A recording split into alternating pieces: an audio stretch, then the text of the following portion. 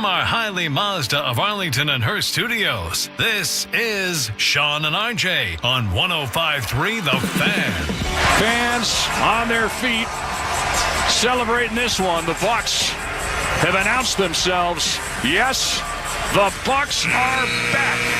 97-81. They clobber the Thunder. They are the Emirates NBA Cup champions here in year 2 of this event. And that is how we start the Hump Day edition of Sean and RJ here on DFW Sports Station 105.3 The Fan, in your face. You just ruined Peyton's. Peyton had something ready. I had a whole intro ready. He doesn't have headphones on. He can't hear you. Peyton had something ready to go. He was all loaded up. He's like, "Oh, I've got the perfect opening," because he was anticipating, I think, that you were going to be more than just like walking in. Of course, you beat it. You walk in right in time. You don't even miss a second of it. But he was actually going to have it right after the clip played. He was going to play this. Oh, Peyton. I don't have it right now. Damn it, Peyton. You idiots. So it turns out the only person who wasn't ready is Peyton. Can't even mess with me when I was up against it because of the, good gosh, rain in DFW. Rain in DFW. We can flex our muscles with the heat towards the rest of the country. Oh, you all don't know how to deal with 105? 110? What are you talking about? Rain hits here. Holy crap. 30, 80. I was pulling some maneuvers. Waze should just copy me and get my tips on how to drive when it's crazy out there like this. But got here and then when this happens and you take your shortcuts, you hit every single red light. Mm-hmm. Even the elevator was like 15 seconds late downstairs. It always happens like that. But the Emirates NBA Cup was decided with the Milwaukee Bucks. And the main question is just why or N? Why or N on the Franklin Franco injury attorney text line did this draw more interest for you? I think it's going to be heavily weighed towards no. I think. We'll see what the ratings do. But the Milwaukee Bucks and Giannis raise the vaunted trophy, Bobby.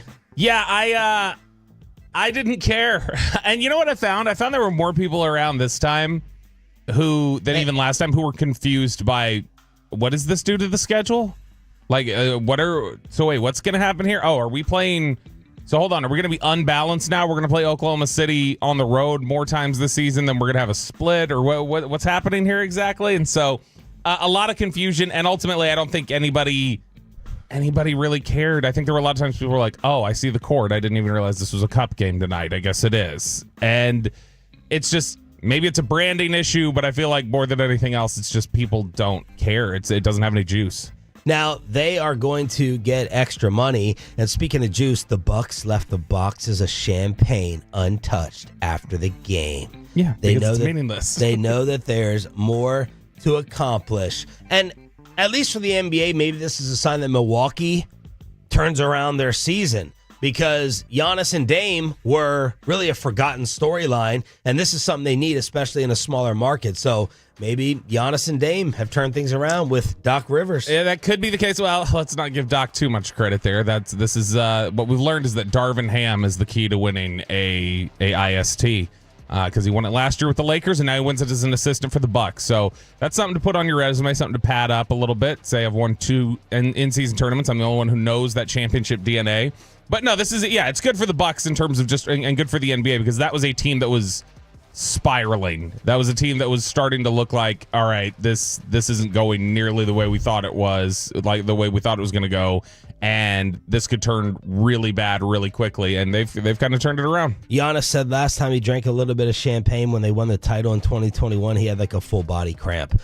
So there are a lot of people who just want to stay away from champagne, that it causes a different buzz, and that buzz creates a different type of headache for them. Are you a champagne person? No, I mean, only when it's like you're somewhere and they're like, here, New Year's Eve, take this. The most violently ill Kristen has ever been with champagne. And so that's another reason to stay away from it. But it's also just, I don't like the taste of it. Well, I mean, I should clarify, it wasn't champagne. It was probably the brown liquor, then the clear liquor, then the beer, then the wine, then the champagne. Yeah, that's probably the way to go.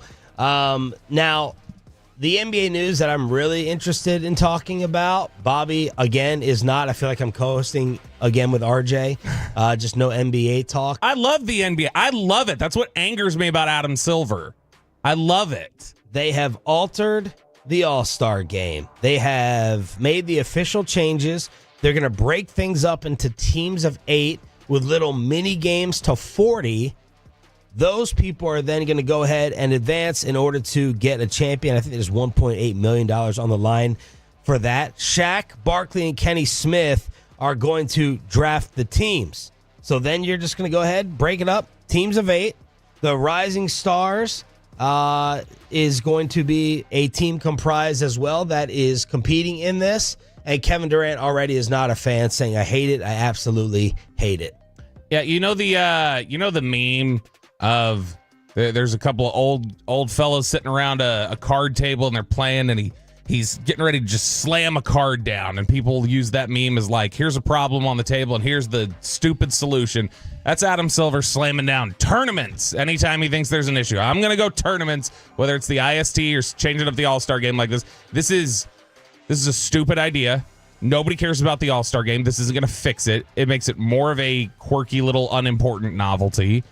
And I think that it feels like he genuinely just went to ChatGPT and was like, hey, how do I make the All-Star game better? Give me some ideas. And then he grabbed one of them off a bullpen. Adam Silver's the worst commissioner in sports. It's not even close. You're wrong about this one.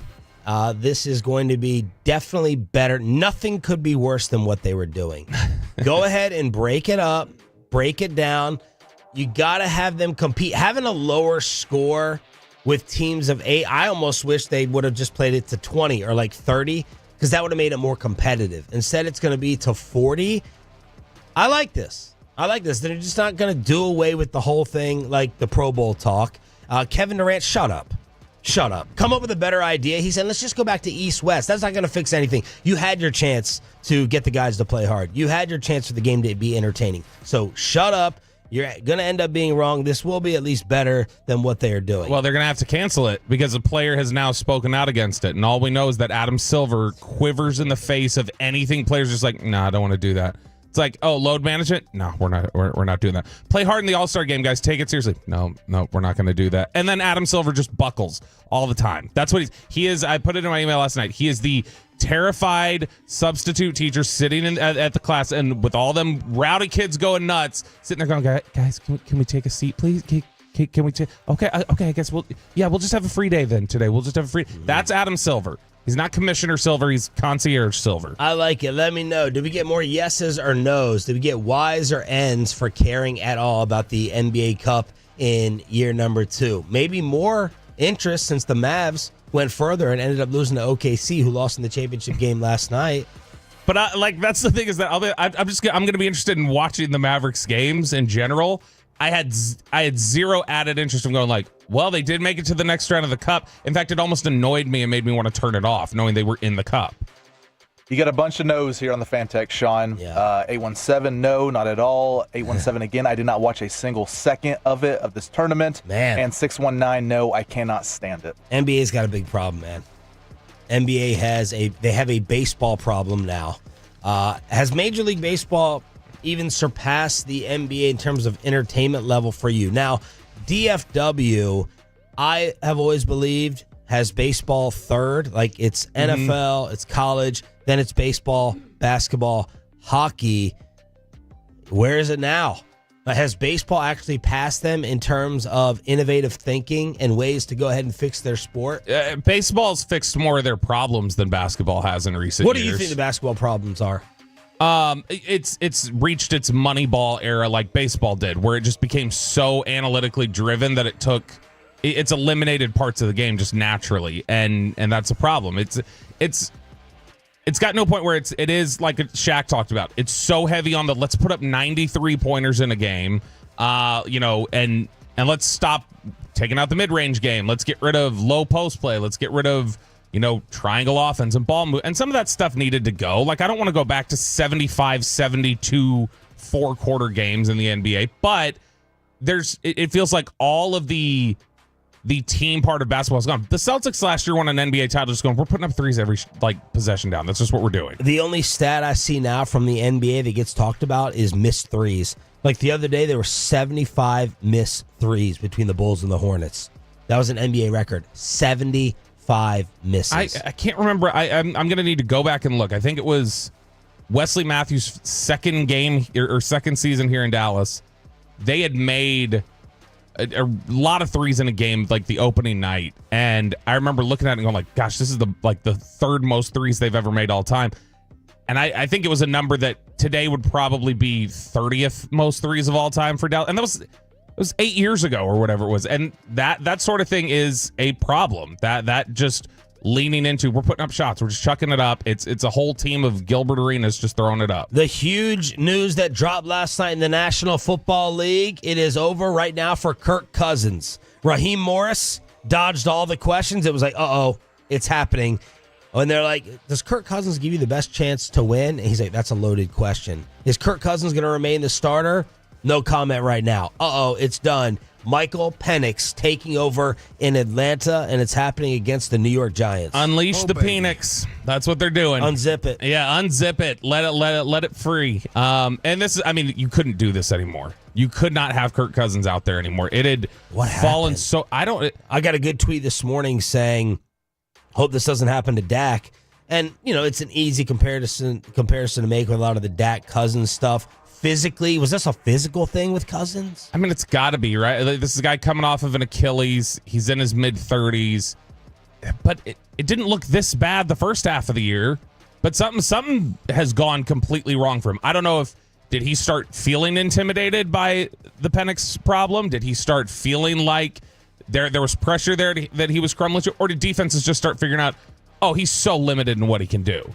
Like, he's just limited to this drop back game, and he can't do anything else, and we can take away so much of this and make it difficult on him. The fact that over his last 100, I looked it up last night, it's like over the last 140 dropbacks of the season, he threw 9 interceptions.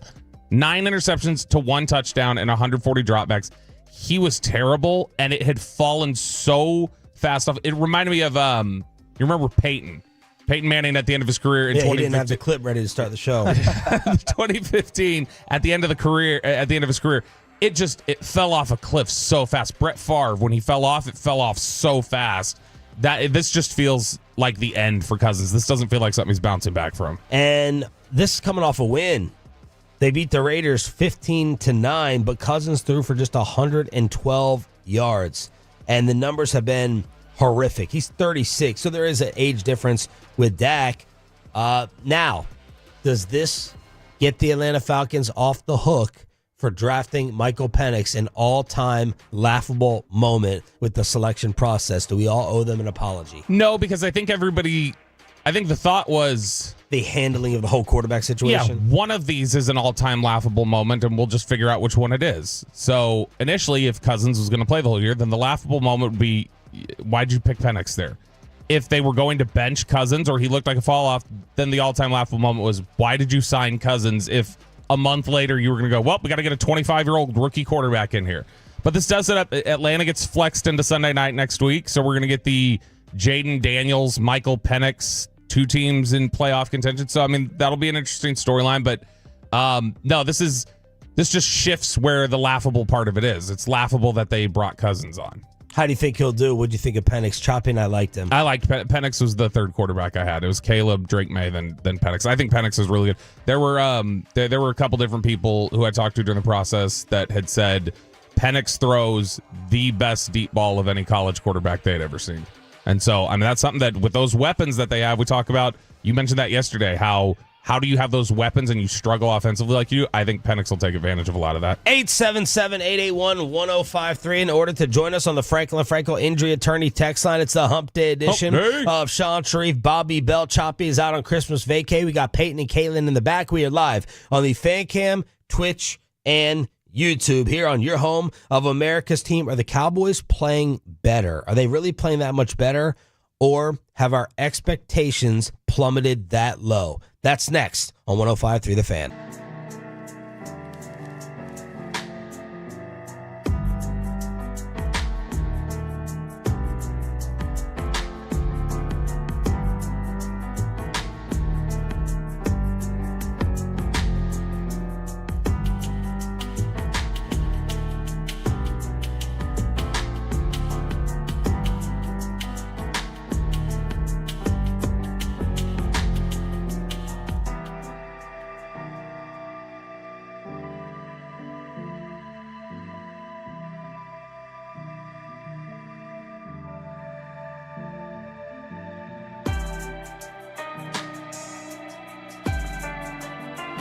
Uber Eats has low fee products? I gotta remember that. Well, you know, they say in order to remember something, you have to forget something else. Okay, now that is a very cute haircut. That's like a little shag. I've never seen it before. Well, I mean, of course you have. So Rachel. Oh, is that your name? No, I mean like your name. No, I'm Jen. My name's Jen. Right, but I just mean like this is your haircut. But that's hair on your head. I'm not saying this is your hair. Okay.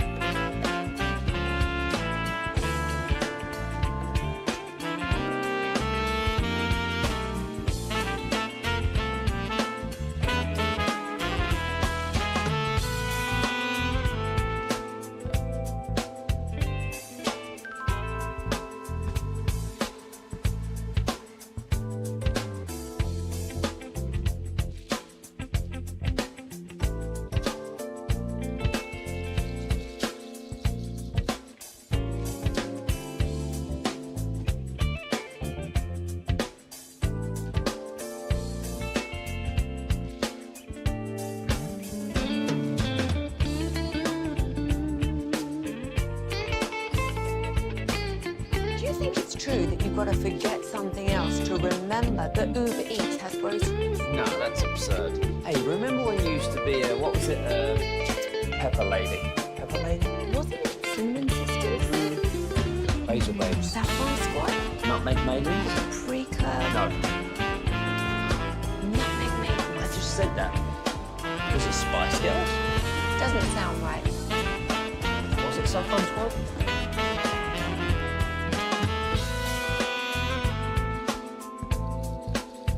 Here on 105.3 The Fan segment here brought to you by State of the Art Weight Loss. That's soda, Cars for Kids. Donate today at carsforkids.org.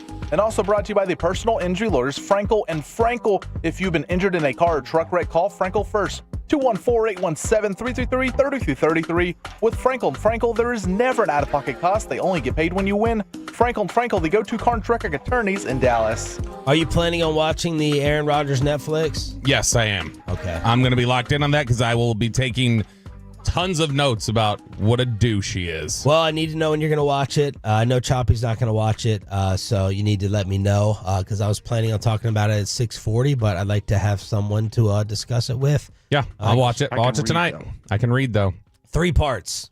3 parts for it. I thought it was pretty interesting, so maybe we can go ahead and cover that tomorrow. We're going to have another Boys to Men ticket giveaway during the Expressway. Rick Stroud, longtime Bucks insider, at 7:20. Power rankings, and it's a Meet Church Wednesday as well. Can you at least tease for me if I'm going to find him more or less irritating? Well, you're very close-minded. Once you've made up your mind on someone, come to a decision, you're probably not changing, so I don't think it's going to change your mind. Okay. It doesn't change my mind, but I liked him a little bit more during it. Okay. It's just undefeated, really. Like time, how the upbringing in the childhood. The upbringing in the childhood really leads to everything. Nurture. I think you'll like it because it's really starting off challenging his very contrarian, defiant attitude. I think starts and stems from challenging the religious upbringing that his parents forced on him early on. That everything it has to be black or white. And he hates that notion. He hated that notion. No, there's got to be some gray in there. Mm-hmm. And he hates being told this is the way it is. And I do respect people. Look, well, I don't want to get into it all right now. But let me know if you're watching the Aaron Rodgers Netflix. Bobby will try to binge it tonight. And hopefully we can go ahead and discuss it tomorrow. But let's go inside the Star. And your Mike McCarthy, Mike Zimmer question really blew up yesterday. So did the squirrel and the raccoon, the squirrel brain, Shannon Sharp, an advocate for it. He's like, Stephen A., Molly, y'all East Coasters, you don't understand. We go ahead and cook up that stuff and hunt it in the South. And you also did some thought and some reconsideration over the Jerry interview. Yeah, I did. And first off, man, I got to say the squirrel brain line from Jerry. Yeah. That just proves to me over and over again that he knows what he's doing whenever he says anything.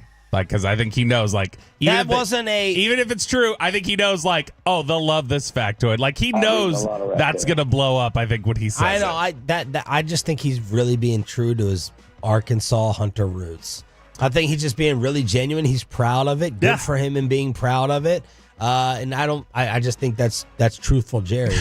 Props to KMC. We stole that from them. Squirrel brain. Jeez. That went everywhere. It was a great question. But the Mike McCarthy and Mike Zimmer being tied together, that's really probably the lead news topic. Yeah, and we mentioned it yesterday. I thought he was just going to tell me, like, no, not necessarily, or just kind of keep things open. But, I mean, that says, yeah, if Mike's back, then Zimmer's back. Or it would seem to indicate if Mike's back, then Zimmer's back. If Mike's not back, then we're probably resetting a defensive coordinator. But the other thing I had reflected on afterwards was the fact that I think Jerry accidentally tattled on himself a little bit. You know when you hear somebody say something and they say something out of a context that it's like, that clicks together and kind of runs counter to something you said over here, and now I'm wondering what you're talking about.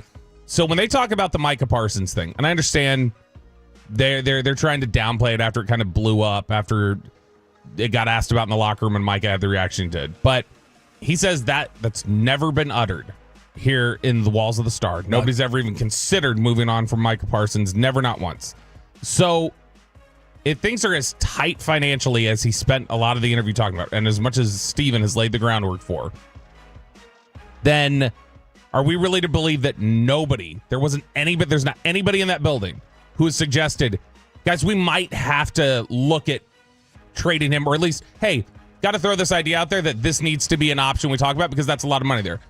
Show of hands, are we all cool with keeping him around? Okay, cool. Even if it's like that, I know there's no chance they haven't done their due diligence on the idea of, do we pay a giant amount of money here? He always tells us, man, when you're writing that big check, you better be sure about it. You better do those things. So for him to say it's never been uttered, that tells me one of two things.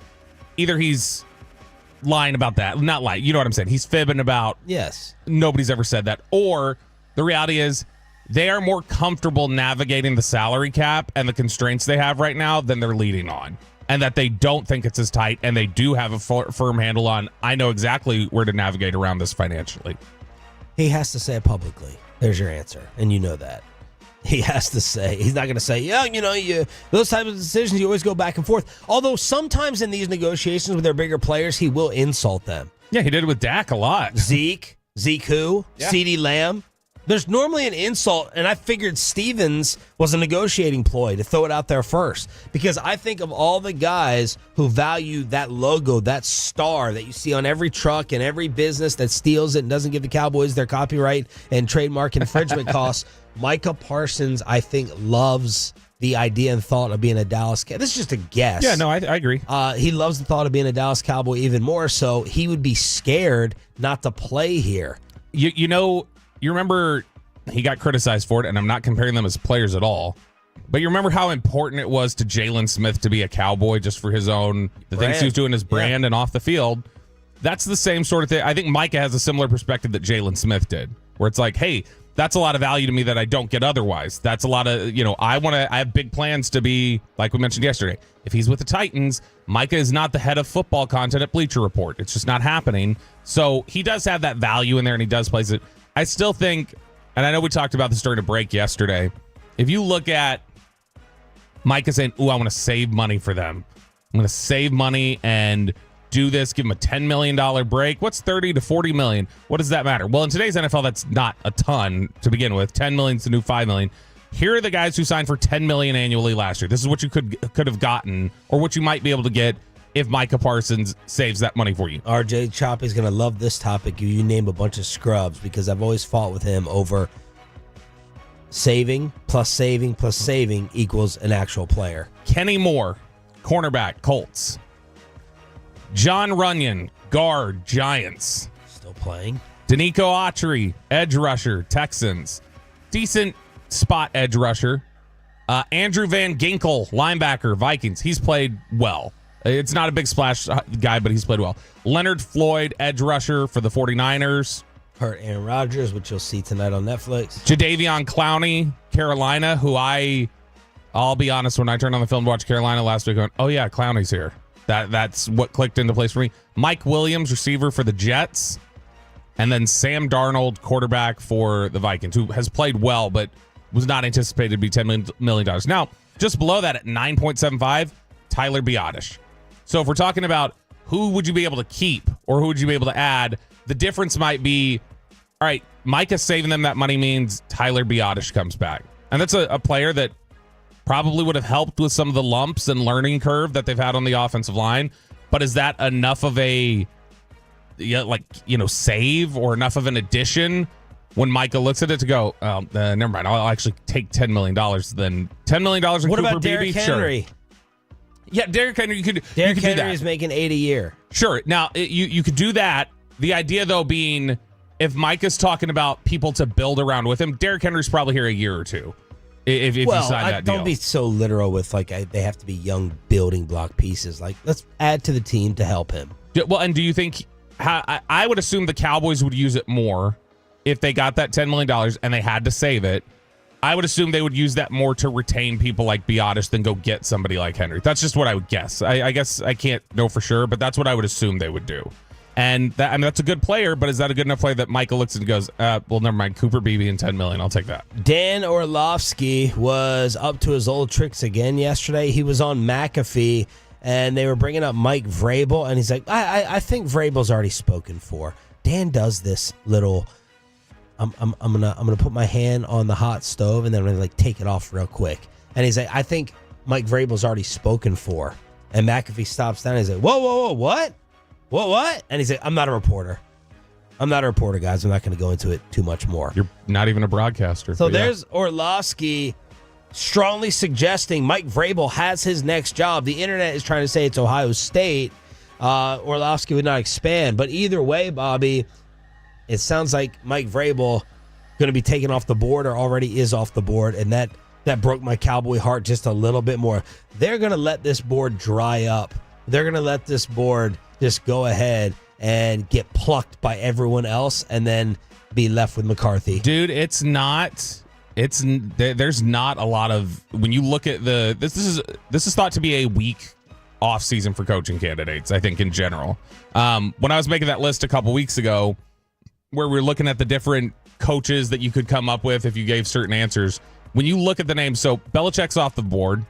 So you have Vrabel right now, who, by the way, if Vrabel has another job lined up, that to me says he doesn't think Dallas is coming open.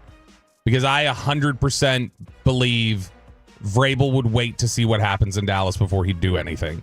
Because I think Mike Vrabel wants this job if it comes open. Really? Yes. And so Vrabel's got a great relationship with the Joneses too. And so I think he would love to be here. But I mean, after Vrabel, you're looking at these names. Does this sound like just get you all worked up? Cliff Kingsbury, Brian Flores, Robert Saleh, Ben Johnson. Ben Johnson's a big name, but Cowboys probably aren't going there. Joe Brady, offensive coordinator from the Bills. Again, big name, but Cowboys probably aren't going there. If you're talking about guys who have coached before, they're probably talking about Cliff Kingsbury, Brian Flores, Robert Saleh, and Vance Joseph. What about Pete Carroll? That'd be interesting. I mean, if we're talking about just pushing something over the edge, if you want to go make a Parcells, at that point, if not Pete Carroll, I mean, he'd probably say no because of how much he got fed up with NIL, but call Saban.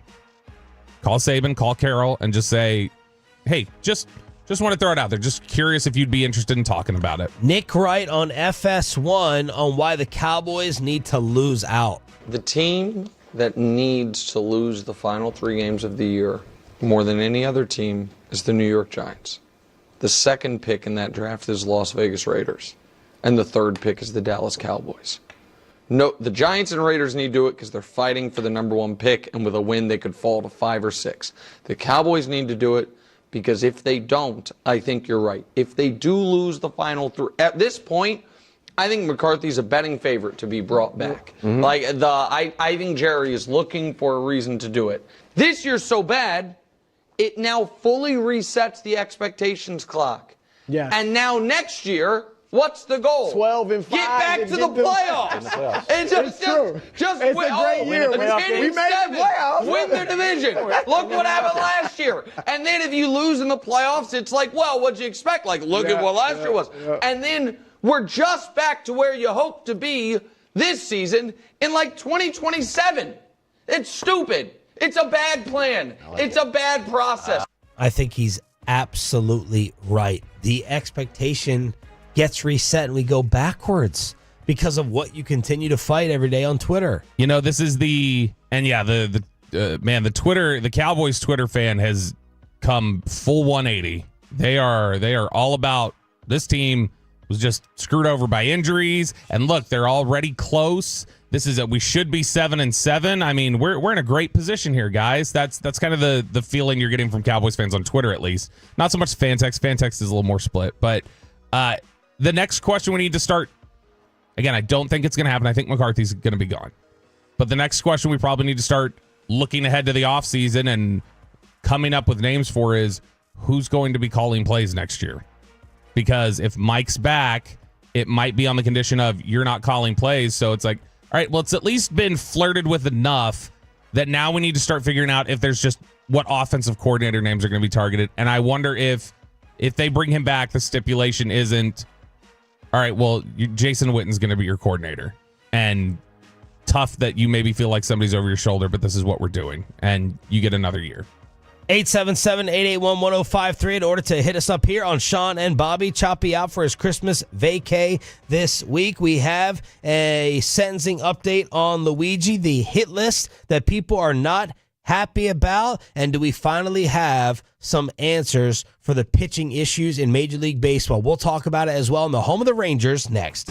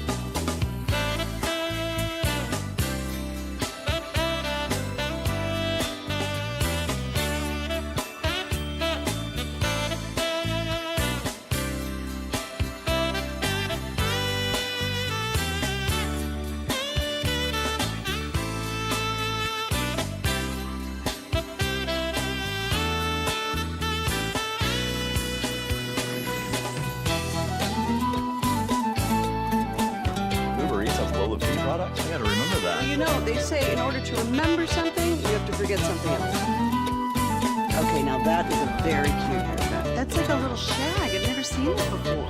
Well, I mean, of course you have. So, Rachel. Oh, is that your name? No, I mean like your name. No, I'm Jen. My name's Jen. Right, but I just mean like this. And it's back to Sean and RJ on 105.3 The Fan segment here, brought to you by Classic Chevrolet. Classic Chevrolet in Grapevine is the #1 Chevy dealer in the world. More Silverados than anyone else. This is Texas. This is Classic Chevrolet. Together, let's drive, relax, enjoy the difference based on new Chevrolet registrations 2023. Gotta hand out the temporary crown right now for the Odyssey raps that people have been sending me at 1053SS on Twitter. Follow me so I can follow you back. It shows the amount of minutes that you listened for the year, the listening streak in terms of the number of weeks. And right now, the #1 seed is the Michigan man, DeMayer, at 125,243 minutes. Mooney. 45 weeks. 6 figures, 125,000 minutes.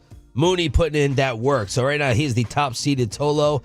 Thanks to all of you for the time and the patience investment in dealing with us. Ashraf yesterday hit me up on Instagram. He's in the top 5% as he put up big numbers as well. 104,000 minutes listening. Mooney with one of the all-time great listener audio contributions when he, after Michigan won that big game at the end of the season when Choppy and I had been doubting Michigan all year. You mean the championship? No, it wasn't the championship. This was the year when TCU had beaten them in the play. But leading into that, and he turns on his camera and he chuckles and he just starts like teeing off and like, Choppy, Bobby, I want my apology tomorrow. So he listens all the time. He's locked in.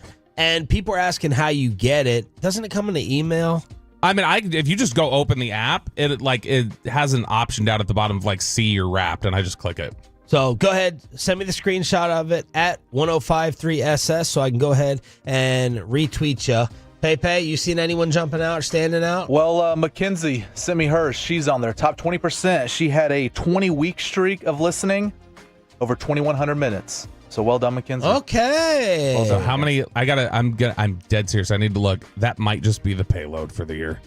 If that's no, what she listens to Ask Reddit, Best and Worst. She likes the Expressway topics. Okay. So there it is, 640, 740, 820, try to hit you up. That makes sense. That's 3 segments. Yeah, because 700 minutes for the 15 minutes, and then you do it times 52. It's those Well 3 done. segments. You know what she told me the other day at one of our company gatherings? She's like, hey, you guys make a lot of enemies. She What? said, that's what it sounds like. Yeah, she told me that. She goes, sounds like you guys take off a lot of people. And I was like, you talking about listeners or like people in the business or athletes? She's like, no, not listeners, but like you guys go after a lot of people. Oh, like we're not afraid. We're toxic. We're not. We're Yeah. What does she mean by that?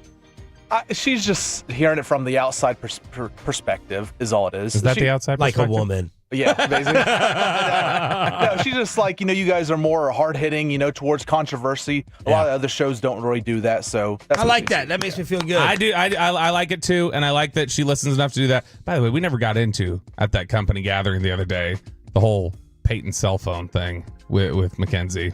I don't know if you want to do that now. We should talk about that at some point. So Peyton, we heard that when we were out that night that what was that Saturday where we did the holiday party, then we went out afterwards to the bar spots, that the reason Mackenzie didn't have her ID when she went to the spot where we were all chasing the ladies around town was because our wives. She said, yeah. Jason Dale. Yeah, I should be clear. Downtown prowling. The reason apparently she didn't have is because you insisted on taking her phone from her. Yeah, well, why does she need her phone and her ID and her credit card when she has me? She follows me, right? No, because she didn't want to carry around a purse all night. So she was like, you take care of it. So that's why I had her ID, her credit card, and her phone. That's the real reason. She said she was just holding her phone, and that apparently you had said, just let me hold your phone. I got pockets. It looks weird to just hold your phone all night. Well, I usually go through her phone once a week, so it's been a while. No. Do you know her code? Yeah, I know her code. And does she know yours? She knows mine, yeah. But she doesn't have the face recognition. She knows the code. Well, but that's good. That's good. I know Kristen's code. Do you? She does not know mine. No, I'm kidding. She does. We have the same one. Peyton's like, Lucius is out here with us. Like, give me your phone. I don't want him hitting you up. I don't want any texting back and forth. All right. The New York Yankees are trying to spend that Soto money. Their latest signing, Cody Bellinger, yesterday, and baseball has released their pitching study. Yeah, this was the long-awaited study, which I had made this comparison in the email yesterday, but I don't know if it's a perfect one, so I'm curious what you think about it. Do you think the arm injuries, on a much lower scale, obviously, is the arm injury issue right now like baseball's concussion moment, where they've got to figure out an answer to this? Because they're getting questions about, is this even sustainable to play this sport doing that?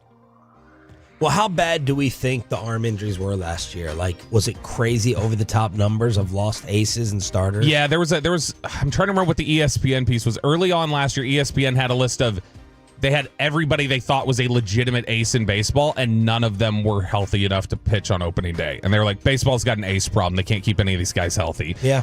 So MLB did drop their long-awaited report on MLB pitching injuries. Well, last year, it's Sailor on Friday when he sits in on the show. Perfect. Over 200 experts, including pitchers, coaches, medical professionals, they all have concluded what has been the talking point, I think, pretty consistently now for the last couple of years, which is velocity and stuff, quote unquote. So the spin, the movement, through max effort pitching and off-season training is what's really pushing the injuries to get to where they are, which is, again, it mirrors kind of what their narrative has already been, or what their assumption has been, is that this is what's causing all of this. So fastball velocity, they found, has increased directly alongside the rise in Tommy John surgeries. The report also says that injuries tend to peak in spring training. That when guys get there and they're trying to ramp up and push themselves to, close the gap on gains they may have missed in the offseason, that's where they tend to have an issue with the arm injuries the most. They also said there's a trickle-down effect with amateur pitchers. They prioritize velocity for recruitment, and that leads to pre-existing injuries in younger and younger players by the time they hit the major leagues. And so now you've got an issue of like something where that arm's already had some problems with it. And you remember this was something in the amateur level that they used to talk about with the curveballs. Yep. That they talked to. I remember Smoltz going off on his Hall of Fame speech where he just ripped like youth teachers who were teaching kids how to throw curveballs. He's like, this is awful. He's like, 13-year-olds should not be having the same surgery I did.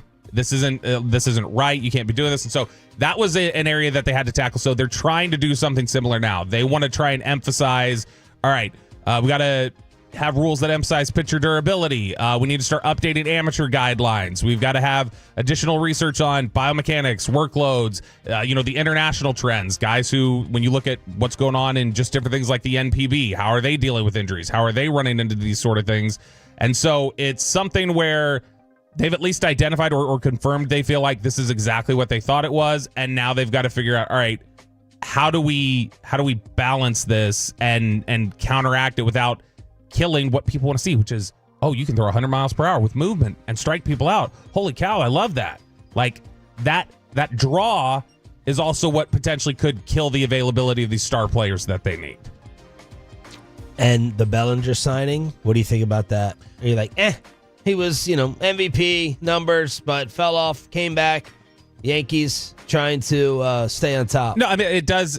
So Cody Bellinger is a good player, and he played well a couple years ago. Last year he was down a little bit again. But the thing with the Bellinger signing and some of the moves they've made since the Soto thing, doesn't it feel like to you, just to draw a comparison to Dallas a little bit, doesn't it feel like to you like when they lost out on DeAndre Jordan, the Mavericks, and then they were like, all right, well, let's throw some extra money at Wesley Matthews than we originally agreed. Oh, let's go sign this. And it just felt like, well, now we have money and we just got to spend it somehow. Yeah. And that's kind of what this one felt like. I will say he's made such a remarkable comeback because I thought he was cooked after he won that MVP, and then he looked like the worst player in baseball 2 years later. And by the way, Juan Soto, that weird story, he didn't talk to one Yankee teammate in the offseason.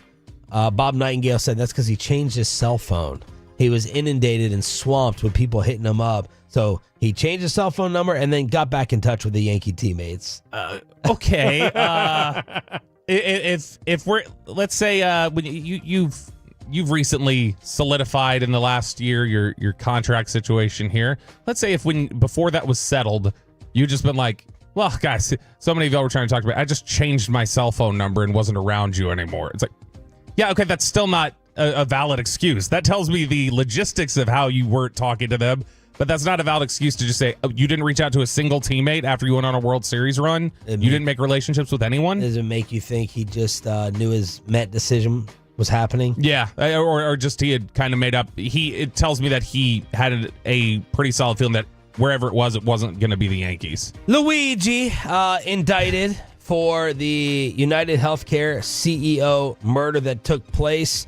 The grand jury in Manhattan said, yep, you're going away for a very, very long time, and now we have other hit lists to study. Yes, we do. So this is something that, man, this is upsetting a lot of different people right now. The state of New York is now considering basically a crisis hotline for various CEOs who are concerned about would-be assassins, and being able to call that line and get help or security, or basically have confidence that, okay, the authorities are just a call away if I'm being threatened here. And people were destroying this on social media, the internet yesterday. CNN panelists, I flipped on the TV at one point. I was kind of flipping through channels, and I saw this story as I was flipping through. I saw it on CNN. I was listening to them talk about it.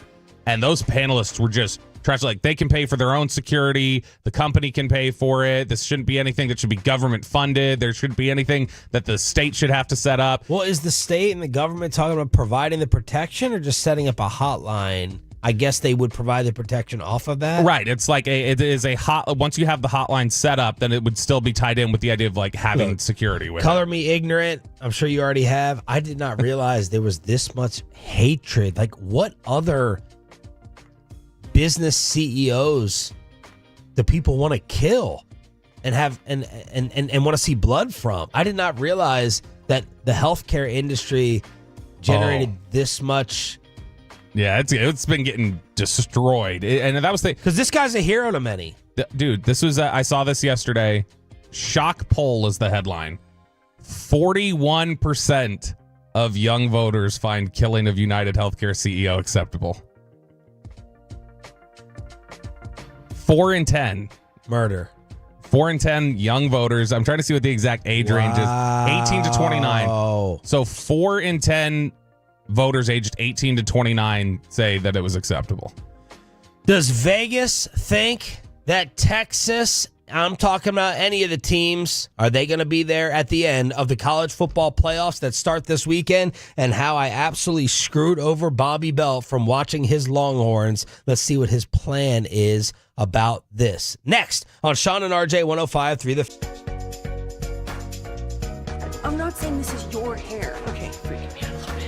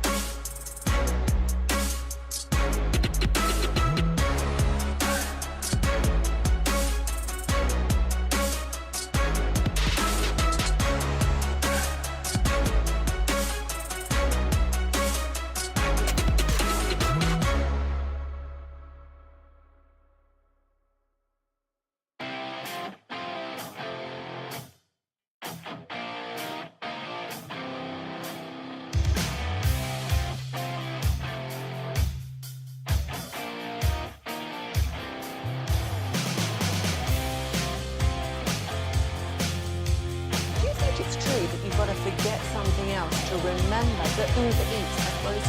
No, that's absurd. Hey, remember when you used to be a, what was it, Pepper Lady? What? Cinnamon Sisters? Basil Babes. Saffron Squad? Nutmeg Maidens? Paprika? No, Nutmeg Maidens. I just said that. Was it Spice Girls? Doesn't sound right. Was it Saffron Squad?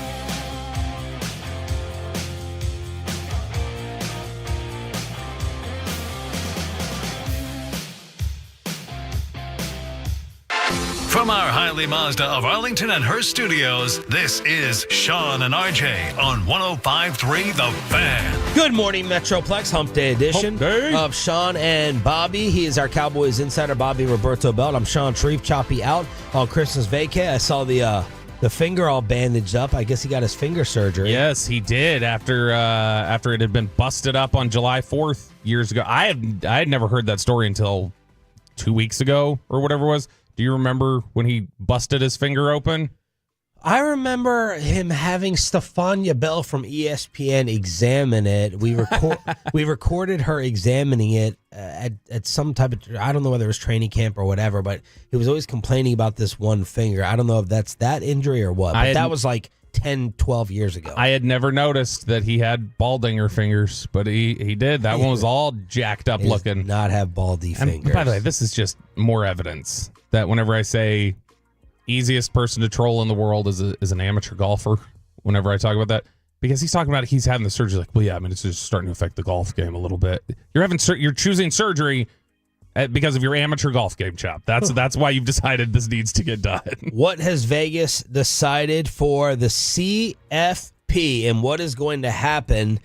I got the odds on the exact championship matchup in the final from BetOnline in Vegas. Who are they picking for the big game, Bob? Texas and Georgia. Yes, kinda. 11-2 odds for Texas and Georgia. Also 11-2 for Texas and or Oregon and Georgia. Yes. Good job. 11-2, or I feel like Oregon.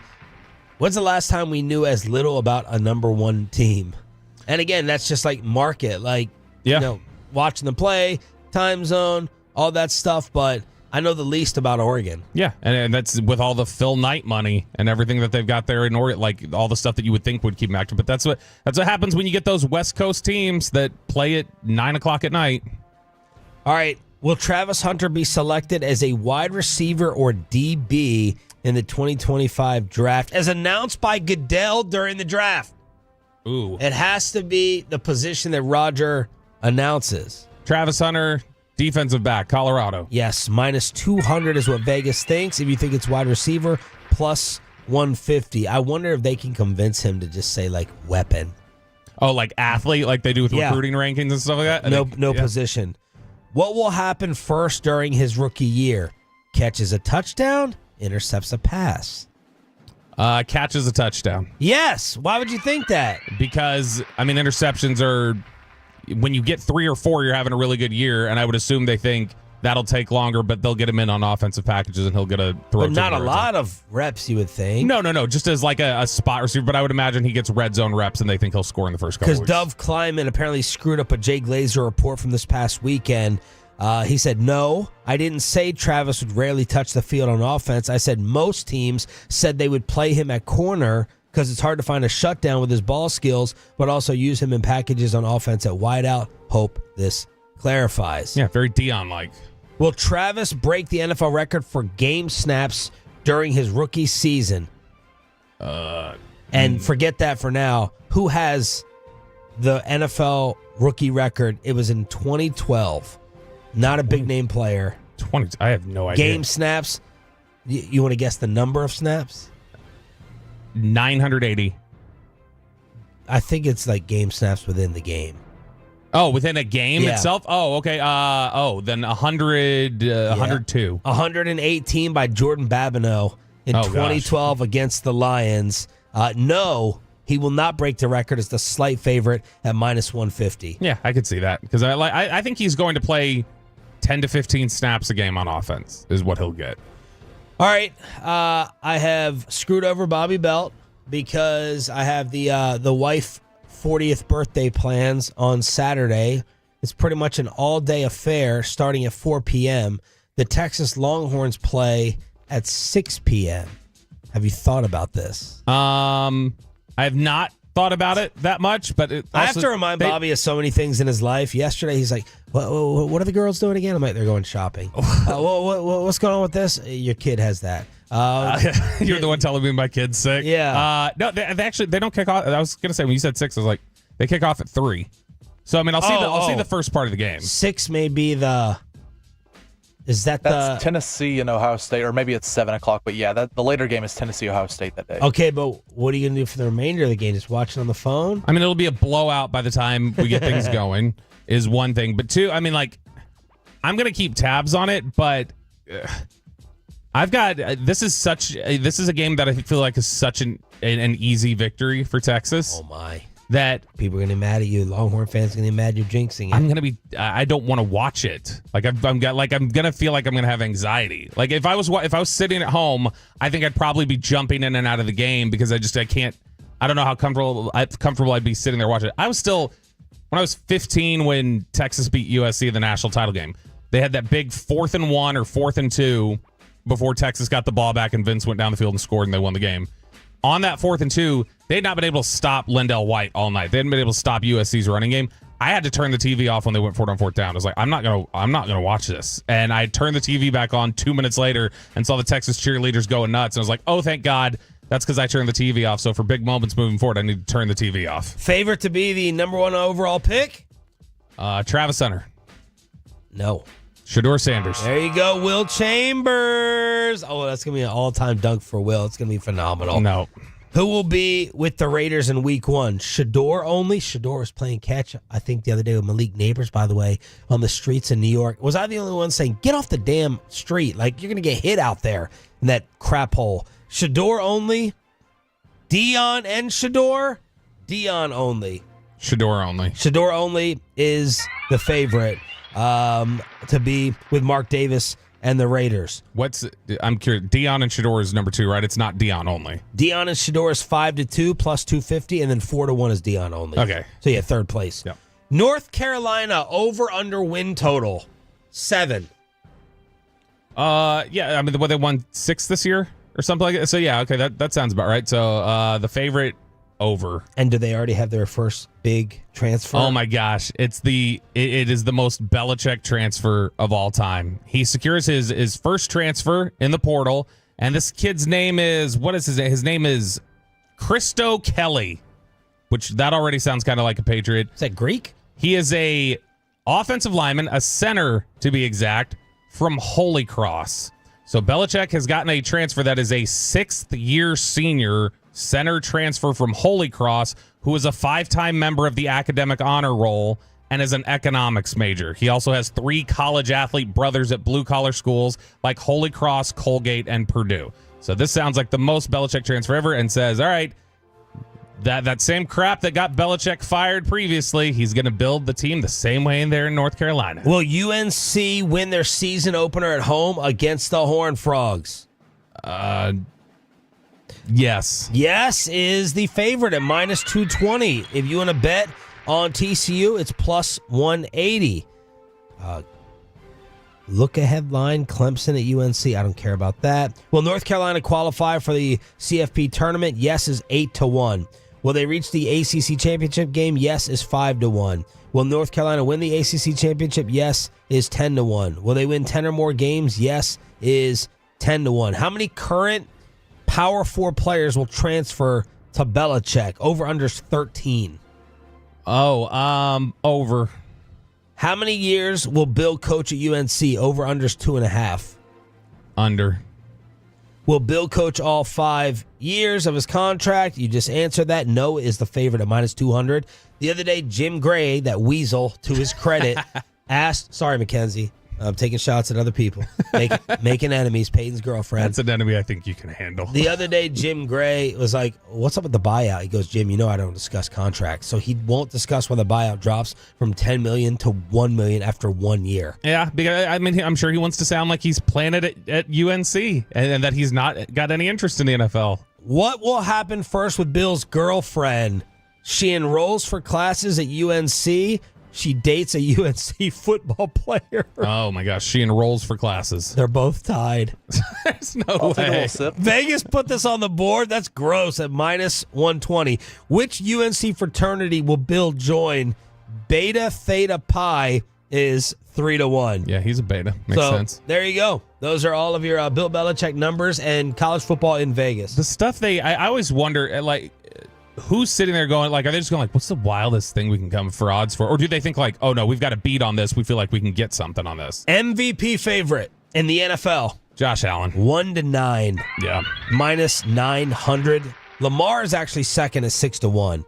Then Saquon at 14-1. Lamar has put up, like, I was looking at that this week. If you look at his numbers statistically, they are absurd. They're disgusting numbers he's put up this year. Power rankings at 8 o'clock this morning here on DFW Sports Station. It's a better year, honestly, than if you look at his numbers. It's better than his 2 MVP years. Defensive Player of the Year. TJ Watt. It is TJ Watt at 4-7. Care to guess who else? Trey Hendrickson. Patrick Surtain, Nick Bonito, and Will Anderson Jr. Nick Bonito's been really good for Denver. That's been a nice find for the Broncos there. Sean Payton, developing talent. I'm glad you said the team name because I was like, who the hell does he play for? What's his background, Bonito? Oklahoma. He was an edge rusher linebacker at Oklahoma. Coach of the Year. Kevin O'Connell. Good job. Almost even money. Then Tomlin. Then Dan Campbell. Then Dan Quinn. Then Sean Payton. Man, Dan Campbell. He got me fired up yesterday as he was on 97-1. He had to be dumped twice as he cursed on there, talking about what the Lions need to do to rebound after the Bills loss. You know what happens is, you win 11 in a row, and you lose, and then the sky falls.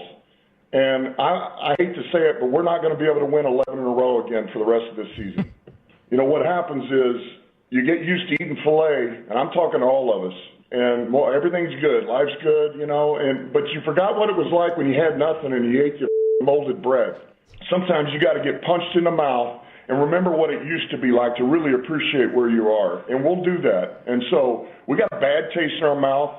We got kicked around the other day. We lost a few guys. And you know what? It's exactly what we needed. This is exactly what we needed. So we're going to bounce back. We're going to respond. We got guys that are about to have an unbelievable opportunity here. And we will play the game any way needed to win. We still got a good offense. We got plenty of defensive players. I can go rattle them off right now. We're going to put the best 11 on the field. We're going to freaking cut it loose. We're going to play with our special teams.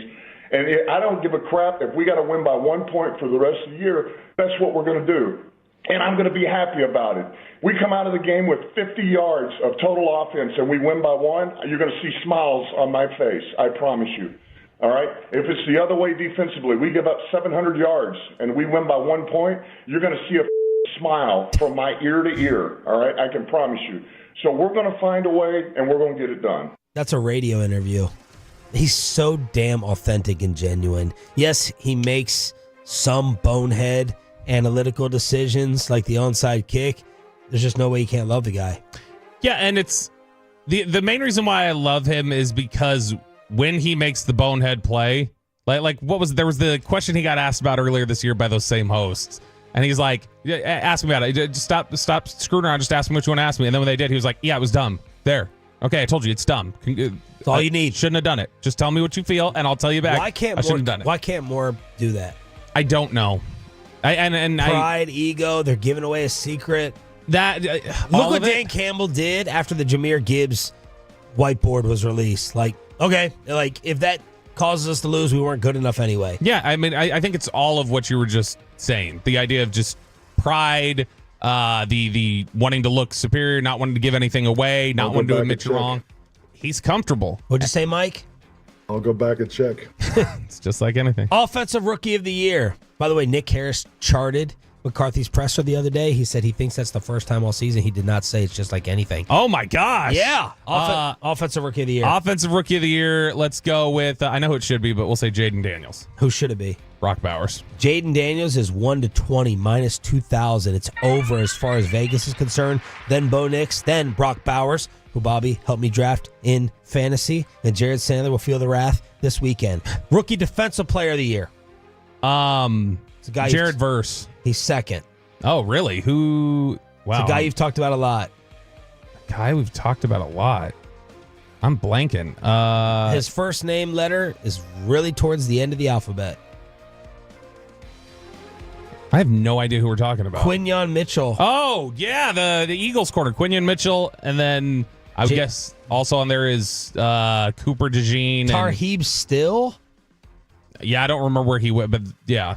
And then we've got, I would guess, Kamari Lassiter's on there somewhere. Offensive Player of the Year. Offensive Player of the Year, Saquon Barkley. Yep, well done. Did you read my email? No. Yeah, you did. I read your rundown. I didn't read all the links you put in there. 877-881-1053 in order to hit us up on the Franklin Franco Injury Attorney text line on DFW Sports Station. Let's start previewing the Tampa Bay Buccaneers. Longtime Bucs insider Rick Stroud joins us on the D&M Leasing Hotline next on Sean and Bobby 105.3 The Fan.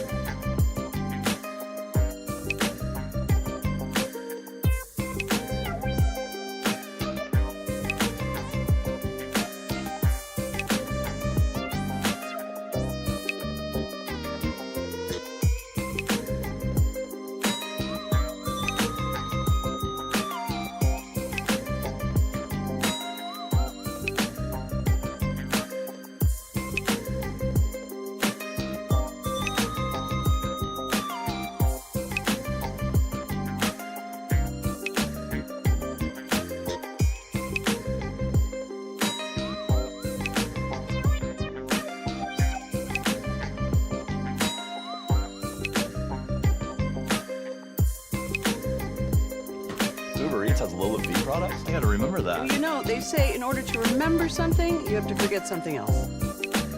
Okay, now that is a very cute haircut. That's like a little shag. I've never seen it before. Well, I mean, of course you have. It's the Rachel. Oh, is that your name? No, I mean, like your name. No, I'm Jen. My name's Jen. Right, but I just mean like this is your haircut. But that's hair on your head. I'm not saying this is your hair. Okay.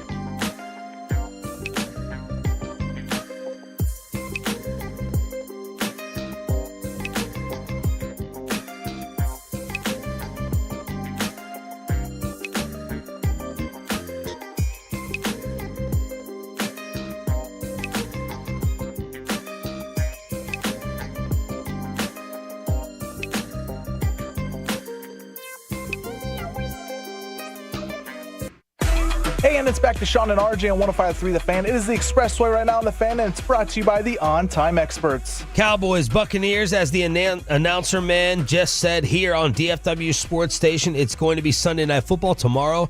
The great Mike Tirico will be joining the program today at 9:20. We'll have Nick Eatman from DallasCowboys.com.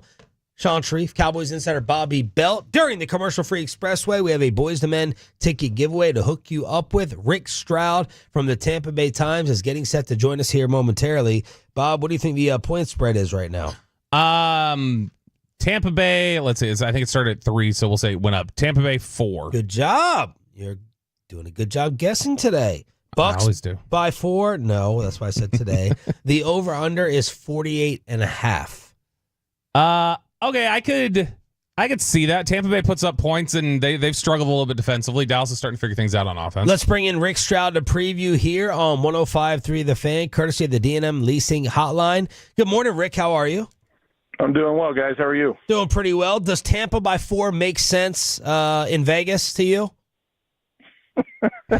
You're asking me about gambling lines? I have no clue, man. I don't gamble, and I don't participate in that stuff, but listen, they should be favored in this game, and I think, simply put, they've been in sort of this playoff mode for a while now, and they also are running the ball as well as anybody in the National Football League right now, and that's an area that we know the Cowboys do not do very well in. So with the momentum they should have from their Chargers game, every game is different, obviously, and for what they're playing for with a one-game lead in the South, 4 points sounds about right, I guess. Yeah, talk to us about Bucky Irving, his story and the evolution of this running game. We also thought that I lost money on this, not that you would know because you don't want to talk about Vegas, but Chuba Hubbard got shut down by Mike Zimmer and the Cowboys defense. So that'll give some Cowboy fans hope against Bucky Irving. But just talk about his evolution this year. Yeah, well, they've got 3 running backs. They've all done well at different times, and it's Rashad White had been the starter, or has been the starter. I think the story is Liam Cohen and sort of that offensive scheme, what they've done up front with the offensive line. But Bucky Irving is a guy that was probably underdrafted out of Oregon. He's not the fastest guy. That might be one of the reasons why he wasn't picked higher. But he absolutely, almost in every instance, makes the first guy miss, even if it's in the backfield. He gets positive yards. He's averaged over 5 yards a carry from the first tote.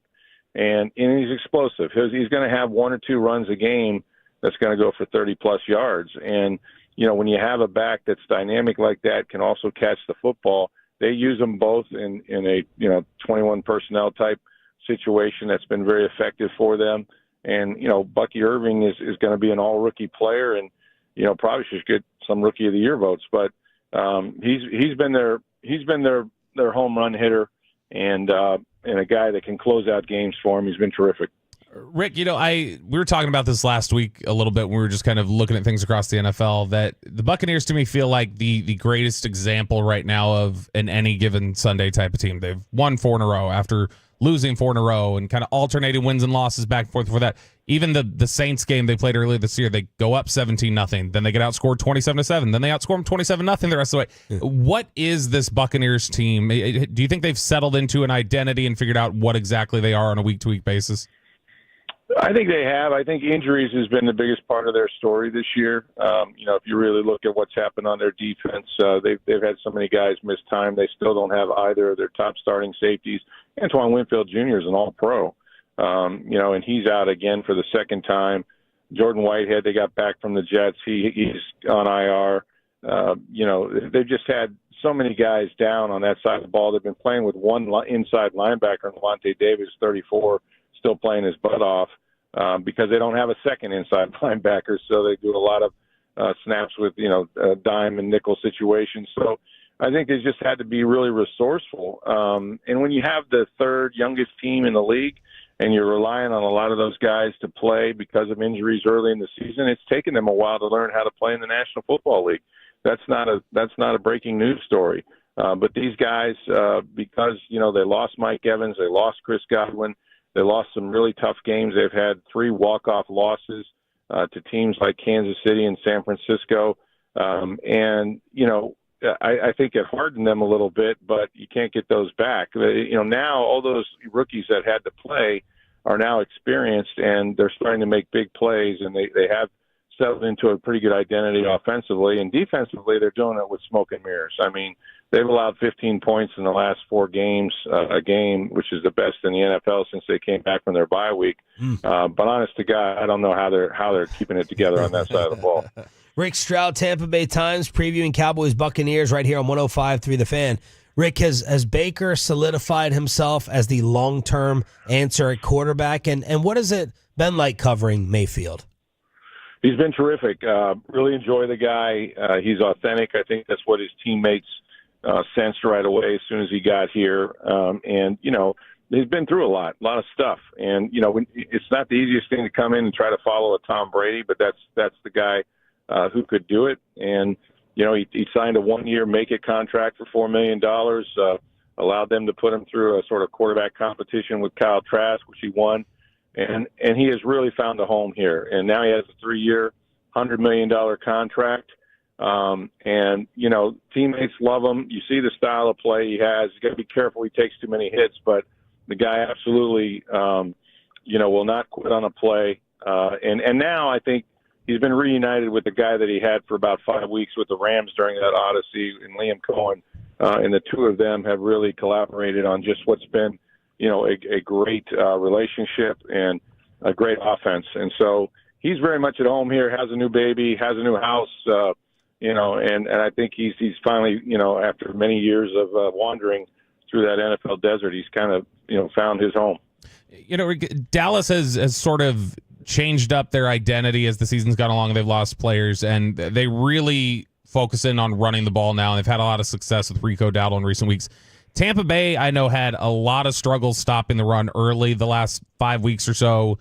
Much improved against teams that like to run the ball, like Carolina and San Francisco and teams like that. You mentioned you mentioned you don't know how they're keeping it together on that side of the ball. Is that something where Tampa Bay's just gotten up in some of these games and prevented these teams from running the ball, or is their run defense just tightened up a little bit? Well, I think it's tightened up a lot. I think, again, experience has done that. I think, the coaches during the bye week really focused on themselves. They were, not tackling well. They had a lot of things that were just football things that were self-inflicted. And I think they've improved on that. They've gotten to know their players a little bit better. But, against some of these teams like the Chargers who, they're going to run the ball, and they have a 290-pound fullback and a 290-pound tight end.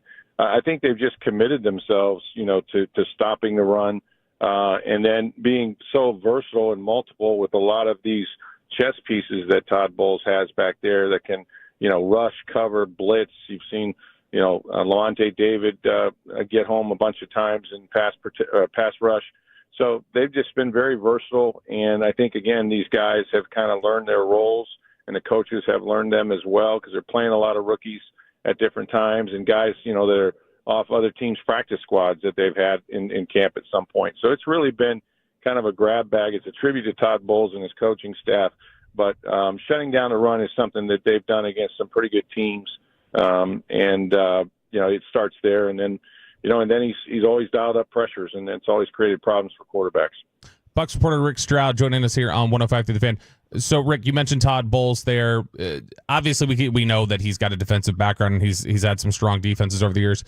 What is he like in terms of, if this is a close game, what is he like in terms of his aggressiveness on fourth down, going for two, just the various things, clock management? How much is his game management a strength? How do you evaluate him as a game manager and somebody who's maybe aggressive with some of those decisions?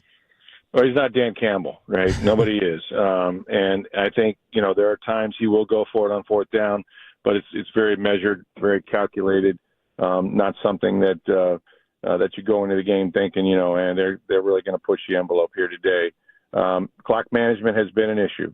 They've lost games going back with Tom Brady because of poor clock management, and they've been on both sides of it. So, I wouldn't consider that a strength of his. What he is I think somebody that, throughout an NFL season, there's going to be a lot of adversity strike. It did with these guys. 2 years in a row, they were 3-1.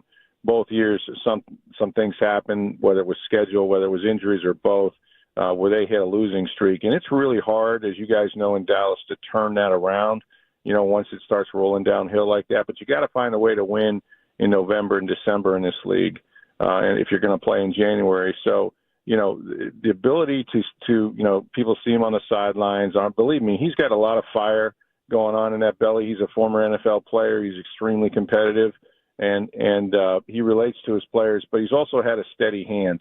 He's been a guy that hasn't panicked. His teams haven't panicked, and they've gotten better each week.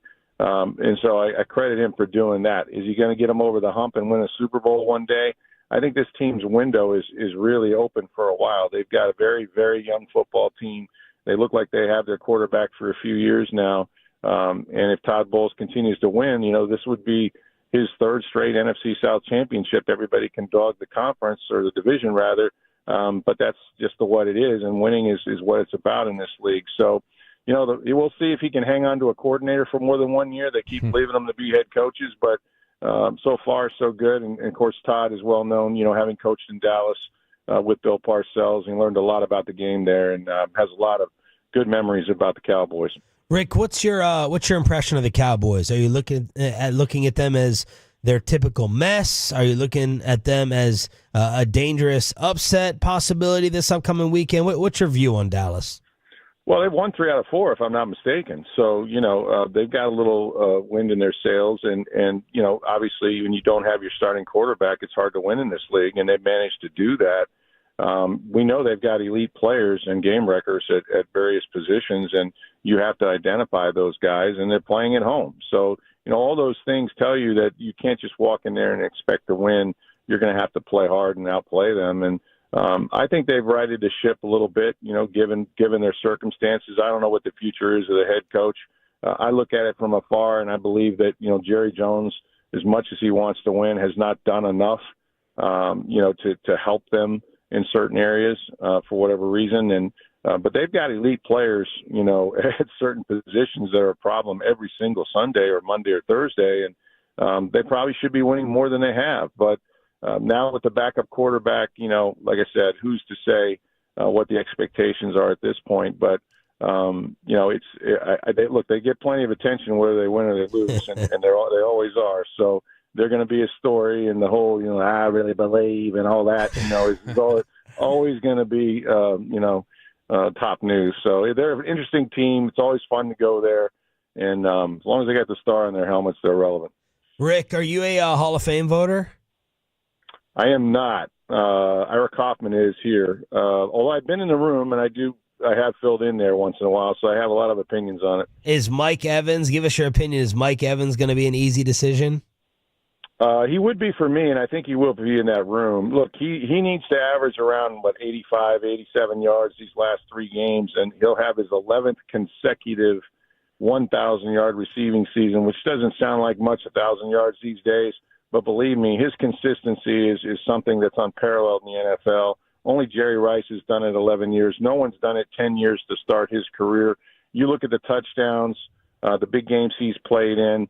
Everybody says he's the most underrated receiver in the league, but he's so underrated that now he's rated. I think everybody knows who he is, and I know enough about that room to know when they get in there and you're looking at a guy that's in the top maybe 15 all time in so many different categories, yards, touchdowns, things like that, and he's won a Super Bowl. You look at the quarterbacks he's played with. This guy didn't have Aaron Rodgers for 10 years or somebody like that. So, to me, he is he's a Hall of Famer, first ballot. I never get into that because I don't know what that means. It depends on the class that year. But he's definitely going to have a gold jacket, and he played great last week. He really carried their team. Rick, we've had some pretty rough opposing fan invasions at AT&T Stadium this year. Baltimore, New Orleans, Cincinnati, a bunch of different teams have come in here and been able to pick up a large chunk of the stadium. How does Tampa travel generally? When you go on the road, do you notice that the fan base travels pretty well, and is that potentially going to be a game where you'll see people scooping up seats here in AT&T? Well, I think they could. I was shocked by the number of Bucs fans in Los Angeles, although that's kind of an LA thing, right? That the other team seems to invade your stadium, but it was a lot of people, and that's a long trip. This one, not quite as far. It is close to Christmas, though, so I don't know how people want to spend their money. That might be a question, but they've got momentum. The fan base is excited about this team, so it would not surprise me with a 2.5 hour flight if you don't see a lot of red or orange in that stadium on Sunday night. Rick, before we let you go, got to ask you about the news of the day because it's in your division. What did you think, honestly, when the Falcons drafted Michael Penix, and what did you think of the switch in benching Cousins yesterday? Well, I had a different perspective on it because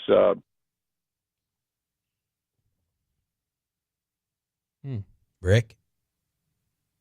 Oh, Rick. Oh, we lost him. He gone.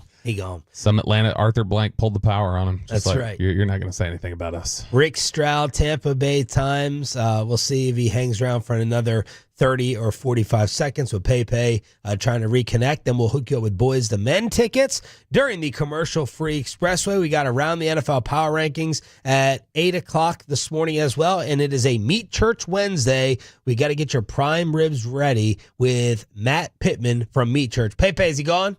See you later? He's gone. Okay. He was good. He was solid. Yeah, he was. A lot of information. Not gambling information. No, not gambling information. The NFL gambling policy is working because it does tend to put the fear of God and people just go like, nope, don't know nothing about that. Couldn't tell you. But are guys like him, I know team websites, Nick Eatman and them can't get into it. So a lot of them, I think, a lot of writers like that end up because of their proximity to the team, end up doing some work with the team where they end up having to do some contract stuff. If you even have contract work with the NFL at any point, you can't do it. Let's hook you up for turning it on and leaving it on. All right, Tolos, right now, caller number 10 at 877-881-1053 wins a pair of tickets to see Boys to Men at WinStar on Saturday, April 19th. That's caller number 10 at 877-881-1053. 1 through 5, 5 through 1 with you around the NFL Power Rankings here on DFW Sports Station. RJ's not here, but I think we can still do this. All right, here we go, fellas. Let's have a little fun today. It is chopping it up. Can we at least rename it temporarily? Yeah. Maybe bobbing down instead of chopping up? Or you don't think that's good? Bobbing down? Yeah. Bobbing down, I mean, get out if the you belt. want that visual out there for yourself, fine. Go ahead. Yeah, Bobbing sure. down. Later, we got below the belt. All right. Let's do chopping it up here on 105 through the fan.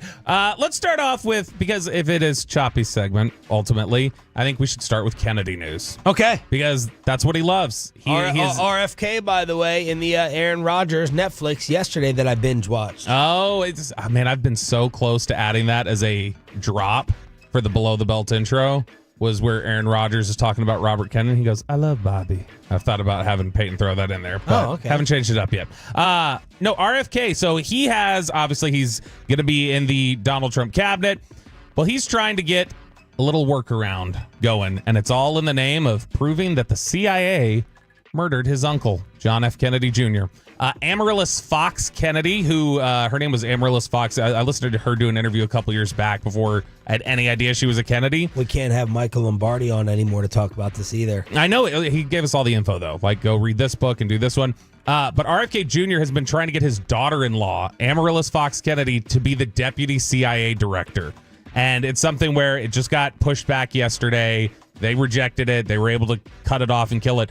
But it's the reason that's interesting as to why they're doing this. He wants her. He believes and has told people apparently privately he wanted her to get this job to basically work as a mole on the inside and prove that the CIA was responsible for killing his uncle, John F. Kennedy Jr. This is something that, like I said, they blocked it. They were ultimately able to get it done. But this has become a more and more like mainstream belief that, look, there's no way you could have had everything go down the way it was without the CIA being involved or having some sort of knowledge, or, there had to be Secret Service involved or something like that. I don't know that I've ever heard from you. Have you ever shared your thoughts on what you think happened there? No, I don't really have Aaron Rodgers would hate me. Certain things I like to delve into, like the stock market, in terms of questioning. Look, a little too much. Little, way too much. Way too much. You're welcome, Zach and Eric. But other things, I don't have the interest or the energy for. So this one, I let Choppy handle. I don't really delve into it. I haven't done a lot of homework or research. So I have always, especially because it's right here in Dallas, I've always had interest in, what I've gone over there. There's definitely inconsistencies or weird explanations for things. But I will say, the older I get, the more cynical I get. See, I might be the opposite a little bit, like cynical in life, but when it comes to conspiracy stuff, I found the older I get, a lot of these ones I trust the government less. Agreed, but I feel like I start a lot of these, like, for instance, I remember I used to be so certain that Tupac Shakur was set up where Suge Knight had, like, hey, you're going to shoot him when we pull up here and everything else. And the older I've gotten and the more I've thought about it, I've just been like, doesn't make a lot of sense to say shoot him with me right next to him. That doesn't make sense to me. And so I can't get past stuff like that. But I think your voting stance proves that you are less trusting because you're less interested in the presidential race, or you don't want to participate. So if you're turned off by it, maybe turned off doesn't equal trust. I'm turned off, but I also look at it like, regardless of who I would have voted for, I look at it and say, in a state where the Electoral College has already been determined, basically, like it doesn't contribute. Bobby, so that's the loser thinking. All right, every vote counts. Yeah, but I mean, like, okay, yeah, if you want to get a whole anthill going, that's the other thing. Like, yeah, one ant is not powerful, but together, so if you all you would should have only voted, vote in states in which it's decided by 10 votes. If I lived in Pennsylvania, I probably would have voted. To be honest, I would have figured it out. Suckers and losers. Yeah, exactly. But this is one where the JFK thing, I still think they didn't get something right. Choppy and I were arguing about this during the break, I think on Friday before he left. Or not arguing, but talking about it, to where I still think Oswald was definitely up there trying to do something. He does not. He doesn't even think Oswald was anywhere near it. I think Oswald was up there trying to do something, was firing off shots and went, oh, that wasn't my shot. Oh, crap. I'm being set up. Damn it, I got to run. That's what I think happened with JFK. But apparently, RFK Jr. believes, nope, this is a CIA setup, and that is exactly what the issue was. I'll add one in here with Jamie Foxx. Jamie Foxx, by the way, I binge watched Rodgers yesterday. Anyone watch the Jamie Foxx special? I am hearing glowing reviews about it. I've never been interested in Jamie Foxx. He kind of annoys me. What? He kind of annoys me. He's like so likable and so super talented. How could he possibly annoy you? You're backwards. Because he's from Terrell and DFW. So what? Terrell, I'm close to Terrell. So I'm saying, like, if you've lived around the Metroplex long enough and talked to enough people around here, you kind of hear like, yeah, well, I mean, Jamie Foxx isn't necessarily Jamie Foxx, so. Oh. Did you watch it? Have you had any interest in watching the Jamie Foxx special? I have not. I have more interest in the Rodgers special than Jamie Foxx. All right, so you're going to watch that tonight? Yeah. If Mackenzie lets him. All right, so Jamie Foxx, after coming out and kind of explaining his health stuff, was at a table, I think in Beverly Hills, for a birthday dinner, and someone threw a glass at his face. Someone hit him with a glass in the face, and he needed stitches. So after going through all that, being on Netflix, someone was apparently trash talking about Mr. Chow, which I've heard of that restaurant many a times, and law enforcement had to get called in 10 o'clock of this high-end Beverly Hills restaurant. And they don't have any background for why the hell somebody would have gotten so mad they just threw a glass at his face. My TMZ report is details are murky. But there's Jamie Foxx. I basically wanted to only bring up the story to see who's seen the special and what y'all thought of it. Is it must watch? Is it something I have to go ahead and consume? 877-881-1053. I do wonder, though, when you talk about details being murky and somebody throwing a glass, I will say that it's very rare, not impossible. It's very rare somebody's throwing a glass at your face for no reason. Look, that tells me some words may have been exchanged. Yeah. Something may have got a little tense there. Oh, okay. Somebody got that mad. Jamie Foxx dinner altercation started with projecting laser pointer. Oh. So somebody's putting a laser P pointer, the P word, like a private part. Oh, interesting. Is there... I have no idea what that is. A penis... Is there a penis pointer out Please there? mark that. Is there a laser penis pointer? You can point at it, I guess. This is a TMZ headline, okay? A laser penis pointer sparked dinner altercation. Beef with Jackass crew. Is Jackass still happening? Yeah, and they'll do stuff every now and then. They were trying to get Jackass together for another thing like a year or two ago, and Bam Margera couldn't get sober enough for it. Of all things, a phallic laser pointer is at the center of the dispute. There it is. So I guess you can make the laser pointers. Did you ever have one of those? I loved it. I love one of those. Oh, yeah. No, that used to... I remember when they first came out, that was a big problem at NBA games because you'd have people that would, like, flash them in the eyes while people were doing free throws or different things like that. So now you want to take it back? Someone put that on Jamie's forehead or something, and he maybe got hype about it? Didn't think it was funny? As soon as you see it's Jackass, though, everyone else in history goes, "Oh, it's the Jackass guys." You're or punked. You're like punked when Ashton Kutcher used it. Everybody goes, "Oh, it's Ashton. It's a prank." I don't think that Johnny Knoxville was at the table. All right, so I don't know if I'm looking over there and being like, "Oh, I think those guys are Jackass." I think every single one of those guys looks exactly like Steve-O, Wee Man. You wouldn't recognize them if they're flashing a penis laser in your face. I don't know that those guys were there. We'll see. I would just assume they were. All right, Sean, and we're doing Chopping It Up here on 105.3 The Fan. How far, and you too, Peyton, would you be willing to travel for sweet, sweet loving? Probably not as far as one horned up, fittingly named humpback whale. Researchers tracked a humpback male who made a record 8,000-mile, 3-ocean trip just to find other humpback whales who weren't taken and might be down for some sexy time. This was the largest trek they've ever found by far for a humpback whale to make for mating. And they're like, basically this came down to, they say...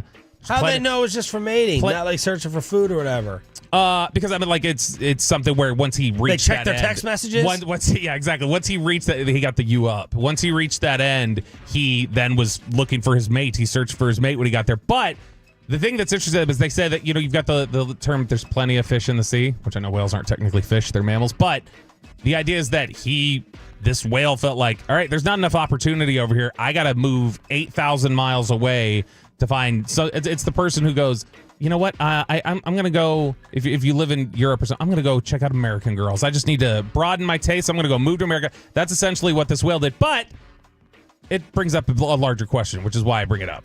I mean, it's interesting, whatever, but it brings up a larger question. We're all taking men now. But back in the day, it's midnight on a Saturday. Maybe you got a little buzz. And after a long dry spell, you get the come over text. How far away would it have to be for you to go, no? Ooh. Now in DFW, everything is basically 30-minute minimum. Peyton, you're humping over your microphone right now. You look like you want to answer. I don't know if I'm going to get hate for this or if people are going to agree, but I would go 60 miles. Dang! Oh my God! 60 miles. That's an hour. That's longer than an hour here. So, middle of the night. If it's middle of the night, I guess. I think I'd rather wait the hour for a pizza. I think I'm with you. I can't tell if it's I'm stuck in my current perspective and worldview though. Depends how desperate I am, I guess. Obviously. Yeah, obviously it depends on that. That's what I'm 40 minutes. 40-minute max. 40 minutes. Okay, let's incorporate into this discussion. But you're buzzed.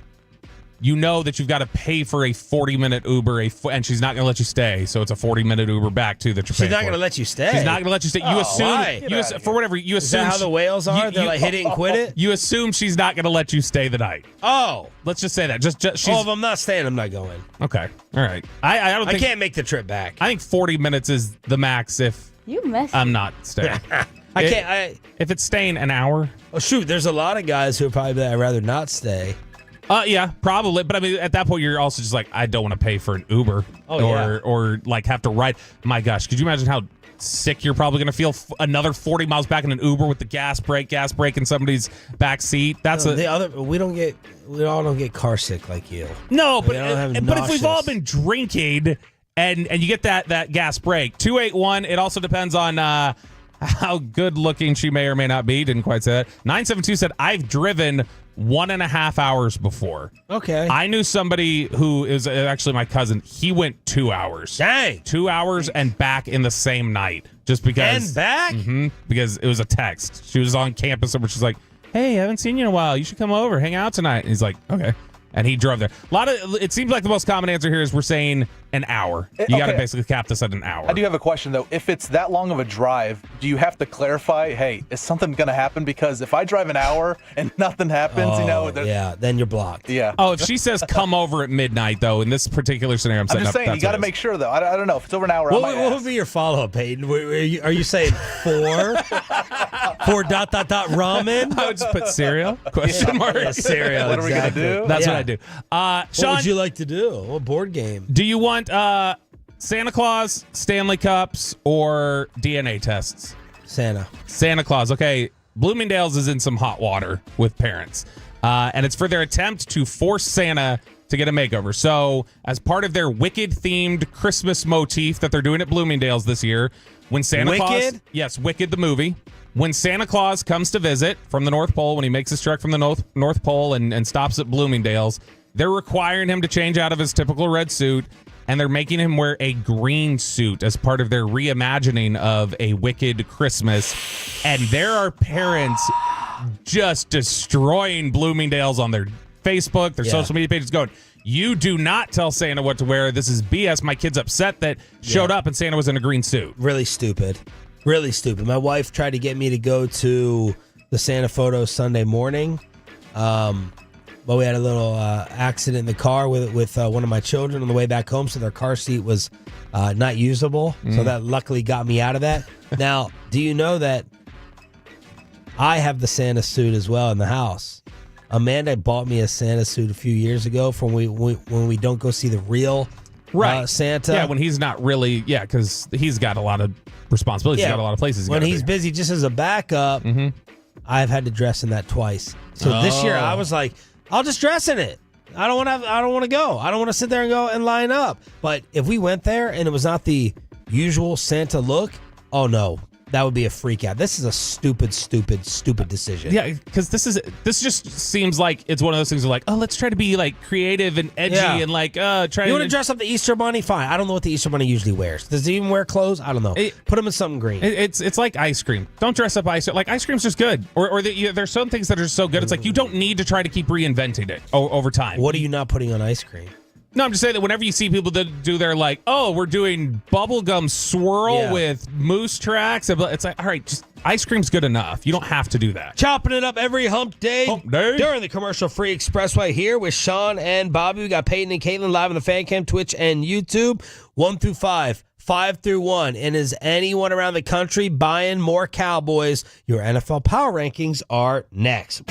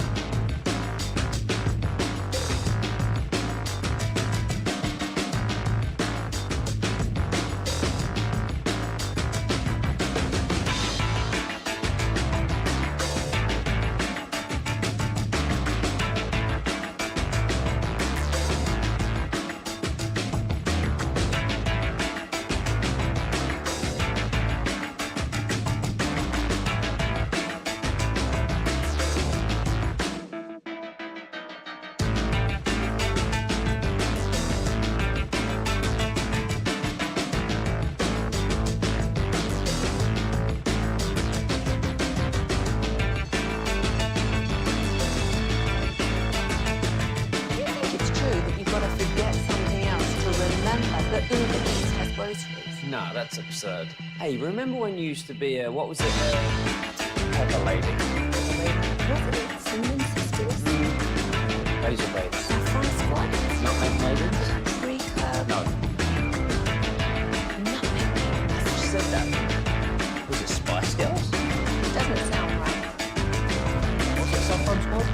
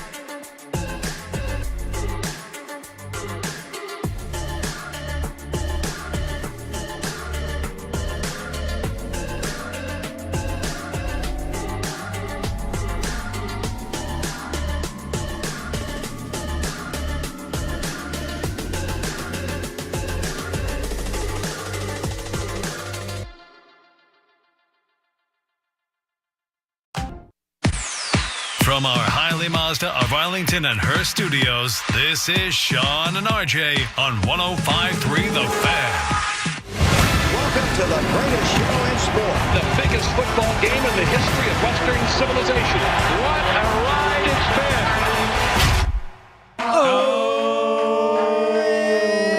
It's now time for Around the NFL Power Rankings here on Sean and Bobby. In case you did not know, we are your home of the Texas Rangers and the Dallas Cowboys. I'm Sean Sharif alongside Cowboys insider Bobby Belt. Got you down. We're live on the Fan Cam, Twitch, and YouTube. By the way, Chris Arnold texted me, said Jamie Foxx is a must-see on Netflix. Did the Tolos agree or disagree, Pepe, in the last segment? Yes, a lot of them says it was very great, very good, but lots of crying in there too, very emotional. Okay. But they liked it. All right. Maybe Friday night. I'll check it out. You don't want to come in here with puffy eyes Friday morning? That's right. I cried enough from Aaron Rodgers last night, which we'll review tomorrow. Along with Mike Tirico, getting you set for Cowboys Buccaneers. Where are the Dallas Cowboys thought of nationally? They're creeping up a little. It's not a giant jump or anything else, but they've started to creep up a little. The rankings are starting to reflect that a little bit. The Cowboys average out between the 6 outlets that I check each week, the national outlets. The Cowboys are averaging out ranked 21st in the NFL after they were ranked 23rd last week. They were as high as 19th according to The Athletic, and then the lowest one they were at was 23 according to Yahoo. So they're moving up a little bit. Pepe, you have the scoreboard from last week to grade us? Yes, and we all got at least one wrong because our number one team all took an L, the Detroit Lions. So 4 buzzers for that. We'll start with RJ, who's not here today. Last week he had number 1 Detroit, 2 Kansas City, 3 Philly, 4 Buffalo, 5 Minnesota. He gets buzzed for that too because Buffalo beat Detroit. Okay. Sean Sharif, you had 1 Detroit, 2 Buffalo, close, 3 Philly, 4 Baltimore, 5 Kansas City. Okay. Bobby Belt. 3-1-1. 1 Detroit, 2 Philadelphia, 3 Minneapolis, 4 Buffalo, 5 Green Bay. What's that? That's Just one. Really the one who's got the closest here, and I'm annoyed by it. It's Sean. Sean's the closest because he had Buffalo and Detroit 1 and 2. Nobody Will you else still had. have me? You didn't have Buffalo 2. I don't. 1 Detroit, 2 Philly, 3 Buffalo, 4 Kansas City, 5 Minnesota. So yours is the closest because we all had Buffalo. We didn't have Buffalo right next to Detroit. You could just simplify and say I won. Fine. I think the drama here this week is 5 through 1. So let's go reverse. 877-881-1053 as the champion. I will start, and I will not forget the Green Bay Packers. Oh, good. I'm not going to forget them this week. As I go through the standings, I'm like, oh, that's why, because the NFC North is so freaking loaded. That is why I keep forgetting them. I'm going to have Green Bay At number 5, I got a little Jordan Love and Favre and Aaron Rodgers in my mind yesterday from binging the Netflix documentary. Now, Jared Sandler's going to be in here co-hosting on Friday. He's going to probably come in and say all the reasons why Green Bay is going to lose and why they're going to falter and Jordan Love's decision-making, but I feel comfortable and solid having them at 5. Bob? Yeah, I also have the Green Bay Packers at number 5, and I don't know. I really probably should move them up, but it's tough because the teams ahead of them, I think, are all really solid. But, I mean, they beat down the 49ers recently by 28.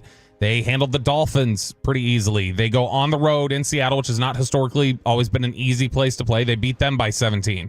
And they barely lose to the Lions on the road a couple weeks ago. So, I don't know, top 10 in scoring defense and scoring offense. Probably should have them a little higher, but I've got the Green Bay Packers at number 5. At number 5, I have the 1 seed in the AFC, Kansas City. I'm slowly moving them down. I'm almost with y'all, leaving them out of my top 5, but I have them at number 5, barely in my top 5 power rankings. The Mahomes injury was scary, but it looks, he's a full participant, so it's fine there. And Hollywood Brown is now a full participant in practice this week, so he could be back for the Chiefs. So I have the Chiefs at number 5. Full participant, is that like a little Shanahan game there? I mean, full participant, that could get you in trouble because, I mean, if he didn't partake in, if there was any part of practice that he didn't partake in, he has to be limited, and that means he apparently was in there the whole time. So I know who all of you are putting it for because you're that predictable and simple, but I'm going to keep the Baltimore Ravens up here. It was the destruction of the New York Giants. That's nothing impressive, of course. But if it came down to like Baltimore against Minnesota, Baltimore against the Rams, Baltimore against the Chiefs, I'd slightly pick Baltimore today. So the Ravens are going to be my team at 4. Number 4, I have the Detroit Lions. No, I'm kidding. I don't. You said I was predictable, and so I wanted to spice up for just 3 seconds. It's the Minnesota Vikings. I am that predictable. Minnesota, look, they're one of these teams that, as frustrating as they are, they do continue to win football games in terms of, like, even though they shouldn't. They're the opposite of Kansas City, where Kansas City's output says you shouldn't be winning these games. Minnesota's talent just says they shouldn't be winning games, but they're playing these games really well. They're handling teams without a problem. And so even though some of their peripherals on defense are starting to trend down a little bit from where they were at earlier in the season, and that was what they were leaning so heavily on, I can't ignore the way that they've continued to play and the way Kevin O'Connell I don't know that I trust a coach more than Kevin O'Connell right now in the NFL, so I've got Minnesota 4. Same for me. Vikings horn. Minnesota Vikings, number 4. I mean, look, they're so close to being the 1 seed, but yet so far away, it seems like. Like Detroit, Green Bay, I still feel like are better teams than them, but they're playing out of their mind right now in Minnesota, so I have the Vikings at 4. You guys. What is your issue with Minnesota? They beat Indianapolis, Jacksonville. This is in a row. Indy, Jacksonville, Tennessee, Chicago, Arizona, Atlanta, Chicago. Look at that schedule. I don't just be a simp to say, it's just wins, all those wins, I can't deny. You got to be consistent if you're going to call someone out for the flaws of beating scrubs, Cowboys, last 3 or 4. And you're replacing Sam Darnold probably next year, so you don't believe in the quarterback. Mm-hmm. They're beating scrubs, and you have them as the 4th best team in the National Football League. Yes, they did beat Green Bay on the road. They also whooped up on Houston. Indy has not been great, but Indy's not a bad team. That was when they were red hot. That was when Sam Darnold was the MVP. Things have changed. Arizona's played good, but I mean, you also can only play who you play. Oh, okay. All right. So here's what I'm saying. Then McCarthy should come back. I believe the first line out of you just now was how Baltimore handled the Giants. So I don't want to hear about the Bears and the they Falcons. Have an MVP. You just told me he has better all-world numbers in his MVP season. Yeah, he does. He's been good. So that's more of a foundational deciding piece. I don't like it. I don't love this. I don't love that I'm putting Minnesota up there. I don't like the team. I'm sure we all have, I think, the same 1, 2, 3 around the NFL power rankings. My number 3. Well, maybe we don't. I think someone here. I think both of them are going to have Philly higher. I'm not. I still have the Eagles at number 3. Dominique Foxworth said that Jalen Hurts is actually the beneficiary of pretty privilege. Is the passing game fixed? Jalen Hurts seems to think so. Jalen Hurts is benefiting from pretty privilege. because he got up on that the press conference after the game, and he acted like he was Josh Allen. Look at this man with his Kangol, looking like Nino Brown. New Jack City, baby. I'm my brother's keeper. Yes, I am. We're all with $3,000 million trillion worth of diamonds on his neck, and he acted like he just went for 400 yards for 3 weeks in a row. Man, you had one good week passing, and everyone forgets it when he started batting his eyes at you. I could see Graziano in the meeting got all uncomfortable. Was like, I think he's the best quarterback in the league. Despite him being a very, very good-looking man, no doubt about it, he's sharp. Whoever does his facial hair, if it's him, he's got skills. Other people. I'm not convinced the passing game is totally fixed. It was impressive they did it against the Pittsburgh Steelers. I'm just trying to decide what's the formula defensively for facing them in the postseason. I'm just forcing Hurts. I'm stacking up and loading up on Saquon, and I'm hoping I have an opportunity to frustrate A.J. Brown early on. The problem, though, Bobby, is the defense is better. The defense is better than the offense, isn't it? The defense has been complete shutdown. That's been so the Vic Fangio hype landed. That became a reality. It clicked here in definitely for sure. And then they're leaning into trying to fix the defense through the draft and everything else that they did, and bringing back Chauncey Gardner-Johnson, just the different things that they've done. I think that's been a big boost for them. But yeah, I mean it's the running game, it's the defense. Those are the things that have just completely boosted them to where they played as well as they have. And that's why they're my number 3. I was very, very close to having them number 2. Yeah. I was really close. But W.I. Payton will. I still think that I don't think Kellen Moore trusts Jalen Hurts throwing the ball consistently. It doesn't look like it. So because of that, I think that when teams say, all right, we're going to lock down, we're just going to load the box, and Jalen, you got to beat us with your arm, and you're going to have to hope that your connection is good enough with your receiver, and y'all are good enough friends at this moment to be able to beat us. And so I think that's going to be a challenge. I'm going to take Philly at number 3. I did so much thinking for this number 3 team. I did so much thinking that I had to just leave it the same as last week. Buffalo is number 3, which is crazy. A road win, I know, but God, Detroit, Philly, they're just really, really good. What's wrong with you? A lot of thinking. I know, but I had to leave Buffalo 3. This is an all right, you're filling in for Choppy today is what you're telling me. That is an RJ Choppy pick right there. How could you have Buffalo 3? 2 feels like it might be a stretch. I mean, I don't know what to say. Because one of 2 teams, Detroit and Philly. I mean, I still think Detroit's really. I still think they Detroit's just went into Detroit and beat them, handled them. As hurt as Philly is, or as hurt as Detroit is right now, that's not concerning you at all. I heard Dan Campbell drop not 1 but 2 F-bombs on the radio. Okay, like that. That's convincing for me. Fair. Number 2 for me is Detroit, and that means my number 1, Peyton's number 3, is the Buffalo Bills. I am so happy for Josh Allen. I'm so happy for myself in my Josh Allen quarterback scouting genius brain years ago, telling all of DFW how much better he was than Dak Prescott. Everyone killed me. Everyone destroyed me. I was worried for Josh this year, not having Diggs. I was worried that the true superior quarterback argument would expose him, not having, number 1 wide receiver. What happens when Devontae leaves? What happens when Tyreek leaves? What happens when, your number 1 is not around and Josh Allen is going to win the MVP? And the offense has been rolling, as you said yesterday. Lions 2, Bills 1. I have the Lions 2 as well, and the Bills number 1. Lions, the number of injuries we went through yesterday that they've had to weather, it's absurd. And eventually that's probably going to catch up to them. And as much as Dan Campbell's going to dig in and lean into this and try and rally guys, there's only so much that you can do. So, Buffalo going in there and winning the way they did, and then, barely losing to the Los Angeles Rams in a big shootout. They're on such a tremendous roll right now, and that big-time blowout loss to the Ravens feels so far away. So I have Buffalo number 1. I have Philadelphia number 2. I mean, look, they put up some good numbers against a really good Pittsburgh defense. I mean, Pittsburgh had, I think, that the 2 takeaways there, and Philly's defense was able to stop them, beat them by double digits. So I have Philadelphia 2, and then Detroit. I still think they're the best team in the NFL. Really do. I know they're banged up, but they put up 40 points. I can't kill him too much for 1 week. We've had Detroit up there every single week. So 1 home loss against maybe the best team in the league, I can't kill you, but 3 feels that's steep, strong. That's steep. So recap. What do you have, Sean? Buffalo, Detroit, filthy, Baltimore, Green Bay, with apologies to the Vikings, Chiefs, and Rams. I have Buffalo, Detroit, Philadelphia, Minnesota, Green Bay, with apologies to Baltimore, Pittsburgh, San Francisco, Arizona, Seattle, basically every other team but the Chiefs. I have number 1, Detroit, 2, Philly, 3, Buffalo, 4, Minnesota, 5, Kansas City, and apologies to Jerry Jones because I did not put the Cowboys in for the 10th straight week. 877-881-1053 is the Franklin Franco Injury Attorney text line, and the way for you to get in 1 through 5 or 5 through 1. I'm very excited for this. I'm super excited for this.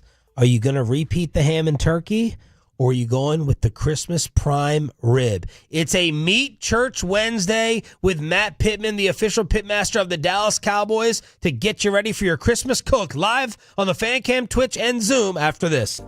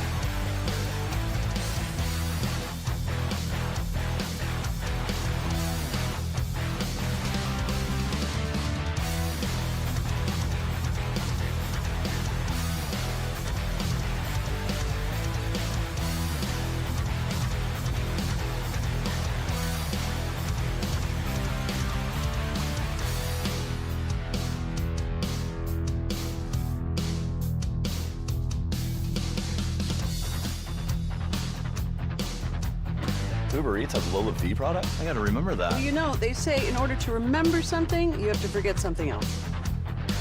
Okay, now that is a very cute haircut. That's like a little shag. I've never seen it before. Well, I mean, of course you have. It's the Rachel. Oh, is that your name? No, I mean, like your name. No, I'm Jen. My name's Jen. Right, but I just mean like this is your haircut. But that's hair on your head. I'm not saying this is your hair. Okay, freak it out.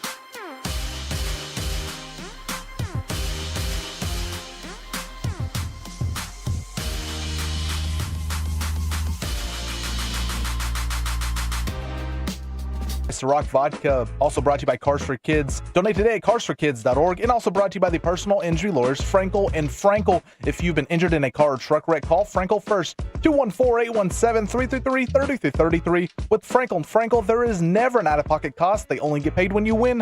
Frankel and Frankel, the go-to car and truck wreck attorneys in Dallas. I have been so eager and waiting for this, and then Bobby Belt just reminded me I can't start with what I've been anticipating so much to discuss with Matt Pittman, a Meet Church Wednesday here on DFW Sports Station 105.3 The Fan. He is the official pitmaster of the Dallas Cowboys, and I just wanted to go straight to the prime rib, salting it night before, smoking it, searing it, all these things. But then Bobby reminded me of the number one Jerry Jones story from yesterday.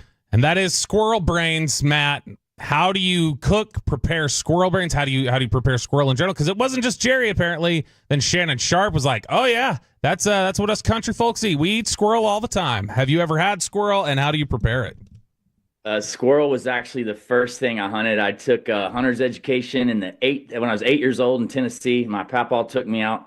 I had a double barrel 410 shotgun, pulled the first trigger. Seems a bit much. Yeah, was there a squirrel left? No, 410's like very light load. So anyway, he told me to hold on and not go get it. And then I pulled the other trigger. And anyway, I just remember I'd walk down to pick up this squirrel, and the first one never fell. And as I go to pick up the second one, the first one fell, and I thought it was coming after me because I shot his buddy. I was scared to death. But my mammal. So the first wild game I ever had, my mama cooked those squirrels, but I don't remember eating the brains, and I can't say that I've ever done that. That's some country ass stuff right there. How does the squirrel itself taste, though? And have you had it since, or was it just that one time?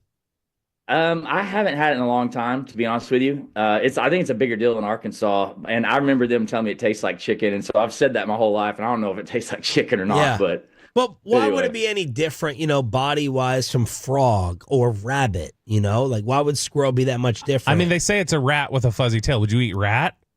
Oh, nah, I can't go there. Those stuff are filthy. But, I got these big pecan trees in my backyard, and my 12-year-old's got these high-powered pellet guns, and he's been wanting to nail some. I said, well, I guess we could cook them up. What about raccoon? I've never done that either. That wasn't something I'd always heard of that, and I know that's been run around the NFL a little bit lately, but that's not something. I take that back.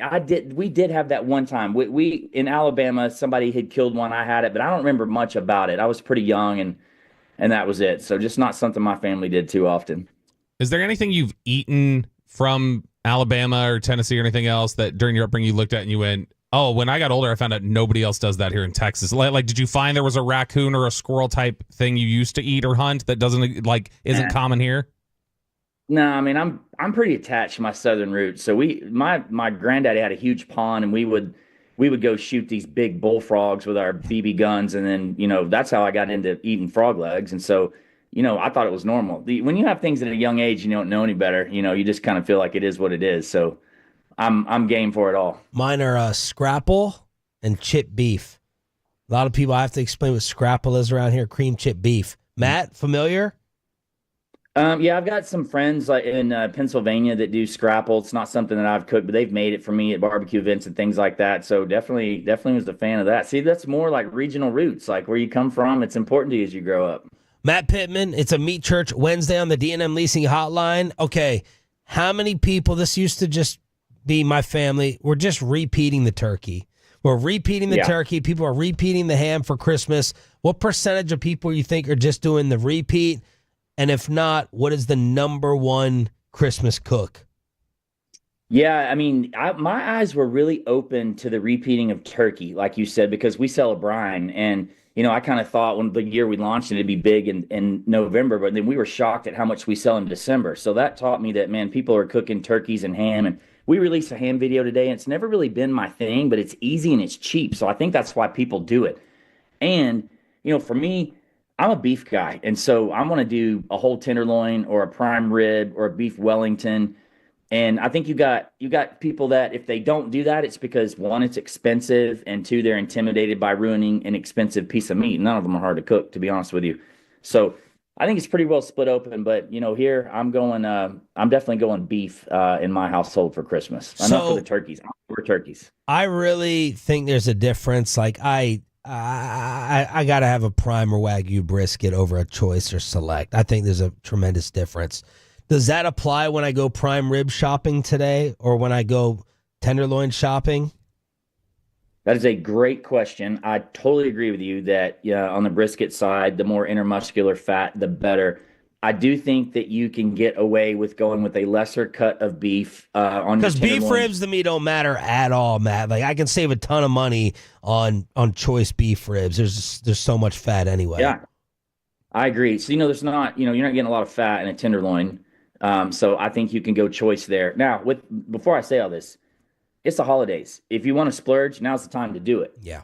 But, especially on prime rib, grocery stores around here are going to be running sales this week for sure on prime rib. And in fact, they'll take the whole primal, they'll cut it up, and they'll sell the end pieces that don't look as pretty even cheaper. So I know my H-E-B in Waxahachie last year, they were running $5.99 a pound for choice rib roast. And so, people don't know, a prime rib doesn't mean that it's prime grade. That's just, the name of the cut. But, you can buy choice and it will be fantastic. And you can even cut it up into steaks if you're not looking to do a prime rib. So I would definitely go take advantage of those sales right now. So in all of your prime rib videos, I notice you like salting it the night before. So help me and others understand when salting is good and bad. Sometimes when I feel like I'm like going to marinate it and salt it up, but I'm sucking all the moisture out and it's a bad thing. When do I decide whether it's good or bad? And why do you always salt the prime rib when you can the night before? And then you season on top of it and the next day and it's not too salty? Yeah, so this is actually a little bit tricky or just kind of important to note. So a lot of people do salt in advance, and so it will tenderize the meat. So you got to be mindful. So if you salt the night before, a lot of that salt will absorb into the meat. And so if you go to season the next day, you don't want to put a bunch of salt on it. You don't want to use like a salty rub. In fact, I would probably just put some pepper on it if you like that. Or you can make like a compound butter, soften up butter and put herbs and things like that in it and garlic and slather it on top of that. You don't actually have to put any more seasoning on it. But so let's go back before prime rib to like a steak. When I'm cooking big, thick steaks, I will salt them for an hour a pound and I'll rinse them off. So in this case, usually I'm going to leave the salt on it, but there's two options. You can dry brine your prime rib by leaving the salt on it and not rinsing it off. So if you go that route, you've got to be mindful of how much salt you put on it. It is hard to oversalt it though, because a prime rib is a big piece of meat. And if you think about it, you're seasoning the outside, and when you slice it, you're only getting a very thin slice of that meat based on the direction that you're cutting it. So I definitely like to salt mine the night before. Put some. I go the butter route the next day. I soften up a butter, like I said, put herbs and garlic in it, and slather it in that. Cook it like that, so it'll add some moisture to it and some flavor. Now, are you smoking this or smoking then searing it? Well, or searing then smoking it.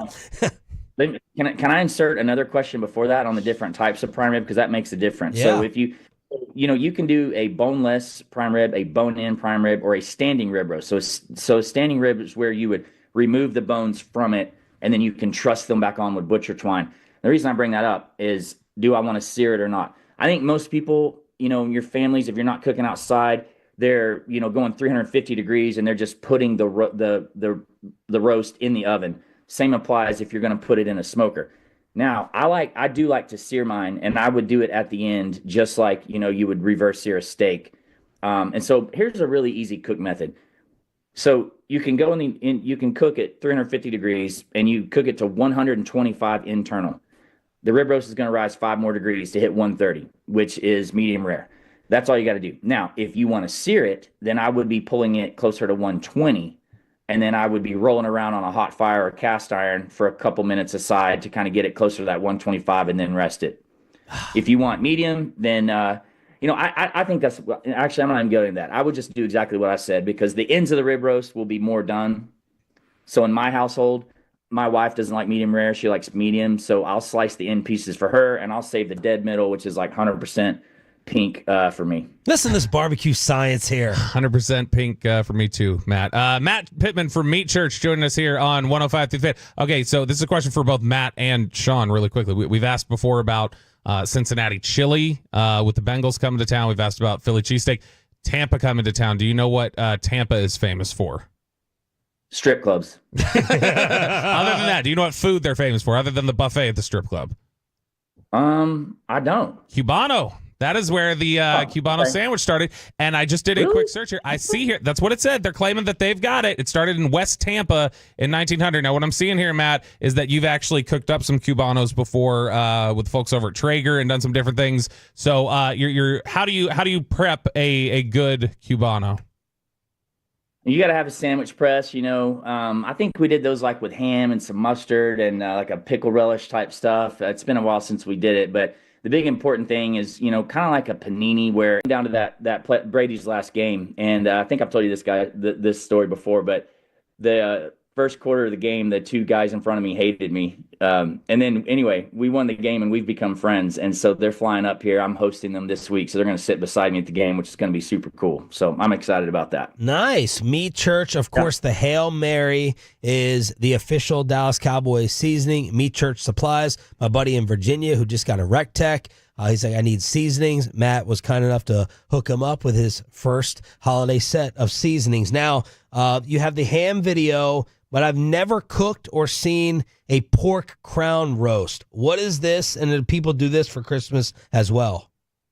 Yeah, we thought we had done videos on all of our big recipes, especially for the holidays. And this year, we realized that back in 2015, I wrote a recipe for a roast, crown roast of pork, and we'd never done a video on it. So it's what I call a classic. I don't see it nearly as much anymore. But it's a rack of pork with the bones Frenched out, kind of just strung together in the shape of a crown and butcher twined together. And another thing, I mentioned HEB earlier, but this time of year, you can go to your local grocery store and they usually will have it. And if they don't, they will usually make it for you. And if not, they're easy to put together. But we stuffed it with a sausage stuffing recipe that I have on meatchurch.com. And then we glazed it with a really delicious glaze. It was $53 for the roast. It made 14 chops. And I'm like, $53 to... That's a lot of people. You can feed a lot of people with that for $50. So, and it looks really pretty on your. If you're trying to impress, putting a crown roast in the center of the table. It's a pretty good looking centerpiece. It's maybe the best looking centerpiece. What is the cook time on like the average prime rib? Is it 7 pounds? Remind us of the cook time, the temp, and then the cook time and the temp for the pork roast. Yeah, so it obviously depends on how big it is. How many bones your rib roast is. If you're feeding a big crowd and you're getting like a 7-bone one, I would cut that in half or even cut it in 3 pieces so that you can get your cook time down and you can nail the internal temperature, the middle of it, right? The challenge is getting the middle of these things cooked. So, you're going to be budgeting, a couple hours on the prime rib, maybe 3, depending on your temperature. I should have said that. If you're smoking this outside, you're doing 250, 275, then you're probably going to need 3 hours. But if you're going a little hotter, like 350, then you can bring that cook time down. Similar actually on the crown roast. So I feel like all things at the holidays are somewhere in the 3-hour range. But if you're running short on time, you can always increase the temperature when you're cooking and make sure you budget enough time. And these big meats can be done early. We always eat like a late lunch for the holidays, like 2:00. So, try to have your meat done at like 1:30 and just like tint it with foil and let it hang out there and rest while you're finishing up your sides and try to eat on time, which I never do. You are now officially set for the holidays with a Meat Church Wednesday. Matt Pittman, the official pitmaster of the Dallas Cowboys. Fantastic stuff as always, brother. Thank you. Happy holidays. Yeah, you guys have a Merry Christmas. Talk to you soon. So good. Matt Pittman live on the Fan Cam, Twitch, and YouTube. I asked Bobby to break down the Dallas Cowboys penalty problem. Is it really that much of an issue? The NFL team with the most penalties makes the playoffs almost every year. So why are the Cowboys penalties so concerning? That's next in Below the Bell right here on 105.3 The Fan.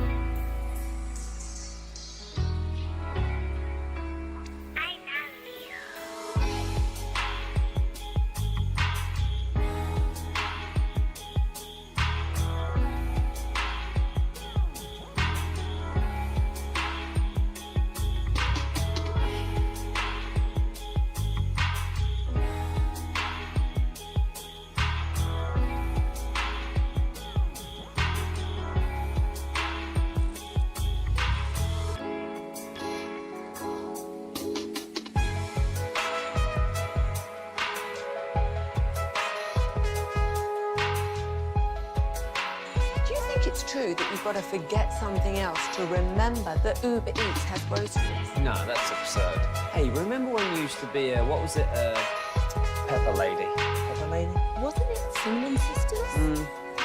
Basil Babes. Saffron Squad? Nutmeg Maidens? Paprika? No. Nutmeg Maidens. I just said that? Was it Spice Girls? Doesn't sound right. Was it Saffron Squad?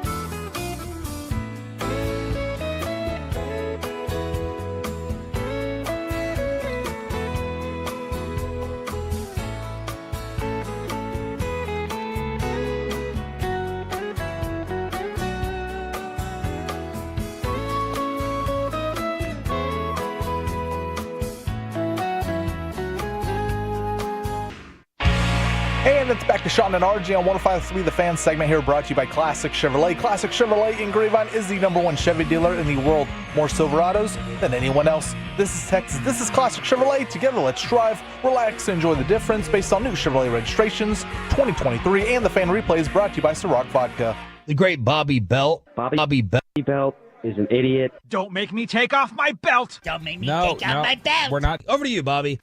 All penalties are not created equal, and the Dallas Cowboys are proof of that. Let's talk about it. So, Sean brought this up. Was this Monday you brought this up initially? I'd get lost in my genius ideas. I believe it was Monday because I don't think Choppy was here when we first brought it up. But the idea of Dallas has been penalized a lot, has had a lot of really what feels like dumb penalties. For years. And 14 the other day, season high. And as Choppy will point out, and as you mentioned, you were like, a lot of the times that you look at the teams that's most penalized, it's not necessarily a bad team. And like, for instance, right now, it's the Baltimore Ravens. That's the most penalized team in the NFL. And when you look back at, I think last year it may have been Kansas City. And then the year before that, it was Miami. Like, these are playoff teams usually that are getting the most penalties in the NFL. So I started thinking about it. I was like, it can't be, though, that their penalties, you can't do some of the dumb things we see Dallas do. And this year, it's Baltimore, Tennessee, Jets, Cowboys, Panthers. Last year, Jets were the most penalized, then Cowboys, Browns, Texans. And when you look at over the league, like just look at league trends or whatever else. So if you look at who Miami was it in 2022. Cowboys led the league in 2021. It was actually in 23, it was Houston, by the way, that led the league, not the Jets. So Houston led the league with 128 over the Jets having 124. And so Houston made the playoffs, won their division. Miami made the playoffs. 21, Dallas made the playoffs. And these are good teams that you're dealing with here. So it's like, okay, well then what's the difference? So I started looking at what are the not just pre-snap penalties. So they will talk about pre-snap penalties a lot, and you'll have the issues with false starts or delay a game, or whatever else. But I started thinking about it. I was like, offsides can be somebody just trying to be aggressive and trying to get a jump. False start can be related to crowd noise or other things like that. Delay of game may be an issue of, we're just trying to back it up. Like I found there were a lot of those when I was going through some of the delay of game penalties. A lot of them were just, I'm backing it up 5 yards to punt it, or I'm trying to draw them off sides, different things like that. So it's almost intentional. So I looked at the penalties that I thought there's no way that would be intentional. And that's just, you guys were dumb. You weren't prepared the right way. You didn't do what you were supposed to do. So we got 5 penalties there. Too many men on the field on defense. Too many men on the field on offense. Illegal formation. Illegal motion. Illegal shift. Those are the ones where it's just, you're not playing the game of football correctly. Now, illegal motion I almost had a little bit of a caveat for as well. Just because, for instance, Miami's got a bunch of illegal shifts and illegal motions right now because of that new quirk that Mike McDaniel had worked into their offense that the NFL's cracked down on and created a new rule for. They kind of get like that head start. Yeah, and so some of those, for instance, Dallas doesn't run a lot of motion, period, so they don't have illegal motions. And so to some extent, you kind of go, well, is it the worst thing in the world if you've got some illegal motions? But I still put them in there because you're supposed to be disciplined and you're supposed to be on task. So if we collect those 5 penalties, here are the teams in the NFL right now with at least 10 of those penalties. For this season? Yes, and their record. So I'm going to count up. 10 up to the league high. 10 penalties, 6-8 San Francisco, 4-10 Chicago, 2-12 Giants, 12-2 Minnesota. Minnesota's got a lot of illegal formation penalties. 6-8 Dallas, 3-11 Tennessee, 6-8 Miami, 3-11 Cleveland. Those are the teams with at least 10 of those penalties. The only one with a winning record is Minnesota. So you jump Cowboys have the 4th most. Yes, you jump back the other way because the middle of the league is about 6, 7, 8, 9 of these penalties. Let's go to the middle of the league and look at 5 or fewer. These are the teams counting backwards. 12-2 Philadelphia, 8-6 Chargers, 8-6 Seahawks, 10-4 Packers, 9-5 Ravens, 7-7 Falcons, 12-2 Lions, 8-6 Bucks, 9-5 Broncos, 8-6 Cardinals. Wow. 2-12 Raiders, 11-3 Bills, 13-1 Chiefs. So there's one 500 team, and then there's one under 500. That's it. One below and one above. There's one outlier in each, but otherwise, this is almost a dividing line for who's good and who's bad in the NFL this season. Wow, that's pretty telling. Now, they have called this penalty, the illegal formation penalty specifically, because I was looking through some different things. I was like, okay, let me paste that. I wanted to look back at 2023 and see, were penalties the same in 2023, or do we just have a fluky outlier year? Well, when I jump back to 2023, I noticed something wild. This year, there have been 111 illegal formation penalties called on NFL teams. Last year, for the entire season, there were 59. In fact, if you go back and look over the last 15 years, the most illegal formation penalties that have been called before 111 this year were 70 about 12 years ago. And so the league has really cracked down on that angle, which I haven't heard a whole lot of discussion about. I did about the shifts and the motions, but the illegal formation is a new one about people being lined up not correctly. Well, offensive linemen lined up. They said that's been a point of emphasis. I think it was the Cowboys left tackle. I think that was the game where you're trying to be too far off the line of scrimmage. Mm-hmm. Yeah, no, and that's one where it may have been Udoga. Now, if you look back over the previous years as well, same sort of thing. You look at the teams that had the most of these penalties. It's 2-15 Carolina. It's 5-12 Chargers. It's 4-13 New England. 6-11 Tennessee. 12-5 Dallas. 11-6 Miami. 8-9 Denver. Then you look back on the reverse side. Fewest penalties. 10-7 Rams. 8-9 Raiders. 9-8 Buccaneers. 9-8 Packers. 9-8 Colts. 9-8 Saints. 11-6 Eagles. 12-5 49ers. Not nearly as stark in terms of top and bottom, but still it's mostly winning records, mostly losing records. And Dallas having been an outlier there, it makes me start to wonder this. This is the thing that I took away from it, because it's interesting data, but what does it actually mean? The thing I'm questioning now is, Dallas being 12-5 for the last 3 years. When I've said before that you will talk to some people, not common opinion, I don't want to make it sound like everybody thinks like I do, but you will talk to some people who go, yeah, we were 12-5 the last 3 years, but that could have been 14-3, or that could have been 15-2 with the team we had. When you see numbers like this and there's that strong a dividing line, does that lend credence to the thought of Dallas potentially could have been better than a 12-win team pretty consistently over the last 3 years? And this shows that their lack of discipline actually hurt them because they are as disciplined as these teams that are 3-4-win teams. I can only rely on memory, and I don't think that the Cowboys underachieved in win totals over the past few years. The only area in which they could have more wins is actually beating like good teams, the over 500 problem that they've had. And whenever this is just memory, right? Whenever they face a high quality team or someone really, really good, they always make the dumber mistakes. Go ahead. No, finish that up because I'm thinking through something. But go they ahead. always step in it more often. Like they're never the smarter team. They're never the team that feels like they had the tactical advantage. They never feel like the team, we got one over on them because there was more preparation. The Cowboys come up with new penalties that we never heard before, like the Randy Gregory defensive holding for a D lineman against San Francisco. That's what I think of. Yeah, these penalties the other day where, like AO is offsides. Right. The defensive offside. Yeah. And things like that, that is one I did want to include. The only problem is the way they sort penalties, they will show you defensive offside. They don't separate it out to somebody lined up in the neutral zone. So somebody just poorly lined up, which would include these. They don't separate it out like that. But I started trying to think back, and I was like, when is a really prominent one of these penalties that I can think of that occurred that stands out from previous years? And the big one I can remember is Jalen Tolbert in overtime against the Packers was lined up for an illegal formation. That one potentially cost him. So I think the next deep dive into this that I probably need to do is I need to look and see when have some of these penalties occurred, like against what kind of teams, if they're really good teams, and have they lost games? Can you make the argument, man, they had 3 of these dumb penalties in one game where they lost by 3 to Jacksonville or something like that? Because what this all boils down to is Choppy's overall point of, are the Cowboys really undisciplined, or are they just undisciplined because we watch them 15 times more than everybody else? Everyone in the National Football League has game management problems. Yeah. Rick Stroud just said it during the Expressway about Tampa Bay.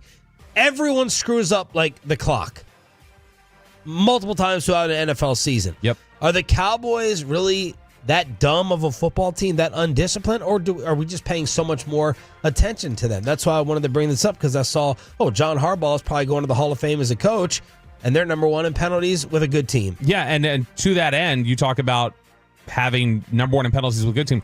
They're number 1 in the league in penalties, and yet they are down near, what is that? They're in the bottom 8 in the NFL in these types of penalties. So a lot of their stuff is holding, pass interference, illegal, physical play stuff, and physical play style. Now, there's one team that really stands out here as being awful for the last 3 years. They have led the NFL in these types of penalties the last 2 years, or 2 of the 3 years, and they were in the top 5 another year. That's Cleveland. Kevin Stefanski, who's gotten a lot of different credit for some of the things that they've done, which, by the way, Jameis Winston going to the bench in Cleveland is the benching that didn't get nearly as much attention yesterday as the Atlanta Falcons one. But Cleveland struggled. I'm sorry, who did you say? I was looking at Herschel Walker picked as Bahamas ambassador. For some reason, that's the number 3 story on ESPN. Who'd you say? That Jameis Winston getting benched yesterday. Oh. That they will be starting Dorian Thompson-Robinson. Oh, wow. I thought you were bringing up Will Levis also got benched. Will Levis, which that was one that I did. He got benched in the game too. We got a quick sec for me to say something about Levis.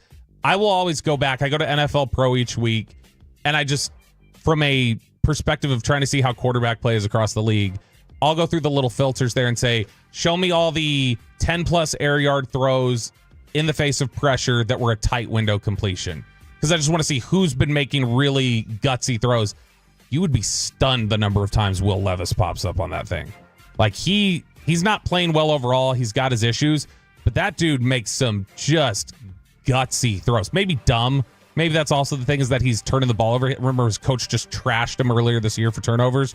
But still, I was surprised that Levis got benched. Below the belt here with our Cowboys insider, Bobby Roberto, on a Hump Day edition here on DFW Sports Station. The NFL is figuring out Jaden Daniels just like they did RG3. CJ Stroud is not the quarterback we thought, and Gerard Mayo could lose his job faster than Mike McCarthy. Around the NFL, overreactions or not, is next.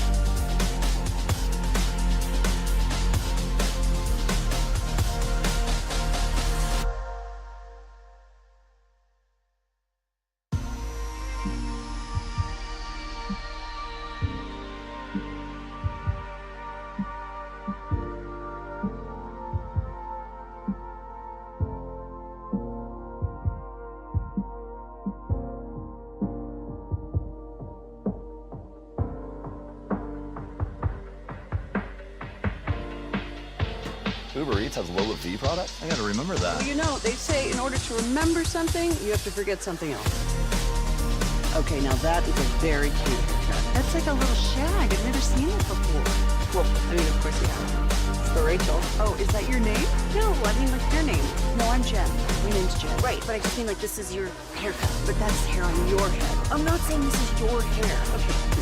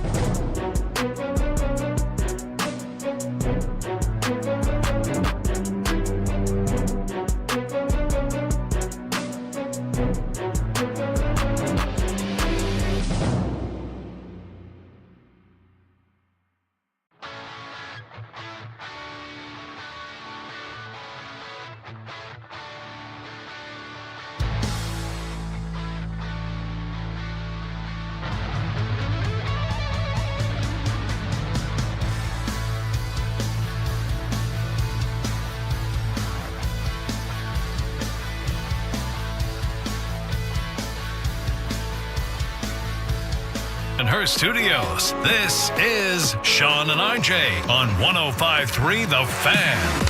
Final hour fist pump time on the Fan Cam, Twitch, and YouTube. It's the Hump Day edition of Sean and Bobby. Choppy out this week on Christmas vacay.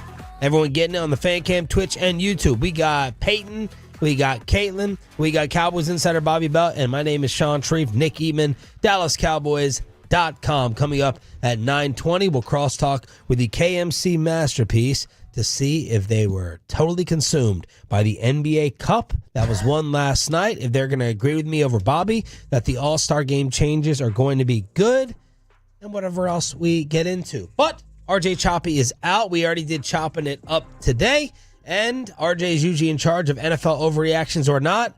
Bobby, taking it over. Oh, I'm taking it over. I'm shouldering RJ's load here. Big shoulders. First question here. First overreaction, not question. First year NFL head coach Gerard Mayo is more likely to lose his job than Mike McCarthy. Man, it's really starting to heat up in New England. All right, how are you separating the mass holes versus and Robert Kraft and his son with the lip reading, calling out the play calling with Gerard Mayo's mishaps? They're missing Bill Belichick's game management. The one thing, though, that they say, Boston media, they're like, Belichick never would have drafted Drake May. So at least we got Drake May out of Gerard Mayo and this new staff. But I will say it's an overreaction. McCarthy is more likely to lose his job, and the Crafts will not pull the trigger that quickly. I would agree it's an overreaction, but it's not the overreaction I thought it was for either one of these 3 weeks ago.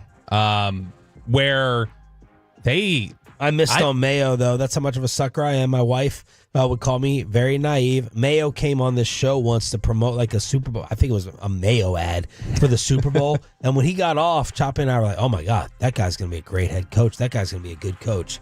And it seems like media-wise, at least, he's bumbling everything. Yeah, but I've also never seen a city. Oh, they're the most spoiled sports brats there are. I've never seen. They're not grateful for getting over the drought and getting all their championships. They're so entitled. I mean, they ran Belichick out. This is one of their guys. This is a guy who spent a decade playing for them, like contributed to Super Bowls, was on this coaching staff, is running counter to a lot of Belichick stuff that you hated and wanted driven out, and yet they hate him and they want to get him out of his job. I've never seen anything like it. The one saving grace for Gerard Mayo may be that Robert Kraft, after walking away from Belichick, doesn't want to be seen 1 year later having to go, oh, I screwed up. Yep. That may be the one thing that saves him. The pride. But McCarthy's odds going up, Mayo's going down. It's an overreaction, but I don't think it's nearly as close as it would have been a couple weeks ago. All right. With Bill Belichick off the market, Brian Flores, and not Mike Vrabel, is the best head coaching candidate with previous experience. Overreaction. I still think people are scarred by what happened with Flores because that case is still active, right? Yes. Yep. Now, he accused the NFL or the Dolphins exactly of what? So that it was he's accusing the Hiring NFL practices? in general of hiring practices and essentially a blackballing. And there were also accusations, I believe, that were tied into New England, and that's because Flores was in New England, and that's why Belichick, we read in that Seth Wickersham article, couldn't have some conversations with the league that he would normally have, try to back channel things because he's involved in lawsuits that have made it complicated for him to have contact with anybody. And so that's one of those areas where it's still out there. It's hanging over their head. There's a ton of Cowboy fans. I mean, I've seen Flores from Tolos throughout the entire year. Flores he's got a track record now as just a fantastic defensive fixer, though. And so if you want to talk about somebody who, when Tua starts giving a teary-eyed interview saying he made me feel so bad, and so I think a lot of Cowboys fans look at that and go, great. Bring it here. Yeah. Make a lot of these guys feel bad. I want to make everybody cry. So I would still probably lean Vrabel, but I don't think it's an overreaction. I think it's a debate that Flores might be right there next to Vrabel. Well, I took another coaching gut punch yesterday when Orlovsky went on McAfee and basically suggested that Mike Vrabel has his next job. And everyone is trying to tie it to Ohio State, even though you said Ohio State's AD voiced the support for Ryan Day just a short time ago. Yeah, he had essentially said that no, like I expect him to be here. There's nothing that tells me he won't be here.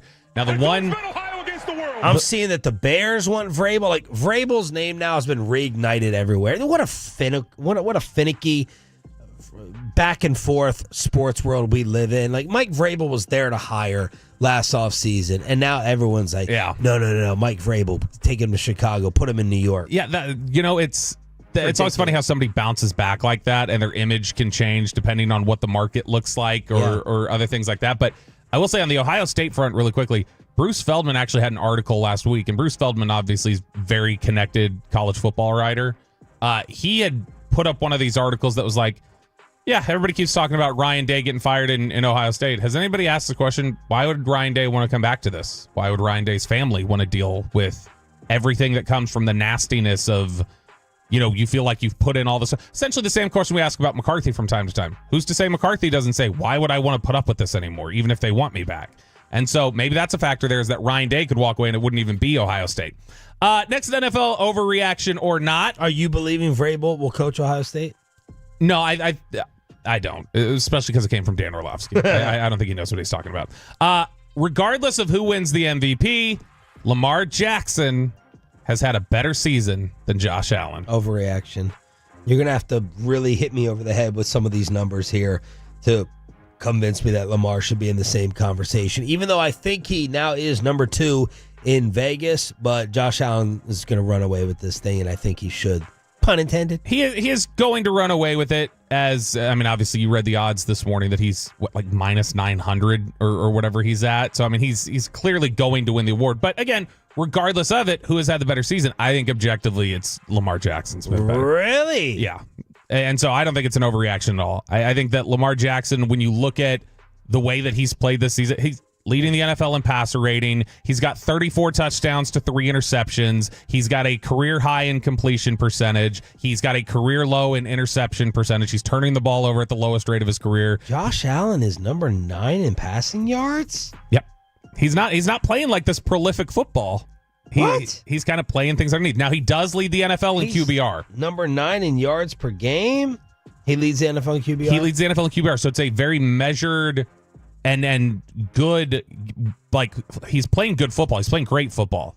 But it's not as prolific as what Lamar Jackson's doing. So I think given the ways that Lamar Jackson has pushed himself and is doing things that are outside the bounds of what he's normally done. I mean, he's leading the NFL in yards per attempt, adjusted yards per attempt. Yeah, he's going to blow away his passing yards from last year. And he's right there. His QBR is 9 point. No, it's 11 points higher than last year. Yep. And it's 15 points higher than 2022. He's been really good this year. 34-3. And that's where I think that when you look at this, I will Has say, he altered your thinking on him as a quarterback? Yeah, a little bit. Yeah. No, I mean, he has. He's played really good this season. It's not enough for me to say, same question I've run into with other quarterbacks from time to time. I'm not going to point to 1 year, good or bad, and say that they're broken or they're fixed. And so this is as good as I've ever seen him play. He's been great this year. And so now, is he great moving forward? Is this a flash in the pan, or is this what he is now? But Funny I think to say a flash in the pan with a 2-time MVP. I think he's, as a running back. I mean, Emmett won an MVP. I wouldn't say he was a great quarterback. But no, Lamar Jackson has been fantastic. He's probably going to pass 4,000 passing yards for the first time in his career. He's very possible he's going to get to 40 touchdown passes. He's been insane this year. And so I think he's had a better year than Josh Allen has. Next overreaction so you or would not. vote him MVP? No, because I still think, even though he's played better, I do think MVP is about how do you affect the end result of your team. Josh Allen doing what he's done without, Stephon Diggs there and helping to elevate Buffalo, I think is more valuable, but I think that Lamar Jackson's been better overall. Next NFL overreaction or not, let's go to the new Lamar Jackson. The NFL is figuring out Jaden Daniels just like they did with RG3. I'll let you answer this first. I'm going to say overreaction slightly, because I think even though they look similar in terms of their production, if you look at the way they've played and their style and different things like that, he definitely is more similar to me to Lamar than RG3. and it's a less accurate version of Lamar. And I don't think it's anything that they figured out with Jaden Daniels specifically. I think it's getting a beat on what Cliff's been doing offensively and the struggles there. I don't anticipate that Jaden Daniels will have the same career trajectory as RG3. But this rookie year, it is stunningly similar. In fact, RG3's numbers, you remember everybody used to talk about he's never thrown. He's attempting 15 passes a game. What's going on here? RG3's numbers through as many games were he threw the ball more than Jaden Daniels does through his first 14, 15 games. And his numbers were actually better. He turned the ball over less. But no, I don't think they're figuring him out. But his trajectory has been similar. So I'll say overreaction. 119 carries for Jaden. And you went through the numbers a few weeks ago. They were just stunningly similar to RG3.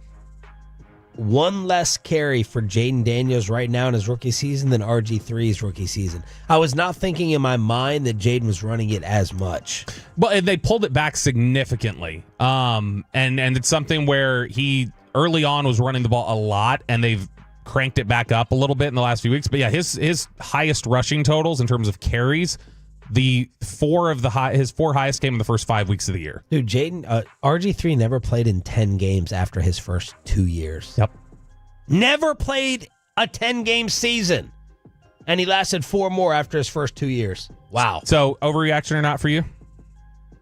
I don't feel comfortable in it. I have to admit, I'm not watching Washington as much week to week as closely anymore. But I'll still say overreaction because I just think Jaden Daniels has more football intelligence than RG3. RG3 refused to adjust, refused to adapt, and I'll give Jaden more football intelligence credit. NFL overreactions or not, Kyle Shanahan's welcome has worn out in San Francisco, and like Andy Reid, he needs to find his Kansas City to save his legacy. I'll say overreaction. I hope it's not an overreaction and that he's free and available to get him out of there, but I will say overreaction. You? I'm going to say not an overreaction. I think it's at least a question. If it feels like the messaging is starting to, things are cracking there in a way that they haven't before. And who would they? Let's say we're doing San Fran radio and we're not those freaking buffoons who I wish lose their job, at least one of them for sure. Salami Joe and whoever the other guy is. Oh, baby. Who's the head coach to bring in over Shanahan? We're having a hard enough time right now. Some are trying to pick a coach over Mike McCarthy. Do San Fran talk radio for a minute here. Who's the Kyle Shanahan upgrade? Bill's gone. You getting more of an offensive genius than Ben Johnson than Kyle Shanahan? He's your offensive genius. Who's the easy name? No, it's a good question. Do they? Is it Vrabel? Saleh? You a tough guy? Saleh? Saleh was there in San Francisco, helped build that defense. Yeah. And if they just go, hey, we need a defensive-minded coach now, somebody to kind of rally things a little bit, somebody who will be a culture builder. Because Kyle Shanahan, let's be honest, he's kind of a D. He seems like he's just difficult to deal with. The way he, Have you heard any stories about him? Yeah. Yeah. He can be difficult. And I mean, publicly you see it. He shuts down, forget just the media. Shuts down the media, obviously, but the Devondre Campbell stuff is happening right now. He's had issues at times with Debo. There was the basically scolding Jordan Mason for, hey, thanks for publicly saying you knew you were going to start the other night. But he's right with the Campbell situation. I think he was right with the Ayuk situation, changing to the right, gear. The Debo thing was over what contract? Personality. I don't know how many of those things I blame him for. Personality management is hard, though. Remember the shorts?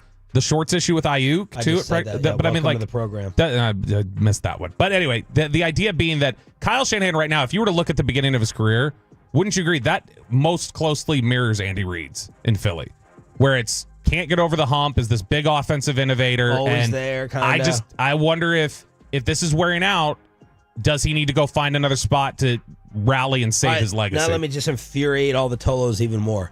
If they fired Kyle Shanahan, would Jerry Jones make the swap? Yes. Okay. I think he would. You think he would? I think he would. No. Because Kyle's really the one in control there. Michael Lombardi always said it's not John Lynch. No, John Lynch is definitely more of the he sets like the chi of the building. Like he's he's the culture guy. Around the NFL, overreactions or not, with our Cowboys insider Bobby Roberto Belt. Now let's focus more on the Cowboys in Tampa Bay with our insider Nick Eatman, DallasCowboys.com after this.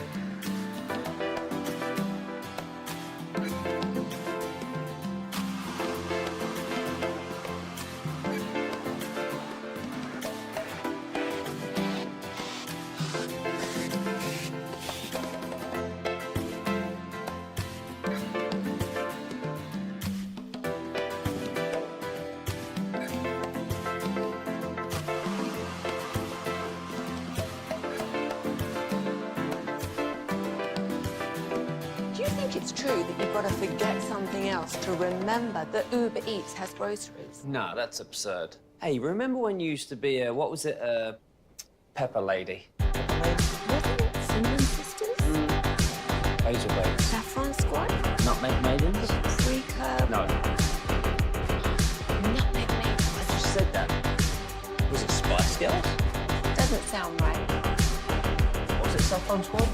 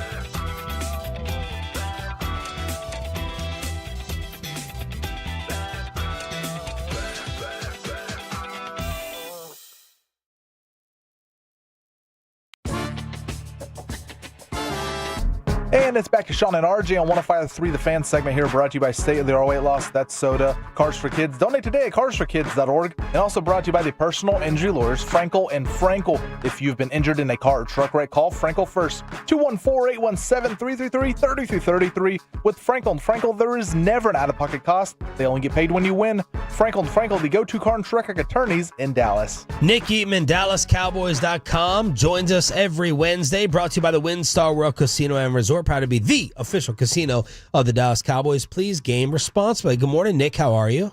I'm good. How are you guys doing? Doing pretty well. Did you get a chance to hear Jerry yesterday? Any takeaways, if so? I did not. Okay. Actually, I did not get a chance to hear that. I was at another event with the other members of his family, but no, I didn't hear that. But I did hear it was kind of squirrely, actually. There you go. Now, were you was this event that you're referring to at a steakhouse? No. Okay. I thought I got some reports of a possible Cowboys steakhouse party, and I just was like, why weren't we invited? I didn't know. No, I wasn't at that. Okay. No. So Jerry Jones yesterday suggested that Mike McCarthy and Mike Zimmer could be tied together. What do you think of that? Actually, you know what? Let me stick with the squirrel for a second, because a lot of people try to throw Arkansas under the bus for this. Arkansas known for squirrel and raccoon consumption at all? Not that I've ever heard of, but then again, my next hunting trip will be my first. So I don't know if I'm in all of that. You know what I mean? I haven't really worn the camo, orange. That's not me. So. All right. What about the mics tied together, possibly? That's interesting. It's just everything that's said right now. I always kind of wonder, what I'm trying to read between the lines. What does it really mean, right, and all that. And so when they says that, I think that. I'm not saying everyone's playing games, but I just think there's always more to it than that. So tied together, I guess maybe I'm reading too much into it. If you come back, Mike comes back. Zim and Mike. If not, if we're changing, we're changing. And here's the thing. I don't know if I would say Mike and Zimmer are tied together. I would just say that you can't figure anything out with Zimmer until you figure it out with McCarthy. So. That's the way I would kind of view it. But why? Why can't you just say, because they've done this with Jason or Kellen, right? With Garrett, because they wanted Garrett to be the head coach. So okay. He wanted Jason Garrett to be the head coach eventually. So that was it. But I don't think you hire an older defensive coordinator, Mike Zimmer, and then say, all right, if there is a new coach, and say, he's your guy. He has to, look what he did last year. He has to be here. No. So I don't think it works that way. I think it, then again, if Mike is coming back, maybe they do want to make changes on defense. I don't know. I just think that's a kind of a weird thing to say at this point in the year. How much, and we know Jerry continues to say, hey, I'm still, I haven't tipped anything off with my body language. Nothing's been determined, anything else like that. How much do you think is still left up for Jerry to determine over these last 3 weeks? Do you think he's got an inclination of which direction he's going, and he just hasn't shared that yet? Probably, yeah. I would think he has. And I also think he's said it several times to you guys and over the years about his reluctance to fire coaches. He didn't he regrets some of the coaches he's had to fire. I think he likes the fact that he didn't fire Jason Garrett. And he probably would like the fact that he doesn't have to fire Mike McCarthy. If he wants to make a change, he doesn't have to do that. So I think that right there is one thing that, one direction he could go. But if he does decide to bring him back, maybe he needs to see a little bit more this year with, if they go and win 2 of these games, 3 of these games, if they beat Philadelphia, who's trying to play for something, I think that would still go a long way for Jerry. Nick, have you felt some fade in the fan base? If they came to you and they're like, hey, how are the numbers, DallasCowboys.com? What are you and Derek Eagleton seeing in terms of the interaction? Did they need to be worried there would be a significant drop-off or bailout if Mike came back because that wasn't anything new or refreshing? I don't think bailout is the right term, but yeah, I mean, I think that there is a lot of people that want to see something new and something fresh, and so that's every year. And so for Steven has already kind of said, and he's let it be known several times, how next year is going to be a challenge.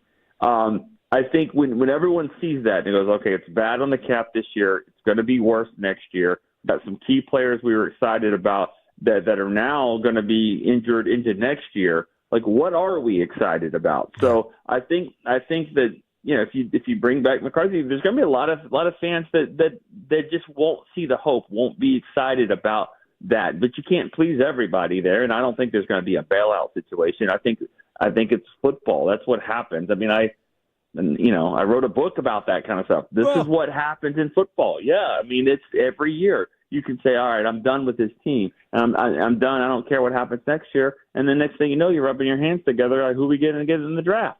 That's the cycle of football. It sucks us all in. So I don't think the Cowboys are really worried about that too much. Nick Eatman on the D&M Leasing Hotline every Wednesday, DallasCowboys.com. You had told us weeks and weeks ago that this upcoming offseason is probably going to be pretty tight. Steven said it. But then you have Twitter capologists who say they're lying to you. They just flip the switches, create $100 million worth of cap room. They have it built in to all the extensions that they handed out. To that, you say what?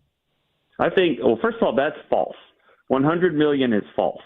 I get some of those people that call in on the podcast that I'm on, and they ask that question. So I went and did some research on it, and that's not true. And if you could get $75 million, I think is the most that you could get. Okay, do you want to extend those guys? Because if they extended those, the reason that they're in some of the issues that they are now is that they have already done that in the past, and I don't think it's the players that you would want to extend. They kept extending Tyron Smith until it was too much. Michael Gallup is a top 11 player on their books this year. Wow. And so my point to that is you want to get 100 or 75 million. Okay, well, extend Malik Hooker out. He's having a great year. Extend him out. Extend out Donovan Wilson. Extend Trayvon Diggs. Extend Steele. These are some of the guys that I think you're trying to look to go a different way. Not all of them, but some. So Dak and CD, yes, that's built in to do that, but it's not accurate to say that they could get $100 million, and it's more like 75. And I also think those capologists that with air quote, please put some air quotes around those guys. But they're going off the same websites that everyone else is looking at, overthecap.com, and those websites have flaws. And here's one example of that. You go to those websites that tell you how much cap space. Go look at Deron Bland's number for next year. And it'll say like 1.1 million or 1.2. He's going to make 5. He's going to make 5 because he's triggered in some accelerators in his contract. There's about 5 guys that way.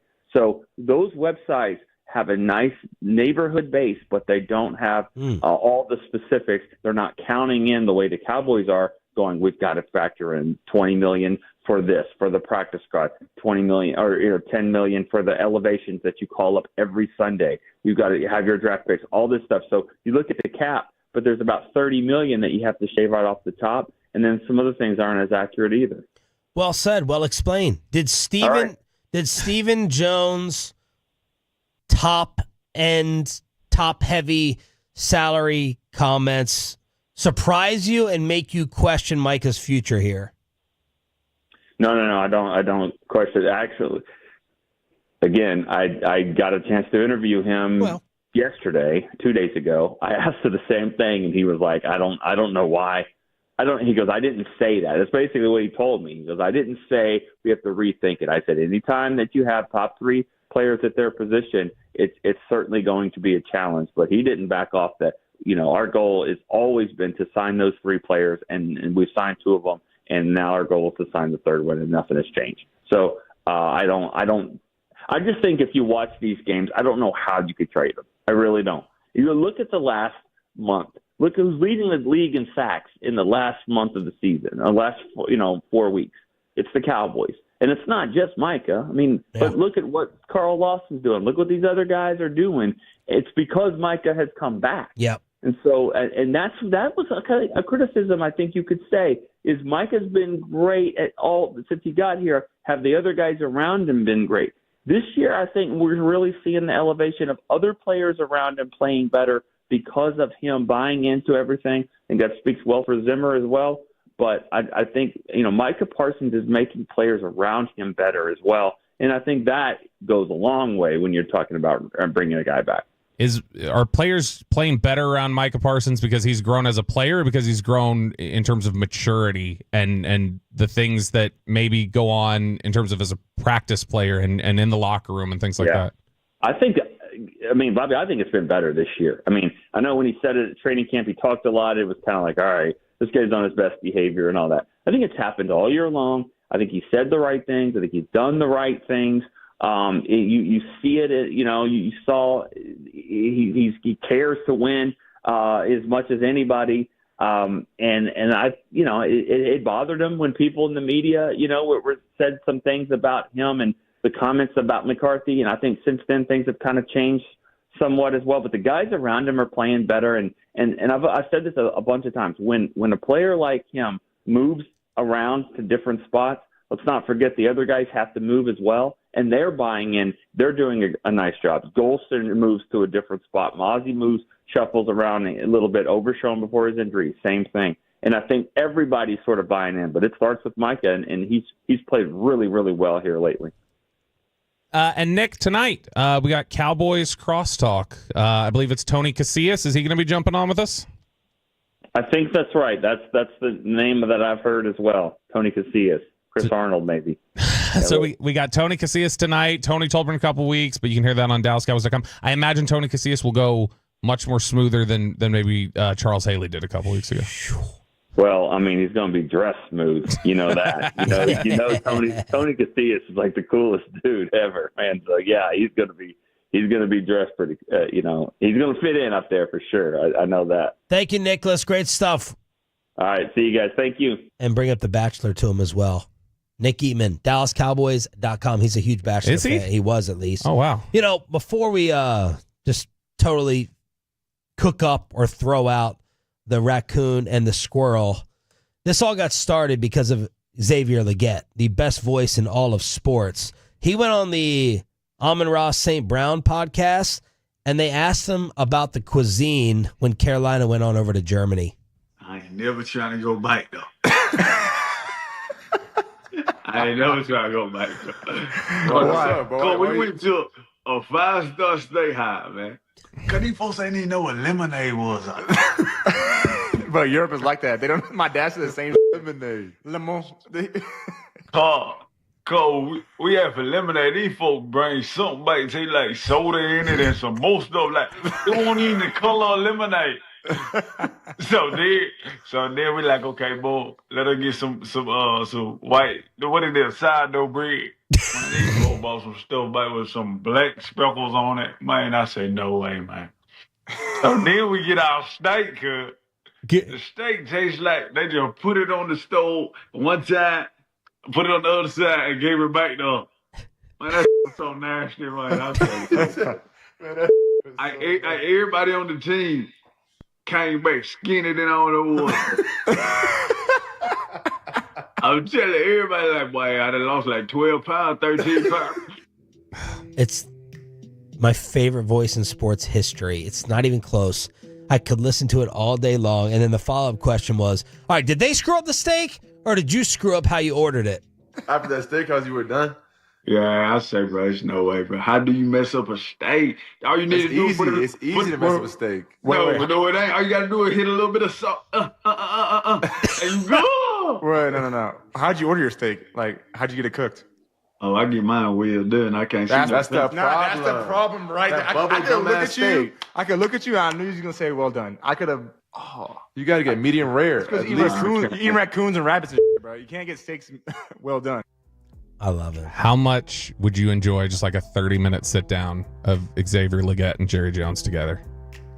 Oh, it'd be so like I think they interviewed him during the pre-draft process at the combine or something. I would have loved to have heard what those conversations were like. Crosstalk with a KMC masterpiece. We'll have that conversation with the fellas after.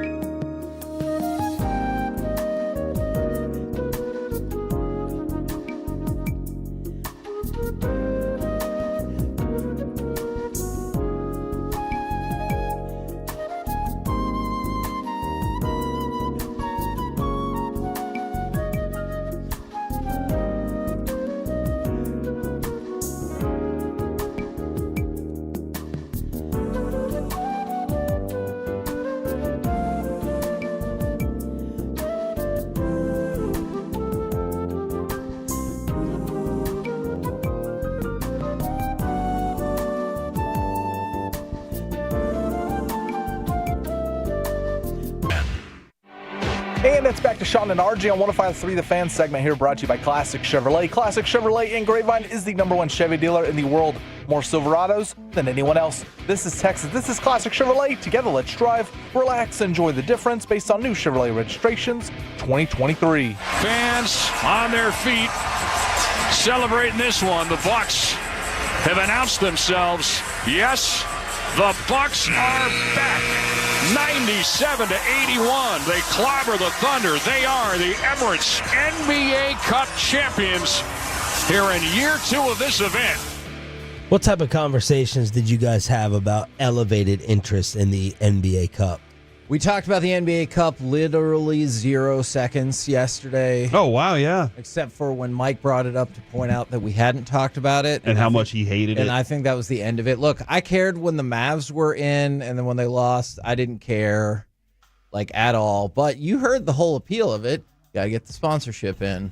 But last year, I feel like the ratings were up. I don't think that's going to be the case this year. The NBA just has a ratings problem.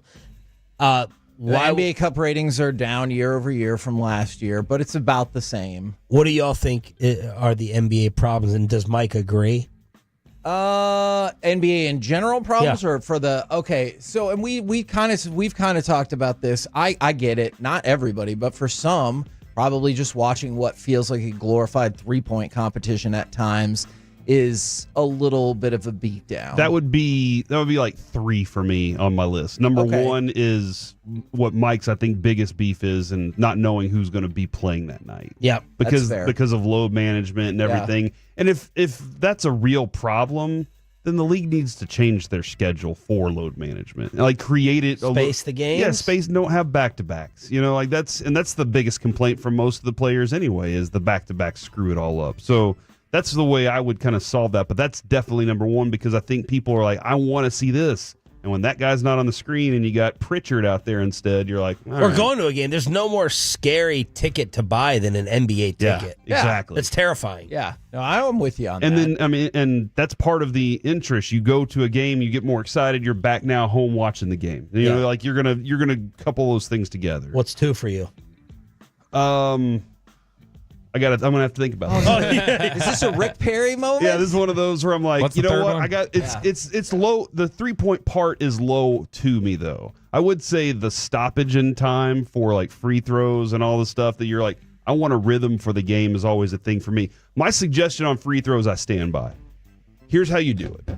You save up the free throws till the end of the quarter. All right. So if this team had 7 and this team had 8, then that team gets to shoot 1 free throw. And then at the end of each quarter, you just shoot however with the difference between it, and that's the free throws. Otherwise, that way you keep the game going. Yeah. Free throws are a total stop down. I totally agree. It could be a 3-point swing at the end of the quarter. The other thing I still wonder about is how many like breakout stars the NBA has to the world. Like, I get it. Anthony Edwards is awesome. Shai Gilgeous-Alexander is awesome at playing basketball. Tatum, Brown. Yeah. But how many just like regular folks care about any of those 4 guys? Anthony Edwards, maybe? Some are theorizing that there's not a post-LeBron face. Because it can't be, it can be Jokic, but where's that going to get you? That's going to get you to Tim Duncan land of boringness. I love... Which existed for a while. Yes, it did. And so I love Nikola Jokic as a player, but, like, he's not for the masses. I don't know, like, thinking through when have just different points of, like, the sport is on the brink moments have occurred. Post Mike. It's been, well, there's that one, yeah, for sure. That was saved maybe by the Lakers dynasty for a little bit there, probably, and LeBron after that. People were not interested in the Rockets back-to-back, really. Yes. Pistons and Spurs killed people. Yeah, the Spurs were a boring team, that kind of thing. The Rockets back-to-back got me into the NBA. But I really, that was when I was looped in. That was the first time I started watching it that much. When I think of that saved the sport conversations that we've had historically, it's 2 of them. People say Bird and Magic saved the NBA in the 80s because they were on tape delay. There were drug abuse issues throughout the league. There were a lot of different things, and they're like, that Bird and Magic thing it set the NBA off and it rallied.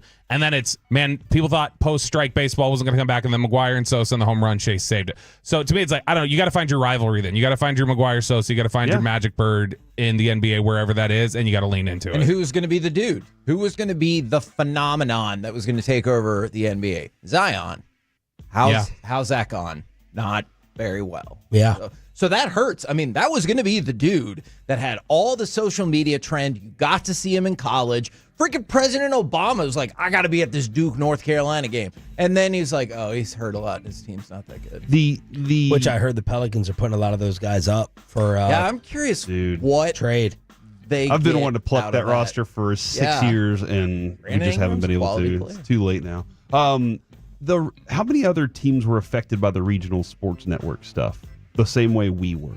Like where Mavs fans couldn't watch games last year. 12, 14. I wonder how much that has an effect on it this year, on the ratings specifically. Yeah. Because, I got to go, if I want to watch it, if I want to watch a Mavs game, it's either on KFAA, and I got to go to Fubo for that.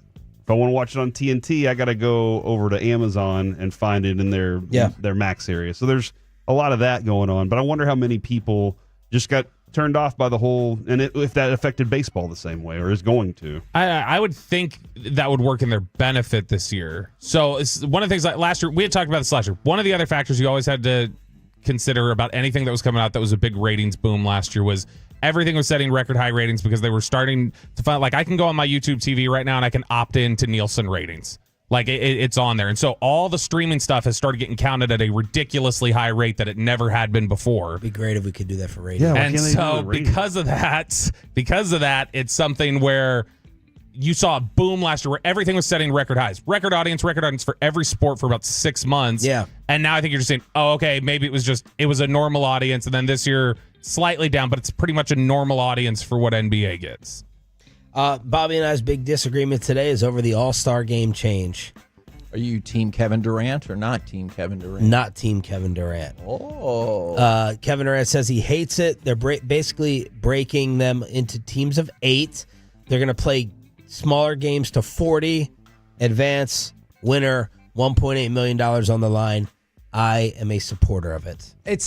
So essentially they're doing the NHL All-Star game, what they do, and then the little mini tournament. And the thing that didn't change for that is nobody cared and nobody still played defense. So if nobody cares and nobody still plays defense, you can shift it up however you like. Yeah, if that's the case. I kind of wish that they made the games like to 20 because that would make them compete more. You know what I mean? There's less time for you to try hard.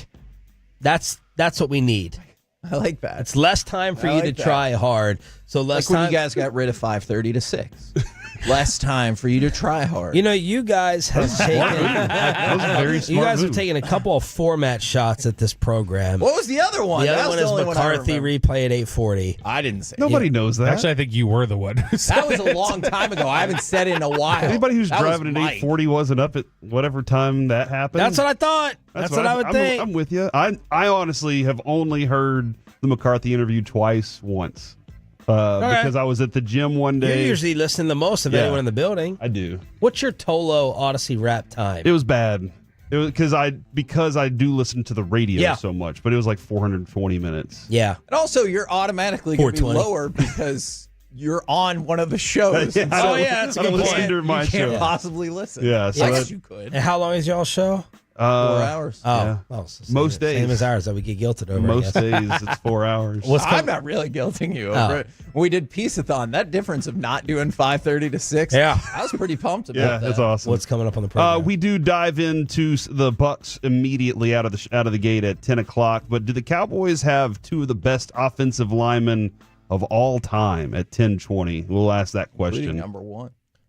And what is this Hornets thing that you sent me? Oh, the Charlotte Hornets are getting crushed right now after they, by mistake, apparently it was not intended. So they gave some child a PS5 yesterday at like a halftime or at a game recently, and then they took it away off camera when there was they realized that there was some sort of mistake. So instead of just eating the $500 charge, they took like the on the PS5 big away screen from the or kid. something. Like when he won it? Accepted it? Oh yeah, no, it was accepted on the big screen, and then they took it away when they got back in the hallway. And so it was something where it was taken away off camera.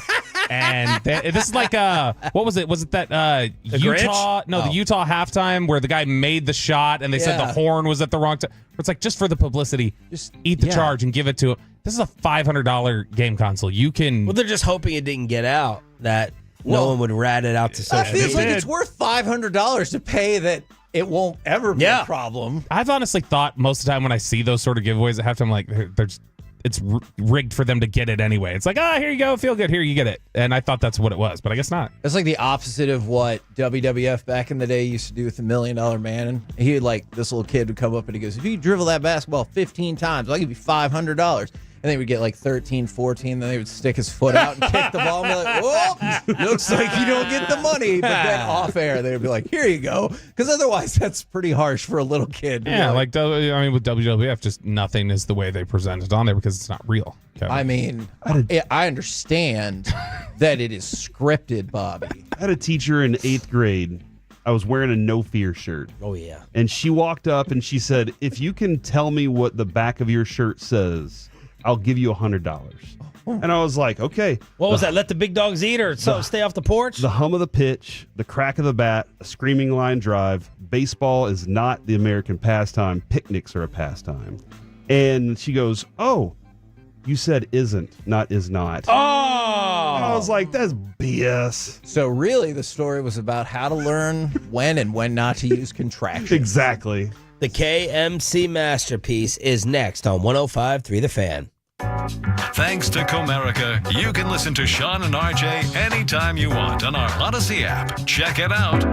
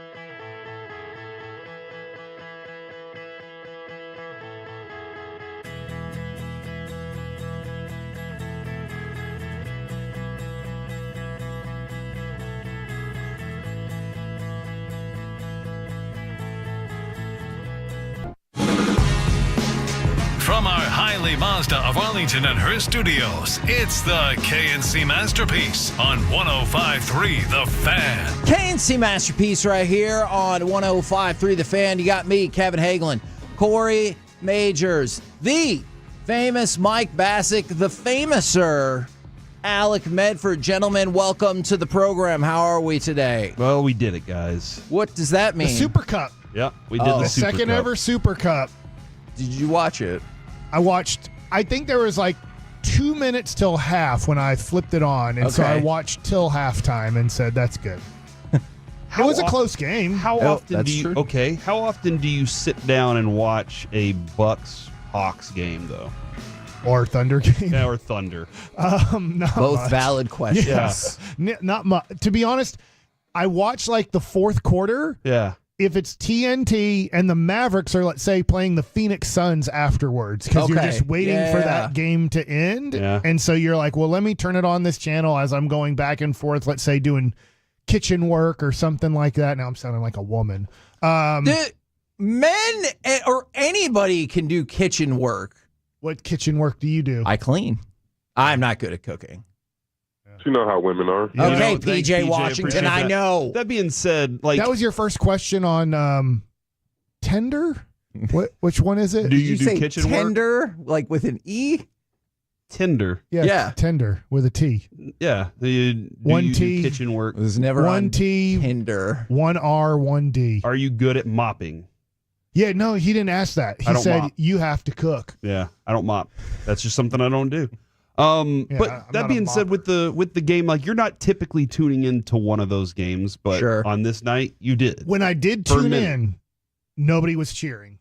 Okay. I remember reading that yesterday in the article. They're like, the issue with Vegas, I talked about it yesterday, is no home there's crowd. no everybody's just kind of there to like watch a show. They're not there to cheer for a team. People from Milwaukee have not now bought tickets. Like there's not 8,000 Milwaukee Bucks fans and 8,000 Oklahoma City Thunder fans traveling for this. So it's just kind of like, hey, we're putting on an NBA game in Vegas and there's this cup thing, and it's like the players are like, I guess they're happy to be in Vegas, but there's not really an atmosphere to the game at all. So they would make shots, and it was just kind of like, all right, he made a shot. Let's see what happens It next. went in. It's like an all-star game. I want to throw this out there because this is amazing to me on the Frankel and Frankel Injury Attorney text line 877-881-1053. These texts came in within 2 minutes of one another. From the 214, top 5%er, 64,894 minutes. Damn. And then from the 903, 68,419 minutes. Those people Our best listen friends. for more than 68,000 minutes, and they're only 75 minutes apart? Yeah, That's crazy. Y'all are best friends and didn't even know. Like, may not even know that y'all are best friends out there. You think I should give them one another's phone numbers? Dude, did you see Tolo Alex? Oh, no. 89,000 minutes. Holy moly. Look at you, man. 41 weeks listening streak. That's awesome right there. Thank you, Y'all are the guys. best. Tweet us. Let us see those. I don't even have a 41-week streak. Oh, well. I went to Italy. Yeah. That is a really good point. All right. Thank you for that, Mike. That is an excellent point. All right. Let's start things out. Give me cut number 3. Evans at the bottom of the screen on first down. Play action. Mayfield. Evans, touchdown, Tampa Bay. All right, let's scout some of those Tampa Bay Buccaneers. Just a reminder, though, we have a Cowboys ticket giveaway in the 10 a.m. hour. That's this hour. And the noon o'clock hour today. So you want your opportunity to win a pair of Dallas Cowboys tickets. We will have it for you. All right. Is Mike Evans the first person that you think about when it comes to Tampa Bay? I know Baker Mayfield has obviously played significantly better. Okay. And that's it goes to it every time. It is Baker Mayfield. Okay. But I should think of Mike Evans he's the best player on the field for them every year. But the first person I think of is Baker Mayfield right now. And whenever it wasn't Baker, it was Jameis or whoever else at the time. And then it was Mike Evans because Mike Evans doesn't get appreciated enough.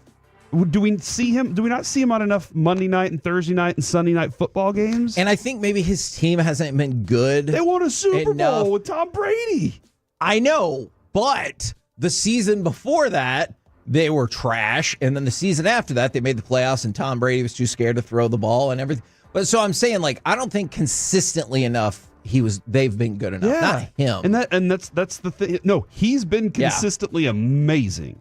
But he's not the first person I think of. Now, the first person I need to stop is definitely I go out there and try to stop him first. And then we'll figure out how to limit what Baker's doing. Now, this is a Tampa Bay team that has absolutely been on a roll. They were 4-6, so they were kind of on the brink of the season getting away from them. Now, I realize the division they play in, the Falcons, who just switched quarterbacks, faltering, has a lot to do with this as well. But they've broken off 4 straight wins, and it was that last game that I think really caught people's attention, because before that, who did you beat? The Giants, the Panthers in overtime, in Las Vegas. So literally 3 of the worst. Maybe you think they're the 3 worst. Maybe you think they're 3 of the 5 worst teams in football. And so those are the teams they were beating. But then they play the Chargers, and they beat the crap out of them on the road. I know the Chargers defense has had some slippage the last couple of weeks, but man, they smashed them. So now you're playing a Tampa Bay team that's won 4 straight, dominated on both sides of the ball against the Chargers. This is and that's leading their division and has a very clear path to the playoffs. This is a focused Buccaneers team coming in. There are a lot of cues on that defensive side of the ball right now, questionables, and that's one of the factors there. But Cade Otton and Sterling Shepard have been productive, and I'm like, what? Sterling Shepard's still in the league? Was my first thought. I definitely thought you made a mistake when you said that. When I saw it, I was like, is there another Shepard that I didn't know about? And it's him, and he's a target for Baker. So their defensive side of the ball, I'm wondering how tough they're going to be. I've always looked at them as they always have a good, tough defensive line. Yep. Their linebackers are going to be pretty good and fast and can follow. And you're going to have to find ways to beat them in the cracks of the game. So looking at that defense, Levante David. So this last week, 12 tackles, 1.5 sacks, 3 quarterback hits. He has 5.5 sacks on the season. But the point is, he's getting to the quarterback, he's making tackles, and he's agitating the play. Like whether you want to focus on pressures, quarterback hits, tackles in general, Levante David is making an impact. And then you see that across the entire defense. While I'll admit, I have not been like super focused in on Tampa Bay since they had their bye, which I came at a perfect time for them because they had lost 4 straight. Now, they were close games. They went to overtime with Kansas City. If you remember, we were all like, you didn't go for 2 there? Okay. And you lost really close games against Atlanta, San Francisco. Then you get to the bye. So, all right, let's reset, take a minute. They've won the 4 straight since then. And defensively, they have been phenomenal. Since their bye week, Tampa Bay is giving up 15 points per game in the last 4 weeks. That's the fewest in the NFL. You look at the money downs. Last week against the Chargers were 0 for 6 on 3rd down and 0 for 2 on 4th down. So 3rd and 4th down, they kept the Chargers nothing. 0 for 8. So when the defense needed to get off the field, they got off the field, which it doesn't surprise me then that their points per game allowed is so low. Go ahead. Well, this is their toughest game remaining. Yeah, their schedule's a walk from here, right? It's obviously the Sunday night game here against the Cowboys. Then they have 2 home games, the Panthers and the Saints, to finish the year. So they have a good chance of going into the playoffs on a 7-game winning streak. And if that's the case, they'll be on a 7-game winning streak. They'll have won their division. Their quarterback is playing well. I know in QBR he's still kind of stuck in the middle, but their quarterback is playing well. Okay, let me ask you this then. A Tampa Bay team that goes into the playoffs in a 7-game winning streak, when perhaps you think 6 of these 7 opponents, if you like the Chargers, which I think that's a quality Probably win. they're a playoff team. Yeah, with 6 of the 7 wins coming against teams with losing records, teams that are not in the playoffs, how serious do you look at them in the playoffs? Because I guess I won't. Okay. even though it will build up their team's confidence that they have gone 2 months without losing a game. So their belief in themselves will be tremendous. And post-bye. So you could make the argument that, like, hey, we got our time off. We fixed it. But they will either play Detroit, Minnesota, or Green Bay in the first round. I ask you guys this. Do you guys believe Tampa will beat one of those three teams in the playoffs? Because that will be their first round opponent. We don't know which one. Yeah. But they will play either Detroit if they were to falter and fall into a wild card spot, or Minnesota or Green Bay. Because they won't be the 2 seed, because the 2 seed will either be Philadelphia or the winner of the North. Yeah, so they'll be the 3rd or the 4th seed, which either way will match them up with one of those 2 teams. I don't. The one team I wonder about if they got to draw Washington in the first round, I kind of wonder about that. But you would need Green Bay to really fall off, and you need Washington to finish strong. And if that's the case, then all of a sudden, aren't you like, well, Washington looks really good going into the playoffs? So my prediction right now would be they're still primed to lose in the wild card round of the playoffs. But if you're Tampa Bay, you're probably not considering such things right now. And instead of just saying, hey, we have an easy schedule down the stretch. We've won 4 straight. We can clearly go take this division. Do they look at the Cowboys as part of the easy schedule? I think probably, just because, and I'll go back to this, there's 16 teams in the NFC. In the playoff seedings right now, the Cowboys are 12th. So if for the last 3 years, leading into this season, the Cowboys were in that 3rd tier of we're good, but we're at the top of the 3rd tier. So we're almost 2nd tier, maybe even 2nd tier. They're good. Yeah. And this year they're at the bottom. They're not the worst. It feels that way, but they're not the worst, but they're still in that good, but not the worst. See, I don't know if I agree with that. I think they might be the best of the worst. You know what I'm saying? So which is probably not that big of a difference. A little bit lower. If you're the worst of the middle or the best of the worst, like, that's probably not that much of a difference. But to Mike's point just a second ago, I do think Tampa Bay is going to be really keyed in on this, because this is probably the toughest game they have left, especially because their other 2 games are at home. Yeah, and you could see where maybe their last game is a meaningless game they sit out. They've won the division. I don't know how much they'll care about the 3 versus 4 seed. You have the home game. Most likely, if you win, you're going to go on the road and play the 1 seed, which will have a bye, or the 2 seed, which most likely will win their game. I guess you can't assume anything, but it'll just be for them. They could be like, let's sit out this week, make sure we're completely healthy and ready to go next week for the wild card round. And I did see somebody bring up from the 214, I hear you. I don't know how relevant I think that game is anymore. Tampa Bay did beat the Lions in week 2. By the time you play again, that will have been 4 months ago.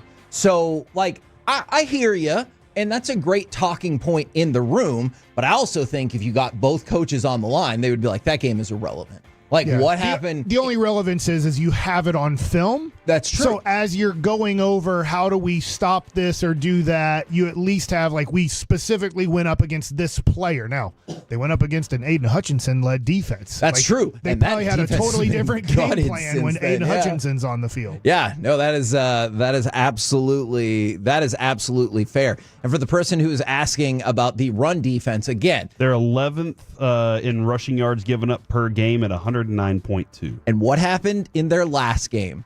They held the Chargers to a season-low 32 yards rushing. So I know clearly Rico, especially behind the pick-up player offensive line, has been really good. But this is the best defensive line you've seen in that stretch. And the Bucs are coming off their best, probably defensive performance of the season, or certainly one of their best, and their best rushing defense performance of the entire season. So this will be the best one that they've seen so far. I'm not saying as Rico's gotten ramped up, and I'm not saying that means you don't start Rico. I'm just saying the trend is not in your favor. Tampa's getting no attention as you're talking about. Like, look, we haven't watched a lot of them. We see their highlights. We see their results. Sunday night football, they're going to play the Dallas Cowboys. I get Dallas is not a good team.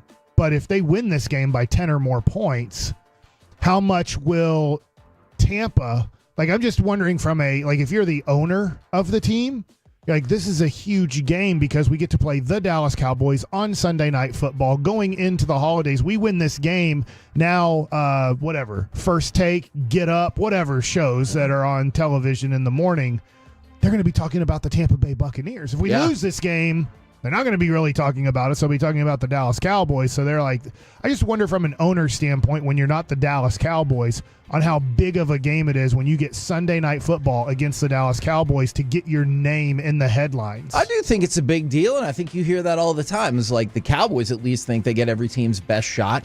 So I think when you factor that in, when you factor in the next 2 weeks from here, I think all of that absolutely comes into play. But you're going up against a Tampa team that, like, I'm not going to lie, I still don't think is that great. But they always play too deep. I know that. Tampa 2, I like it. Do they still, though? They have to. Because it's Tampa's in the name. Yeah. But obviously, I don't think the Cowboys are that great either. Yeah. So we're the KNC masterpiece. I think we're running the flex offense. Right here on 105.3 The Fan. Coming up next, I'm really excited. I've wanted to do this for a couple of days. Do the Cowboys have two of the best offensive linemen of all time? And which one is the best? Plus, we power rank the quarterback rankings. All of it next on The Fan.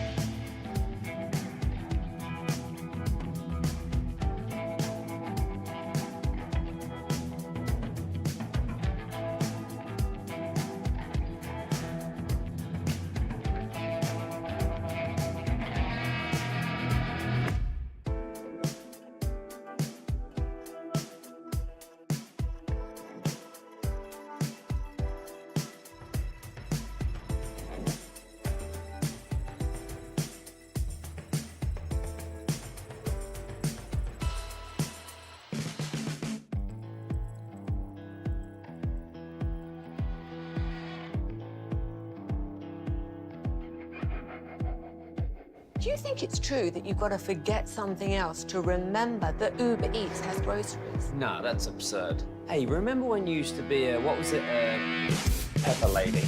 Pepper Lady? What are you, Cinnamon Sisters? Razor Blades. Saffron Squad? Nutmeg Maidens? No. Nutmeg Maidens. I just said that. Was it Spice Girls? Doesn't sound right. Was it Saffron Squad?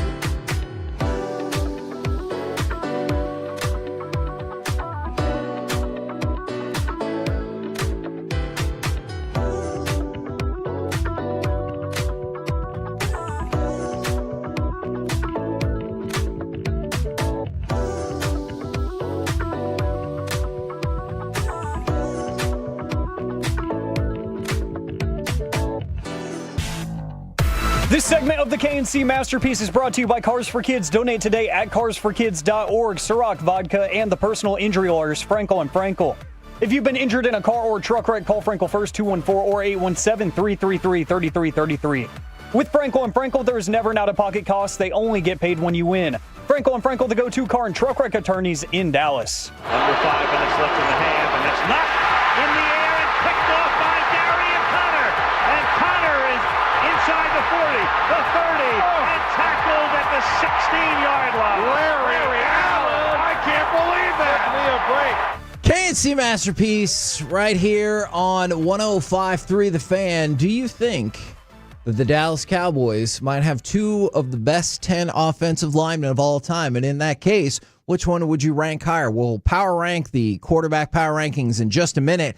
But I also love from the 469, 50,897 minutes listening this year, top 5. From the 260, 102,562 minutes. Sorry, guys, I went on vacation 1 week and I didn't get to listen. That is amazing. And from the 903, platinum status, top 5 of 105.3 The Fan listeners. And what I love is how many of these people we're hearing from, which also means we have a gigantic amount of people listening. Did you see Mooney to Mayer's number, though, Kevin? I saw it on Twitter. 125,243 minutes. That might be the number one listener. They call that Moody Madness. Moody Madness is what they call it. That is absolutely amazing.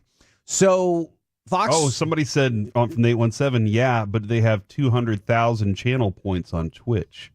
I didn't even think about the Twitch channel points. That's a good point. Look at that, Twitch. Let us know how many Twitch channel points you have in the Twitch. In your face. On the YouTube or here in the fan text. So Fox Sports put out a list of the 10 greatest offensive linemen of all time.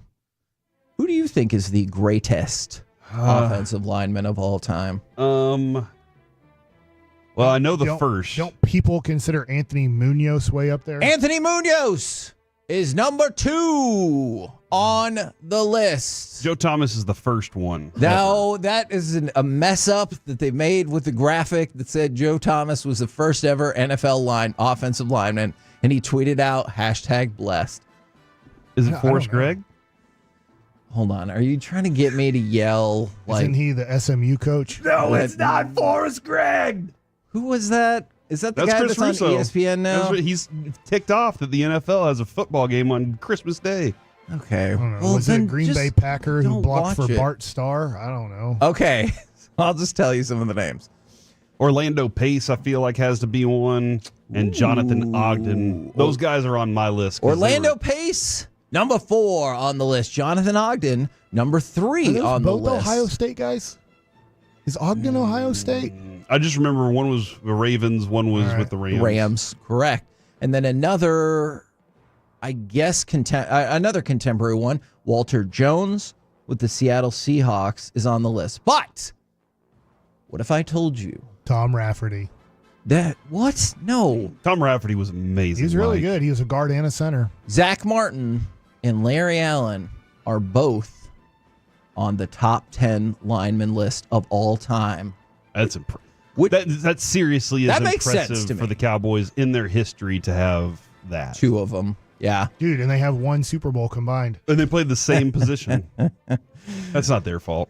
That's true. That's not their fault. It's probably the Joneses family's biggest regret. Is that Larry Martin Allen only has 1 and Zach Martin didn't get it. And Romo. Probably their biggest regret. And They'll Dak. probably change the way they do business Wade based Phillips. off No, they that won't. regret. They don't. And Cooper Beebe. It's like, we really regret They're that Tony Romo thing, and we're going to do it exactly the same way for the next quarterback. Yeah, Right? they continue to give out contracts the exact same way, which leads to the excess of dead money.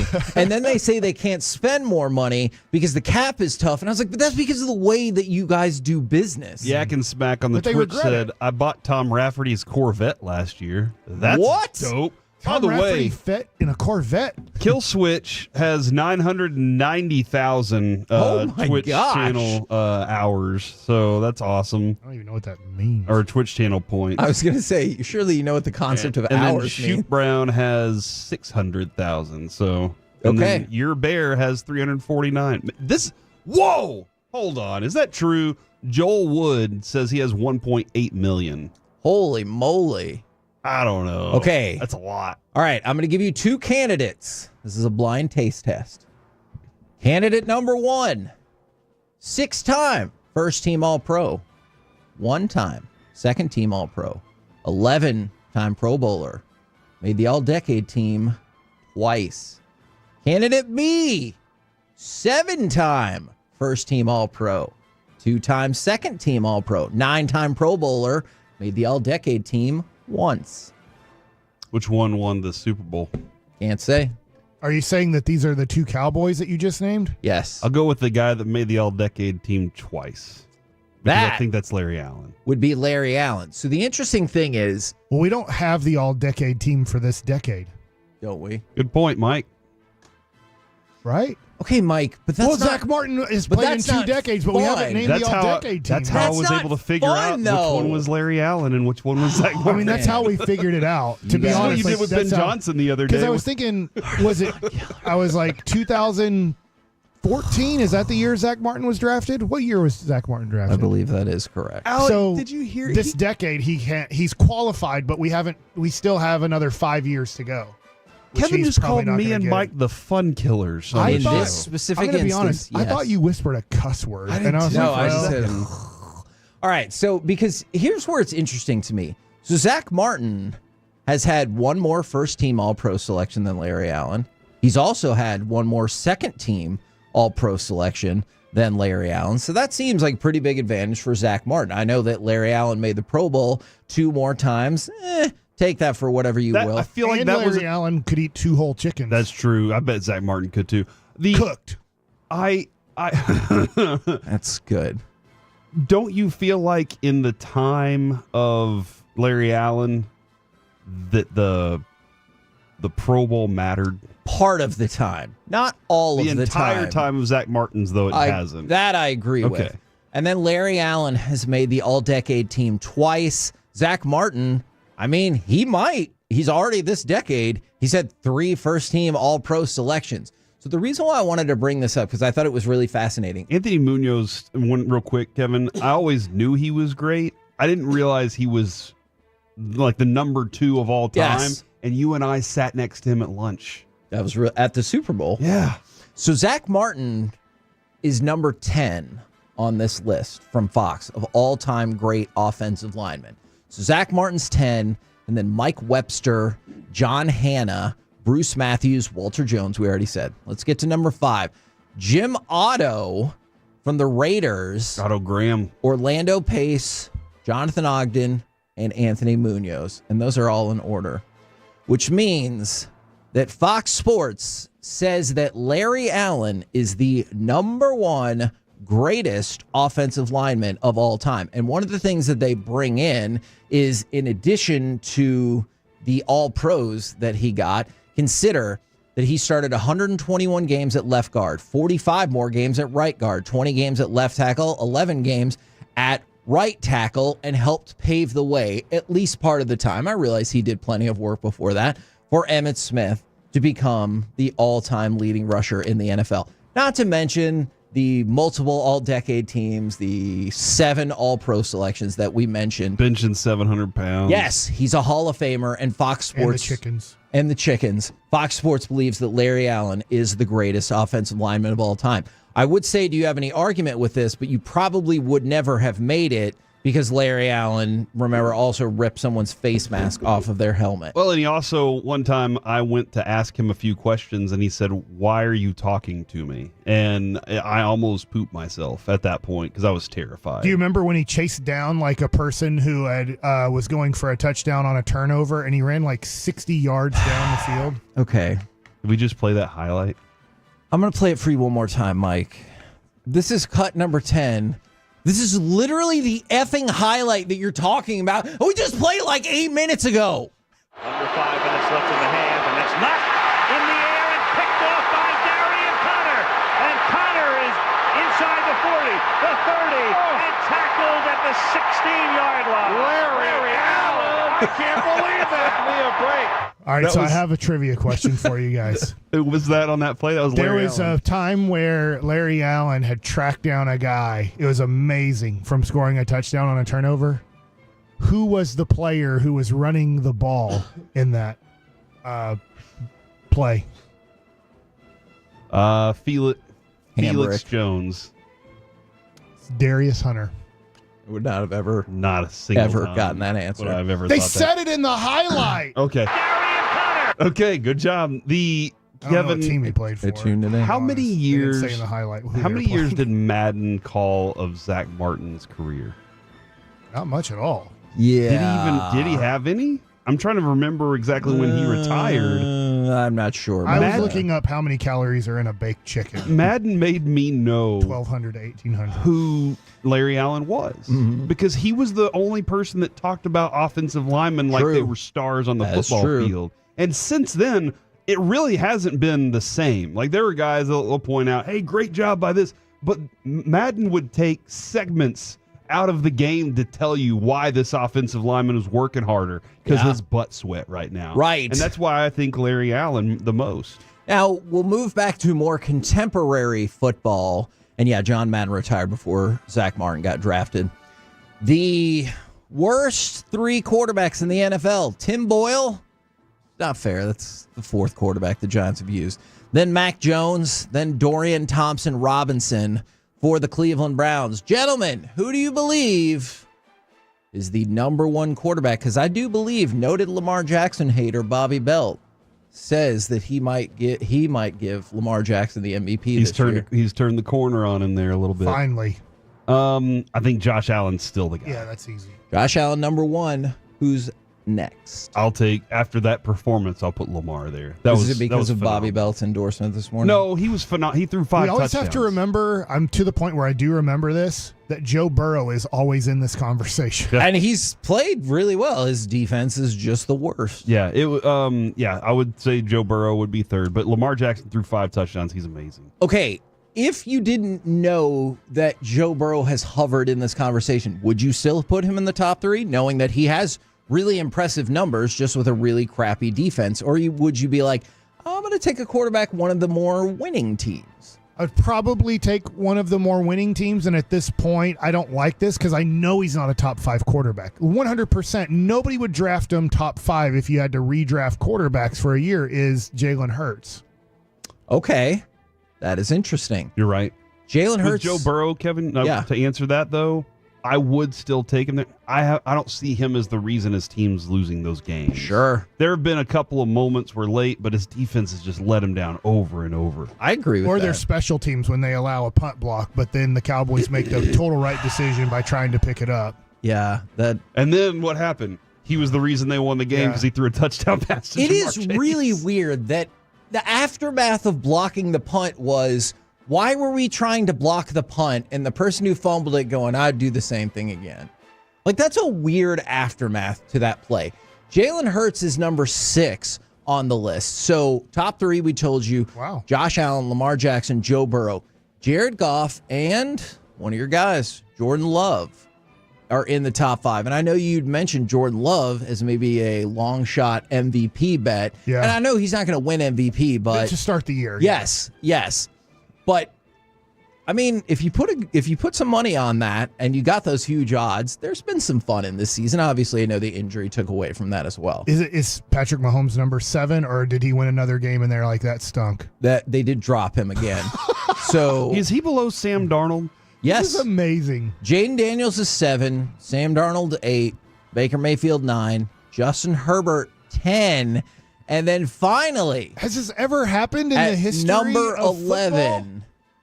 Football? What I feel like most people would agree is the greatest quarterback right now, and the greatest quarterback of the past generation. It is, in fact, Patrick Mahomes This at is amazing. number 11. It doesn't make any sense to me, and I don't think that's right. I agree. Like, this is too much hate for a dude who everybody knows is the best. If you drafted quarterbacks, everybody would take him number 1. I get that Josh Allen would be a strong consideration, and Joe Burrow would be a consideration. But come on, guys. Like, if you're doing this, the guy wins every game except one, and we all knew he was going to win if Buffalo kicked a field goal. Like, if Buffalo decided on that 4th down play, we're going to kick a field goal, go up by 5, I believe, they're like, don't do it, because if you give the ball back to Mahomes, he's going to figure out a way to win. And they're like, yeah, he's the 11th best quarterback this year. And if you just focus on, let's just even focus on individual statistics. I also have an issue with that. In the last 7 games, Patrick Mahomes has 14 touchdown passes and 2 interceptions. Both those interceptions were in the same game. So 6 of the last 7 games hasn't thrown an interception. 14 TDs versus 2 interceptions. To your point, this is such fantasy football, because what is he supposed to do when he gets up on Cleveland 21-0 and he has a crap offensive line? Yeah. You want him forcing the ball or getting rid of the ball quickly? Or do you want him to play, I'll call it this, conservative football. Troy Aikman football, where you're not going to put up the stats, but you're gonna ensure that you get the win? I got it at the beginning of November when he had like 8 touchdown passes and 9 interceptions. I'm like, okay, I get it. He's still awesome, but he's not having the most awesome season. I think this is unfair. Somebody asked about Bo Nix. Take this for whatever it's worth. Bo Nix is down at 16, and C.J. Stroud, who we've talked about, has struggled mightily, in part because of his offensive line as well, is 15 on the list. If you're 13-1 and you've quarterbacked all the games, you're a top 5 quarterback that year. Like, you can be 5th. Like, you can be like, I can't believe Sam Darnold's 13-1. But I'd be like, he's 13-1, man, and he's played all the games. Yeah. Like, I got to keep him in the top 5. I'll put him 5th. I won't put him higher than that. And the best quarterback in the NFL are like, yeah, 11th. Well, what's his record? He's having a bad year? No, he's 13-1. He lost to the number 1 quarterback in the NFL. We have him rated number 1, and he's going to win the MVP. That's his only loss this year. 11. We're the KNC Masterpiece right here on 105.3 The Fan. Coming up next, it's time for Baseball Nuggets with Mike Bassick. Will the Yankees regret trading for a non-Yankee? Next.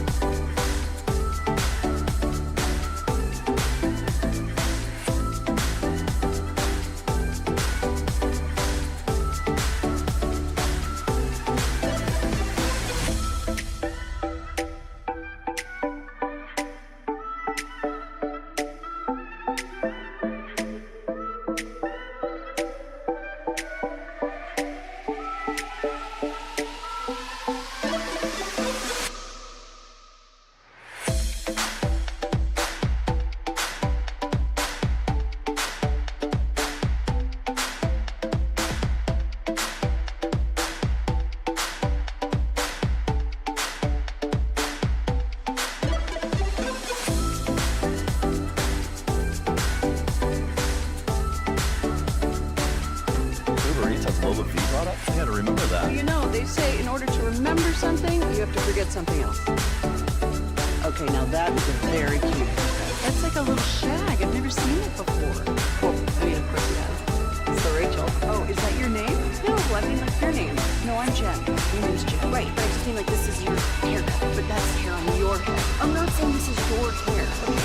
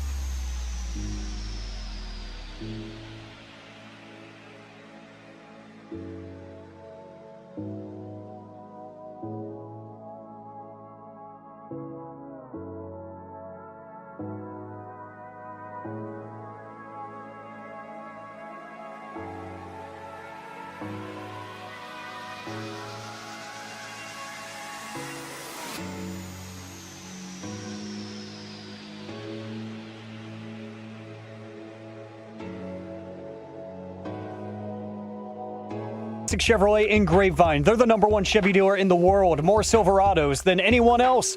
This is Texas. This is Classic Chevrolet. Together, let's drive. Based on new Chevy registrations 2023. And a chant for Cody. High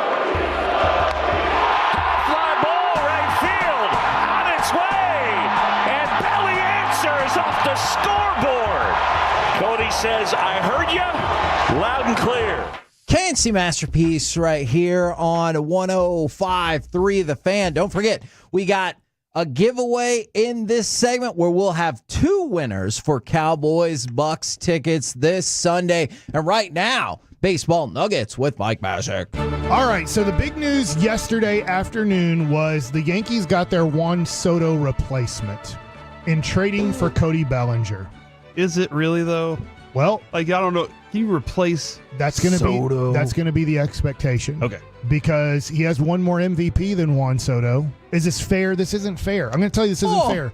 But this is going to be the expectation in New York, is that you traded for a former MVP who is going to play center field, move Aaron Judge back to his natural position of right field.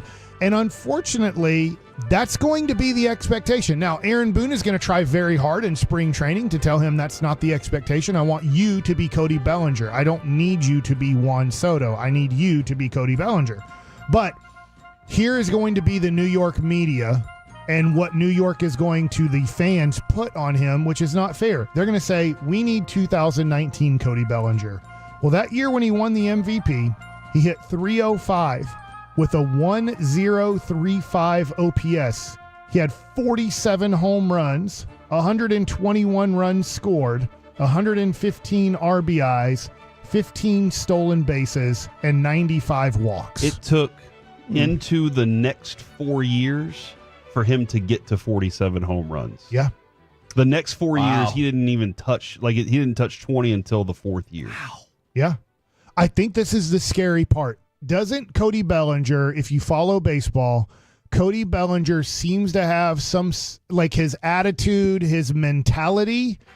I'm not going to put it as low as Joey Gallo's, but it's closer to Joey Gallo than it is Juan Soto. If we have this, your mentality and your attitude about playing in New York, very high on the list would be your Juan Soto in 1 year, your Derek Jeters, your Aaron Judges. You think Adolis would do good in New York? No. Okay. I can see that. Okay. I think there would be way too much pressure. Okay. And this is the tough part. I'm going to stick on this, and then we'll get to that in a second. Okay. Bellinger had 39 home runs his rookie year, 25 the next year, 47, and then just fell off the map, Mike. Yeah. Yeah. And so now here's who he's going to be compared to. Last year in New York, Juan Soto had 41 home runs, 109 RBIs, 128 runs scored, which, by the way, led the American League in runs scored. A 288 batting average, a 989 OPS. He finished third in MVP. He won the Silver Slugger. And that's who he's replacing, and that is who the Yankee fans expect, is they expect him to be very close to those numbers, and he had 129 walks. He's just not going to be that guy. No. And the problem is the pressure that is there. And it's the only place, I will say, that Philadelphia creates pressure, Boston creates pressure in baseball. We'll talk about the other sports. Not like this. And the Dodgers, it's different. No, yeah, it is. And so we see people just because we don't have a history of people going to LA that have been really successful and then dying in LA. Yeah. We do have a history of whether it's recently, Ranger fans would know this, Joey Gallo going to New York and it totally destroying his career.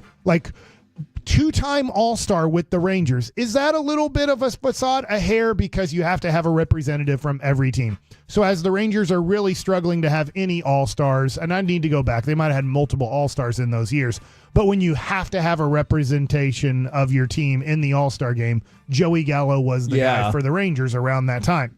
So I look at this and go, I get it. I get why they're trading for Cody Bellinger and they signed Max Fried. And, there's other things that we're hearing the Yankees are going to try to do to repeat as the American League champs and get back to the World Series. But Cody Bellinger, from what I see, the person will not handle New York well. Well, that's not good for him. The other He thing, still got paid. The other thing, too, is I just want to make sure I have this right. When I go to his bio, he grew up in Arizona, the furthest thing from New York pressure, if that makes any sense. And I'm not saying I handled New York well, and I wasn't Cody Bellinger at all. But I did grow up here in Dallas Cowboy world, where they dominate the world of sports in our Metroplex. And can you imagine having an organization? Now we get to this, Corey. Can you imagine having an organization where you have to take into account, can he handle the pressure of our organization? And there's very few. I will say the Lakers do have to deal with that. We've seen so many people fail, leave there and become good, or be really good, go there, and you're like, what is wrong with you? And you're like, the pressure of being a Laker. What is wrong with you? The pressure of being a Yankee. In a way, a pressure of being a Met. It's less than, but the New York press and the New York media, very similar, obviously, Yankees and Mets. It's different because the Yankees are bigger and better. But I just wonder when they traded for Cody Bellinger here, now they did get a little bit of a discount of a $5 million which was nice check, is can Cody Bellinger, being an inconsistent player, being kind of a quieter guy, can he handle that pressure of when he has a bad week, which is going to happen? Can he handle them saying you're the worst player we've ever seen in our lives? I didn't fact check this, but we have had numerous people on the text and in the Twitch point out that Cody Bellinger's wife is an ex of Giancarlo Stanton. Yes, I forgot. I saw that yesterday, and I didn't know that. Like, till if you just want to make the situation potentially more complicated, maybe not at all, but for somebody who may or may not want to be in this situation. The reason I think Adolis wouldn't handle New York well, since you brought it up, Corey, is I think he's a highly emotional guy. And I don't think being a highly emotional guy plays well in New York, as in that you can handle that. Think of Aaron Judge. There's not much emotion there. Yeah. Think of Derek Jeter. Very professional. Not much emotion there. Think of, I'm going to throw out a guy away. Think of Bobby Bonilla. Highly emotional. Did he handle it well? He didn't handle it well. I thought A-Rod took a minute. He did. Yeah. Here in Texas with Adolis, the media, I mean, it's very sparse with him for one. Right. This is one of the most cordial places to play. I think you could ask Jacob deGrom. Jacob deGrom, it took him a moment to realize it because he only had played for one franchise, the Mets. And I know it's not the Yankees. Talk to us every year. But he's like, I'm not dealing with the media. Like, I hate them. And it's taken him time. And then he dealt with the injury for most of his Ranger career so far. But now when he's in the dugout getting ready to pitch or getting ready to come off of rehab, it is amazing how cordial he was. And it took him a minute to realize we're not going to treat you like the Mets. Because when we're not going to treat you like the New York media or the New York fan base. When I asked about Adolis, obviously, because I think in big moments, he's going to be a free agent. He loves to be on that stage for the big moment. But all the other things that you have to deal with. Seager, do you think he could handle that? Or would they let him do what he does here? That's a good question. I think he could handle it, but it would be interesting. Could you get away with never talking to the media in New York or talking to them very little? Yeah, if that's a goal. We're okay with it. We will not bug, we're part of the media. We will not bug the Rangers going, hey, you get us Corey Seager in spring training or we're going to throw a big ass fit.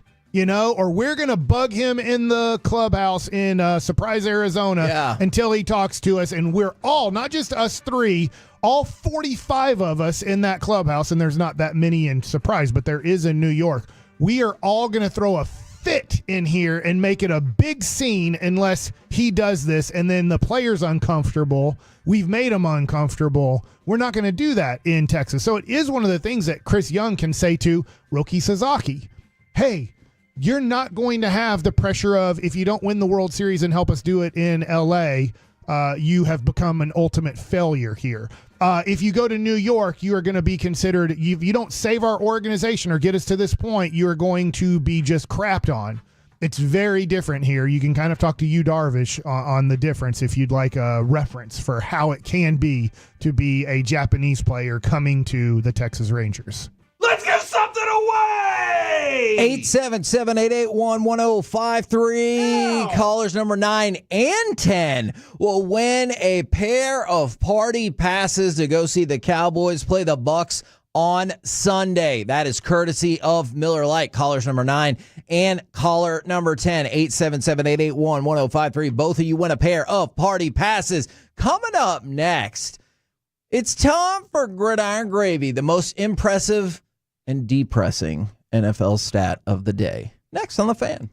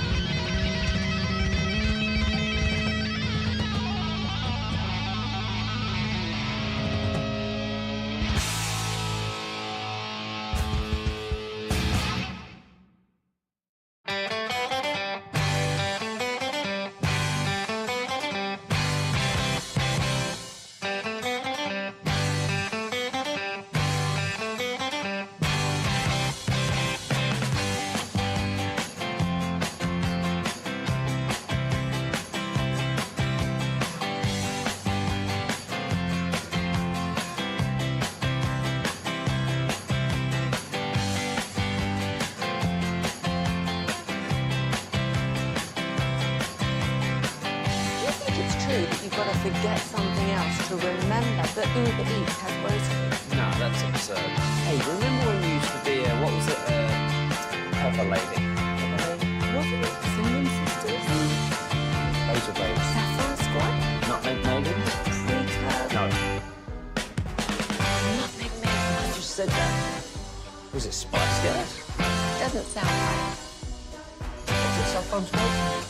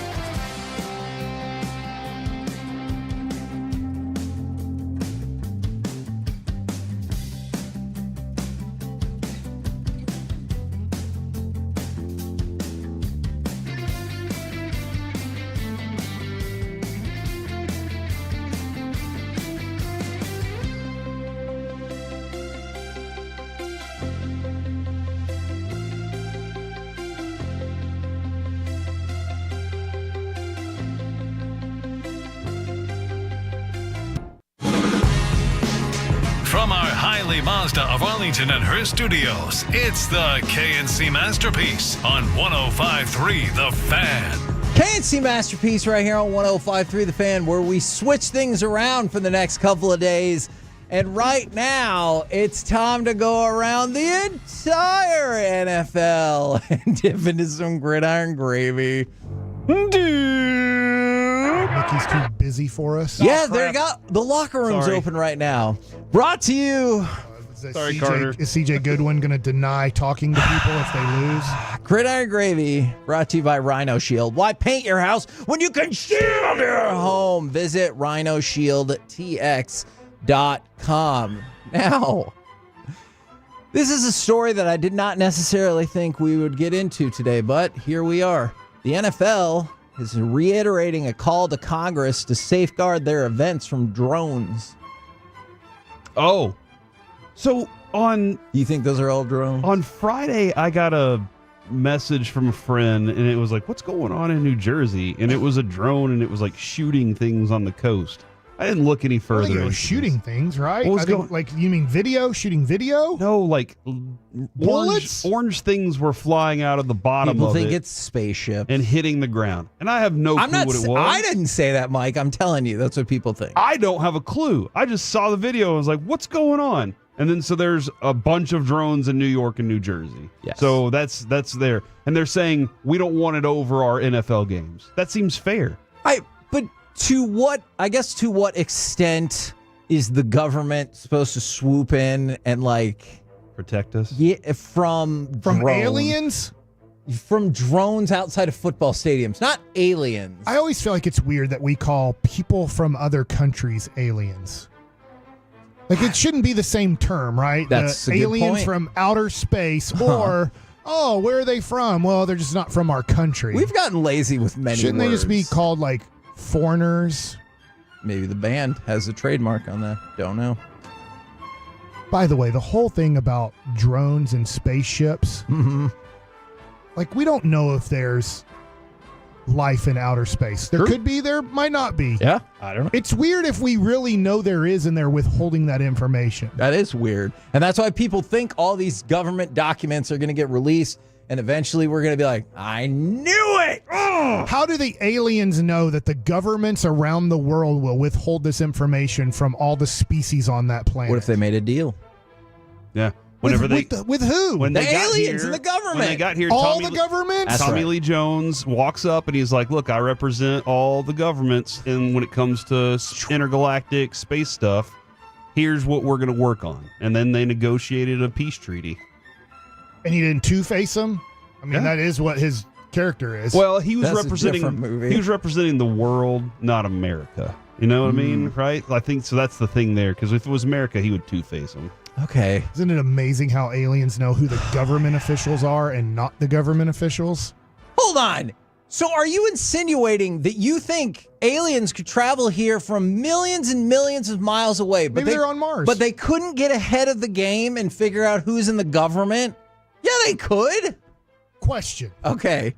Do you think if we could travel that far, we would get ahead of the game and figure out who the people in charge of that world are? If we were traveling there, not just to land there for the first time, but potentially to visit and Because we've been going invade? back and forth Yes, for a while. I do. I still think there's going to be some sort of problems. Do you think that the aliens have a similar government to the Earth? No, not necessarily. But So they figured out our government? If They you gotta could have some figure form out of government. space travel, you could figure out a different form of government. How are they going to get like George Bush and Saddam Hussein in the same room? I know it's the Replicas. same. In the same room at that time. I don't even know if that's when we discovered aliens. Or Abraham Lincoln and whoever was running Russia at that time. Yeah. The I don't know, Russians. who's the Russian ambassador of 1874 or whatever? I don't even This is why I don't usually get involved in these conversations. All right, let's talk about Michael Penix, which in my brain I almost said incorrectly because of you two Nimrods. Alexander the Second. Alexander the Second. He was Okay. the czar at the time. Okay. know. Oh, the telestrator? Nope. That was Mike Fratello. Back to you, Kevin. Hey, did you say Michael Penix or did you say Dan Quisenberry?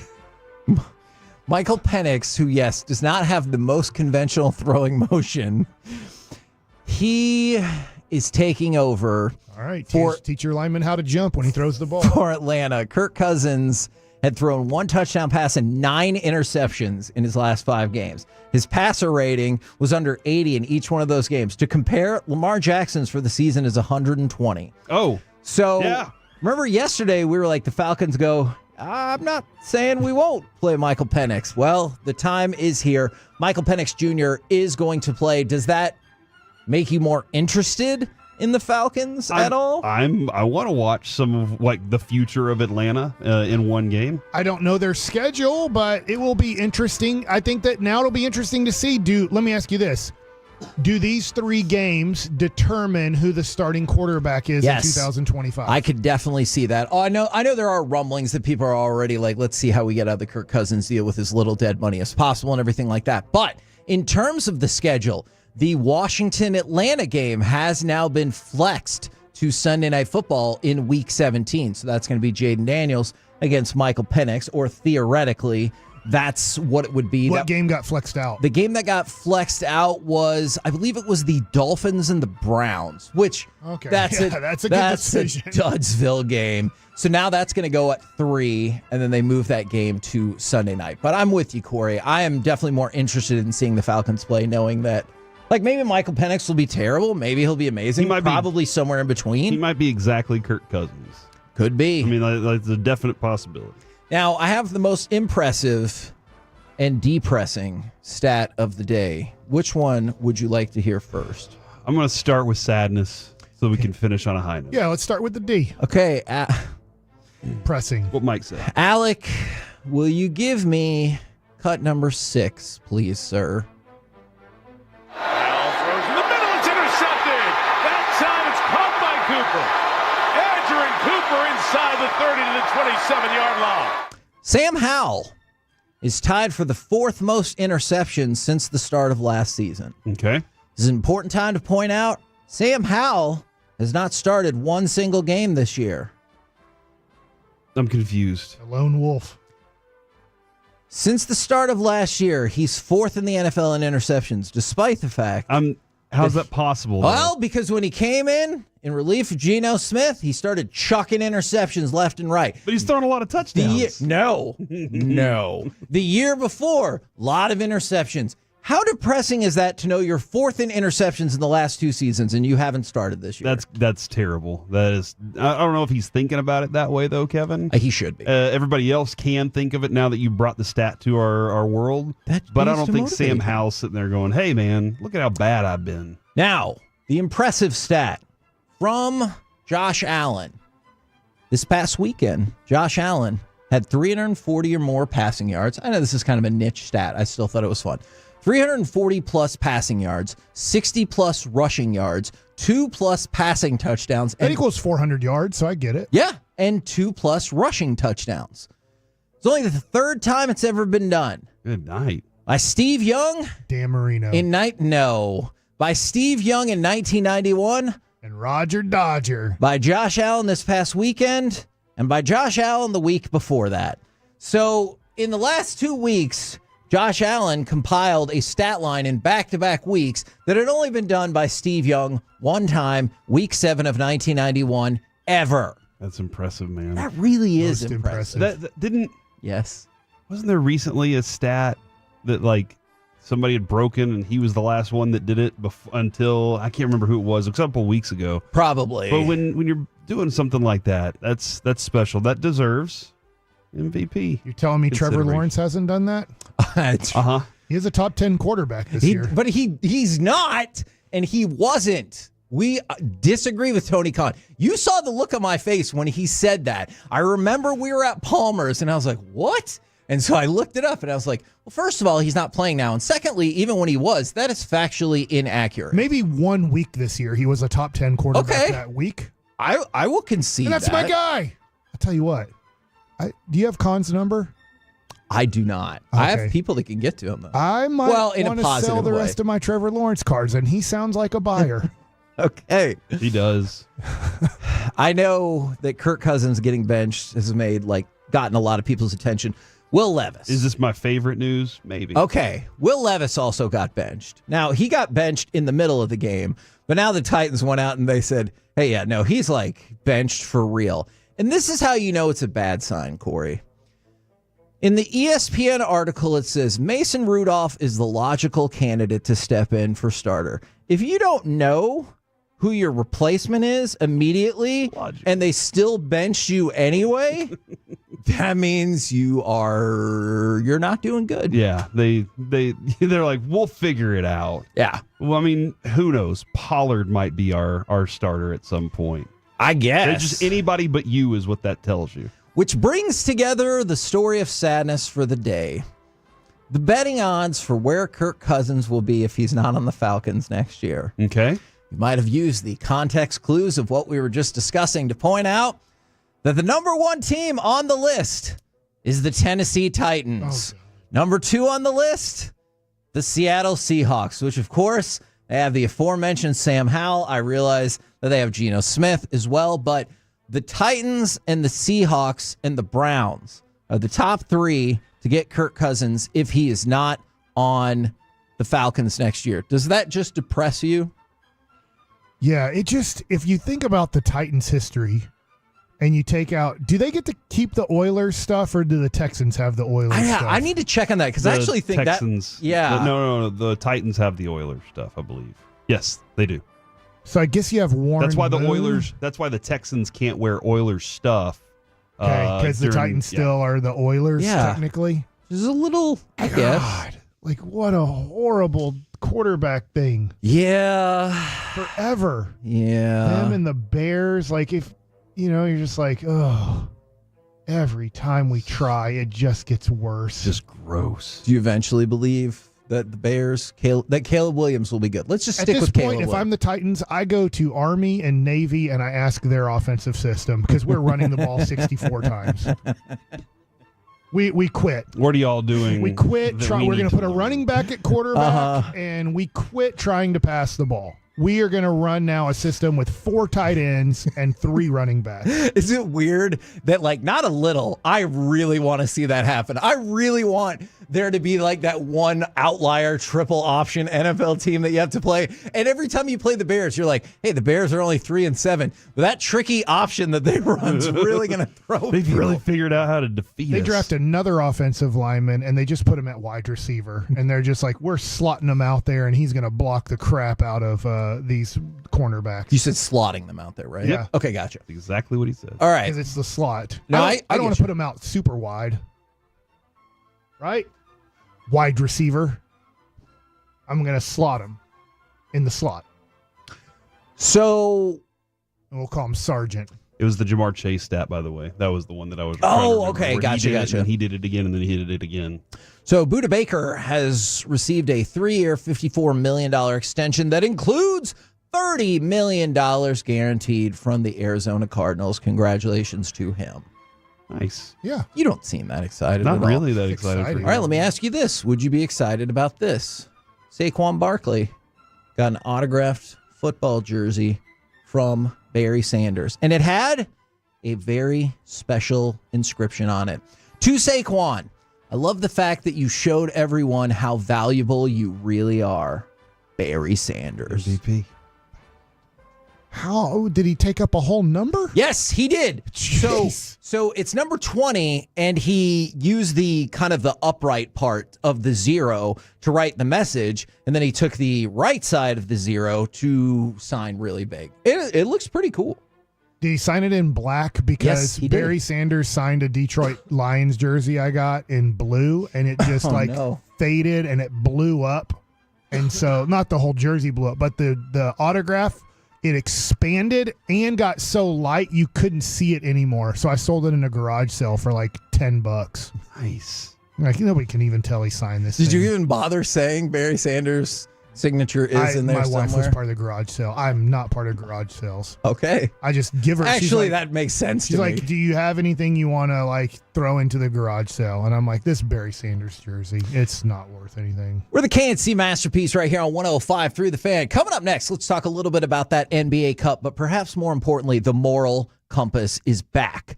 Would you have sold these concert tickets? Next on The Fan.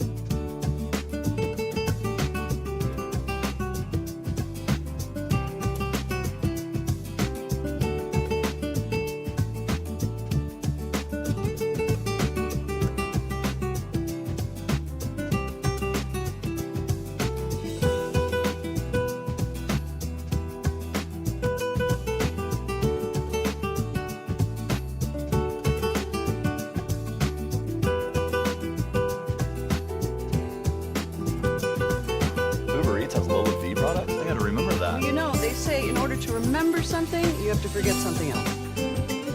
Okay, now that is a very cute haircut. That's like a little shag. I've never seen it before. Well, I mean, of course you have. It's the Rachel. Oh, is that your name? No, I mean like your name. No, I'm Jen. My name's Jen. Right, but I just mean like this is your haircut. But that's hair on your head. I'm not saying this is your hair. Okay, freak me out a little bit.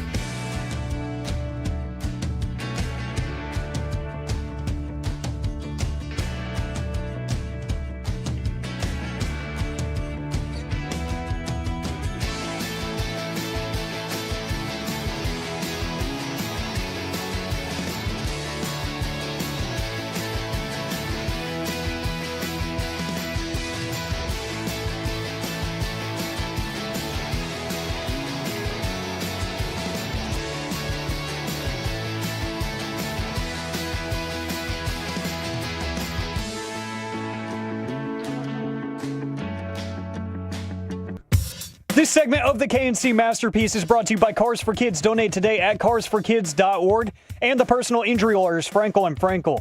If you've been injured in a car or truck wreck, call Frankel first, 214 or 817-333-3333. With Frankel and Frankel, there is never an out-of-pocket cost. They only get paid when you win. Frankel and Frankel, the go-to car and truck wreck attorneys in Dallas. 8 to shoot now. Giannis driving, spinning, got to get rid of the basketball. Gets it to Trent. Quick pass to Lillard. Lillard moves to his left. Fires away from three. And he cans it. Damian Lillard, his 5th three-pointer of the game. You can feel the palpable excitement from the announcer and the dozens and dozens of fans that were surely in the stands. The Milwaukee Bucks defeat Oklahoma City 97-81 to win the second ever NBA Cup. Giannis is named the MVP. We talked about this a little in cross. If people missed it, once the Mavericks were out, I was pretty much done with the NBA Cup, but did it catch any of y'all's attention post-Mavericks? I watched, like I said, I watched the last 2 minutes till halftime. I saw Giannis travel, and they didn't call it, but I guess it's not traveling in this league. And I was just like, it's a good game. It was a very close game. It was in the low 50s, I believe, when I turned it on, and there is a close game. It was 51-50 at the half. Yeah, I guess I just didn't have any interest. That's exactly and the crowd, Jalen Williams made a shot right before half, and like nobody cheered. It sounded like a dead game. You could hear it in the highlight. Even when people cheer, it's like, So I don't know. I think Michael Phelps was sitting on the sideline. Oh, that's cool. He's a swimmer. Yeah, I know. That's true. Like, where's the water? What? Just like humans whenever we're trying to go to other planets. Okay, we have had an unreasonable amount. If you think what we said on air, there's been so much Space extraterrestrial talk off air. I didn't watch. I was not very invested. Ready for tomorrow for the Mavericks to play again. Yeah, I wasn't very invested in I'm with Mike. I was like, man, I can't wait for the Mavericks to get rolling again. And I'll be honest, I don't typically enjoy watching most of the games. I'm like a Mavs fan, so I'm watching them specifically, and I don't typically go, I have to watch this other game tonight that's not correlated or matters to the Mavericks. Like, if there's a game that matters to the Mavericks a lot, I'm usually really invested, but that one didn't. Well, in that case, then, let's move on. Okay. Sorry, did that hurt? No, that's pretty much how I was hoping that would play out. So you want to talk more about it? Well, I didn't know. I thought we were going to commercial break because we screwed up. No. We have more. It's time for the moral compass. You are my counsel. The one I turn to when I need my moral compass checked. We have forged this relationship for years, and I depend on it.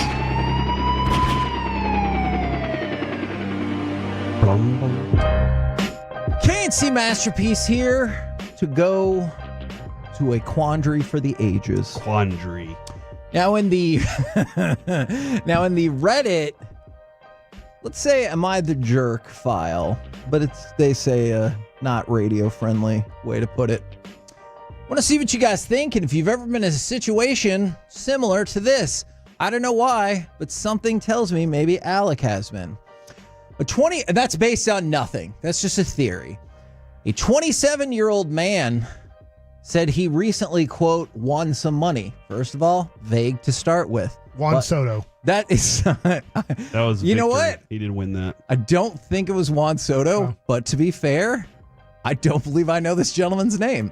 And he opted to buy tickets for him and his girlfriend to go see Taylor Swift in Vancouver right towards the end of her, world-dominating tour. And Bryant Reeves. Yeah, him and Bryant Reeves. Big country. Yeah. So the man, 27, and his girlfriend, 25, he said his girlfriend was a massive Swiftie, and he knew that this would mean... Like heavier? No, I don't. How much were the tickets? Well, we're going to get to that. All right. I knew. Stop interrupting Mike so I can get the facts. $1,500 apiece. No. He said he spent around $800 for 2 really good seats. He's fibbing. He's lying. They don't care about her in the Cougar. He must have gotten those on the day of. And No, he did not. Trust me, he did not get them the day of. Dude. Because of what we Good will get seats to. for Taylor Swift. Hey, that's not the point of the story. It's the $3,000 a pair. I don't think you got the story right. I'm listening. All right, so here's the facts. Man 27, woman 25, Swift tickets. That's all I know. $800. Okay. However, Oh yeah, $800. he discovered that his girlfriend had been, quote, secretly meeting up with her work friend for months after he found flirty messages between the pair in their Instagram DMs. Work friend to man? The man said, when I confronted her, she tried to deny it at first, but eventually admitted that they had kissed several times and been having an emotional affair. Hold on one second. Are they married or their boyfriend, girlfriend? Boyfriend, girlfriend. Yeah. Oh, that's bad. Hold on, Corey. What do you think about that? But hold on. You said he found them in her text messages? Her Instagram DMs. Why the F is he going through her Instagram Because he was DMs? suspicious, I'm sure. All Now, Yep. I Don't get do it, that. but that's always Don't a look. tough counterback when they're like, why were you going through my phone? Don't And I'm look. like, I don't feel like that's the most pressing issue Don't at look. the moment. You shouldn't have looked. Okay, fair, Boy, but high school kids, they know how to hide DMs. Oh yeah, they do. Have you been looking for DMs? No, but we had to we go to Sue's nurses are usually younger. Okay. And so they know all the tricks. Okay. On those social media things on how to hide them from parents. Oh, it's fact, dude. They try. All right, so Brandon probably has some DMs. I'm sure. 25-year-old women. Girlfriend, work friend. Not. The They girlfriend kissed. and the work friend hooked up, and then kissed, and then she said they were having an emotional affair. At which Emotional point, entanglement. don't you argue? No, you're having a regular affair, right? If you're kissing and stuff. They kiss. Do you call it an affair when you're just boyfriend and girlfriend? I don't. Oh, I okay. think an Call it affair is with a cheating. married person. Okay. It is cheating, a but person affairs, has to yeah. be married in the relationship for it to be affairish. All right, we'll just go cheating. An affair Then. sounds so much worse than cheating. Yeah, it sounds official, like you've done something really bad. So then the man sold the tickets, and this will fit more with your price range that you were looking for. He said he ended up selling the 2 tickets for $2,400. There you go. Which is triple what he paid. He said the tickets were meant as a special experience for us, and he couldn't stomach the thought of taking her after this betrayal. Did he sell them to the person she was cheating with? Because that was like, hey, I know she really wants to go to this show. I believe it was an unaffiliated This might party. be a great. This might be a great date way for you I guys believe to it really was an connect. unaffiliated party. I think she was going to sleep with me after this concert, but obviously Aren't she's that- just thinking about you. Mm-hmm. So here are some tickets, but you're going to have to pay me quite a bit of money. The girlfriend, now ex-girlfriend, has been blowing up his phone repeatedly and saying that he was petty and cruel and that he ruined her dream and that the tickets were a gift, so they belonged to her. And now her friends have also been messaging this fella saying that he's an awful person and he sold those tickets. Where's PJ Washington? To her, to hurt her. All right. First off, You know how women are. Yes, PJ Washington, thank you. the ruining of your dream part, and it was cruel. Yeah. That's a cruel summer. That's a song, Kevin. Don't you think it was more cruel for her to kiss I think that was a other Karate Kid. She screwed up. She messed it up. She messed up. Cheat on him after the concert. Yes. I don't Wait is till that- later. If Hold it's on, a is dream, that the message? if it's that important to you, Yes. Like, let's think about this. If it's that important to you, the Cowboys are going to the Super Bowl. Uh-huh. You're not married. I'm not putting this on you with you and Jess. You're not married. Thank you. You're possibly liking another woman. Uh-huh. But you're in a relationship with this woman who got you the tickets to the Super Bowl that you're going with. Mm-hmm. You know that if you cheat on this woman, which you want to desperately, You could get caught. you could get caught, and you know that that could cost you your tickets to the Cowboys Super Bowl. You wait to make out with this other woman until after the Super Bowl's over to ensure you go to this. If it's that important to you, don't kiss other men. And you never had the gift in your possession. Okay. Possession is 10/10 of the law. I don't believe that is the saying at all. Yeah, this isn't a 9/10. Yeah, like if he's giving you an engagement ring, I believe that's I still think that's you a should give it back. gift. You should. I still think you should. But I feel like at that point, you start making out with other men. Yeah. Maybe that's your ring. Yeah, those tickets. Even though it shouldn't be, because you've really effed up the situation. those woman. tickets were that he got them. He had them. Yeah, they're his tickets. Yeah, those are his. Those aren't hers. She knew nothing. She's just a girlfriend. Now, did she pay It's a anything big for 'em? word. She did not. All right. Girlfriend. Yep. Then there you go. Yeah. That has such little meaning. I'm kind of with Mike on that. What? Boyfriend. He's my Mar- boyfriend. He's my I feel- girlfriend. That's just friend. All we did was put a sex in front of it. I put so much emphasis on the marriage part of it, like, and the importance of it. Beyonce takes it to another level. Yes, I They agree weren't with that even too. Beyonceing. Okay. It's not quite as serious, but because I still think you can. When did Jess become your lover? No. Like, at what point did you feel like, all right, she's gone from No. girlfriend? She went from girlfriend to fiance to wife. Those are the. If you were to say she was your lover at some I point, would when not. Had to did be that? it has to be after we got When did that- married. After marriage. Yeah. Yeah. Because you can't love somebody like that Exactly. until after you're married. Shout out Well, to Brandon. that's true. So You can. It's just a sin. what's really caught up with people on the fan text though is from the 314. They did more than kiss. From the 972, they did more than kiss. From another 214. I'm with you. Yeah. You got to have a burner phone for that kind of thing. And then somebody from the 972 said emotional affair is how a woman tries to let you down lightly when they've legitimately already slept with that other person. Yep. And then other people are like, what grown people just stop at kissing? So a lot of people have gotten caught up with, they don't believe this woman's story to begin with. What are the girlfriends of the girlfriend doing? Oh, you're such a bad guy. Your friend cheated on me. Are you acting like that too? Open your eyes, women.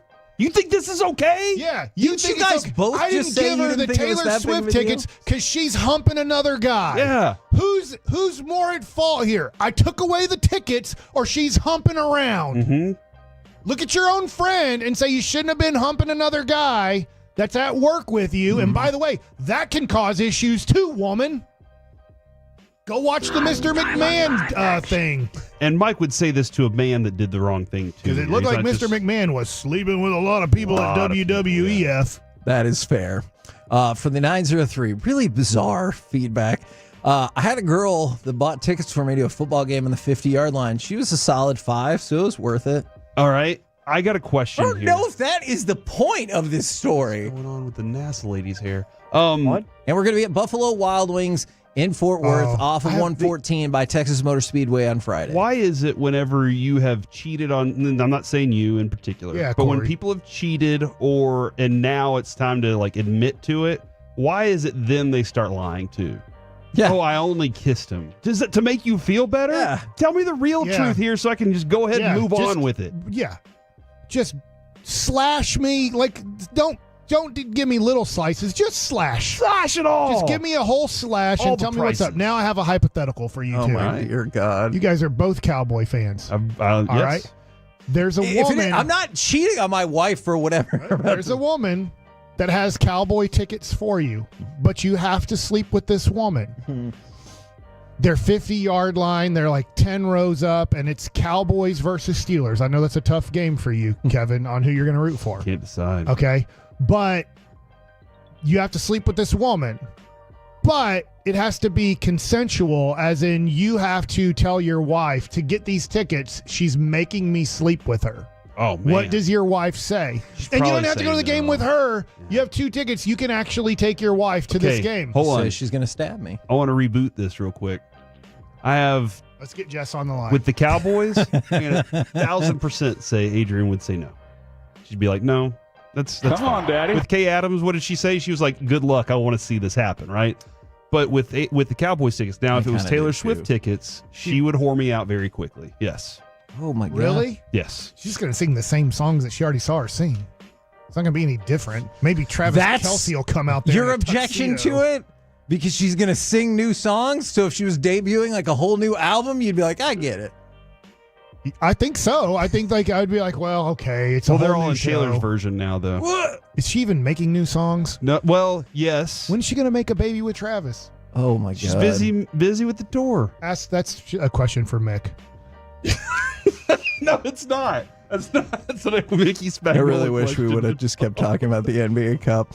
We're the KNC So masterpiece. your answer's Jess is going to stab you if you ask the question? Correct. She says you can do it and I'll stab you. Yeah, will that be her actually is a answer. fact. What if you ask first? She'll just say, yeah, go ahead and I'll stab you. It will be her That's the answer. agreement they have. Will she still go to the game with you?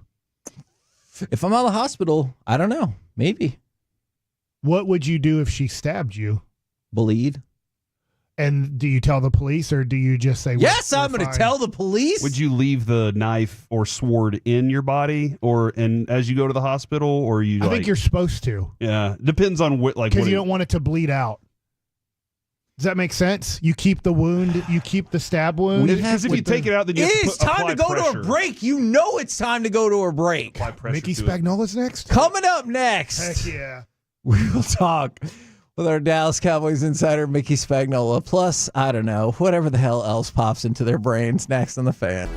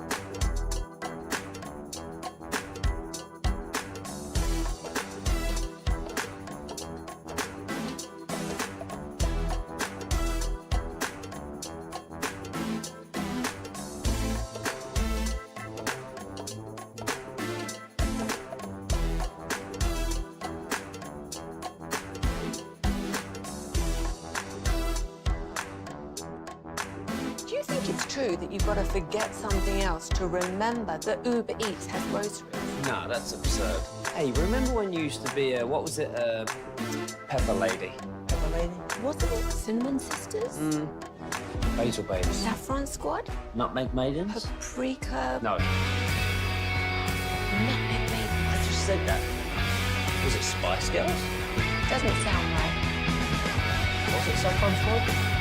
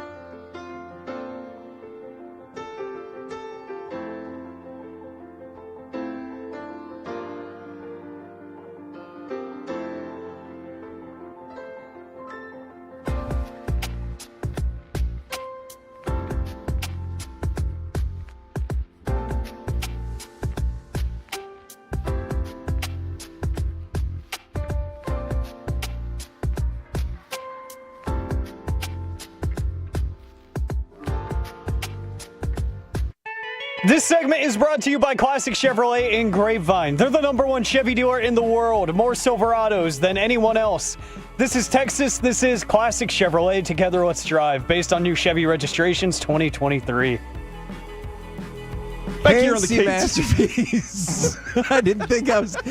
Look, as weird as our off-air conversations usually are, that one was next level bizarre with so many questions and thoughts that would just get us banished from terrestrial radio. No, don't say whatever you're gonna say. I don't know what you're gonna say, but if it's anything about what we were just talking about, don't say it.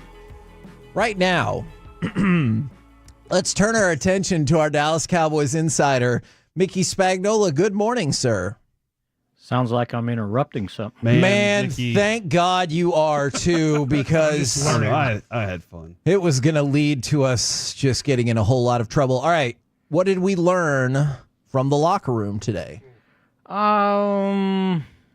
Let's see, what would have been the best couple things? Oh, how about this one? So, Cavante Turpin, I said, do you wish somebody would try a 70-yard field goal against you? And he goes, oh, man, I just couldn't wait to have that opportunity. He goes, I know how to set those guys up, meaning getting a chance to return a kick against offensive linemen. Yeah. So, yeah, he perked up when he heard that one. Also, on the I've determined that on the fumble near the goal line there, Cooper Rush, when he was pulling the ball out of Rico Dowdle, that was going to be a pass play to Jake Ferguson. If you remember, if you saw the play, Ferguson went in motion before the snap, and so they anticipated, and it could have happened. The defensive end was crashing on that side, so they would have had basically a layup, not only first down, maybe even a touchdown, the way Carolina was playing the 3rd and 1 run to Dowdle for sure. So a couple things there. Now, speaking of Rico Dowdle, I thought it was cool, and I know we're going back to the game on Sunday and we're going to start moving forward, but that he was the first undrafted player to have 3 straight 100-yard rushing games since. Who figures that stuff up? I mean, there's somebody who they're just in their stat cave. They're in the press box, and somebody goes, "Yeah, he's undrafted," and then somebody goes, "How many times has that happened?" And then somebody goes, and we call that person Jared Sandler for the Texas Rangers. That's true. Yeah. He does know all those kind of absurd. Or he knows how to find it out, right? Yeah. Easier to research, though, Rico Dowdle, and I know he's had injury problems and not been the primary starter. First 46 games, 0 100-yard games. Now he has 3 straight. I know we've discussed this some, especially with the offensive line, but how impressive has Rico Dowdle been? No, he has been. And I understand in this last game, Carolina was terrible against the run. Sure. Right? But still, just because they're terrible doesn't mean you automatically get 100 yards, right? You got to do it. And, I think, he's healthy. I think he is in rhythm with the offensive line. I think he finally learned. I remember Schottenheimer saying this early in the season. You want to go slow to the hole and fast out of it. Slow to, fast through. Yeah, and I think he's got that rhythm now where he's not in a rush. It's allowing the offensive linemen, no matter who they are, to kind of set up the blocks, and then you read off of them and not try to get in a hurry and you hit the hole before there's a hole. And I think he's kind of gotten back in the rhythm of that, being basically a full-time back and getting the opportunities, getting more than 12 carries a game. And I think, that has a lot to do with, just what he's doing for sure. When you get that many opportunities, I was going to look real quick here and to see, how many times he's had, how many carries. He had 20 against Pittsburgh, 19 against Washington, 22 against the Giants, 18 against Cincinnati, and 25 in this past game. So I think you're seeing the benefits of being able to run, but also being able to run and not be 20 points down in the second half or the first half, right? Yeah, no, I know that absolutely makes a huge difference. I'm curious if you have, like, it might not be a hard and fast rule. Do you have a basic running back philosophy? Because Rico Dowdle hasn't, like, for athletes, made money in his career, and now he's going to be a free agent. Do you have a general preference on, hey, let's just keep churning in running backs, let's go draft some new ones? Or are you like, hey, for the right price, whatever you think that is, I would bring back Rico Dowdle? Yeah, I think you hit it for the right price. Absolutely. Because that affords you insurance against, you're not guaranteed to get one, right? Sure. In the draft, or one you want. Sure. Or one that's any good. Or, picking up another free agent. So, yeah, if he, doesn't, it's like, I don't want to say this, but if he doesn't continue this, or if he does, he might price himself right off the team. Yeah. Which that would be a shame. Somebody asked me that same question about Osa. Yeah, I figured. And I'm looking at it and I'm going, well, this has kind of got to be a priority the way he's playing, because last year everybody looked at it and it's like, well, they didn't re-sign Dorrance Armstrong. They didn't re-sign Dante Fowler Jr. for that kind of money that they got from Washington. But in their back pocket, they had Sam Williams that was going to step in and be the starter. Yep. Who knew he was going to get hurt? Well, look at the defensive tackle position. Tell me the other 3-technique defensive tackle they got waiting in the wings. There's not one. Yeah. Nobody. That's not Mozzie's job, and the other guys are aging veterans, right? And they're seemingly mostly 1-techniques. So there's really not another legitimate 3-technique behind Osa, and one of the reasons why, so he's right at just a little bit less of 80% of the snaps this year. And in the last 5 games, the least percentage he's played is 78, and as many as 90. And that's a lot for a defensive tackle, taking that punishment. So that shows you how much confidence they have in him to, he just keeps playing and he keeps producing, and that's going to be another one of those of, gosh, can you just slow down? Because we'd like to re-sign you. But when you get a chance to make money, you got to go. Yeah. Yeah, do your best, but also not your best. So yeah, right. Not your total best. I just saw a report Mickey Overshone underwent successful surgery and hope he could return by mid to late next season is what we're seeing there. A far more optimistic timeline than initially expected, according to sources for Jordan Schultz. Well, that was always, your first inclination of how long something like that can happen. I mean, take to rehab, right? Yeah. Until you actually get in there, Get into the rehab and part. see everything, Yeah. right? Because the MRI, really good, but even better is, going inside the knee and actually seeing what the damage is and how well you can prepare it. So. That's certainly encouraging, but it's going to be a long haul for him and Trayvon Diggs, by the way, too. Yeah. So I know we need to talk about Diggs as well. I'm just curious, for logistical or planning purposes, if you're the Cowboys, isn't the logical thing to go about it as if Overshone is just not going to play next year? I think you have to be prepared to, they were going to need linebackers anyway, Yes. right? Because Yes. you're not guaranteed to get Kendricks back. Sure. And he's certainly been awfully good. He didn't practice last week, and look at the way he played, right?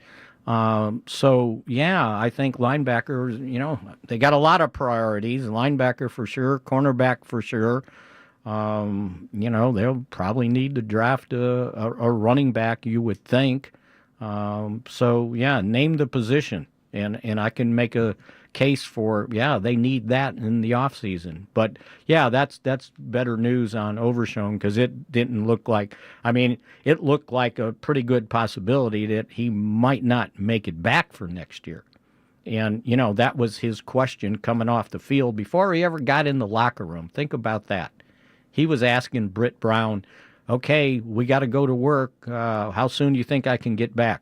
I love him for that. Yeah. How about that? He's and it's a the ace when you tear your ACL, but also the other, that's a painful knee injury. And you can see that, they had to help him off the field. Although, by God, he wasn't going to ride in a cart. You can drag me off, but I'm not riding. That is encouraging, but I don't think you can bank on it. You got to make sure you've got enough linebackers. And, right now, they're very thin at the linebacker position because, Buddy Johnson would have been the next guy that needed to go in there. Yeah, suck some air through your teeth, right?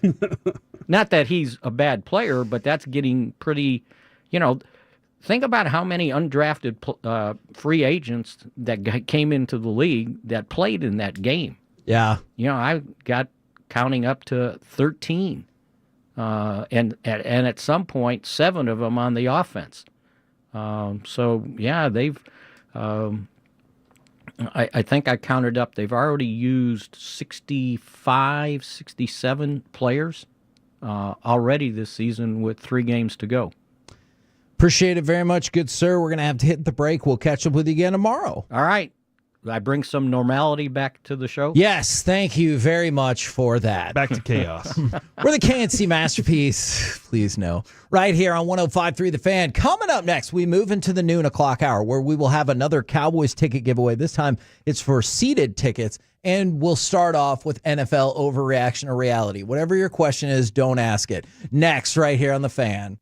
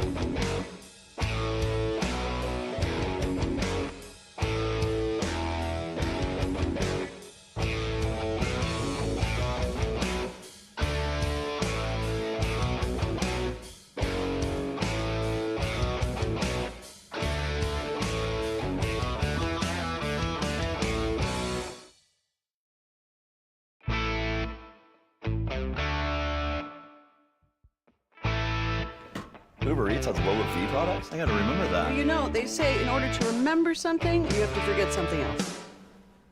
Okay, now that is a very cute haircut. That's like a little shag. I've never seen it before. Well, of course you have. It's the Rachel. Oh, is that your name? No, like your name. No, I'm Jen. My name's Jen. Right, but I just mean like this is your haircut. But that's hair on your head. I'm not saying this is your hair. Okay, for you.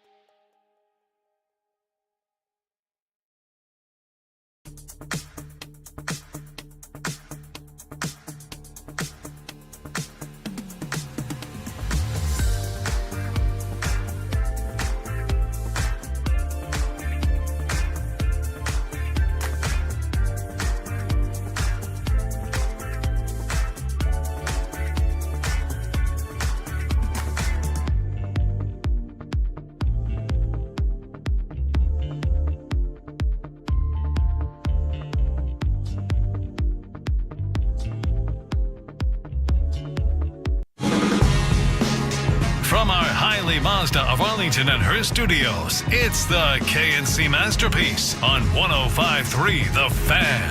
KNC Masterpiece right here on 105.3 The Fan. That's Look, a character. I'll tell you this, and yes, it's pretty much a carryover from the last break that had us laughing, and then it's got even worse.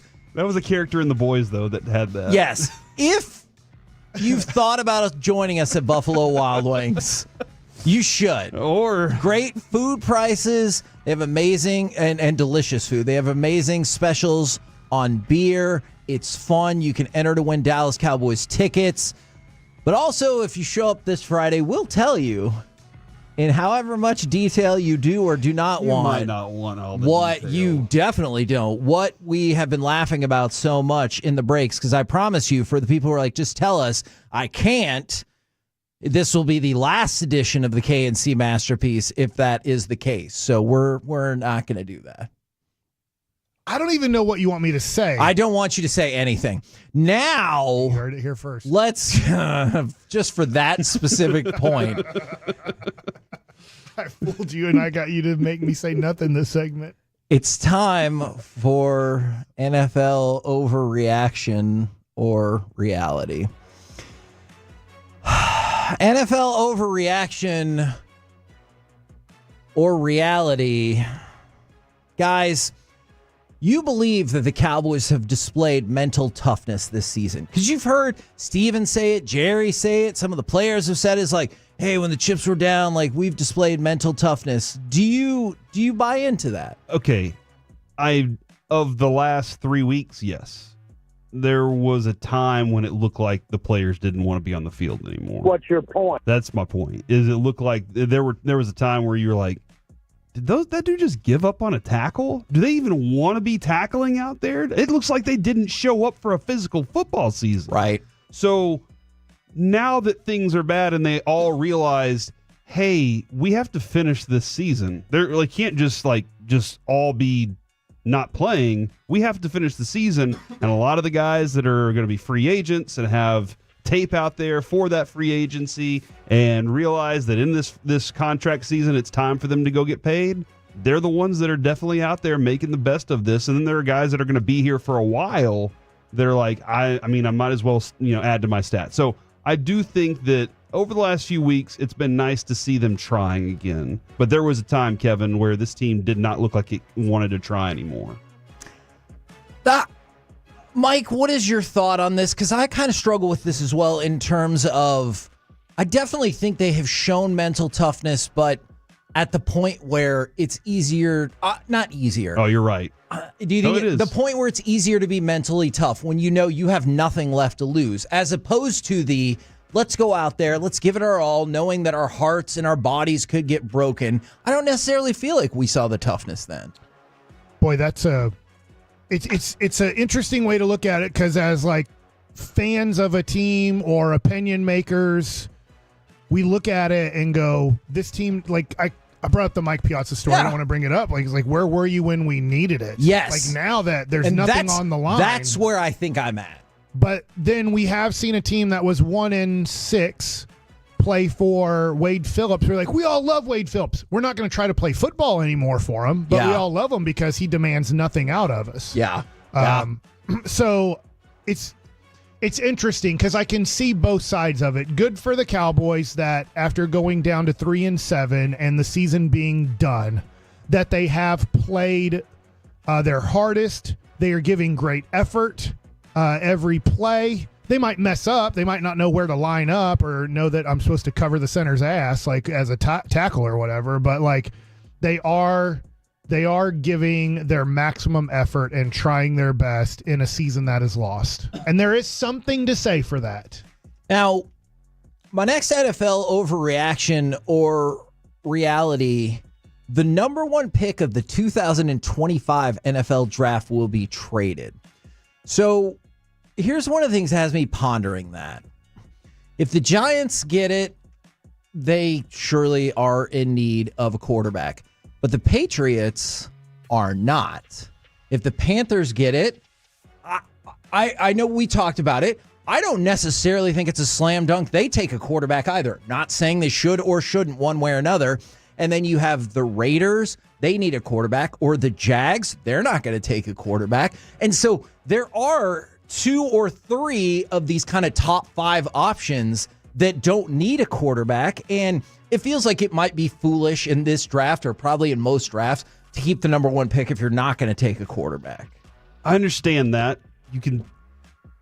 Do you feel like there are other players at positions you need if you're at number one that are close enough? That's where I wonder about Travis Hunter. Or offensive line. Sure. Defense. I'm not sure. Like, if you're Vegas, you have so many things you got to fix. I think it's smart for the number one overall pick, if you're Vegas, to trade down and collect more picks. Yeah. But because you don't have the quarterback, you don't have all the other pieces either. So once you get there, you can then get the quarterback. You're going to be bad for a couple of years. How scared are you, though, that you would have to possibly Carolina Panther your way to a quarterback?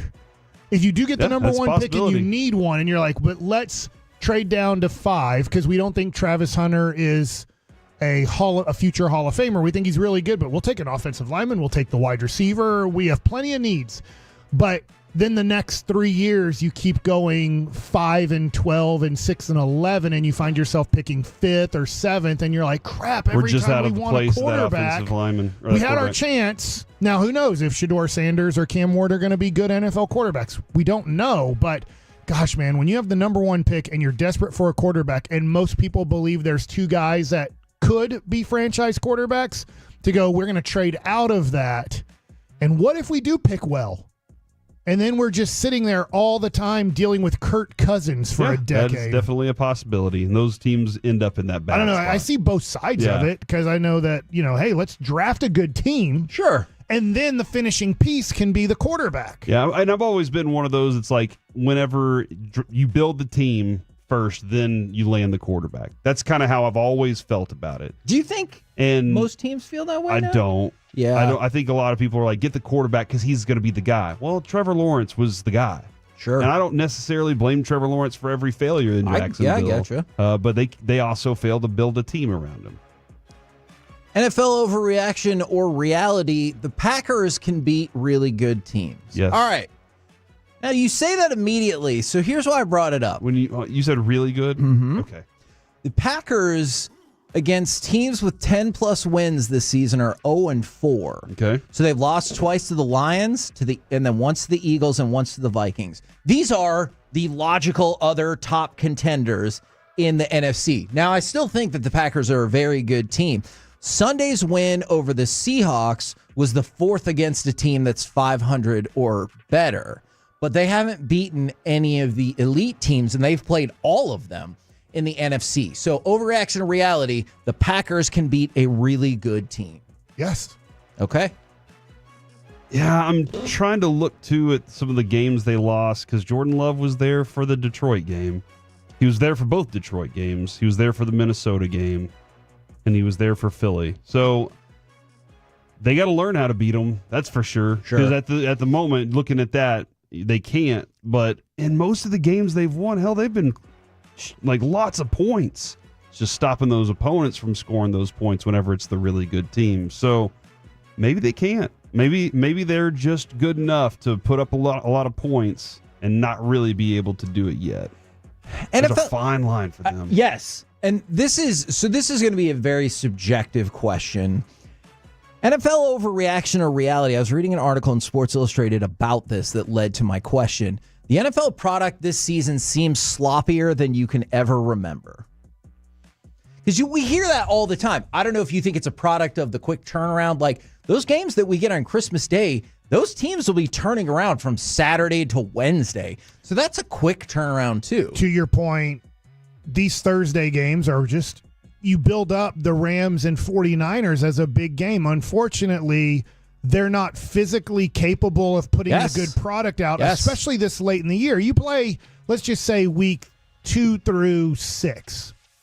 And on that Thursday, at least your team will probably not be physically worn down yet. Yes, it's a short turnaround, but boy, you get to after Thanksgiving and you're playing a Sunday, Thursday situation, like your body is just dead.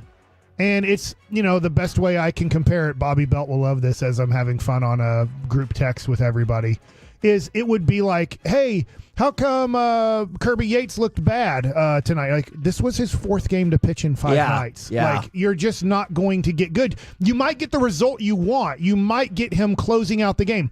But he's just going to have doo-doo that he's throwing up there, and you're hoping he gets away with it. And that's what the Rams got away with, like, kind of played a doo-doo game. But the good thing is the other team was doo-doo.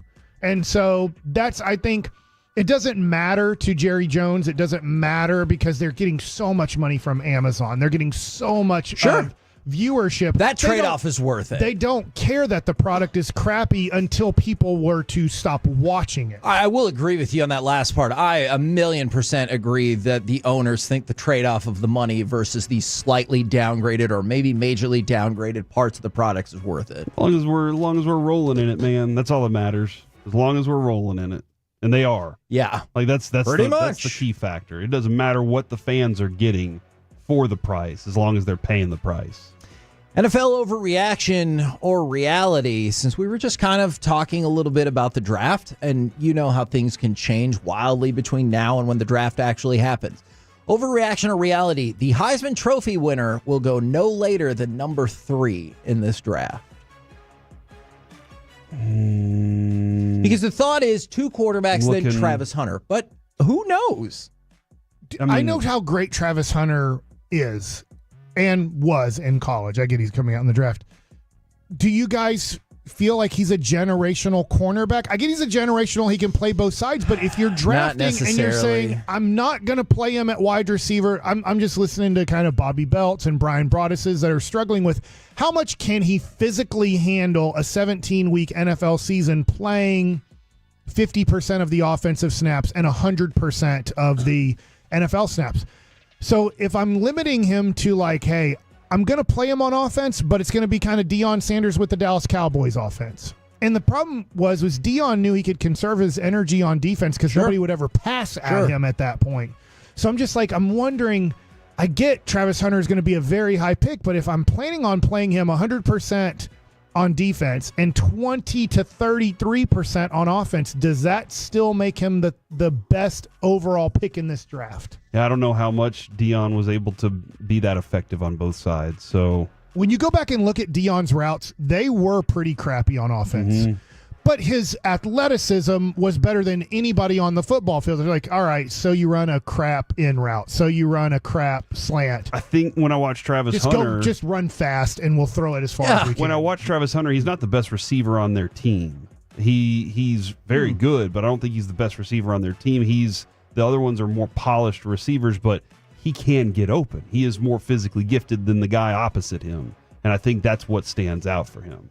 We're the KNC Masterpiece right here on 105.3 The Fan. As we move into the Expressway, we'll have our Dallas Cowboys ticket giveaway. Plus, Mike likes it. Plus, the combo platter Christmas time. Give us a sports opinion. And then, what food or drink do you love around Christmas that you don't really do the rest of the year? 877-881-1053 or on YouTube or on Twitch. We'll do it all next on The Fan.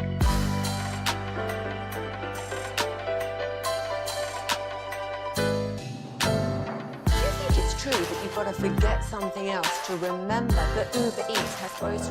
No, that's absurd. Hey, remember when you used to be what was it, Pepper Lady? Wasn't it Cinnamon Sisters? Razor Babes. Saffron Squad? Nutmeg Maidens? Pre-Club? No. Nutmeg Maidens. I just said that. Was it Spice Girls? Doesn't sound right. Was it Saffron Squad?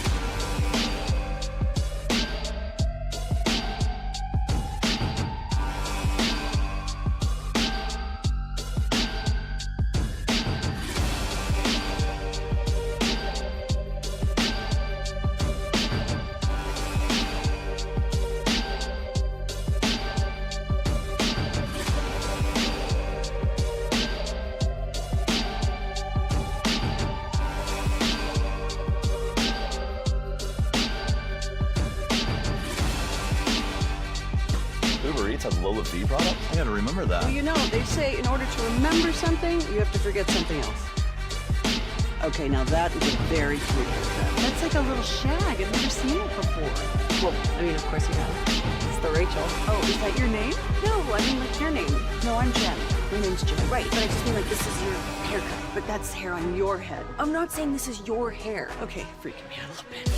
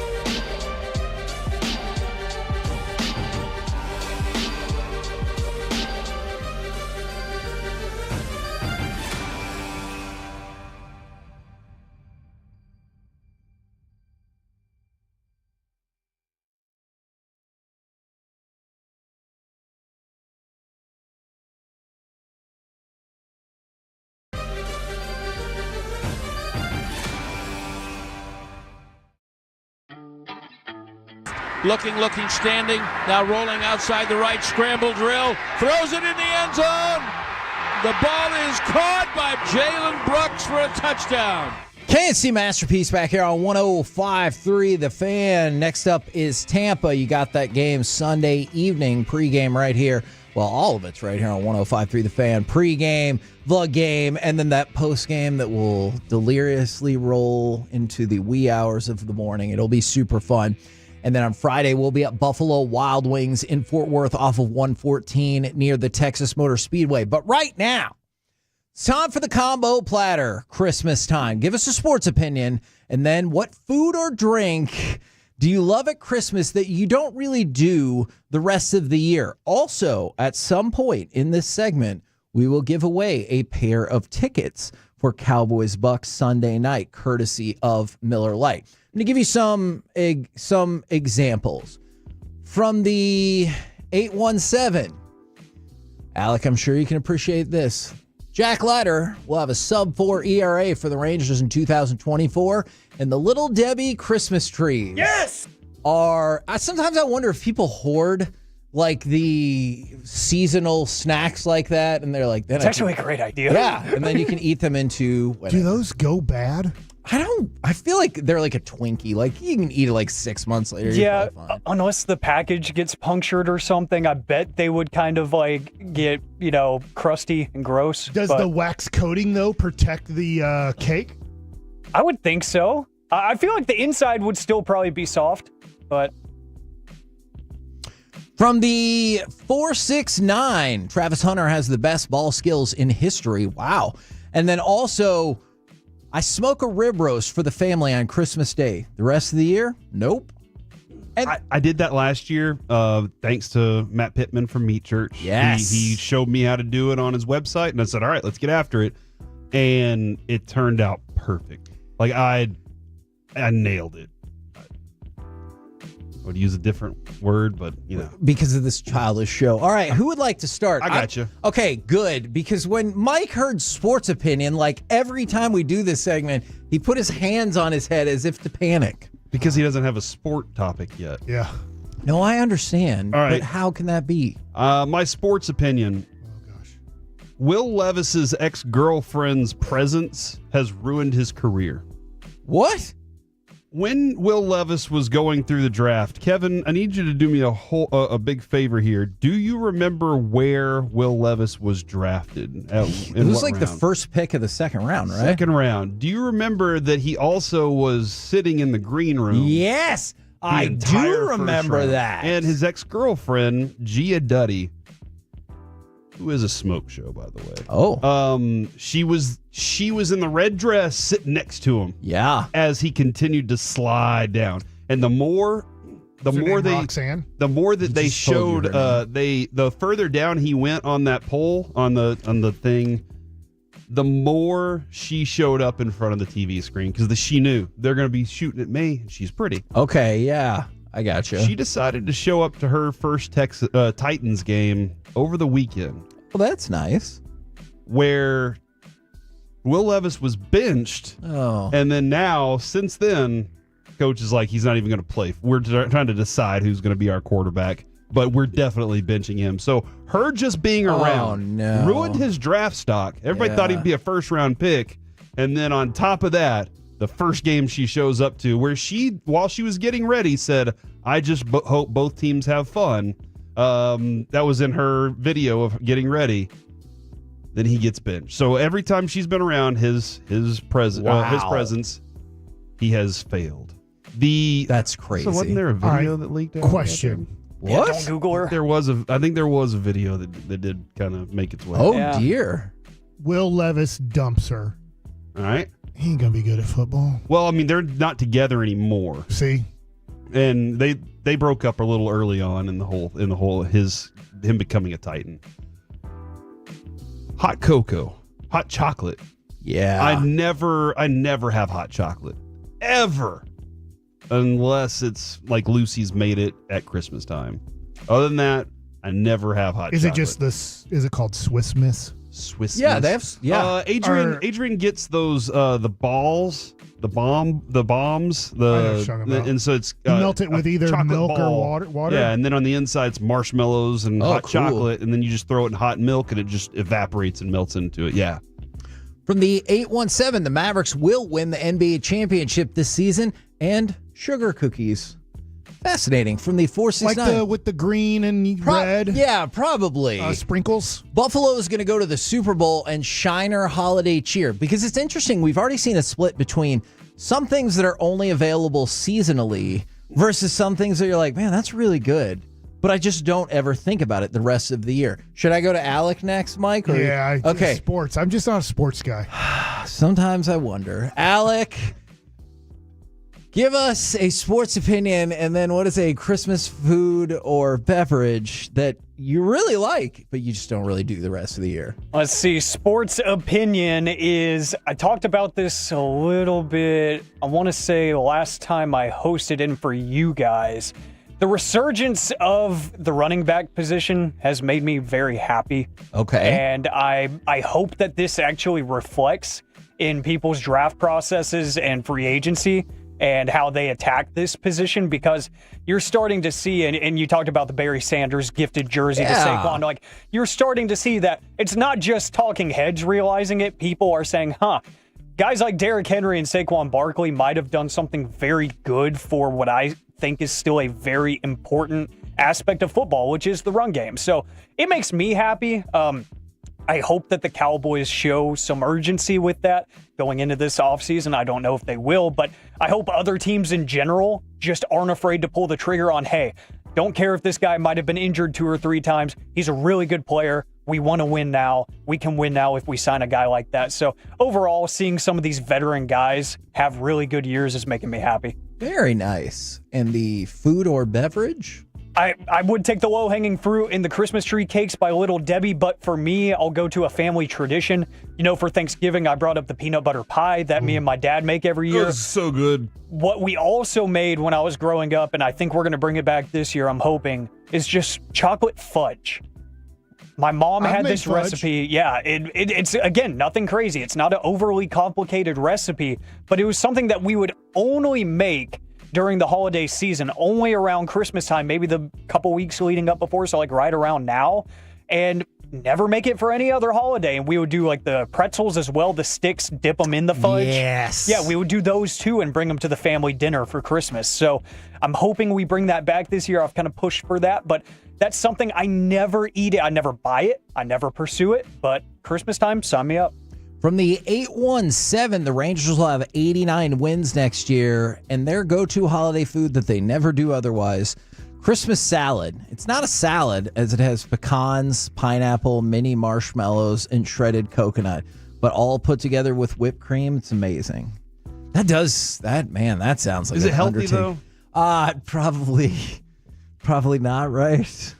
You feel like that did not... I don't know, is whipped cream healthy or not?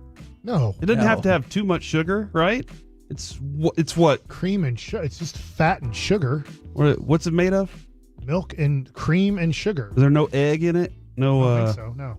I don't know how to make it, dude. From the 214, You put your blender in cream, and you just blend it till it creams, till it like whips. Mm-hmm. I guess it's already cream. Yeah, Adrian's made it, and I usually Crazy. walk off and let her do that. From the 214, the Rangers will win the AL West next season and bonbons. Interesting. I didn't even know they still made those. All right, Mike. All right. Give me a sports opinion. I'm scared of the Oklahoma City Thunder getting Cooper Flag. Oh, okay. So my opinion is Oklahoma City is going to figure out how to get the number 1 pick. By the way, because of their stockpile of drafts. They have right now Utah's pick, but it is protected because right now Utah has the 3rd pick. Right now, Oklahoma City does have the 7th overall pick because they have Philadelphia's number 1 pick. Oklahoma City also has the 14th pick because they have the LA Clippers pick. Oklahoma City also has the 17th pick because they have the Miami Heat's pick. Do you understand what they have? Yeah. Like, That's they are amazing. the best team in the Western Conference, and right now they have the 7th pick, the 14th pick, the 17th pick. They actually do have Utah's pick, but right now, because it is the 3rd pick, it is protected by Utah when it's that high. Like, do you understand how scary this is? Yeah. Where Oklahoma City is? What are they going to do with it, though? Like, are they going to be able to add all those draft picks? No, but I think using them to get one. And I know that you'd have to have a team that would want to do this, and most teams would say, no, we need Cooper Flag. We need Luka Doncic type player. Like, we're not trading for 4 first-round picks. It just doesn't make sense to us. But there is a scary opportunity here where Oklahoma City makes the NBA Finals and then has 4 lottery picks. 3 first-round picks. Oh, amazing. Like, just... Okay, that is scary to me, I would too. salivate as a GM if I knew I had 3 first And that's if round you're picks. like rebuilding. This team is already really, really good. And like Mike said, the 2 of them are lotteries, so that's even better. I haven't heard this yet, but maybe it's been on the text. It's the nog. Ooh, Eggnog. nog. Yeah, I mean, I nog it during this time. Yeah. But Do you drink just eggnog straight? Do you ever just Pretty thin much. it out with milk or anything? No, you don't thin it out with milk. No, I have. Oh, you thin it out with alcohol. You have to thin it out with okay. rum or bourbon. Okay, that I've heard too. I'm just saying I've thinned it out with milk before, just because sometimes eggnog is like it feels a little like it's a little bit like yogurt, too much, too creamy, too thick. Yeah, too thick. You're not really into the thick one. But cream is thicker than milk. So I'm just assuming, like, I guess eggnog is more like half and half or heavy cream. Do you enjoy? I sometimes put nutmeg on top of it, like a little sprinkle of nutmeg. Do you ever put like one of those little like cinnamon sticks in there that it feels like you see? And That's nice. Yeah. I don't have those. It goes into like a tea, though. I don't know if they sell those. At They Oak do. Cliff. They do. Okay. Oh, Oak Cliff, I don't know. But they sell them at Tom Thumb. Garland. Yeah, Tom Thumb. And HEB. Yeah. Oh, okay. Oh, he No, I'm doesn't just have kidding. an They HEB, have. though. I think McCormick's. They have those sticks.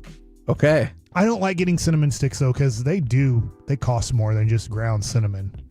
Have you ever, But cinnamon stick makes it look cute. you ever thought of instead going with cayenne pepper or In chili? eggnog? Yeah. No, Try it out. I'm not. Why You not? going to put some cumin in there?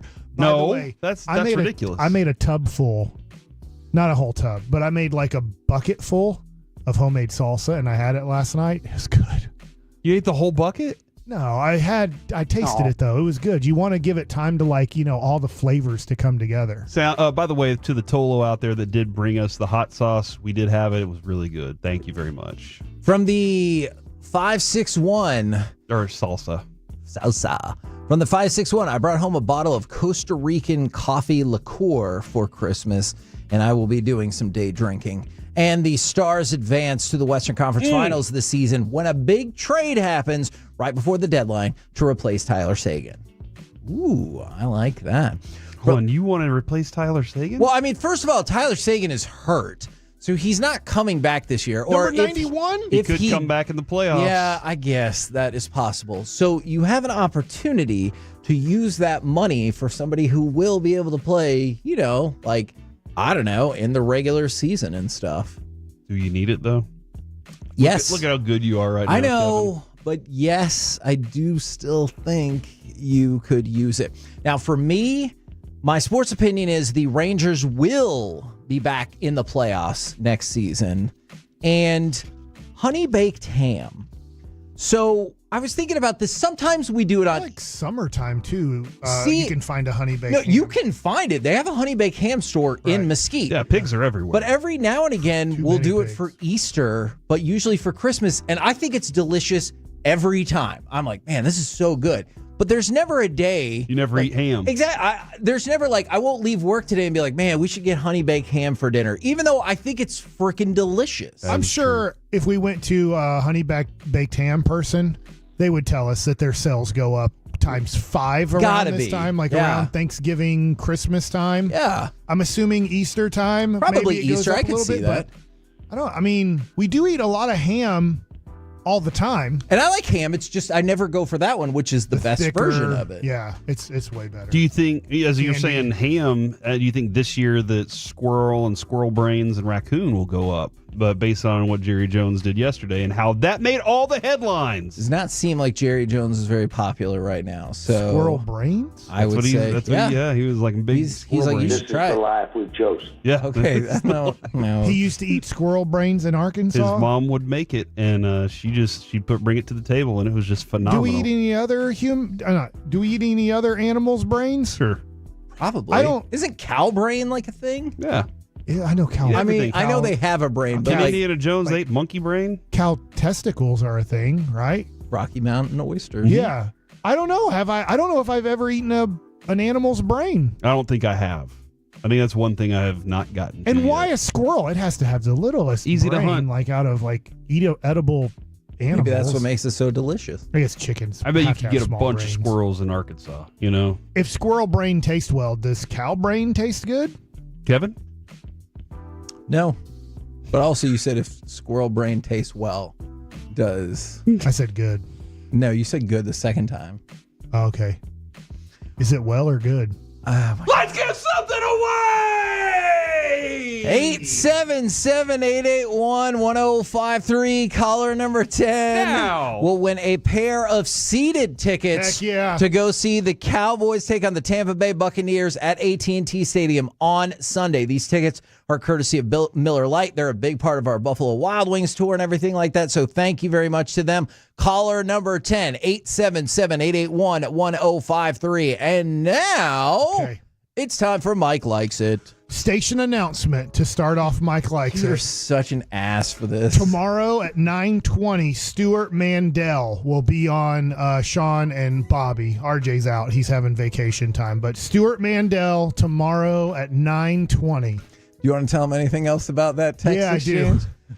Do you guys ever do things, if you're listening? I don't know. I don't think Corey and Kevin fall into this category of my sarcasm and petty. I don't know if pettiness might be the right word. Just like having fun with a friend, but knowing you're just making them mad. It's just for your entertainment. It's like Carter with his little sister. So the Stuart Mandel text, we have a big group text, like if we have somebody, like the one before that was Mike Tirico, Thursday at 8 a.m. But that was, so that's tomorrow too. Mike Tirico, tomorrow, 8 a.m. I didn't make fun of that one. I know who Mike Tirico is. We've literally had Stuart Mandel on our show. He was awesome too. He was. So I wasn't sure who he was, so I had to look him up. But I knew that since Sean texted this to the group text, I don't know what it is about Sean that I just love irritating because he gets so mad so easy. So there's a lot of times where I'm like, yeah, I don't know. My brain goes to like, he's my friend and I can really tick him off.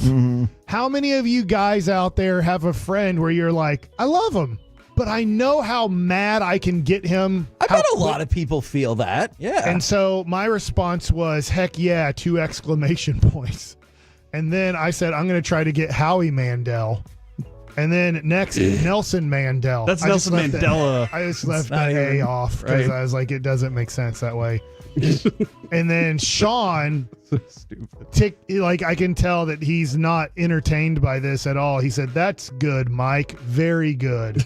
And I put, "What about Johnny Football Mandel?" I said, "Rangers announcer Eric Mandel." No, because Nadell. It's close enough. How mad has Sean gotten He about stopped this? texting, which I didn't want that. I wanted him to be mad. I wanted him to not get to that point. Mm-hmm. But I said, let's do the game now with Stewart. Like, changing it to Stewart, but nobody wanted to, go on this. And so then I texted, Stewart Mandel is an EIC. Because I put like capital letters on EIC.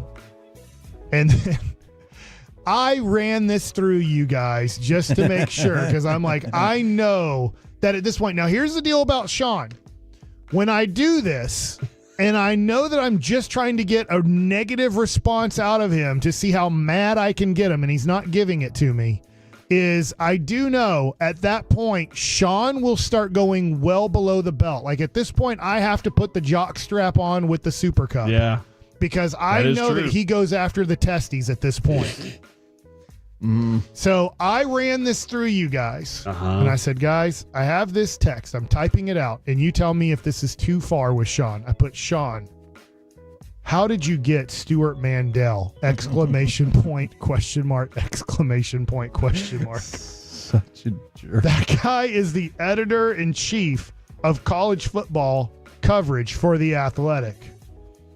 And then I put, add Carter to this. He needs to tweet this out.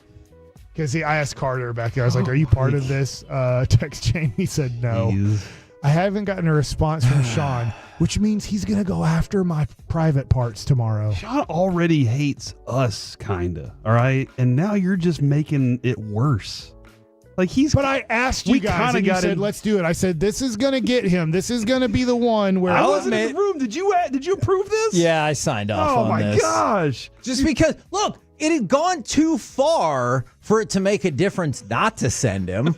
Like, at this point, he's already mad. Are people texting in that they like doing this to a friend? Okay, or are they the friend that they get this done to? Yes, there's a text that says... I am that friend. I'm the one that's always pushing buttons. That's definitely me. Mike is plugging other shows. That's his favorite part of this. Is that he's helping we're all other one shows. station. Yeah. You should plug other shows. From the 214, Mike, you're a comedic genius. From the 817, Mike is a bully. That's what this means. And then from the 214, Mike's group text sounds like a lot of fun. I don't know, man. Sometimes I want to remove myself from Mike's. What I don't understand sometimes, Mike, is how you're able to text so many times in the group text when the show is literally on the air. So, like, most of those texts sitting here.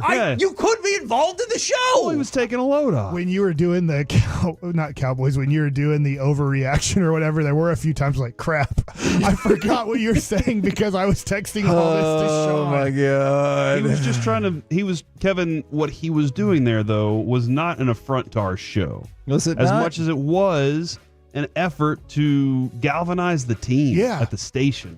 Okay. He's trying to get everybody together on It felt like I'm getting some of the secondary damage from these text messages. There's gonna be some consequences that we can't. Now, here's the care other thing. I don't like group text messages too much because if I don't care about it, I don't want to see it. This isn't You can't just ignore it. Yeah, this isn't just about the fan, though, our group text on that. It is just like group text in general. I rarely respond because I am irritated by them. So I'm like, if I'm irritated and yet here by we this, are. I'm sure somebody else on this is irritated. What if I send 8 text messages in this thing just to irritate somebody else so that they can feel my irritation about group text messages? Hey, maybe you are a bully. I don't know, man. Maybe you are. I don't know. Next one. Mike likes it. But this isn't so much a Mike likes it. This is Mike just is talking. That's what Mike likes it has definitely turned into. All right. So you guys went to Oxnard this year. Mm-hmm. I've been to California. Do you feel like our traffic is any, like, you know how we make fun of California / really Los Angeles traffic? At this point, is there any difference between Los Angeles traffic and Dallas-Fort Worth traffic? As somebody that doesn't live there and drive it daily, but has experienced plenty of times where the traffic is bad, it seems like the traffic is bad for longer. Like my my efforts to get from one place to another are longer distances whenever I'm in California. So it feels like I'm in traffic for 3 hours from that distance, whereas I'm only in traffic for about an hour around here. But it just seems like it's going to be 3 hours to get anywhere in California. That's just my. Even when we went to the Rangers game against Anaheim and we drove from there, we were in traffic the whole time there. I was happy I didn't have to drive. Okay, so you feel like still Los Angeles traffic but is Dallas worse is bad right than now. Dallas is terrible now. It's the worst it's ever been, right? And that's probably just a matter of how many more people have moved here So and many you haven't people. expanded your So highways. it's probably going to get worse, Oh, for right? You sure. can't Yes. expand the highways. Like I if agree. you look here at 75, we're right outside of 75. You can't expand it. Nope. There's no more room. I agree. No room And so in the end. I think to myself, I don't know if we can complain about Los Angeles traffic or New York's weird because it's so condensed. So you can just literally get out of the cab or whatever and be like, I'm just screwed. I'm just going to walk the 2 miles. Yeah. Because, or you can take subway or whatever. Here, obviously, there's no public transportation. I don't even think Dallas-Fort Worth like the people like public transportation or want to take public You transportation. got the dart rail, 'Cause but we it takes do a have long it, time. but it's like, do I want to drive 5 miles to the nearest dart Yeah. station to then get on this dart and then... Sometimes I do wonder about those stations and where they're located. Wait for a couple hours. So anyways, I just wanted to mention traffic and just how, I don't know, it's starting to get to the point where I'm like, I think that we become part of the conversation of worst traffic in the United States of America. Yeah. The infrastructure, you're right, Mike, in the future isn't going to be able to hold what they want. It's nice on 75. They took the HOV lane out, kind of. Like, it's still there, but they took down things. Everybody still uses it. But even with the extra lane, it's packed all the time on the way in to work, even in that extra lane. So I have no clue. I know they worked on 635 to make it whatever it is right now, and it's still chaos over there. So I don't know. Good luck to us. I have a question for you two, because I think you guys have done this before. Coming up, I think it starts today, but is it 6-on-6 championship football today? Yeah, yes, but I do believe there is 11-man today as well. Like maybe tonight is like one 11-man game. Did you guys cover every state championship game? I never covered a 6-man.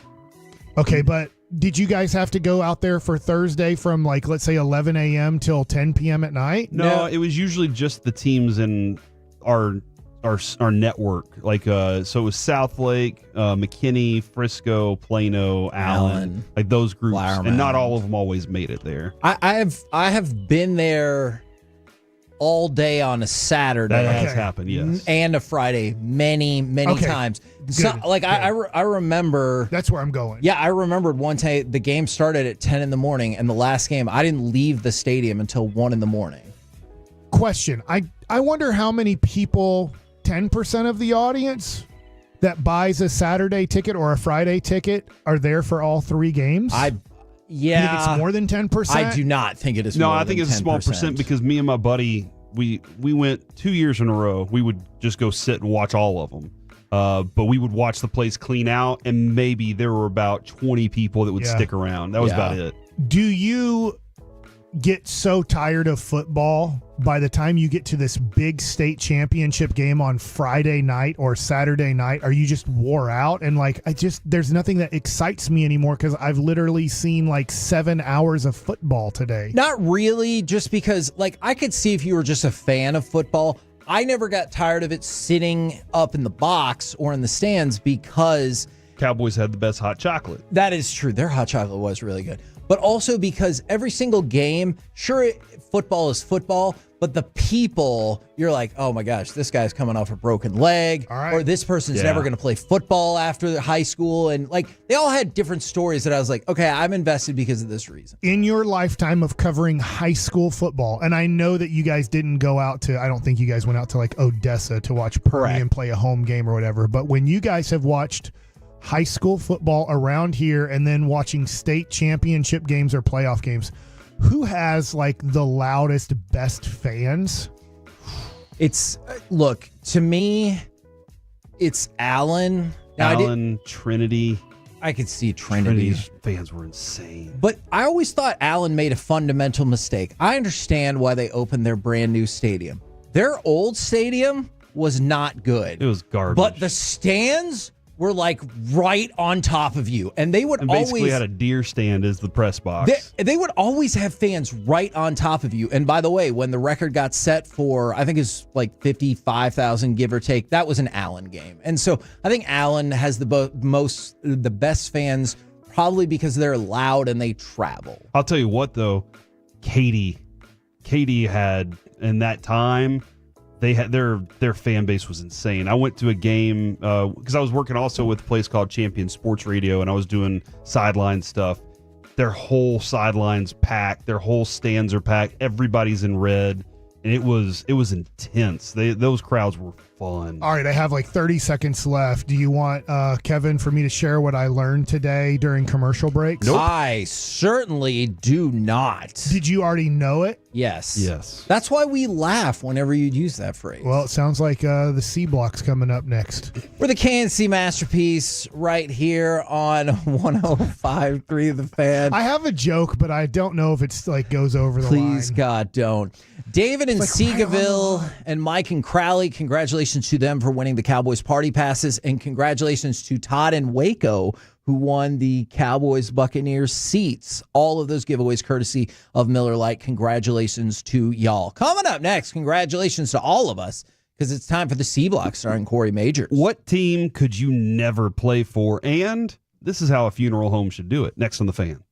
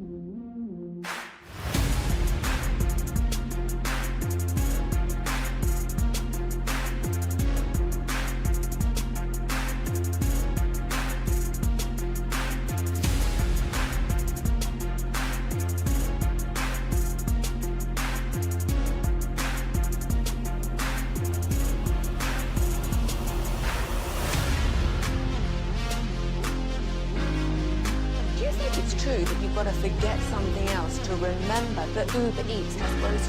No, that's absurd. Hey, remember when you used to be a, what was it, Pepper Lady? Pepper Lady? Wasn't it Cinnamon Sisters? Those are those. Saffron Squad? Nutmeg Maidens? No. Nutmeg Maidens. I just said that. Was it Spice Girls? Doesn't sound right. Was it Saffron Squad?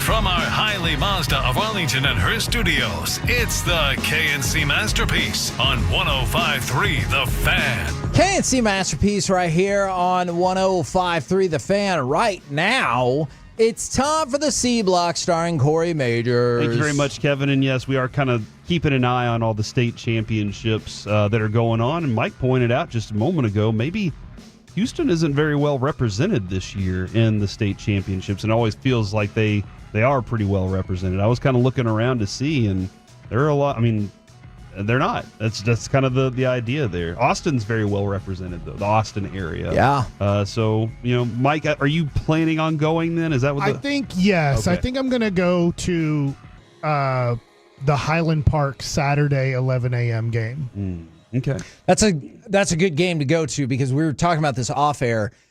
If you go to the second or third game, you also catch all the people either still there or traffic leaving from the state title game before you. So if you go to the first game, you're going to have probably a better time with traffic. The team I do want to win the most out of all this, even though I know I'm taking a shot at Malakoff here because I'm not going to pick them, even though we gave them a shout out, and that's the reason they're in the state championship game. Kevin left, had to leave early. It was Corey and I who shouted out Malakoff when they were just in the third round. And for the record, I was rooting against Malakoff in the semifinals because they played Paradise. I was rooting against North Crowley on Saturday as I was listening to the game. But I'm rooting the most for North Crowley in all of this, because you talked about Fort Worth. They haven't won in forever. In the highest classification since 47. So I think it would be really cool if North Crowley, kind of in a way, that South Oak Cliff a few That years is ago. exactly what I was thinking One for for DISD, Dallas, yeah. and now it looks like South Oak Cliff could possibly win their third in a row, right? Yeah. They're going for the three-peat, so. And right now, I believe the game going out there is Oakwood and Jayton. That started at 11 a.m. That's Class 1A Division 2. And then Gordon versus Whiteface is at 3 o'clock. Go ahead, Gordon. Why'd you shake your head like that, Kevin? I didn't just... There's sometimes... Like, there's a street in Waco that's just called New Road. And I'm like... Why? Were we going to have Is it? it starting at 2 p.m.? There's a game going right now. The next game starts at 3. Okay, because I'm looking at... I think those are old ones. So the games scheduled today are 11, 3, and 7. Oh, yeah. No, actually, that is the right one. Gordon versus Whiteface. I guess the 1A 6-man ones are shorter games then. So that makes sense. Yeah, there you go. Can I make an admission of stupidity? Oh, sure. I can't tell you how stupid I am. When I would drive to like McKinney or Denton on my way back, I would always see frontage road, and I'd be like, there are like 10 frontage roads. Why did every city name a road frontage? You realize it's just the Did one. not realize that it was the name of like the actual service. Yeah. So there you go. That was my moment of stupidity. Devontae Adams hopped on with Kay Adams. Oh. And she asked, would you ever play for the Bears?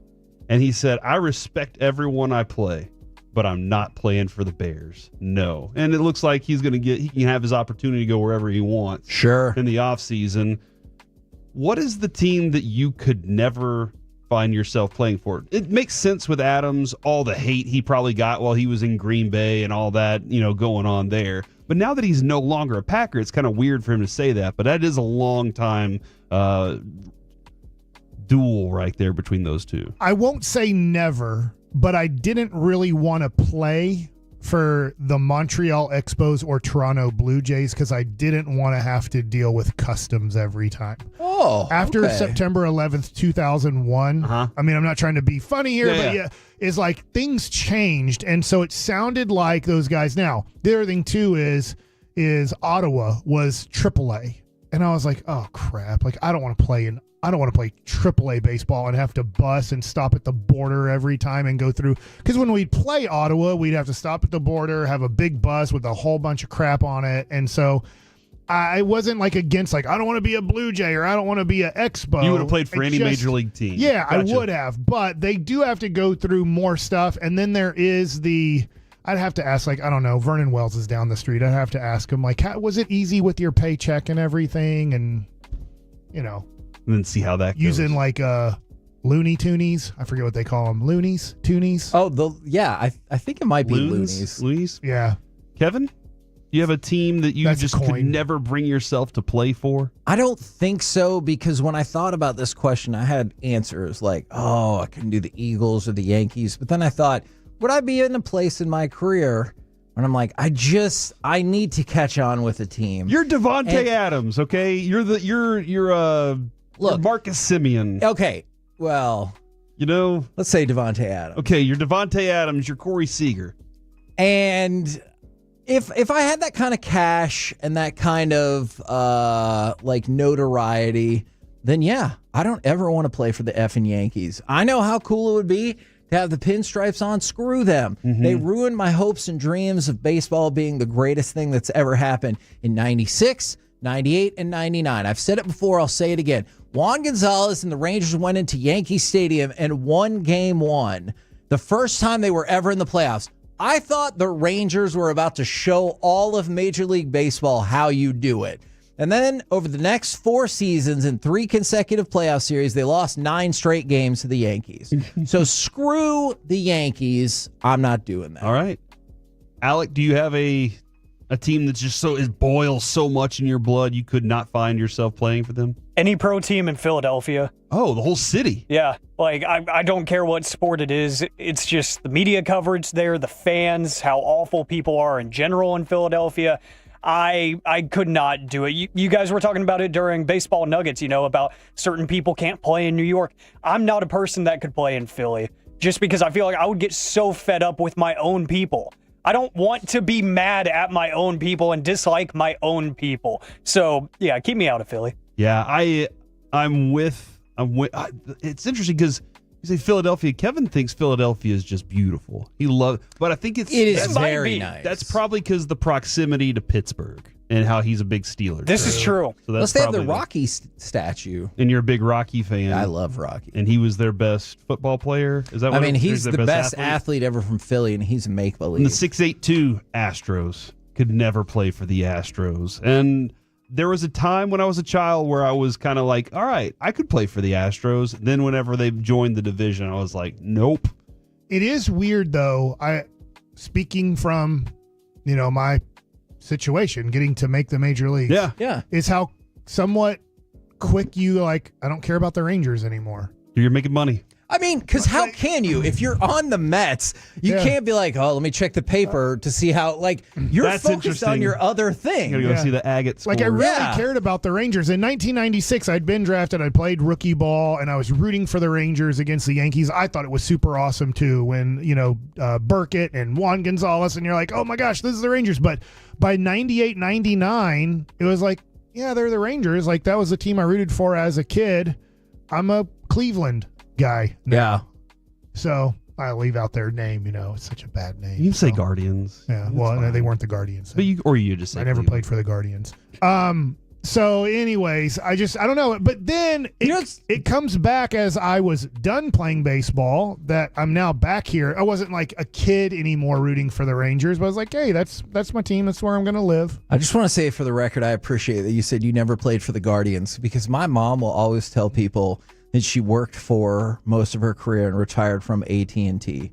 I'm like, no, you didn't. You work for Southwestern Bell. Mm-hmm. And she's like, well, Southwestern Bell became AT&T. I was like, that's all fine and well. I never knew you as working at AT&T. You worked at Southwestern Bell. So I appreciate what you're doing there. From the 817, could not play for any California team and would hate even going there to play against them. The taxes, man. But the weather. That's the weather. Weather is tonight. The Oakland A's from the 682. Nice golf courses. The Cleveland Browns, especially if I'm a quarterback. No explanation necessary. See, but how many hot shot quarterbacks are like, yeah, because they didn't have me. I'm the guy. Yeah. Baker Mayfield thought he was. Whoops. Remember whenever he got drafted, he was like, I'm here to change this organization. Yeah. And then they were like, that's too strong. The power of the Browns is way too strong. Do you ever feel like, I always feel this, I felt it when I came over to the Texas Rangers in 2004, that their prospect pitching was jinxed? I don't know. Huh. But did you think I can change it? I wasn't their prospect. I was at that point, I was a 6-year minor league free agent trying to make the team, but I always felt like it is weird if you get drafted as a pitcher by the Rangers, how something happens. Yeah. Well, it's like being a quarterback for the Bears. From the start of the Rangers franchise, at least from moving from Washington till at that point, 2004, it was just all of these Ranger first-round picks that they've tried to develop into these great pitchers just don't seem to work out. Yeah, no, that definitely sticks out. 20 years later. Here they are. Yeah. The best. Maybe. That's a way to think about it. Evergreen Funeral, Cremation, and Reception is set to open next year. This sounds like it's a Columbus. Do you know where you're going to get buried? It's a Columbus, Ohio thing. I really don't. My goal. I drove by a grave site the other day, and I was like, I wonder if I should get buried there. I think I'm just going to say, turn me into ash and spread me around the world. That's impossible. You're not that. That feels like a lot of extra work for your family. You're gonna have to create a huge fire. They have incinerators, Mike.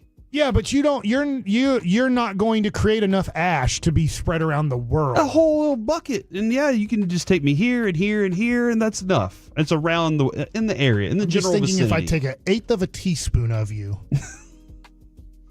could 1/8 of a teaspoon of your ashes be spread in every country in this world? That's a I good don't know. question. I don't think there's enough ash of you. Okay, you know what, Mike? I overestimated here, or underestimated. Maybe I say, just turn me into ash, and here are the locations I think you should drop me off at. I feel like that work? I feel like 10 is the most. And probably so. And you're putting a lot of pressure now on your family. Yeah. Like, we have to go to 10 different places Yeah, to he didn't throw leave us any dad money. away. How expensive it was to, Did you say to throw dad away? Yeah. to throw him back into the spirit of the world, to throw him back into the force. All right. So evergreen funeral, cremation, and You reception. end up being on the ground. I know that ashes go up in the air, but they all eventually get to the ground. They There's have gravity applied for their everywhere we liquor go. license, and they could be now serving people during services. The owners say that this is a unique twist to a celebration of life, and they want to change how people view an average funeral. The mission is to make the process of a very difficult time a little easier. Quote from Hunter Triplett, "My role in this position is to kind of be a party planner for the dead. Be more of a celebration of life than more of a multi-day traditional services, which costs lots of money." And so he's saying, you know what? We're going to bring liquor to this thing so that everybody can have a little sip, have a few drinks while they're celebrating you, as opposed to just being sad about losing you. Now, Kevin, you have always been adamant that people must cry at your funeral. Why is this? My wife knows I have multiple funeral songs picked out. If you want to play some sort of photo or video montage to go along with it, it's great. You can have fun at the party afterwards, but at the funeral, man, I want people to be like crushingly Why do you sad. want them to cry so much? Because I'm gone. But they don't have to be sad that you're. No, they don't have to be sad. I Do you would want just me to like talk them at to your be funeral? sad. God, no. Because you're going to go up there and be like, "Hey, everybody, know it's a sad day, but let's say we take a load off." Y'all Like, that's remember what's that going to time that Kevin happen. talked Can you imagine if there are only two speakers at Kevin's funeral and it was me and Colby Sapp? Man, in your face, Brandon, Jess, Noah. We're talking to them. No, not, you know. Jess, I can't. Oh, does that mean I'm tell going to you. die soon? I don't know if Kevin came home to you every afternoon and told you how his day went, but there were so many days where he walked out of the building so mad at me and so frustrated. And I don't know if he told you how mad and frustrated I made him, but I made him very I mad. bet she and would be very like, you know what, Mike? Several of those days, yes. Yes, he did. And were you there to cheer him up? Sometime.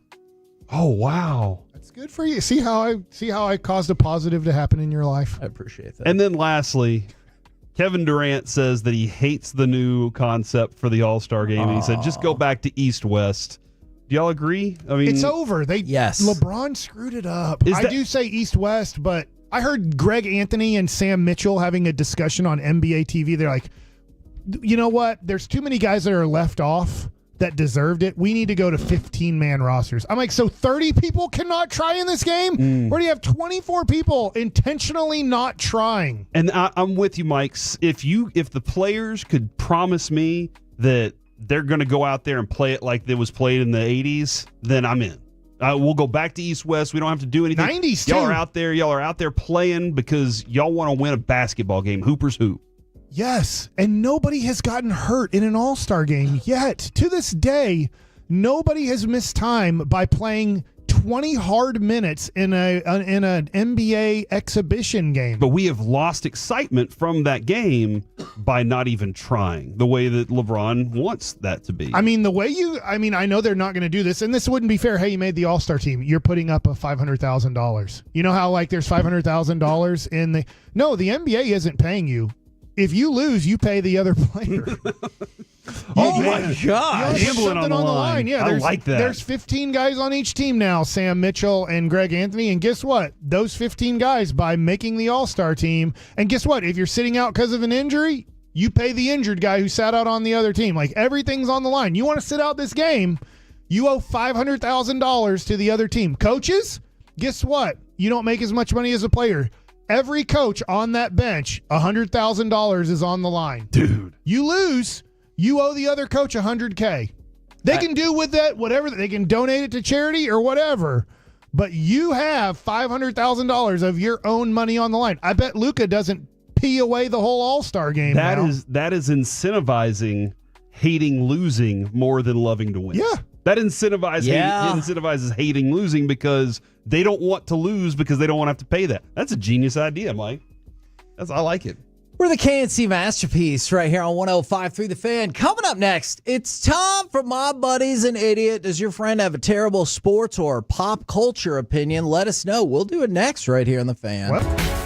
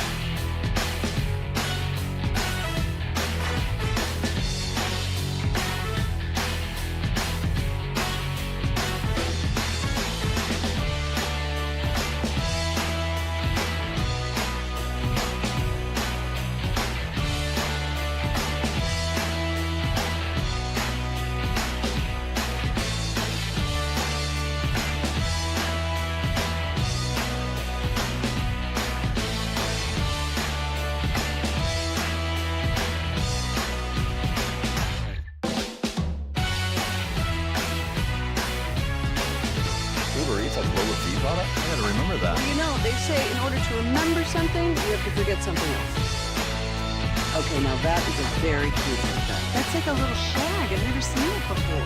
Well, I mean, of course you have. It's the Rachel. Oh, is that your name? No, I mean, like your name. No, I'm Jen.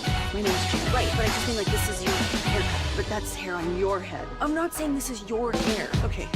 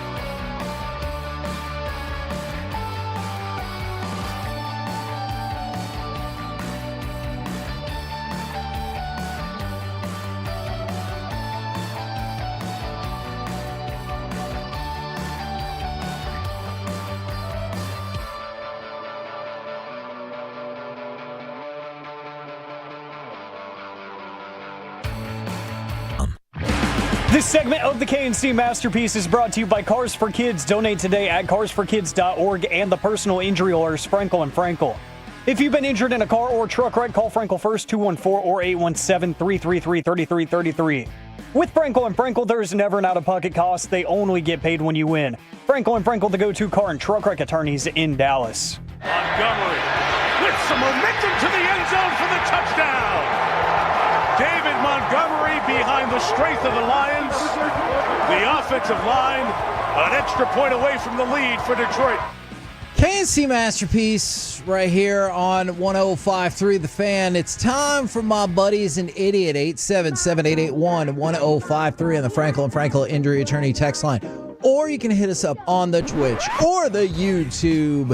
If you're trying to have a terrible sports or pop culture opinion, let us know. And Mike, as you very astutely pointed out, David Montgomery is done for the season, although he has said he has hopes and dreams of potentially coming back during a lengthy playoff run. They're going to have a new team for the Super Bowl, huh? Their whole team's going to be back. Wouldn't that, like, depending on who is against, but I feel like if they're like, now we're getting back David Montgomery and Aiden Hutchinson for the Super Bowl, I'd be like, oh man, I need to rethink like my feeling on this game. Yes and no. Do you guys remember how it effed up the Cowboys in 2007? Was it Terry Glenn who came back after missing the majority of the season? I don't remember, Mike. I know I'm sorry. it gets back into like, it's a long time ago now, but I remember the Cowboys. I'm like, is this good? Like, you've done so well lately and you've had a good season, and he was hurt for the majority of the year. Is it going to mess you up that you're adding him back after not playing for like 3 months? Yeah. If you've gone on a run, I get it. Like, hey, we're struggling. Bring him back. I mean, I think the Rangers in 23 were like, screw it. Just no rehab. Just come back. We are struggling. They won the World Series. Terry Glenn only played in one game that year. In 07? In a regular season? 07. I think he came back for the playoffs and looked horrible. So maybe it was late in the year and then in the playoffs, because it doesn't have, it's just regular season stats there. So all right. So the reason why I bring David Montgomery up is not because of that. It's because it depends on when you bet on this and everything like that. But the thing going around, ESPN Bet talked about it. David Montgomery is going to finish the season with 775 yards rushing. The over-under for his season rushing total per ESPN Bet was 775.5 yards. Dude, no. That is... Vegas. No. I mean, good for Vegas for getting that on the money. But, like, no. That's a miracle cash if for some reason you took the under. But more than likely, people took the over and are just not as crushed as David Montgomery, but pretty damn sad. Yeah, if you took the under, you're super happy. That stinks. You're like, you can't get out there for one more run. And he's like, sure, for negative Are yards. you happy? If you took the under? With the bet, what if you're a Lions fan? If you're a Lions fan, I bet... You probably didn't take the under if you're a Lions fan. But let's say you did. What do you think the price point is? Is it $500? Is it $1,000 that you're like, I want? Yeah, 500 is good enough. Okay.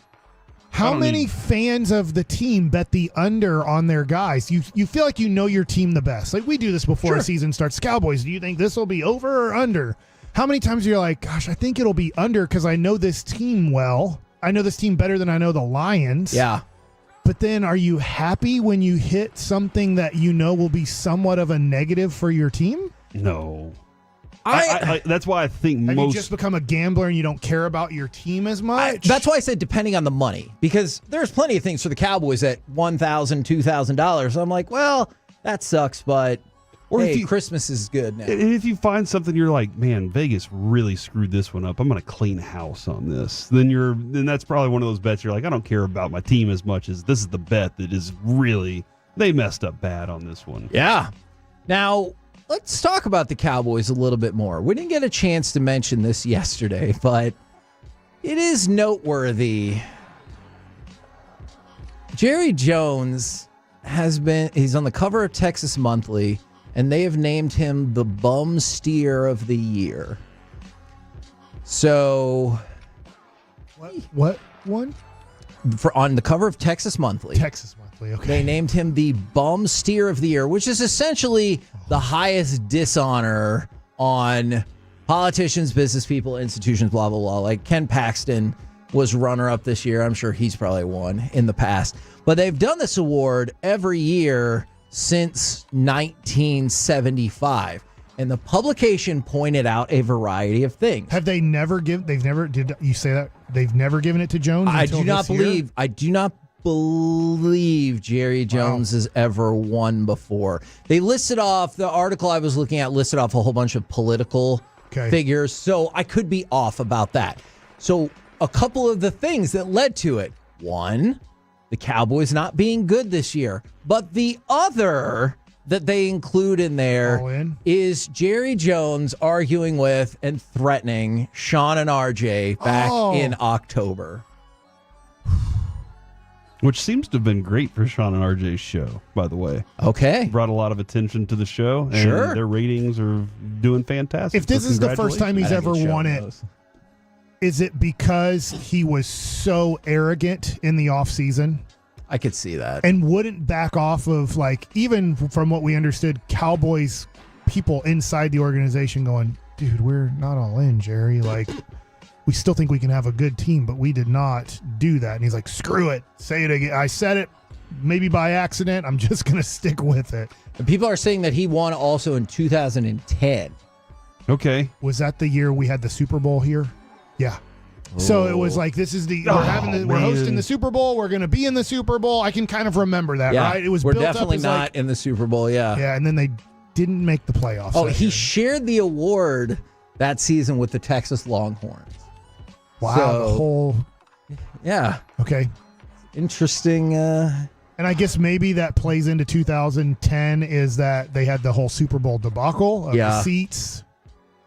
Yeah, I think Mike's right about this year with being the arrogance and the, like, you guys don't know what y'all are talking about. And then the product looking as poor as it did against, like, the Saints. None of us even knew it was going to be this bad. None of us. I don't even think any of the Cowboys front office people could have even thought it would be this bad. No, they just knew that they weren't all in. They knew that they were not selling out for 2024. Like, we know exactly what we're doing. It's just Jerry's mouth accidentally opened up and said things that I think he knew were wrong, but he's like, screw it, I'm going to stick with this. I know Jerry's going to have plenty of time to change his mind and resell this and everything like that, but do you oddly then kind of appreciate that Stephen Jones pretty much told us straight away, is like, oh yeah, we're not doing jack ass in free agency? I actually kind of do, honestly. I think I do too. I know Mike got, is like, we'll do it. Yeah, and a lot of people got really worked up about it, but you know what? He was honest about it, and that kind of has me in a mindset of being prepared for something different next year. Will it help us out? Like at the end of February, we'll be in Surprise, Arizona, covering the Rangers spring training. And that's right around free agency where things are breaking. And we're like, don't worry, Cowboy fans. If we say breaking news, it's about another NFL team or the Texas Rangers spring training. That's a reality there for sure, Kevin. That is very true. Now, I'm curious y'all's thoughts. And then, Mike, I don't know if you ever went through this. There's a Commanders rookie. There's actually a couple of them.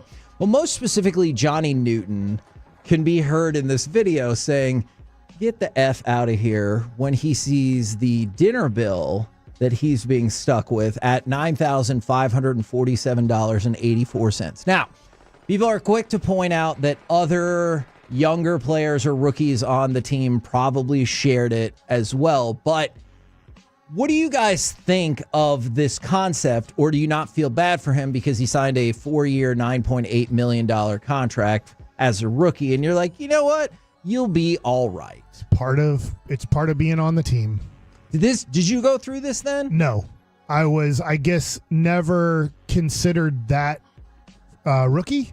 And they wouldn't do this to a practice squad guy. Yeah. Like, I get it. We can be bullies. Like, I guess I'm bullying Sean. A little bit.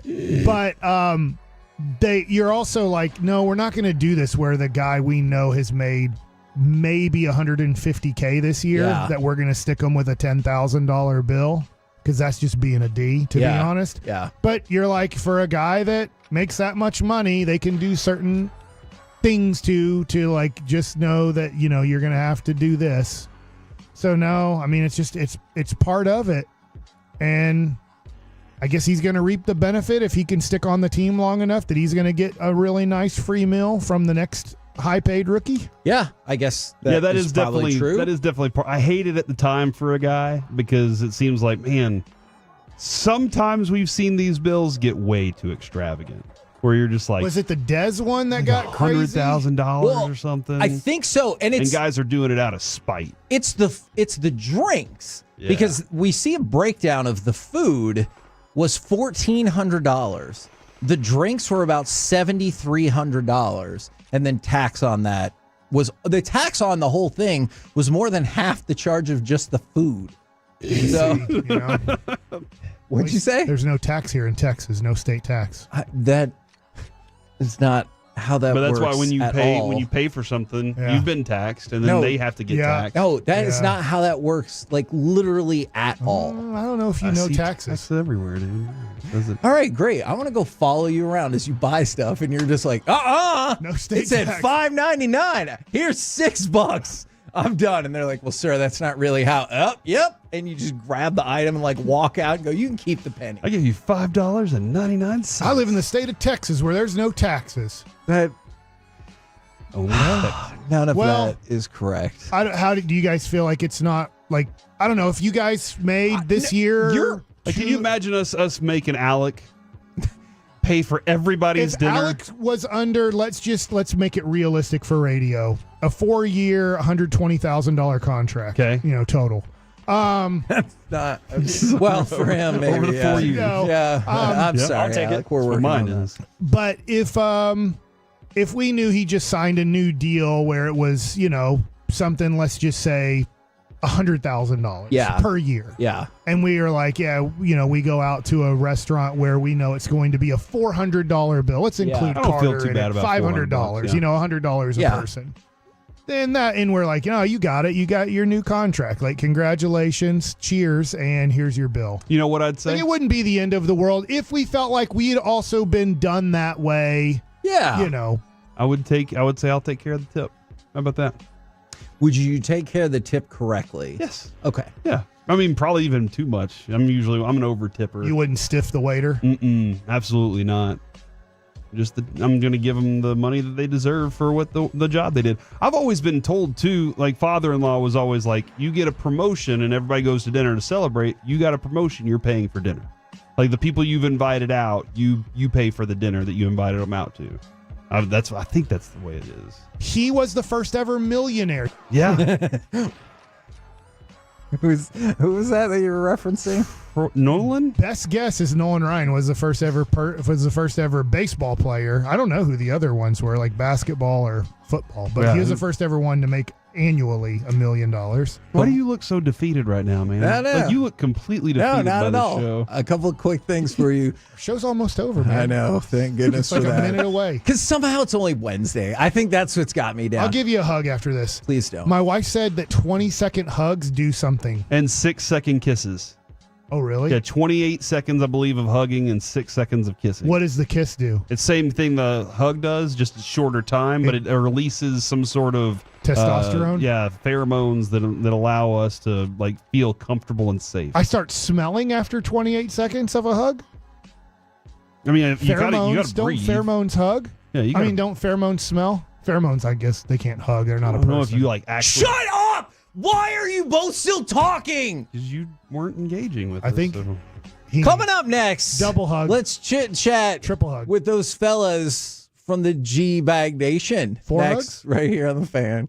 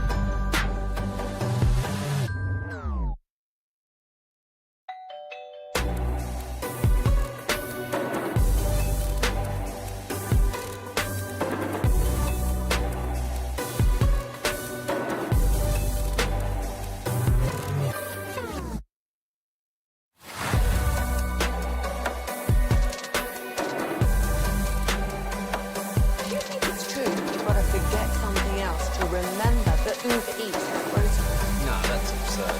Hey, remember when you used to be what was it? Pepper Lady. Pepper Lady? Cinnamon Sisters? Basil Babes. Saffron Squad? Nutmeg Maidens?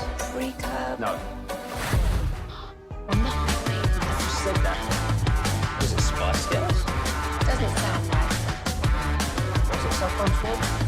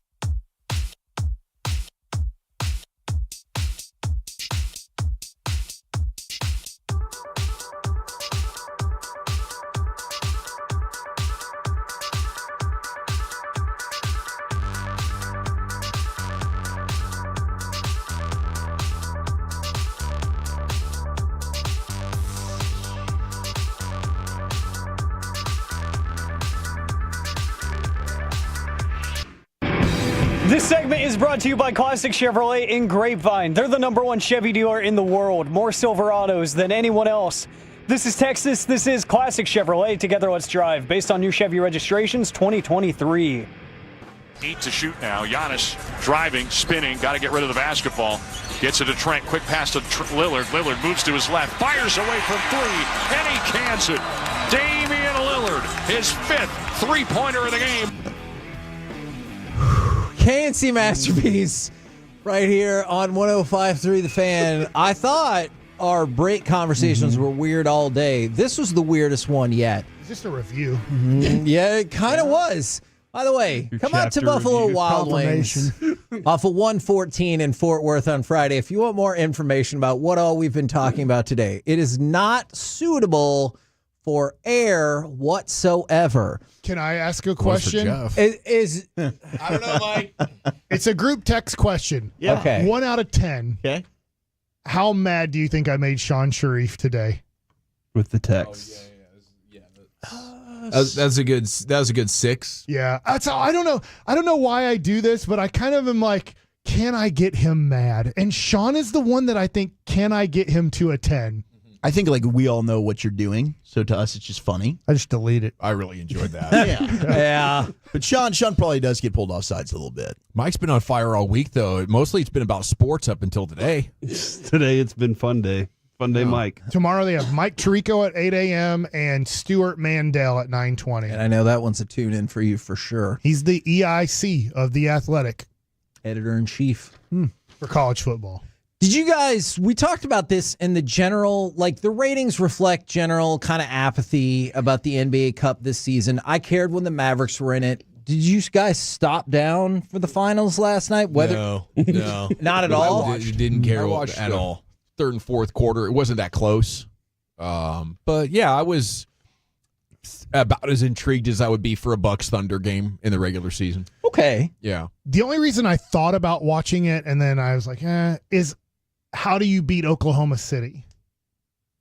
Does that, from a Dallas Maverick perspective, I'm like, but then I'm like, I watched Giannis. That helps. Yeah, I watched him travel 17 times again and they don't care. And I'm like, well, our guys can't stride 10 feet, 3 different steps, so you can get 30 feet of distance with your traveling 3 steps. But that does seem to help him out a lot. Yeah, I think trading for Giannis would probably improve our chances. A lot. Probably. Yeah. Well, if you were to put a percentage on chance. Giannis plays for the Mavericks in his career, what would your percentage be? 2. Yeah, somewhere in the single digits. I was thinking 4. But I also never thought they'd get Clay, really. So Fair. It's funny because my brain went to 3, so it was like 2, 3, 4%. Same cycle. Let's go 7. I'll say, it's probably somewhere between 7 and 10. Ooh, I like it keeps going up. I like Broadus. 2, 3, 7. What is it for you then? I don't know. Mike Fisher ruined it all for us. He did the Dallas exclusive. He did the DallasBasketball.com, and I mean, it didn't matter if it was Michael Jordan, Kobe Bryant, LeBron James in their prime. He's like, hey, don't go sign anybody else until LeBron says no to you. And I'm like, Mike, do you realize that they are doing that? And all the other free agents sign within 48 hours, and then you're left with Monte Ellis. And I'm not saying Monte Ellis was bad for us. He actually ended up being pretty decent for the Mavericks. But I'm like, look at what Nico has done. Totally different than the Mike Fisher model. And that is you wait for LeBron to say no. Well, when you don't wait on the superstar that you're not going to get, you get some really darn good players like PJ Washington and Daniel Gafford and Klay Thompson. And it's like, you're not getting LeBron and you're probably not going to get him. So don't wait on your money for those guys. Let's go get really good players that can help out your team. Yeah, and Nico saved us. He really did. Like the way that front office had devolved and, Donnie basically absentee GMing, Vegas Bob and Mark Cuban calling the shots, that got ugly. I'm with you on that. Now, we had this conversation off air yesterday. I'm curious y'all's thoughts about Christmas decorations. I know people are like, oh, when do you put them up, blah, blah, blah. What I want to know is, when is it no longer worth your time? Like, how far out from Christmas do you have to be where you're like, all right, I'll put the lights up, or I'll put the decorations up, or do you get like 2 weeks out and you're like, it's stupid now? Yeah, I haven't put them up yet, and I was told Adrian, I was planning on doing it. She was like, don't even bother. Like last weekend, I was like I was going to do it today, and she was like, don't even bother. And I was like, okay. Can I ask Dawson a question, being from the state of Oregon in that area? Yeah. Dawson, is there people you know that put up their tree the day before Christmas, that cut down their own tree and decorated and all that? Not the day before, but we did that several times because there's a lot of evergreen trees, and a lot of lots, with acres. You can go out there and walk around and do your own thing. So I would say I've done that a half dozen times in my life. See, I've had a friend that do it. They put up their decorations the day before. Wow. But they go out and they cut their own tree down. Is what they throw do. rocks at trains. Are we a real tree? I've never had a real tree in my life. My parents never did. We never have. How long does a real tree last in your house? Oh, it can go 3 or 4 weeks as long as you're watering it Got to consistently. make sure you have water in that base. But those pine needles get all over the ground. They're a pain in the ass. Yeah, and my dude at Savvy's told me, he was like, make sure you close and seal off the vents around it. Otherwise, it'll dry out faster. So make sure you're doing that. Does that go for, like, I don't know if you decorate inside the house or whatever, outside of the tree? Absolutely. Okay. Absolutely. Yeah, we're getting after it, the weekend after Thanksgiving. Okay. So a couple of days, we're going artificial tree now. And I would say, to your point, maybe 10 days out. Yeah, once we've hit that point. But it also matters how many little kids that you have at the house who are just thrilled. So it's never too late in that situation. I'll tell you, there's some folks in the Preston Hollow area that really get after it when it comes to putting up lights. Probably, we got some probably $5,000-6,000 $6,000 lights going up. It's unbelievable, and their homes, and it's really cool to kind of walk through the neighborhood and see who gives the effort and who really doesn't give a damn. My wife. I'm riding the horsey tomorrow. Ooh, that's gonna be fun. Carriage? I've done that one. Yeah, I'm doing the carriage. I haven't done it in forever. Yeah, it's a good way to go. My wife saw one of those displays. She goes, "Who would want to live there?" And I was like, "Me." Yeah, I would want. to I live love there. the fact when people give effort to put up holiday lights. It's fun. I really Deerfield's do. great in Plano. Yes, we do that every year. There you go. And it just Deerfield got to a point where, and I still really like it, but it was like, good luck. Yeah, it's too much. Yeah. You have to enter through the rear on that one, and then go against the grain for the most part. Yes, I found that out last year. There the is a problem was we different brought the dog, and the horses would be galloping by, and she went absolutely nuts. So this year there will be no dog with us. Dogs and horses all out of Deerfield. Yeah.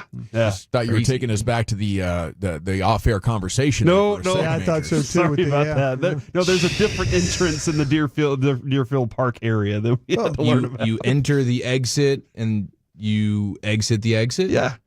That place where like Jerry Jones and Clark Hunt live. Yeah, that area is beautiful. Oh, it's over insane. There. It's beautiful over there. What they do with their homes. Do you like it when the neighborhood works together? Absolutely. Like they have that theme or what? I do too. I really do think like that's Corey, great. okay, by y'all's house, there's that 3 houses. No, that that goes all the way crazy down on the that street now. Oh, that goes, okay. that whole It used to street just be does the 3 houses on the corner. And I What's can the never remember the address? name of that street. I'll get it and send it to you today. It's awesome. It's Our like Cholos want to know. it's like Dox 'em. 3 blocks north from Pegasus.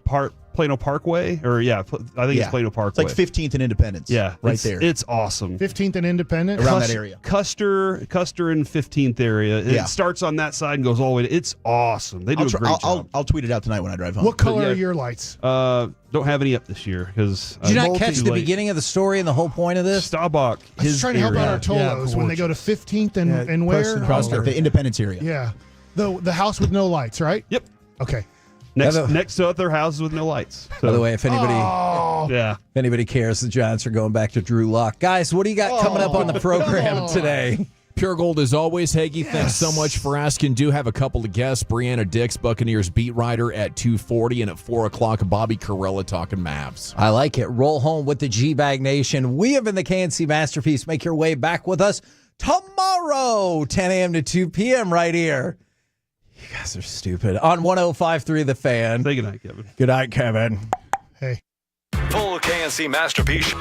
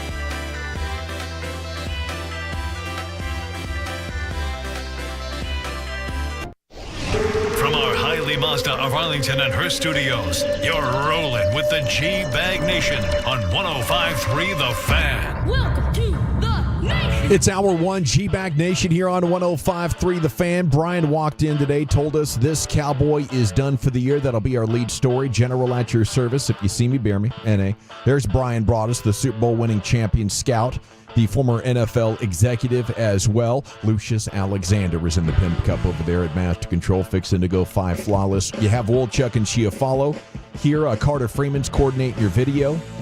And along with you, we are the G-Bag Nation here on 105.3 The Fan.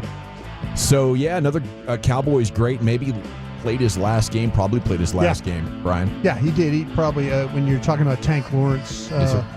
And so, yeah, this is, they tried their best to get him back. And there's a couple times where I know I was passing by the field and just kind of watching him, and I felt like, okay, here we go. It's looking like him and Britt are working very well, being able to plant, to drive and stuff, but they just could not get that thing to where they needed to be, and it wasn't worth the risk for them going forward. And so, yeah, we've probably seen Tank, as you mentioned, for the last time in a Dallas Cowboys uniform as well. Zach, I'd love it if they can find a way to come to terms with him. I know it would mean a lot to him if he can finish his career with the Cowboys. Maybe he'll take a significant team discount.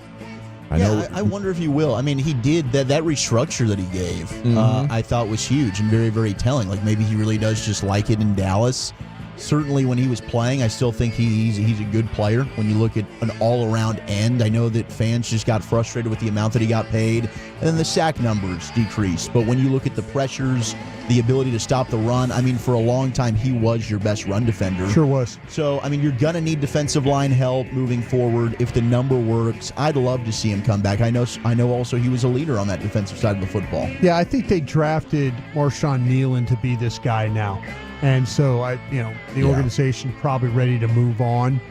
We'll see. If I don't want to count him out completely, but I kind of felt like last year when they drafted Nealon, where they did replacement, it seemed like the obvious replacement. And he's played well.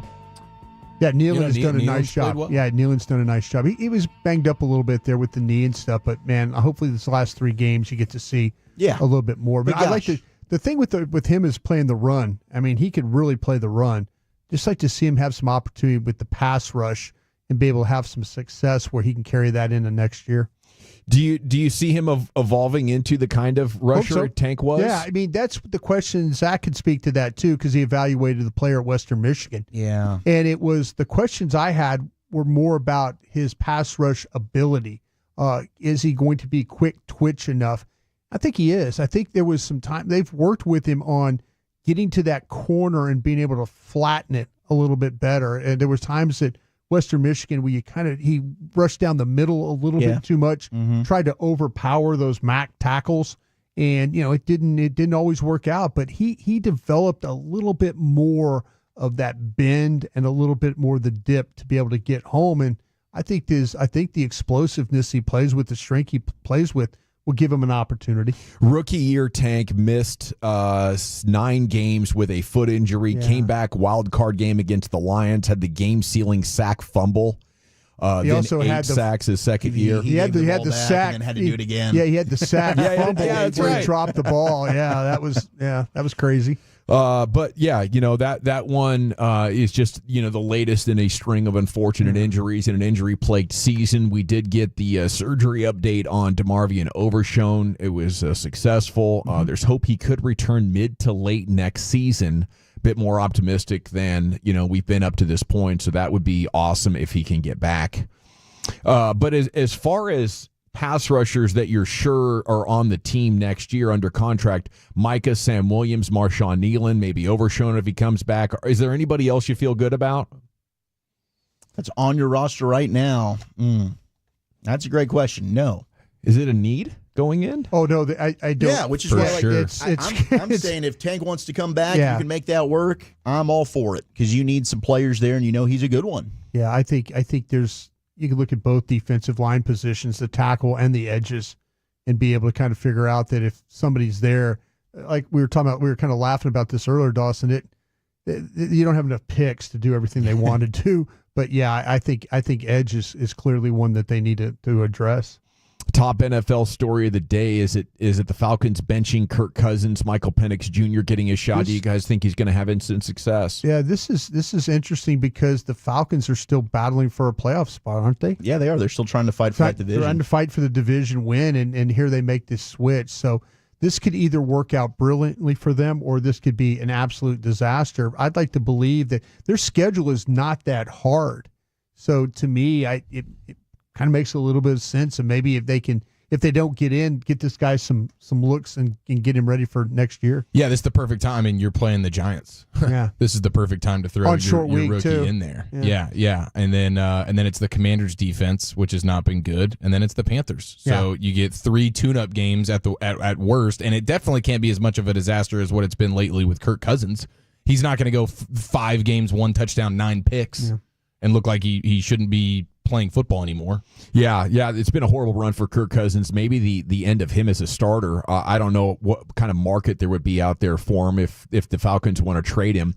But Penix put Washington in the playoffs last year, and to do that for that program and how far they've fallen without him and, of course, the coach, and they lost some other players. But I thought if it wasn't for the injuries, Penix's ability to play under pressure and in clutch situations was massive. He's won everywhere he's been. Indiana was not. I mean, I know what they have the new coach at Indiana, and they had a historic year for them. But he left; they were terrible. Yeah, once he walked out of the building, that Indiana program went downhill fast. And but so I can say he definitely benefited from the coaching staff there at Washington. They had outstanding players, 3 wide receivers, a little bit of a running game, they had a physical offensive line that got guys drafted, but Michael Penix played well when he had the opportunity. He picked Texas apart. I mean, that semifinal game, he's got, you're always looking for that it when it comes to these quarterbacks. When we watched the guys last year, like Penix had a little bit of that. I'm hoping he's successful. I think that this is the right decision for Atlanta moving forward.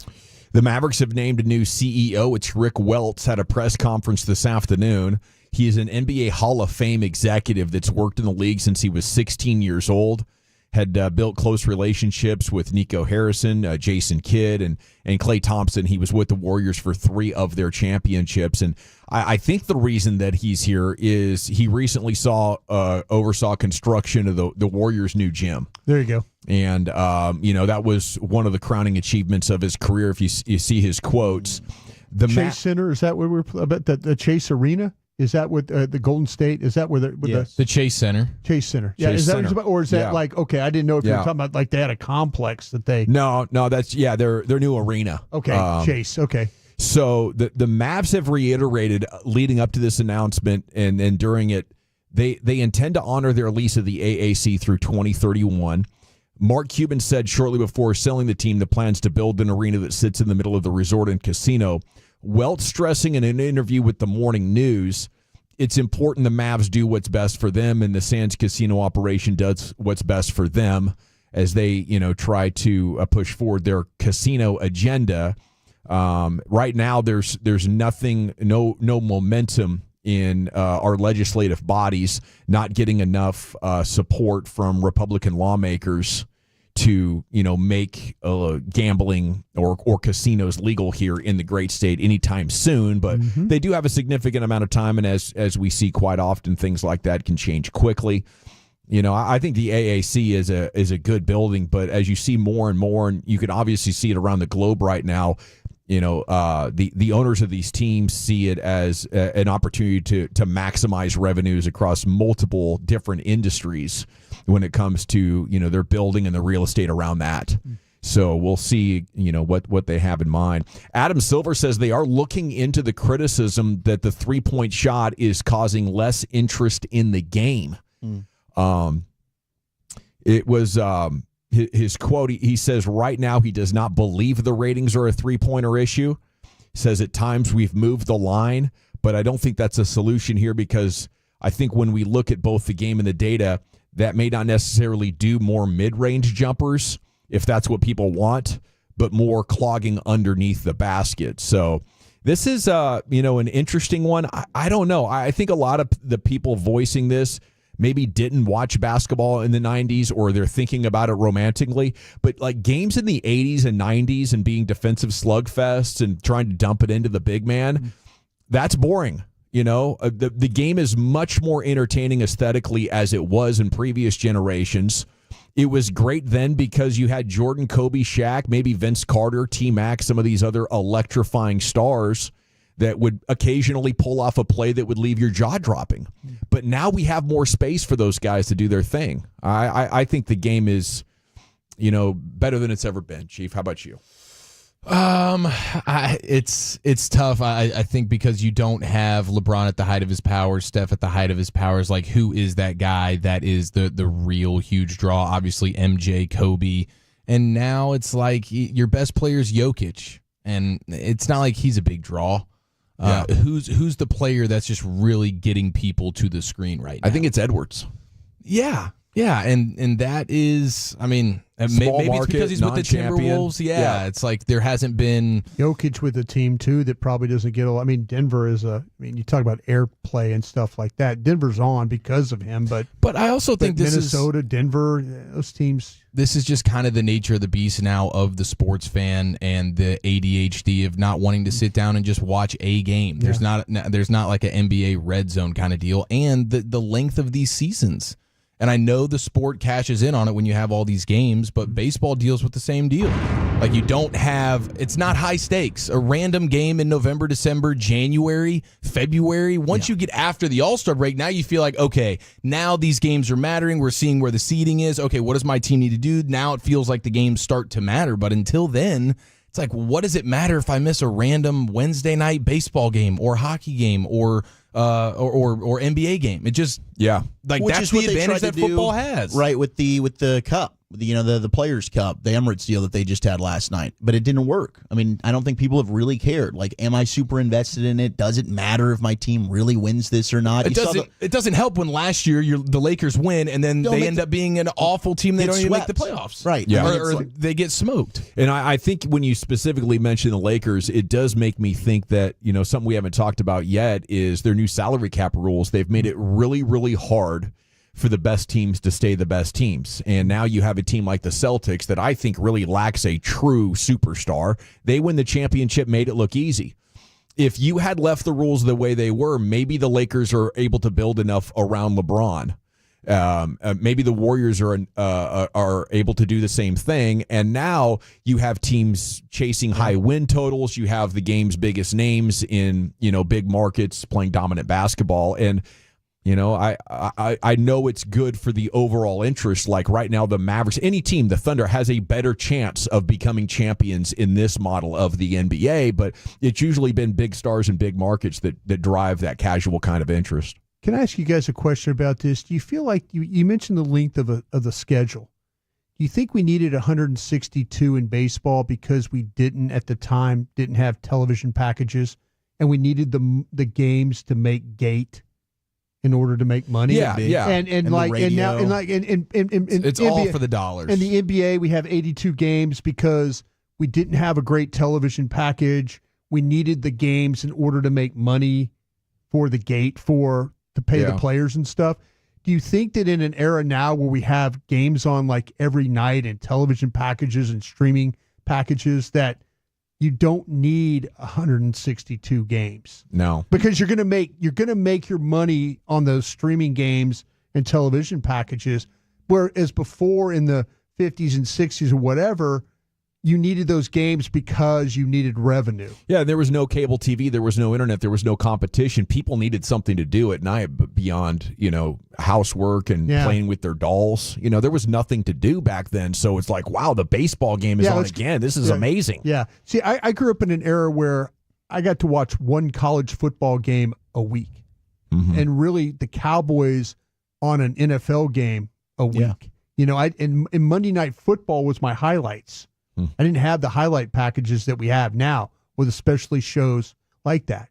So I'm not saying it was better. I'm just saying there was a far less. It was the saturation, that you needed those games. Because we weren't paying, we weren't buying into TV and stuff like that or these cable packages and stuff. I just wonder if they could adjust it to where like they make so much money, but television's going to say, well, if we don't have the games, you're not going to get as much. We're not going to sell them. Right. But it's still a buttload, but they're not going to go backwards on it. But would the ratings be up if we knew we had more specialty games of Mavericks versus Golden State? If we had more matchups like that instead of 82 games. If we had 60 games. It also might hurt that you're on a bunch of different networks now. Not everyone. It's not that easy to find unless you're like super plugged in and okay, I've got a game on TNT one night. It's on ESPN. Now every team's kind of having their own deal with the Stars and Victory Plus. You got the Mavs now on Channel 29. It's not exactly like I know I can turn on NBC and I got a game here at 7:00 on a Thursday night. I got to kind of go searching for the sports now. That probably doesn't help them. Stars' next game is today.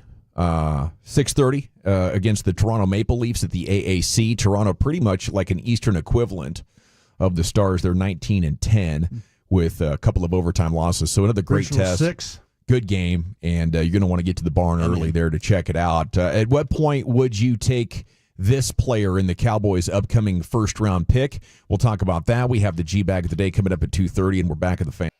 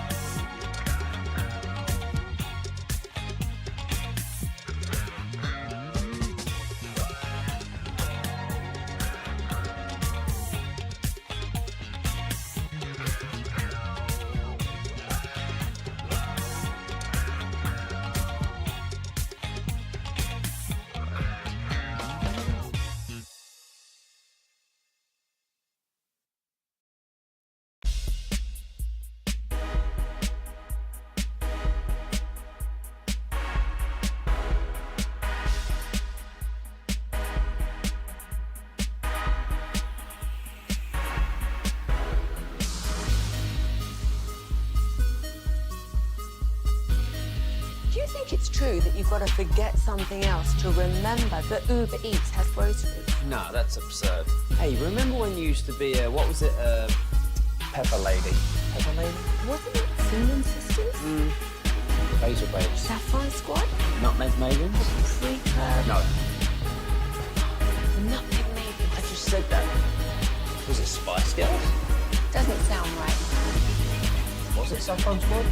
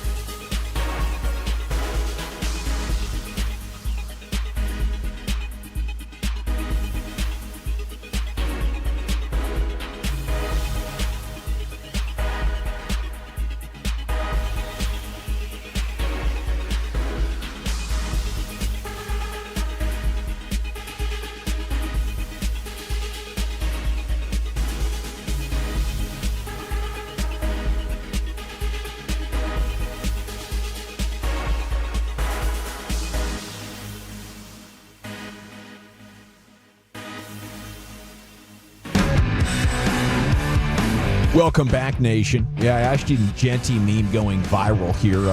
Explained one of the reasons you'd be so excited to join the Cowboys. I want to know from you at 877-881-1053. If you'd like to text in, leave your name and city you're texting from.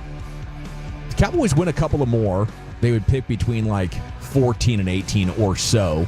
Would that be low enough? Where you'd be like, man, maybe this is the spot to take Genty. Segment's brought to you by Ciroc Vodka. Please drink responsibly. It's brought to you by Cars for Kids. Donate today, carsforkids.org. And it's brought to you by the Frankels. Life is unpredictable. Accidents happen. If you or a loved one is injured in a car or truck wreck, call the Frankels and get a free consultation, 214 or 817-333-3333. Go online to frankelfirm.com. Yeah, says one of the reasons he'd want to be here, his entire family is in Texas. So I could see him beating Tampa. They have a pathetic pass defense. You can make a couple of big plays there. If the defense plays well, maybe you keep them to, somewhere between 17 and 24 points. We have a game in the fourth quarter. Obviously, they match up incredibly well against Washington, beat them earlier. But I think the farther you go beyond the first round, it'll be interesting to see how many total, first-round picks there actually are in the first round, usually somewhere around 19 or so. Yeah. The first-round grades fall off. You're essentially taking second-round players at that point. And if players 16 or so isn't a good fit, you don't like him. It's at a position that you decide you don't need, and you start to see how things are falling to you. Man, what Rico Dowdle has done with this, ability to run the ball and play defense and get results.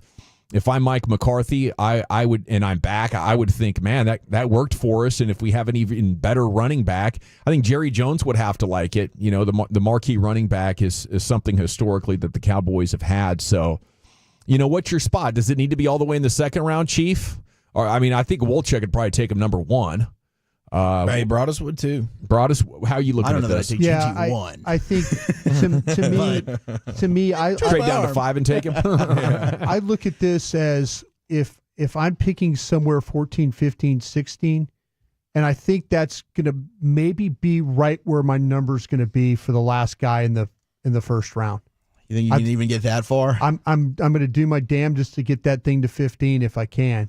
Yeah. But I think the Cowboys will be picking in that range. I think he will be the best player on your board when you pick. And that's always been my philosophy in the first round. Give me the opportunity to take the best player on that board because I'm going to try and limit my mistakes is what I'm doing. I think when they've drafted Zach Martin, they felt like that maybe Johnny Manziel was the best player on the board, and I take it back. Zach Martin was their best player. Jerry brought up the discussion about Manziel.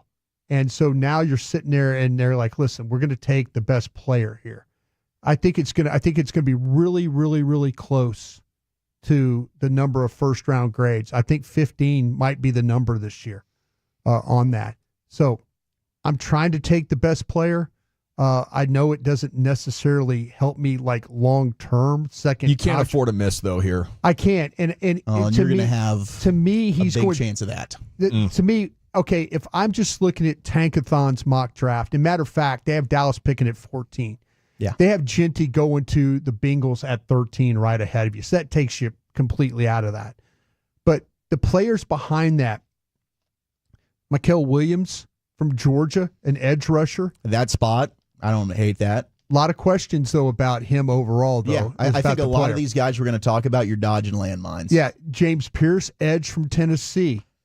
Phenomenal pass Nick rusher. Scroton from Texas A&M, another edge. I know where you play him. Yeah, see, that's what I'm It's a tough saying. one. Now we're in the mode of we're taking guys that have questions and potential holes in them as players.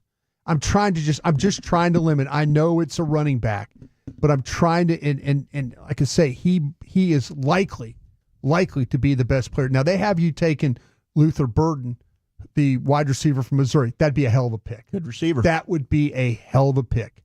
And if he's there and Genty's there and all that, I could see them taking the wide receiver.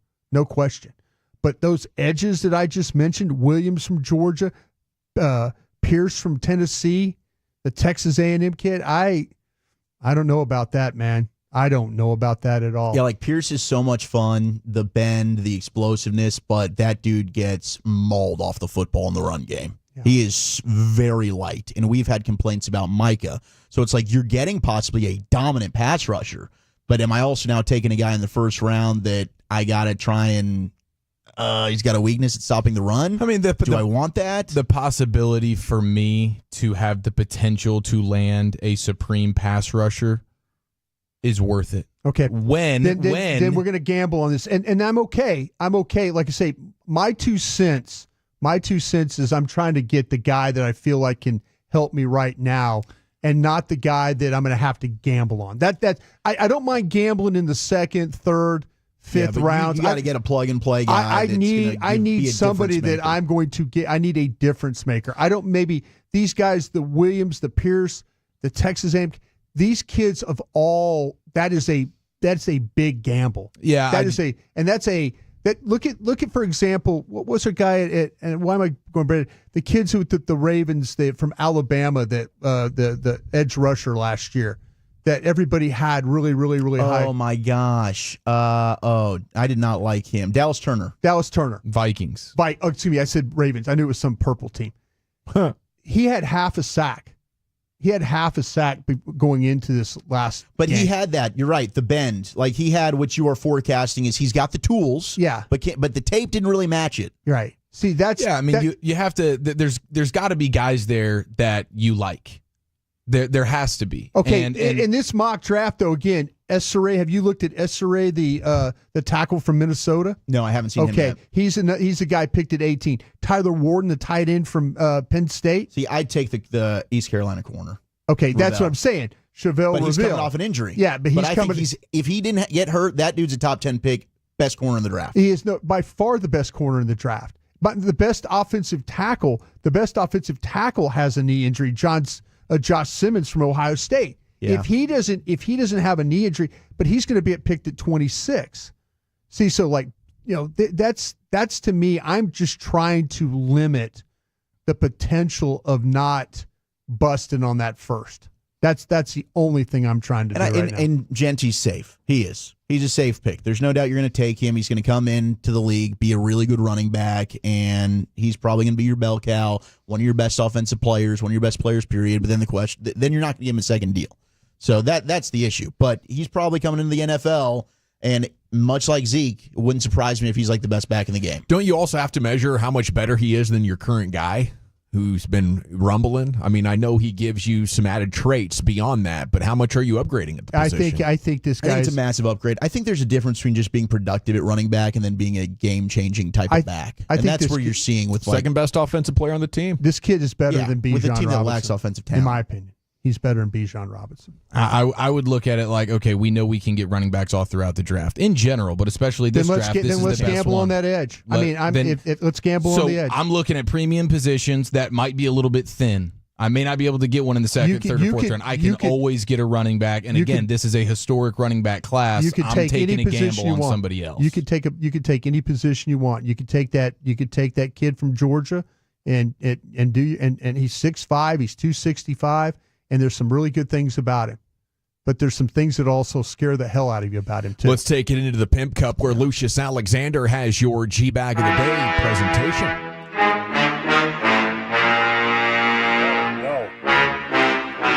Big Godzilla.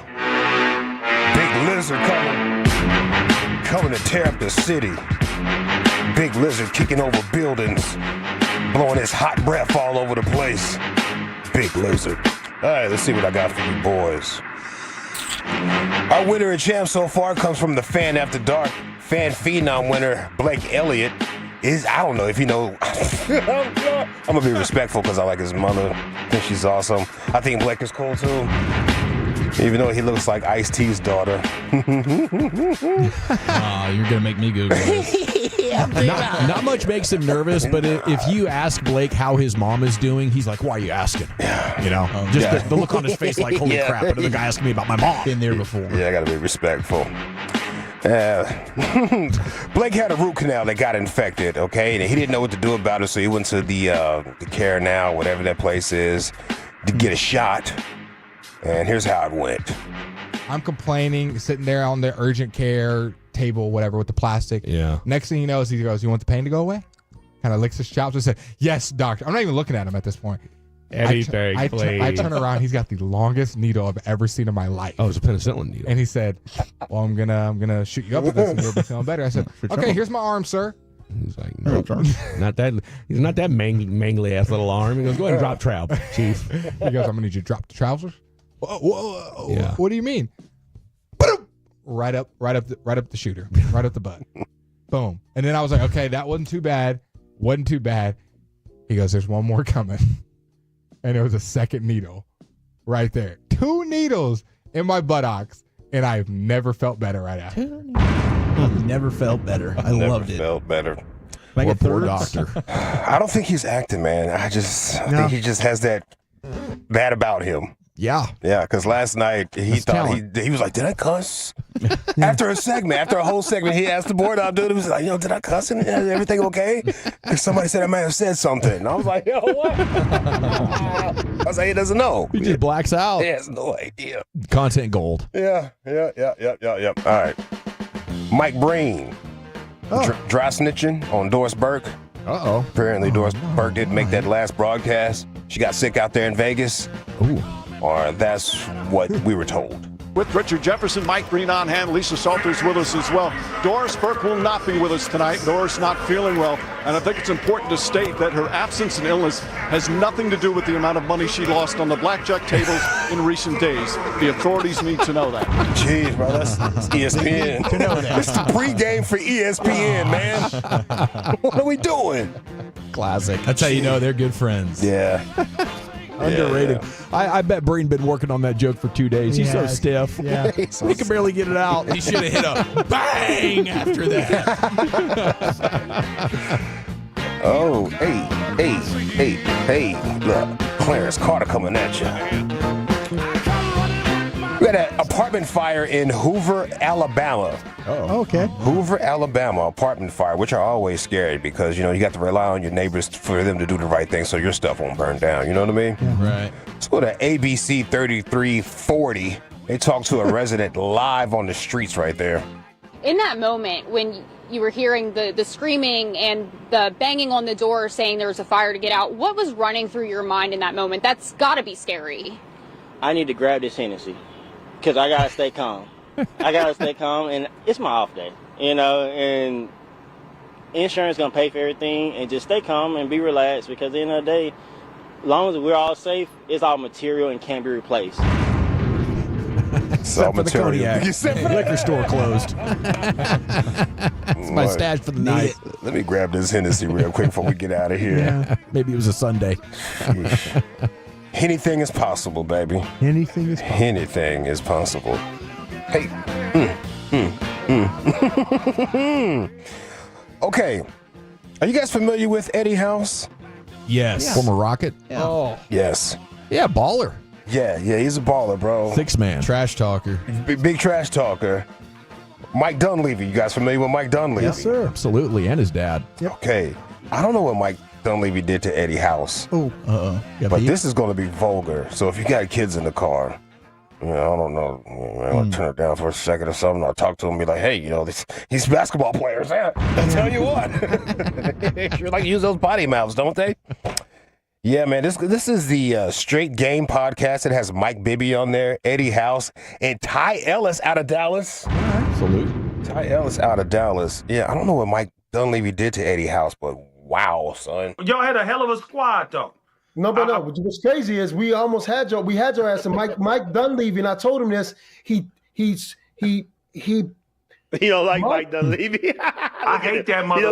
Oh, you don't like Rasheed Wallace. A lot of people do. I hate him. He's a piece of. He's a piece of. He's a piece of. I know. And Rasheed, a lot of guys don't. No, like he's Mike. a piece of. That's all it is. He's a piece of. So this is what he did, right? Not but a piece of. You know what Mike thought he was smarter than everybody. And his breath stank smell like too. He's a piece of. Mike Dunleavy. This is about you and your team. That mother. And don't cut that out because that. You know what I'm saying? At the end of the. At the end of the day, why is Eddie House talking like that? I don't know. What did Mike Dunleavy do to Eddie House? Why is Eddie House talking like that? He's talking about the coach or the former Warrior is he a GM now, right? Mike Dunleavy, bro. Yeah. Jeez. Let's look into this. You know, you come off like a nice guy, but you're really a piece of F. I think it's your dad. I think it's your dad he's had a problem with. It was his former coach. Okay. Makes sense. For the old man. Well, and yes. Okay, so Mike Dunleavy coached the Trailblazers team that went up against the Lakers in 2000, lost in Game 7 of the Western Conference Finals. And he was notorious for being like an East Coast tough guy who, when things got wrong with the players, he was willing to fight them. Like, he almost fought Jim Jackson and Rasheed Wallace one year. Okay. So I could. He was very confrontational. You know, you was gonna fight Rasheed Wallace? Yeah. He was. Yeah, Rasheed was trying to get to him, and Dunleavy was like, "Let him go." No. No. Big mistake. Put your hands around that man. Let me get out of here with my keys. My God. Yeah. Yeah, tough guy. Okay, Yeah, okay. That gives me a little bit more context to it. Yeah, I mean, he and his son both like good shooters in the league, and you know, Clearly, they shot at Eddie House. no doubt. All right, there it is. Your champ and 3 challengers. Is it Blake Elliott, who just wanted the pain to go away? Is it Mike Breen dropping the dime there on Doris Burke? Is it an apartment fire in Hoover, Alabama? Gentleman needed to grab his cognac. Or is Eddie House talking about his former coach, Mike Dunleavy?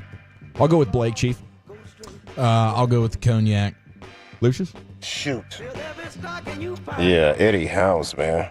Shout out to Ty Ellis's family. I know they listen. Salute. Happy holidays. Wolchuk? I'll go with Blake. Brian? I'm going to vote for Eddie House. We're tied at 2. That means you're going to want to jump onto @GBagNation. That is our Show X account. You can follow us all. The handles are in the bio @GBagNation. So we'll create an Insta poll. You can vote for it over the next 5 minutes, and then we'll come back, announce it, and get into our next piece of sports content here in the G-Bag Nation, home of the Cowboys, home of the Rangers. And we have Brianna Dix, Buccaneers beat writer, joining us on The Fan. I want to...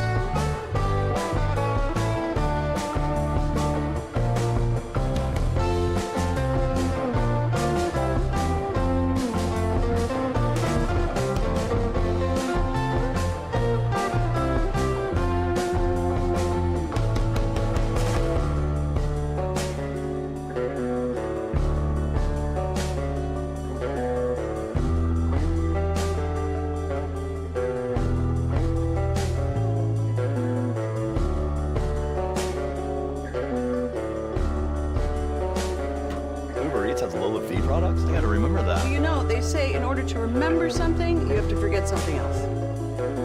Okay, now that is a very cute haircut. That's like a little shag. I've never seen it before. Well, I mean, of course you have. It's the Rachel. Oh, is that your name? No, I mean like your name. No, I'm Jen. Your name's Jen. Right, but I just mean like this is your haircut, but that's hair on your head. I'm not saying this is your hair. Okay, bring it accurate.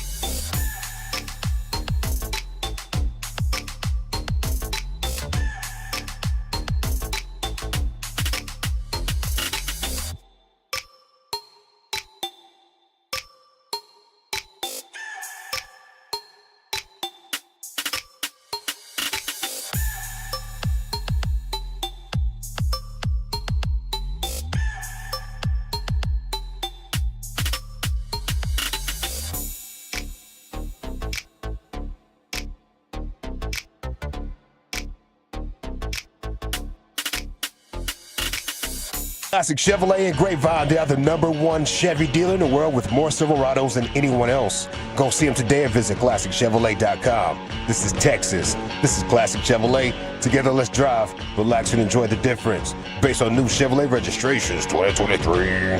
Thank you very much, Lucius, and congrats to our winner, Eddie House, on the podcast. He won with 2/3 of the vote, edging out Blake Elliott, actually 66 to 33%. So the Tolos loved it. Thanks for following us there at GBagNation on X. All of our handles are in the bio. You can follow us all when you get there. We'd love it.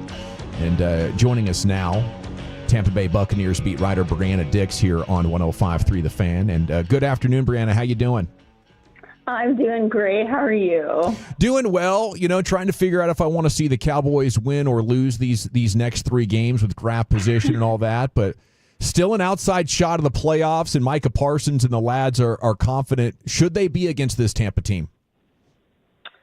Well, of course, I'm going to bet on the Buccaneers for this one. Obviously, coming off one of our probably most complete games we've had this season. Obviously had a little bit of a lull there in the second quarter. That's kind of been the Bucs' kryptonite against the Chargers. But, I mean, put up over 500 yards. The defense was gelling without some of our top players, including, you know, Jordan Whitehead, Antoine Winfield Jr., but found a way to get it done. And Baker, Mike Evans, this is a dynamic duo here in Tampa Bay. So I'm going to bet on the Bucs. One of the turning points. Oh, so you're doing sports wagering now? Or is that just... No. Is that a hot pick? -3.5. Now, how's the Buccaneers offensive line going to hold up against Micah in this Cowboys pass rush that's been tops in the NFL in sacks since his return? It's been a turning point. Do you think they can handle him? I do. Tristan Wirfs and Luke Gedeke. Luke Gedeke is honestly playing some of his best football right now. So, like, his first year when he came in, so at Central Michigan, he had played tackle and then kind of switched to left guard here and faced like a gauntlet of 3 techniques his first season. And then they switched him back to right tackle. Tristan switched to left. But, I mean, they're playing incredible football right now. And I think really just one of the things that's been really big for the Bucs this season, and I think part of Baker's mobility has kind of played into it, but it's just been the resurgence of our run game. But really those guys are playing peak form, have helped our run game get off, but also protecting Baker Mayfield. And I mean, basically held down Joey Bosa and Khalil Mack to only 2 pressures allowed last week. So I think I'm excited to see what they're going to be able to do against Mike Zimmer's defense. Well, Bree, welcome home. We're glad to have you back in the Metroplex for this weekend. We've missed you. I got to ask how it is covering Baker Mayfield, because I don't know that there's a sports figure that I went from hating to loving as much as Baker. It's hilarious, and what a small world. So I actually briefly covered, I don't know if you remember this, but I briefly covered the Sooners for USA Today. So I wrote a ton about Baker Mayfield and got to know him a little bit more just through that. And then lo and behold, I get this job and then we sign him. But what you see is truly what you get. I mean, he is the same person to our kitchen staff, to a janitor, as he is to Todd Bowles. Those players really would genuinely run through a brick wall for him. And I think you see why, because he's a guy that lays it all out on the football field. And whether he's dealing with a stinking injury, as he has throughout the season, he still is a guy that's going to scramble 10 yards. You know what I mean? He's going to put this team on his back, and he's done that over and over. And he's playing, the best football that he had. He leads the NFL in passing touchdowns right now. I think he's third in passing yards. And I think you're seeing just what he's able to do with the stability and the belief that he has in this system here, and he's thriving in Tampa. Has he always done the nicotine or tobacco dipping during games? That was one of my favorite moments of the season, watching him throw one of the Zyn pouches in his lip there on the bench. He does, yes. And then going out there, he does the smelling salts, and he has some odd, he's a little stitious. He has some things he does, but it's working. So let the man do his thing and let him bake. Okay, can you have a plug-in with the guys there to maybe bring back some smelling salts for us? We've been trying to get our hands on some smelling salts in the G-Bag Nation. I personally do not have a shameless plug, but I could maybe ask Baker how that situation goes down. See if you can get your hands on some for us, Brianna. That'd be awesome. Hey, Bree, which offensive rookie has been better for him? I'm going to put you on the spot. Is Graham Barton or is it Bucky Irvin? Who's been better with your offensive rookies? Ooh, that is a good question, but I'm going to have to go with Bucky Irving on that one. He has been so exciting to watch, and it's not, we're talking about a running game that was last in the league the last 2 years, and now we're second in the NFL in yards per rush. And I think he's a huge part of that. He has 55 missed tackles forced, first among rookies this year. And he's not the biggest back, but you see he has the contact balance, the leg drive to handle the duties inside. And then I think he's really just found a way to thrive in more of those counter gap runs that Liam and what we've installed this year. Because last year we did a lot more of Dave Canales had more of the outside zone, which was kind of more of what Rashad White does really well. But Bucky, his downhill charge is perfect for that, and he trusts the blockers. And I think, too, you've just seen our tight ends, our wide receivers, everybody get in on that and helping. And they've done a really good job in that. But my gosh, the spin moves, the lateral jump cuts, just his effectiveness and making that first guy miss. He's completely reignited this run game here in Tampa and has been a big reason why our offense has been able to have the success that it has.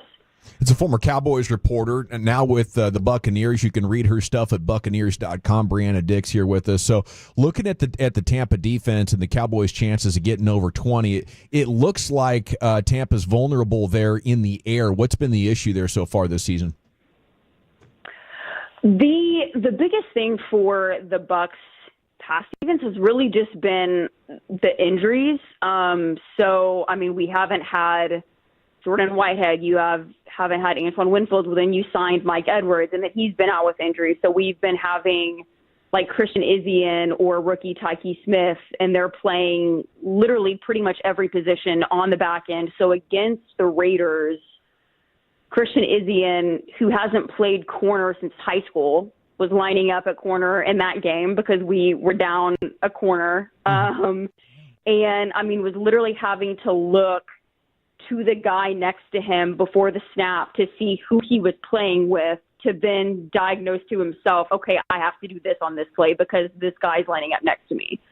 I mean, that's how intense our injuries have been. And I think one of the biggest things for this defense has been kind of over the middle of the field, whether it's been tight ends, whether it's been the guys just kind of giving up those yak yards and the chunk yardage. So I think how the Bucs defense is able to hold up against that is going to be key moving forward. But, I mean, we've been able to get some key pieces back. And then obviously the ability of our front to get pressure in recent weeks, especially with Levante David, his effectiveness on blitzes with Antoine being out. Todd's kind of sent him as the primary guy. And then also just Vita Vea and Kalijah Cansey being able to get that penetration up the middle has really helped out our back end. I mean, any defense that has Vea and Levante David against the run is, has a pretty good chance of being okay. It looks about average. Obviously, a big Cowboys, emphasis has to be the ground game, which Rico Dowdle has been very impressive in. I think since week 9, he might only trail Saquon Barkley in yards. Do you feel like Tampa, could be had on the ground? So I think that's an area that I think this Bucs defense is really going to be strong, and I think they've been a little better in recent weeks. But I mean, even against the Chargers, I mean, they held the Chargers to the lowest rushing yards they've had like all season long. I think they had like 30-something yards on the ground. But just when you pair those, but also, I mean, Levante David, I mean, the guy's 34 years old and he has over 100 tackles. And is literally like flattening guards and getting the guys in the backfield. And also like Kalijah was a guy, especially coming out of Pitt, that kind of had the undersized knock. Is he going to be able to hold up at the point? Is he going to be able to get moved off the ball? But he's been a guy that's really stepped up in the run game as well. So I think we're going to have a good day against the run. How is Jalen McMillan, the rookie wide receiver, doing in place of Chris Godwin? The Bucs ended up drafting Graham Barton and McMillan. They were two of my favorite guys from last year's class. But J-Mac seems like he might be coming into his own now as a pro. He is, and I will say our coaching staff, I can't say enough about whenever like Mike Evans went down with injury with Chris Godwin. Obviously things were looking a little doom and gloom in Tampa, but that was when, especially you've seen guys like Jalen McMillan really emerge as kind of that number 2 guy behind Mike Evans. But really the way that they were able to supplement the production of Godwin, because, I mean, this offense was primarily predicated on, Mike Evans as your vertical threat. And then Chris Godwin is that guy that gets the rack yards, the crossers, the slants, the end breakers, the corners, all of those type of things that he's able to do.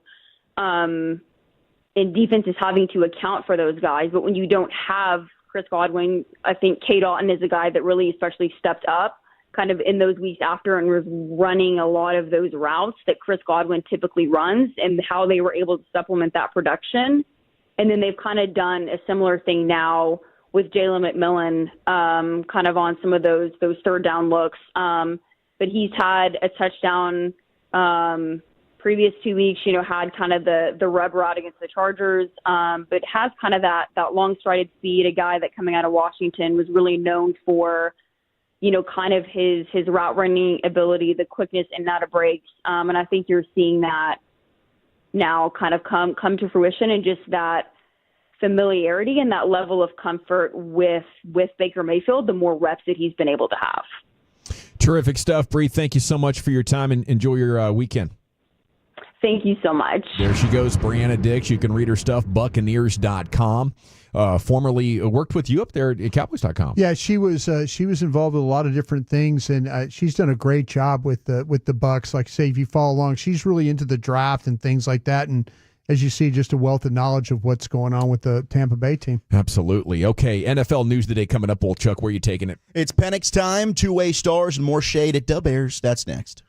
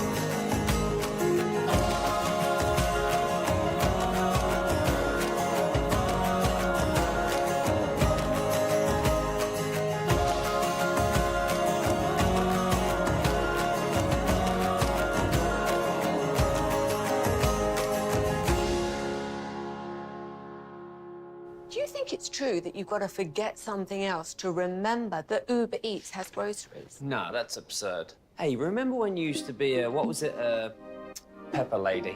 Pepper Lady? Wasn't it Cinnamon Sisters? Basil Babes. Saffron Squad? Nutmeg Maidens? Paprika? No. Nutmeg Maidens. I just said that. Was it Spice Girls? Doesn't sound right. Was it Saffron Squad?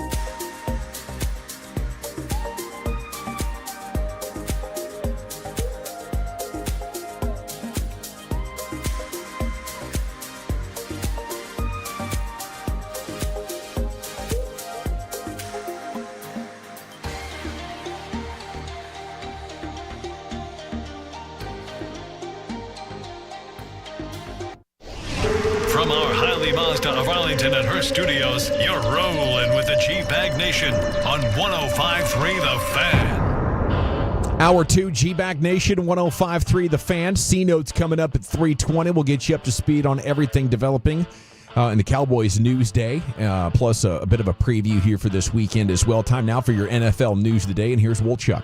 Well, the one big Cowboys headline was Jordan Schultz reporting that DeMarvion Overshown did have successful knee surgery. There's hope he could return by mid to late next season.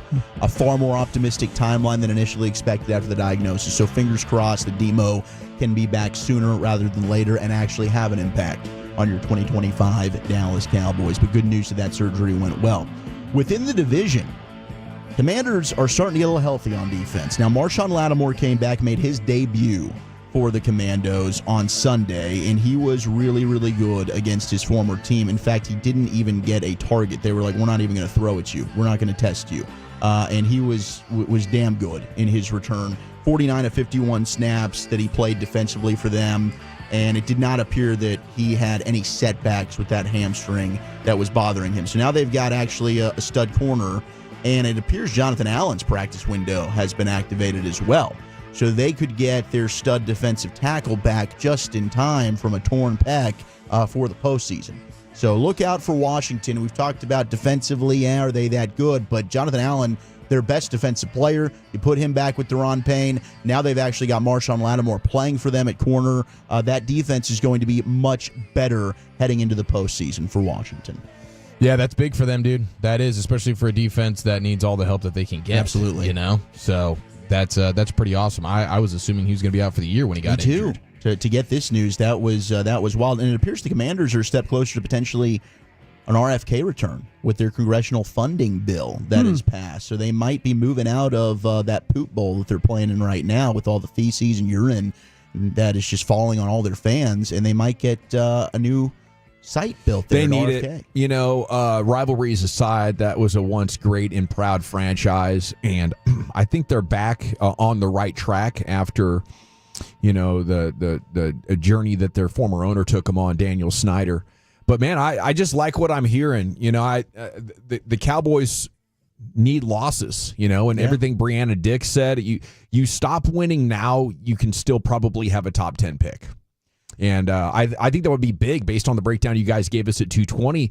That was unsettling as far as how weak this year's draft class is because of a combination of factors, including more guys staying 4 years now. The money and the stuff. I mean, it's. I don't think I've ever heard you guys talk about a first round this negatively. It's certainly the first time that I've looked at a class. And look, I haven't been doing this a long time. Brian's brought me in under his wing, and I'm couldn't be more grateful to him. But looking at just going based on Dane Brugler's top 50 is what we've been doing. Yeah.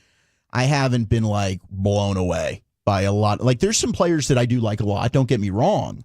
But there's also, as Brian talked about, there's a lot of warts with these guys, and you could be trying to dodge some minefields here, this is a really big bust potential player. Do you end up weighing, I think this is a pretty safe pick. Do I just take that so I don't look back and think, damn, I just got another Taco Charlton here? You never want to draft. First round. You never want to draft a wart daddy. No wart daddies. No wart daddies. Pretty good there, Chief. Michael Penix Jr. It's his time. He's replacing Kirk O'Chains, the Falcons starting quarterback. That's the big news coming out of the ATL. And the decision was made by Coach Raheem Morris. He said, after review, we made the decision to go with Michael Penix Jr. This was a football decision. We're fully focused on preparing the team for Sunday against the Giants. You mentioned, hey, Giants, that's a great team. Go ahead and put him out there, maybe build some confidence. I was a big Penix Jr. fan out of the draft. It's always weird when you're watching a left-handed quarterback. I don't think I'm ever going to get used to that anytime I'm watching Tua. It's still weird to me. But Penix Jr. has quite the ability with that offense to slide in. And I saw Tony Dungy put out there, they just got flexed to Sunday Night Football against the Commanders. That could be a de facto, hey, Falcons lose that game, you're out of the playoffs. Maybe you don't win the division, and you're certainly not getting a wild card spot if the Commanders beat you. But he made the reference to when he was in Tampa, I believe it was in 99, that he did the same thing. He went to Sean King, a rookie quarterback. They won 5 of 6. They went to an NFC championship game. And look, obviously, I think if you're Michael Penix Jr., you're hoping my career ends up being much better than what Sean King's turned out to be. But there's at least one example of a team that has done this at this point late in the year with playoff aspirations. We'll see if it works out for the Falcons. The only thing that gives me a little bit of apprehension is just that they didn't go to him earlier.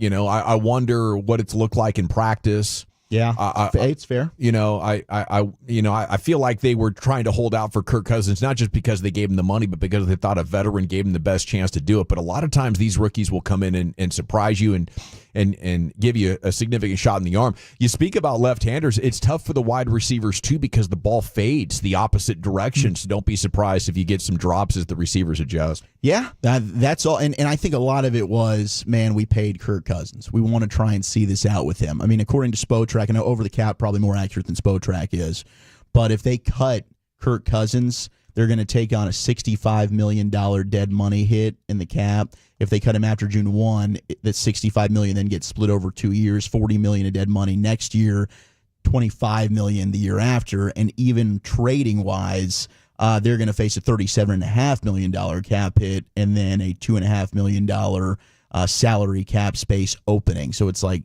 man, we're eating a ton of this contract. We did just see Denver do this with Russell Wilson.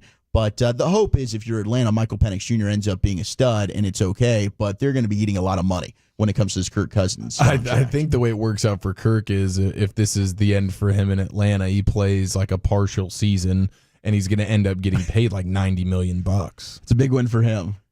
But he does have his father-in-law now really ticked at him probably. Yeah, I mean, you can never get that sort of bad taste out of his mouth. No, never. And then it's like now you're in an awkward position if you're the father-in-law dad, big-time Falcons fan. Can I buy a Penix jersey if Penix starts dominating? Like, how much cheering can I do for Penix on a football Sunday? Yeah, I don't know. I would try to table it like, man, Kirk, you had an awesome run. This was a great career. Congratulations. It comes, an end for everybody.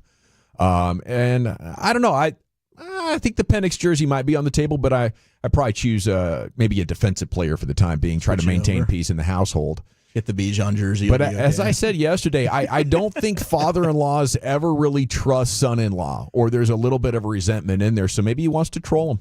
I love my father-in-law. He's a big-time Tolo, so we're just going to give him all the love on this show. I don't know if he feels the same about you, Wolchuk. He texts me every night and says, "I love you." So okay, all right. Well, you're the outlier. Congratulations. We're big-time homies. He's trying to just speak it into existence. Yeah, That's what he's doing. Willing it. He hates my guts. You called it out, man. Patrick Mahomes is practicing. However, he did say that if he's still feeling a little bit of bothering with that ankle, then he might not play on Saturday. And I think that's the way to go. They have full trust in Carson Wentz. That's not a sentence I really thought I would ever say, ever again, after what we saw his career end up in Indianapolis. I think that's and in another. Washington. I think that's another speak it into existence kind of situation there from the Chiefs' point of view. They're like, crap, what else are we going to do here? Hey, they found ways to win with like Matt Moores, and I like Matt Moore as a backup quarterback, but I think Chad Henne. They could win. Yeah, Chad Henne, right? He went on like a crazy 90-yard touchdown drive in the playoffs for him. I mean, Andy Reid, they'll scheme it up, but yeah, I don't think they're going to push Mahomes if he's not ready. Now, let's stay on the quarterback conversation. Coach Prime, and this is great. I made sure to tag Bobby Belt and Will Chambers in this because this goes back to their fight. Why Bobby decided, I'm not hanging around. Him and I drive all the way from where we were at Boomer Jack's down there Webb Chapel area to Plano, and we're hanging out, and Bobby's there for 2 seconds, leaves because he gets in a fight with Will over Shedeur Sanders going number 1 overall. Where here was Coach Prime on with Pac-Man Jones, Adam Jones, I should say. He's trying to get away from the Pac-Man nickname. But what do you think about Shedeur, and where do you want him to go? Raiders slide up to get the number 1 pick. Do they have to slide? Well, they're at number 2 right now. Okay, who's one right now? I think Giants are number 1. Giants, right? Giants are not going to give up that pick. They're not going to give up that pick. The Giants are not giving up that pick. Giants pick number 1. I know that. Number 1 pick. Shedeur's going to be the number 1 pick. If the Giants are number 1 pick, who's the number 1 pick, Pop?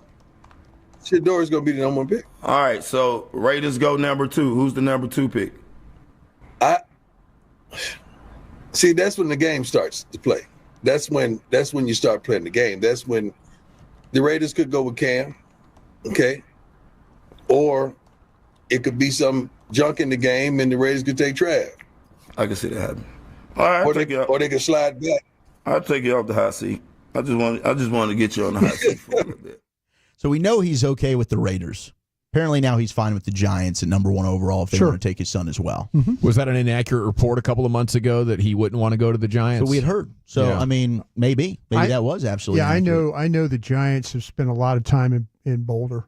I mean, they've sent a crew to go and talk to Dion about potentially what is about to happen with so we'll see maybe how they put some good work in massaging that that's relationship. What I'm saying. That they obviously went in there with the intent of saying, okay, this is how we're going to break this thing down. This is what we're going to try to. I could see the Raiders absolutely taking Hunter and then waiting for their quarterback in the top of the 2nd round. If you don't feel good about Cam Ward and those others, I mean, I could absolutely see him waiting for those guys. Well, this is we had some pretty good foreshadowing over the weekend with the Heisman stuff in New York City, and you had Shedeur throwing the football in the streets of New York to Malik Neighbors. Yeah.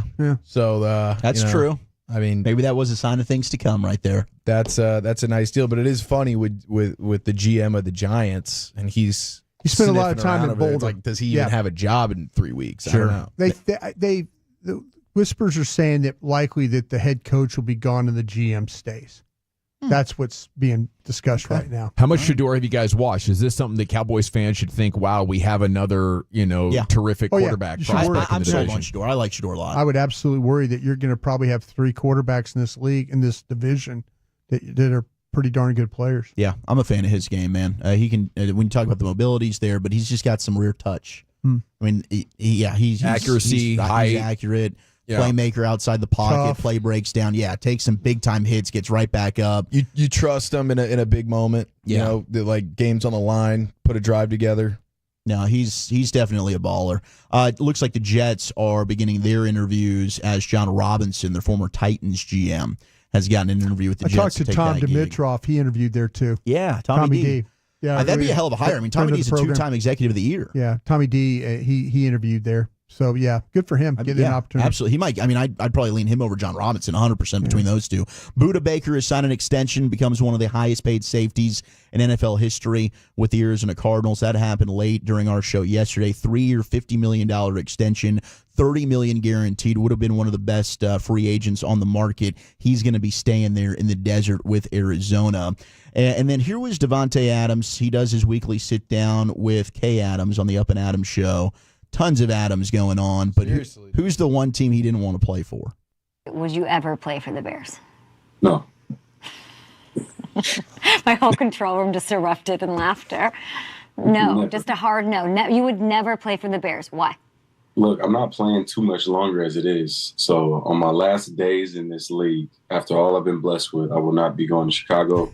I will, like I said, I respect everyone I play, but I'm not playing for the Bears, no. No Bears. Sorry for Caleb Williams if you want to play with Davante Adams. I respect that. Former Packer, probably hates him. Oh, yeah. But if you're a receiver, I just don't think you should ever want to play for the Bears. Cold and outside. And that history. It's just like the quarterback. What is going on? Caleb Williams. Is he going to be good? I don't know. Justin Fields. Mitch Trubisky. Ooh. If you're willing to play for the Jets, though, you should be willing to play for anybody. That's a good point. Yeah, I was thinking organizational failure. You think he regrets the Jets move? I think he's just regretting leaving Green Bay. I think if he could go back in time, he would have never left the Packers. So did I. I'm regretting leaving Green Bay, too. He'd have stayed right there. Yeah, or maybe he wishes he was DeAndre Hopkins in Kansas City right now. Yeah. Man, that'd have been a nice get, too. All right, there's your NFL news of the day. Thank you, Wolchuk. All right, it is the G-Bag Nation here on The Fan. The C-Note coming up next. We'll get you up to speed on everything developing here with the Cowboys throughout the day, and that's next in the G-Bag Nation.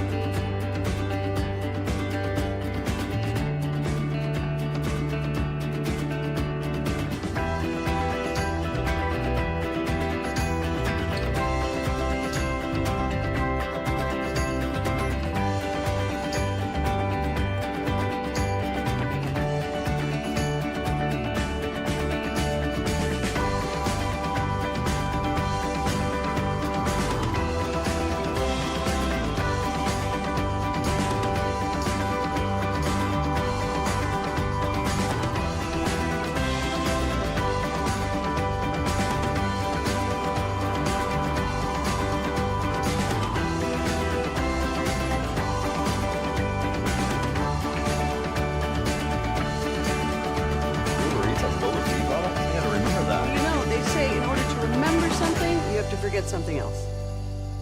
Okay, now that is a very cute haircut. That's like a little shag. I've never seen that before. Well, I mean, of course you have. It's the Rachel. Oh, is that your name? No, I mean, like, your name. No, I'm Jen. My name's Jen. Right, but I just mean, like, this is your haircut. But that's hair on your head. I'm not saying this is your hair. Okay, freak me out a little bit.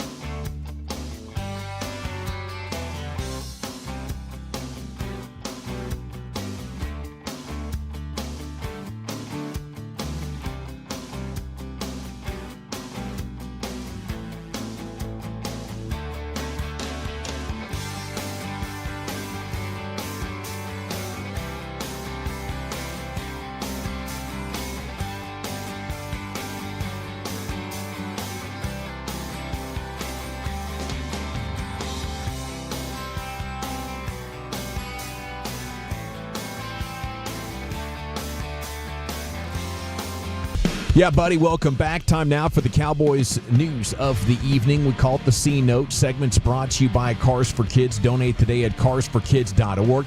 It's brought to you by the Frankels. Life's unpredictable. Accidents happen. If you or a loved one is injured in a car truck wreck due to somebody's negligence, call the Frankels and get a free consultation, 214 or 817-333-3333.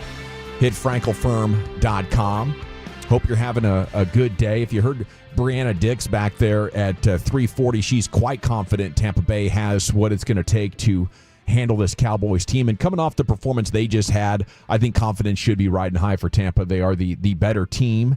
Cowboys haven't been good at home either. No. You know, still looking to get on track here. Is that a real concern, part of your prediction going into this game, the fact they are playing at home and they've been flat so far? No, I feel like that there's the home part of it. I kind of understand where that's going, but I think a lot of it has to do with the opponent. My biggest concern, I'll get it at 340, is really this Tampa offense.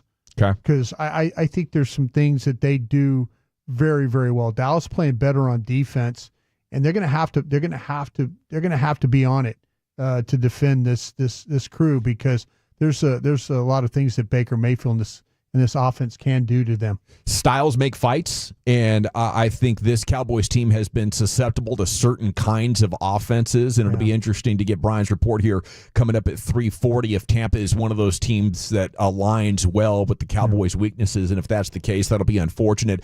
It was unfortunate earlier today when Brian informed me that Tank Lawrence is going to be out for the year, as the foot just didn't come around. He injured his foot his rookie year, and injured his foot early this season, and they'd been hoping that he could return. Brian even saw him I saw there getting good work. I felt like I let you guys down in a way, because just walking by on my way to working with DallasCowboys.com, watching him and Britt Brown, and it looked like he was cutting and doing some of the things that he needed to do. And, you know, I was hopeful that, you know, this was probably a couple weeks ago, but obviously, you know, maybe those hard workouts, something happened where, you know, you get soreness and things like that. It just doesn't respond the next day of work. I saw 1 day of work, or a little bit of 1 day of a work. So maybe that, but they just felt like for the best for the player, it was better just to let's call this one a day. I remember right at the end of Kevin Durant's time with OKC, he had a foot injury, and he tried to come back. And in one game we were watching on TV here in studio, he just kind of limped off to the bench, and that was all she wrote. You know, those feet can be really, really tricky, and the scans, for whatever reason, can't identify, you know, these hairline fractures and things as you know, well, or it can appear to be totally healed but still be weak even months after, you know. So like multi-year recoveries from this can be possible. We wish Tank, a former Cowboys interview of the week, did our Cowboys player show with him a couple of years back. You guys were mentioning edge players back there in the 220 as we were talking draft possibilities. That makes me nervous. You know, first round edges, not in the top 10, worse than 50-50 on hit rates, worse than not worse than quarterback, but worse than every other position when it comes to, is this guy going to have a good career? And, you know, it doesn't take long to bring up the names, but that's how important the position is. Yeah. And the reason those guys are going that high is because they have a burst, or they have traits, they have bend that teams are hoping, and it's worth the risk for them to take. But you know, the way you guys painted the picture of the injuries and whatnot, I think, you know, the team tank mindset is one that I resist as the season goes on, especially when you haven't hit your ninth loss. But boy, there's not many better things that could happen right now than losing the rest of these games. No, and if you're into that mode and you want the best pick possible, yeah, you absolutely need. I mean, I don't know about Zach. I don't want to speak for him, but Abdul Carter from Penn State, he's the best one. He's the best one. Yeah, and I'm with you. And he's very much like Jared Verse with the Rams. Yeah, that's who that guy is to me. What's the safety class looking like so far? If you keep Zimmer, where are you going to find the quality at that position that it really makes to cap off his defense? I kind of feel like that Malachi Starks is going to be the top rated. Now, I know there's some others that you know, like I said, I've only watched a couple of them. But Starks is the one that more like Brian Branch than what you would have. Interchangeable corner. I think he's more Kirby Joseph though, that plays at Detroit, than Brian Branch. But you know, 6'1", 205. I mean, you could play him down the box. You could play him deep. He could trigger really quickly. There's a lot of things. He's a very physical corner, quick feet, ball skills. He's going to be the number one corner, I believe, that's going to be taken. He's a former high school player or quarterback, you know, and so you can kind of see that he has that feel for understanding when he sees things, routes and development, and his ability to react to it. Just a super, super, super tough player when you put the film on about him. And where is he going to go? He's going to be a top 10, top 15 guy. Top 15 guy. That's what I'm saying. Has he been hurt? No, he has not. No, he hasn't. I mean, would you guys mind taking a safety first round? Is that too high? They need one. I mean, Zim does good things with safeties. I think he's got fewer holes than these edges we're talking about. I'm not opposed to that. A guy that I think is going to rise, and I don't think I've been asked about a player more than him, is Jahdae Barron from Texas. Now, he plays corner, but I wonder if you could play him at safety too, a little interchangeable. I'm interested in Jahdae Barron. I haven't seen them, but I know I've talked to Bennett about him, and Bennett was the one that mentioned to me, he goes, listen, if he goes, Dad, I know you like Brian Branch. If you like Brian Branch, you'll love this kid. I haven't seen the kid play, and that's why he's really good. He's might a ball be hawk. better. He might be better than Starks. But Bennett was telling me, he's like, listen, I watched the guy. He covers, he tackles. You can use him in a lot of different spots. Physical player. I mean, that's and he can really, really run. So those are the things that I need to look at and see. But yeah, if you like, to me, it's all about trying to find a way to limit the problems of the potential busts with that top 15 pick. And how are we doing over there cross-referencing with positional value, Chief? You all right, safety, middle of the first round if you can cover? I would be fine. I mean, I hear Brian Branch, and I'm like, holy smokes, dude. If that ends up proving true after you guys scout him out, then that's a no-brainer kind of selection right there. Okay, next in the C note, we have John Machota writing a piece posted a couple of hours ago about why Rico Dowdle has been so effective over the last month. Just 120 yards now from 1,000. And that's, a significant benchmark still, even though we have the 17-game season. Started with no better option. You let Pollard go. You signed Zeke. You have Hunter Lipke over there. Then Rico's health. Maybe he's figured something out that's allowed him to stay available. And then you go to the coaching staff finally being able to turn the page from Zeke and whatever challenges they had there. And the surprising play of the offensive line as well. Rico says it all starts with the guys up front. So hopefully, as we go now into significantly better fronts, it's going to be a little bit more difficult to push around Vita Vea this week. But we get to stress test that, and I will remind you, he was getting 4.5 a carry. That was in a much more limited role. But multiple people saying in the piece, Jerry, Rico, Mike McCarthy, that maybe he's one of those guys that can get stronger the more touches that you give him. And I would definitely say he's gotten better and more comfortable in the offense as the season has worn on. And those 10-yard plus runs are just decimating for a defense. And, they force you to evaluate what kind of coverages and what kind of a defense you're playing. Okay, so what are you hoping, Brian, to evaluate as far as individuals in this final 3 games of the season? Who are the guys that we need to see more of? And I tell you what, with the way the injuries are, you've seen them all. You've already. I mean, it's a good question. Yeah. And the thing about it is, though, the problem that you're running into is that these young guys have had to play. No other team in the league has used more cornerbacks than these guys. Yeah. We've seen them all. We've seen 7 different cornerbacks play this year for this football team. We talked about. With the Marshawn Nealons, he's coming back from injury. You need to kind of figure out what's going to happen. Are you legitimately okay with the guard center combinations that you have? I'd like to see, what's going to happen at left tackle. That kid needs to play. And I know that it might be it cost maybe Cooper Rush some sleepless nights with him playing over there. But yeah, you've seen a lot of the young guys already have to play, and I'm kind of like, just keep finding a way to doing that. There's really no specific position that I'd say, okay, I need to see. Maybe that tackle, maybe that's the one. But I mean, I've seen Schoonmaker play better. You've seen some of these corners. I would have loved to have seen Carson get the opportunity, but the shoulder's too bad. He's not going to play again. He won't come back. He won't come back. So I would like to have seen him play. But, you're just kind of because of all the injuries, you've had to deal with these young guys. The one guy that they might need to start giving more reps to is Jonathan Mingo. They gave a 4th-round pick for him.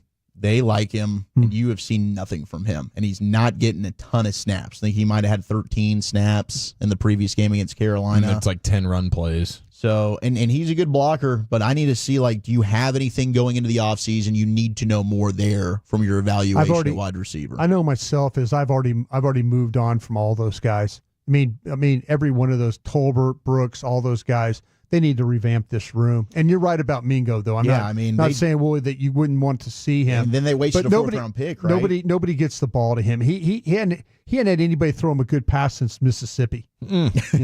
I mean, Carolina, they couldn't throw him a good pass. They haven't thrown him a good pass here. Well, Blogging the Boys did the 3 players we'd like to see more of, and every one of them, I feel like, kind of what you said about the wide receiver room applies to them. You have Mingo. Yeah. At best, he's your blocking wide receiver, right? You have Deuce Vaughn, We haven't talked about him since like week 4. Deuce Vaughn to me, and no disrespect. 11 carries, 33 yards. No disrespect. I've moved on from him too. And then quarterback Trey Lance.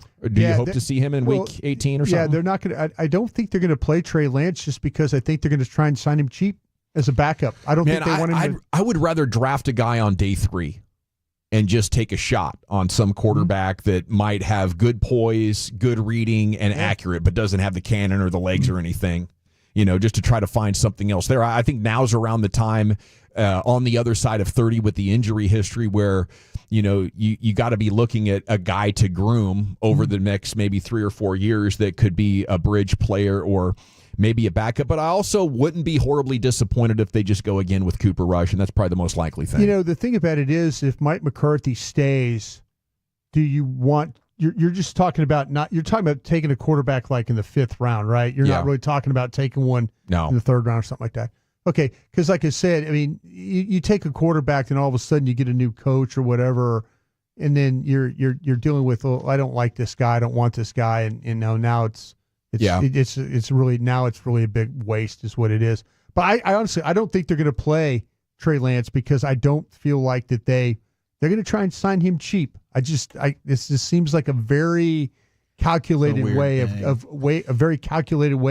getting their backup quarterback here next year. Somebody asked McCarthy Monday, what traits are you looking for in the ideal backup quarterback? And he said, I want a guy that can run the same offense. Yeah. And as Dak gets less mobile, and now with this injury, I think Cooper Rush might fit that bill. Okay, we got to run because Krusty's Corner brought to you by Reliant Air Conditioning coming up next. Where are you taking us? Yeah, let's talk about this Buccaneers offense. We'll do that next. I have to chat D&M Lee.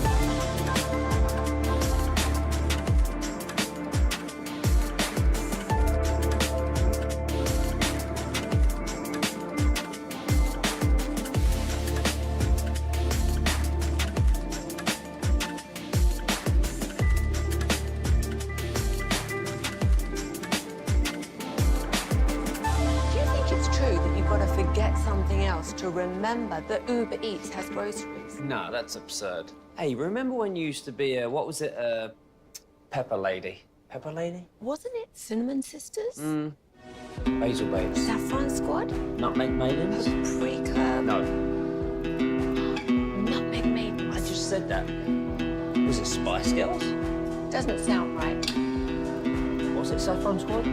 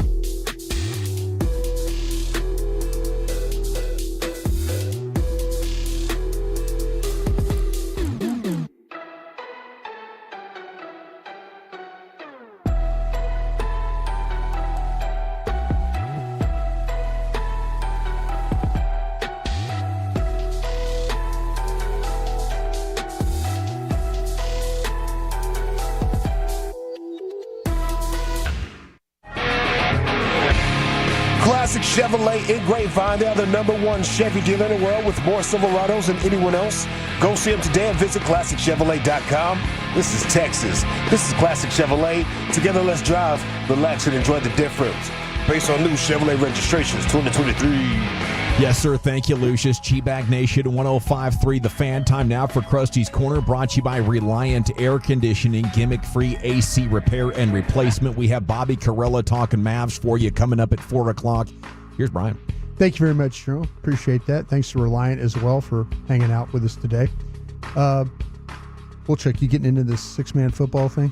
Well, they're showing the highlight of the Hail Mary, Galena Park, North Shore, and Duncanville, and we got to be at that game. We were watching that live. It's just, that was awesome. It's an unbelievable moment. But yeah, now we've got 1A or Division I football state championships going on too. So yeah, I mean, I'm definitely I love this time of year. Yeah. This weekend Saturday is going to be awesome. We've got 2 NFL games. Right. We got the college football playoff games, and we've got the state championships.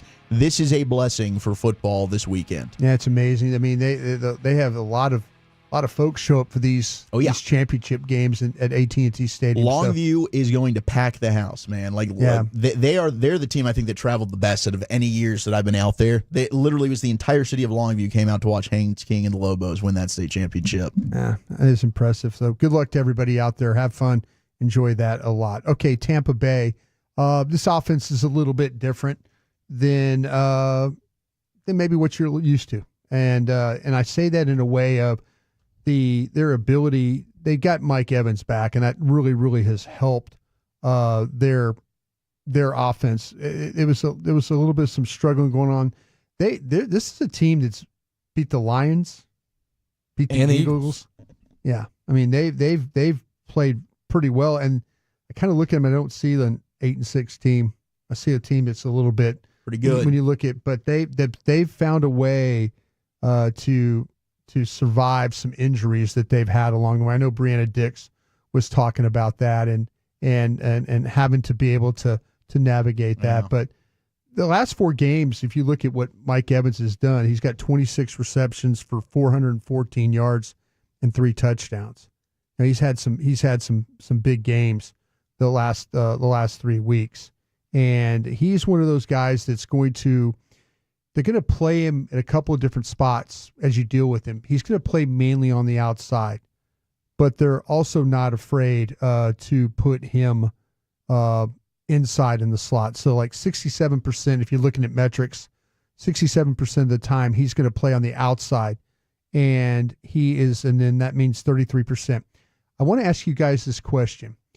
I am not interested in playing AO in this football game outside, and I'm saying this in a way that not because of what happened because they actually, if you look at Next Gen, they pinned that 80-yard play the other day on Hooker is what they did. When they call nearest defender, they pinned that one on Hooker, but they didn't communicate that well on the outside. I want to ask you guys this question. I'm more interested in trying to maybe play Izzy Makwamu on the outside. Yeah. Play Lewis on the inside as he always does, but I'm also interested in kind of mixing it up a little bit where I play Lewis on the outside and Izzy on the inside. Just kind of flip things around and starting Izzy over, say, AO in this game with Bland. Because I feel like that if AO plays in this game, they're going to find a way.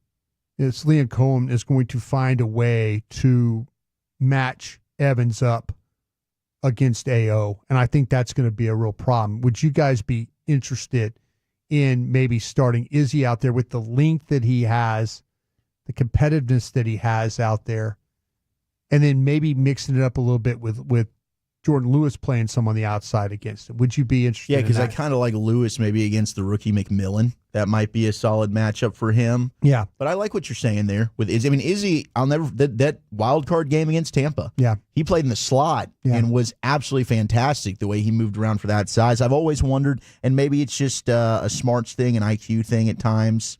But yeah, I'm for giving Izzy some look here. Yeah, definitely over AO. I'm totally in on that. I mean, you mentioned the body type and how that kind of pairs well going up against Evans, and then you just kind of see how it plays out. If he's getting torched, then hey, Jordan Lewis, you might need to do something here. Yeah, I will say this about McMillan. I think he's again, Brianna talking about, I think he's come on, but he's had 40 targets this season, but he's also the most interceptions have been thrown his way. 40 targets, 5 interceptions. So, is this a guy, yeah, they might be trusting him a little bit more, but I kind of feel like, though, if it sounds like to me, and just kind of watching him play, that a rookie's kind of struggling a little bit there. If Baker Mayfield tends to go his direction, and all of a sudden you've got that's the most on the team, and 5 interceptions his direction. I don't know, and maybe some of it has to do with Mike Evans being out and stuff like that, but I don't know if you fully trust a guy like that. And can you get away with coverage on a guy like that? You can try. I mean, I'm a big fan of his game. I loved watching him at Washington. Sure. No, he's a good college player.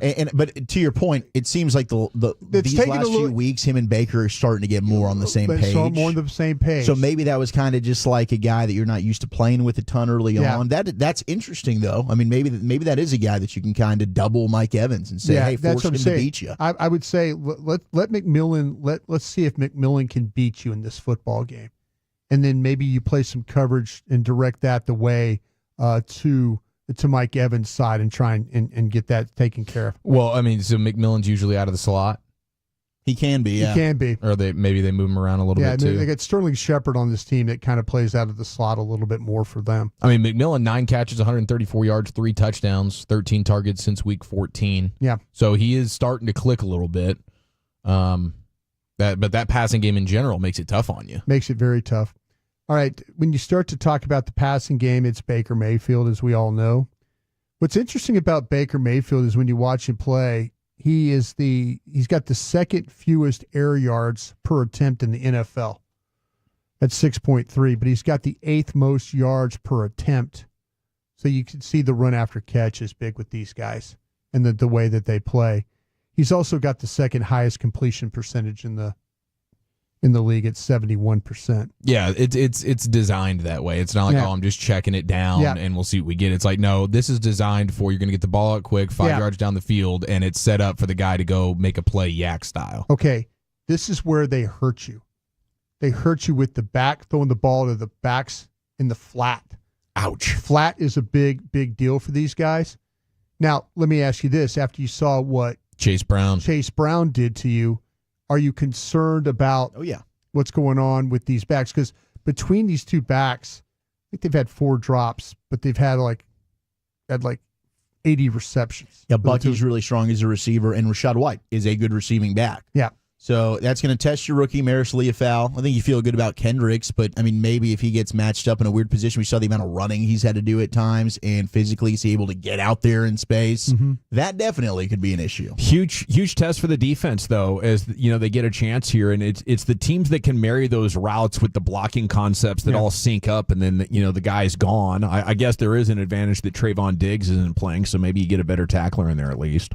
Yeah, I do worry about them throwing the ball to these backs. I will say this, though, that when I went back and watched all the sacks that they gave up. Sack compilation. Their backs do not protect particularly well. And they had a problem when they were down, when Gadecki was not a tackle at right tackle, and they had to play with Justin School. Justin School is a backup who's given up 7.5 sacks this year. Justin School. Yeah. And so when he had to play, like, the teams went after him. Okay. But this group has done a much better job with protections. But what's happened is if you play on the edges with these guys, they tend to lean. They tend to lean forward. They get forward on their toes. With the wider you play, I watched the Broncos game, which was really, really eye-opening for me. Broncos got a good defense. But what they did was they brought a lot of secondary pressure, a lot of linebacker pressure, and then they played their techniques a little bit wider on the defensive line, and it caused these Buccaneer offensive linemen to have to lean a little bit to go get them. So maybe Dallas thinks about a little bit wider with this up, but we've seen Dallas have some success with some secondary blitz, with Jordan Lewis getting home, Donovan Wilson getting home.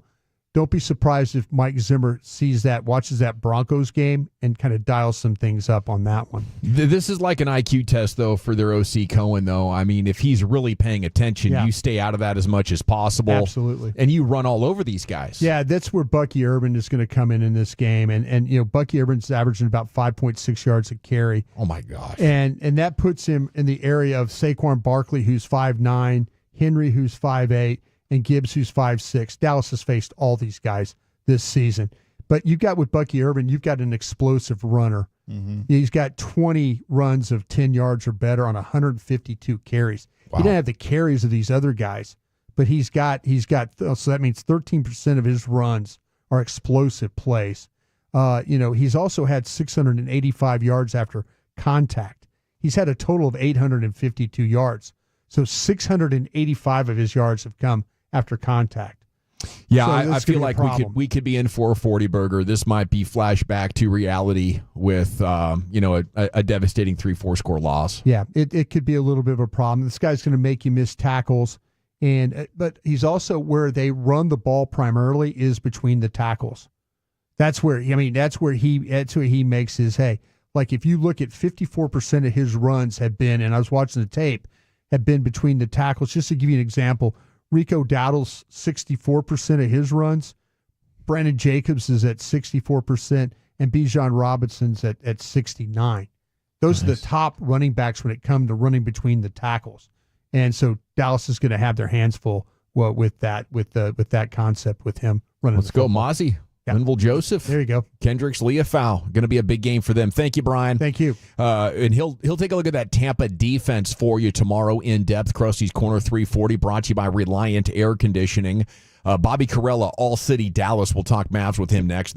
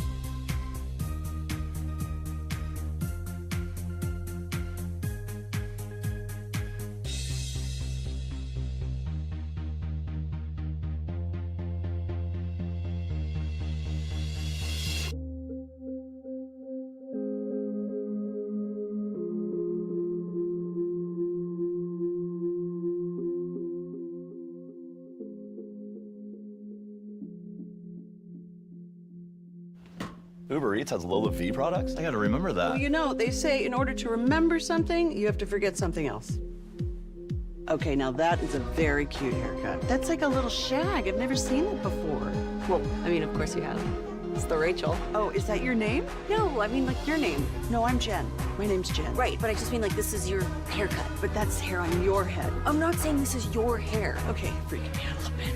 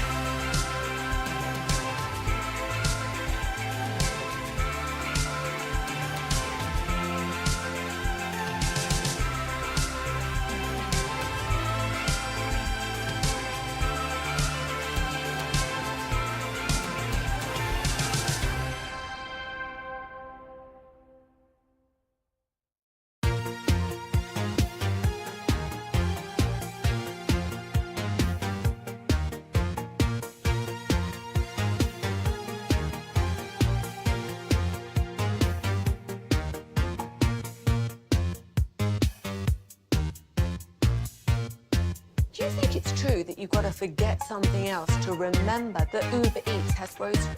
No. From our Highly Mazda of Arlington and Hearst studios, you're rolling with the G-Bag Nation on 105.3 The Fan. Here we go. It's hour number 3 of the G-Bag Nation on 105.3 The Fan. Hope you're having a fantastic day. Mavs fans, next game is coming up against the Clippers tomorrow, and then I believe you go to Los Angeles for the next one. So back-to-back with the Clips as Bobby Carella, one of our favorite Mavs talkers in the world, joining us now. You can read his stuff at All City Dallas. And a good afternoon to you, Bobby. Thanks for joining us again here on The Fan, man. How the heck are you? It is good to be back with you guys. I think the last time that we talked, things weren't too good. Yeah. Hey, it's turned around quite a bit since then. This is amazing, and I'm picking the Mavs to go to the finals. I know we have to negotiate OKC, but the kind of basketball they've been playing is great. And, what I wanted to start with was, how is the offense evolving here, asking Luka to speed it up? And are we playing more Kyrie style like this? What do you say? I think that it's a little bit of both of those things. So Luka is definitely making an adjustment because he's not on the ball as much. He's not dribbling as much. He doesn't, his time of possession is down like 1 or 2 minutes per game from last season. His usage rate is down actually at like career lows. He's spending more time spotting up.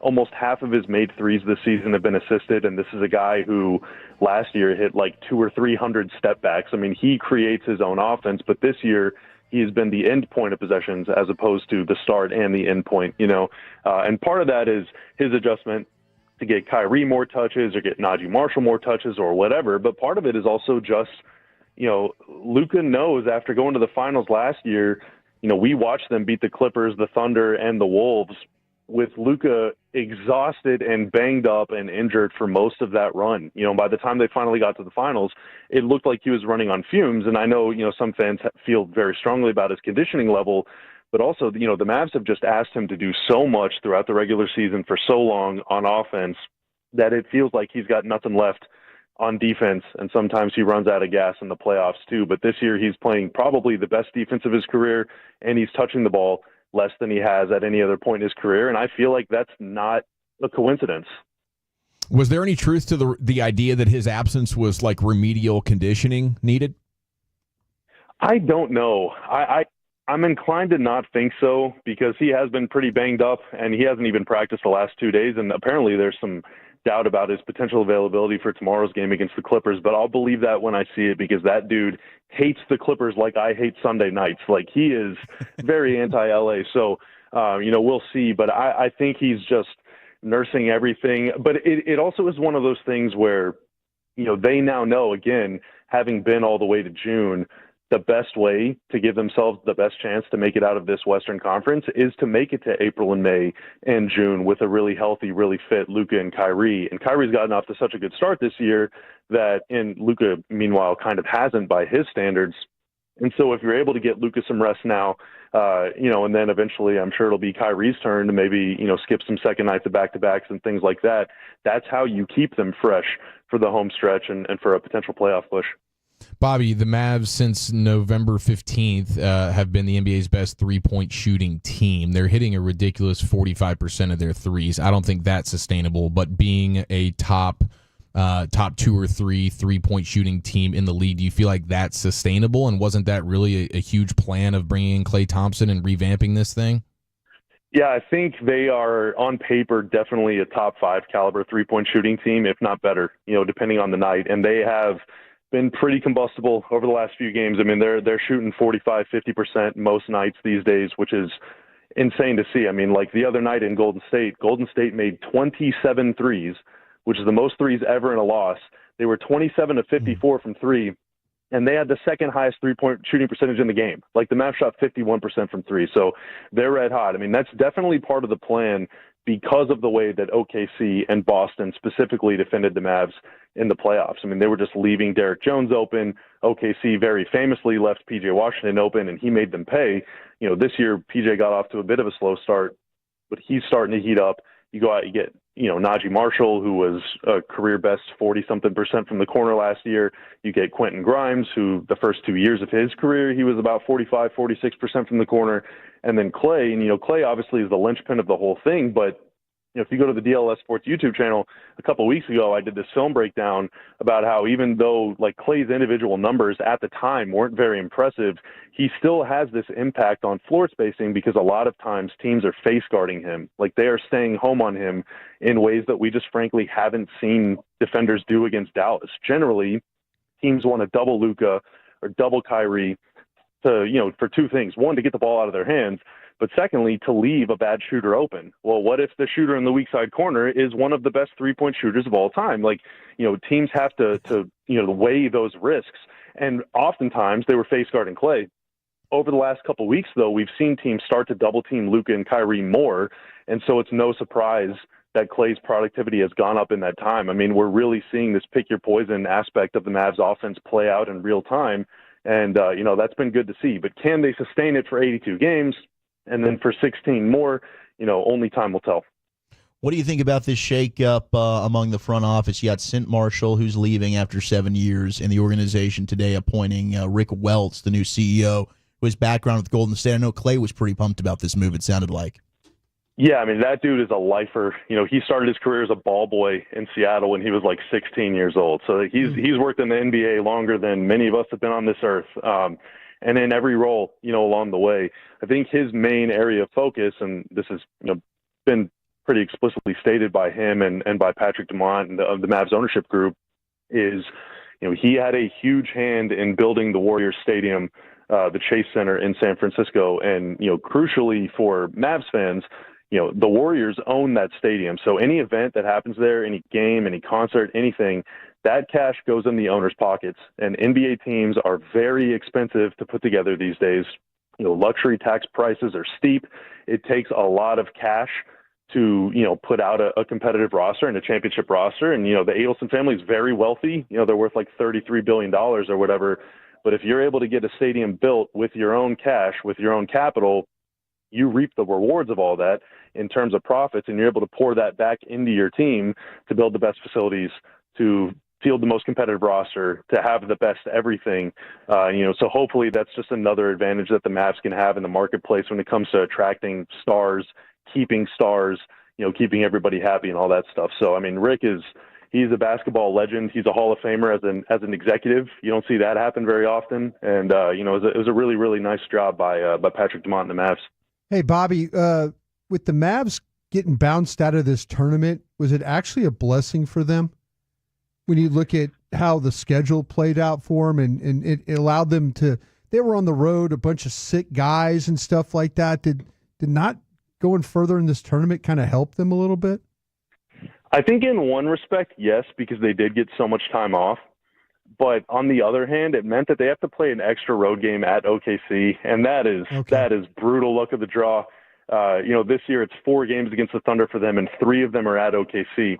Now, if you're willing, and I, for the most part, am willing to trade one really tough game or maybe one loss for 5 or 6 days off for Luka and Kyrie, I am absolutely taking that all day, every day, because if the Mavs had played a normal stretch of schedule during that 5 or 6 day stretch, right, there's a pretty good chance Luka or Kyrie would have missed a game anyway for rest.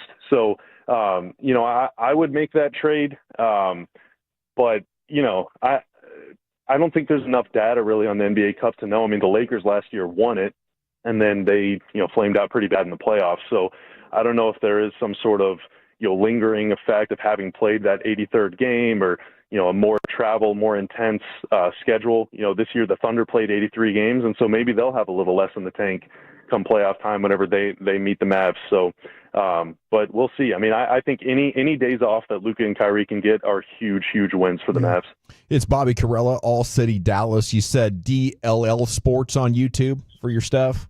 DLLS. So yeah, Dallas with no vowels. Got it.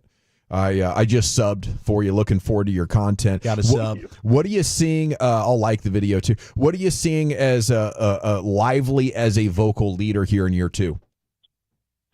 Man, he's really mature. He's really, really mature. And, let's rewind back to the Mavs loss in Utah that dropped them to, I think, 5-7. It was their fourth loss in a row.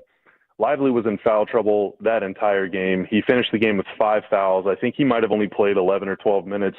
And it kind of felt like at the time, like, man, is he taking a step backward from last year? Like, I thought foul trouble was a thing of the past, and he can't stay on the floor, and he's struggling with some physical guys like Jokic. I mean, who doesn't? But even with centers that aren't as physical and aren't as talented as Jokic.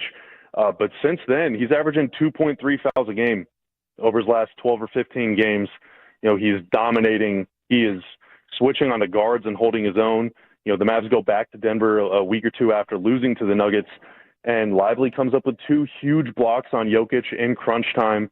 He's making big-time defensive plays, and, if he can switch onto smaller players like he is now, if he can do that consistently, onto wings and even guards, then he has a very rare ability as a center to impact virtually every single defensive possession down the floor. No matter where he is on the floor, he can make an impact, whether it's blocking a shot, contesting or altering a shot, deterring a shot, or switching out onto a smaller player and keeping the ball in front of him.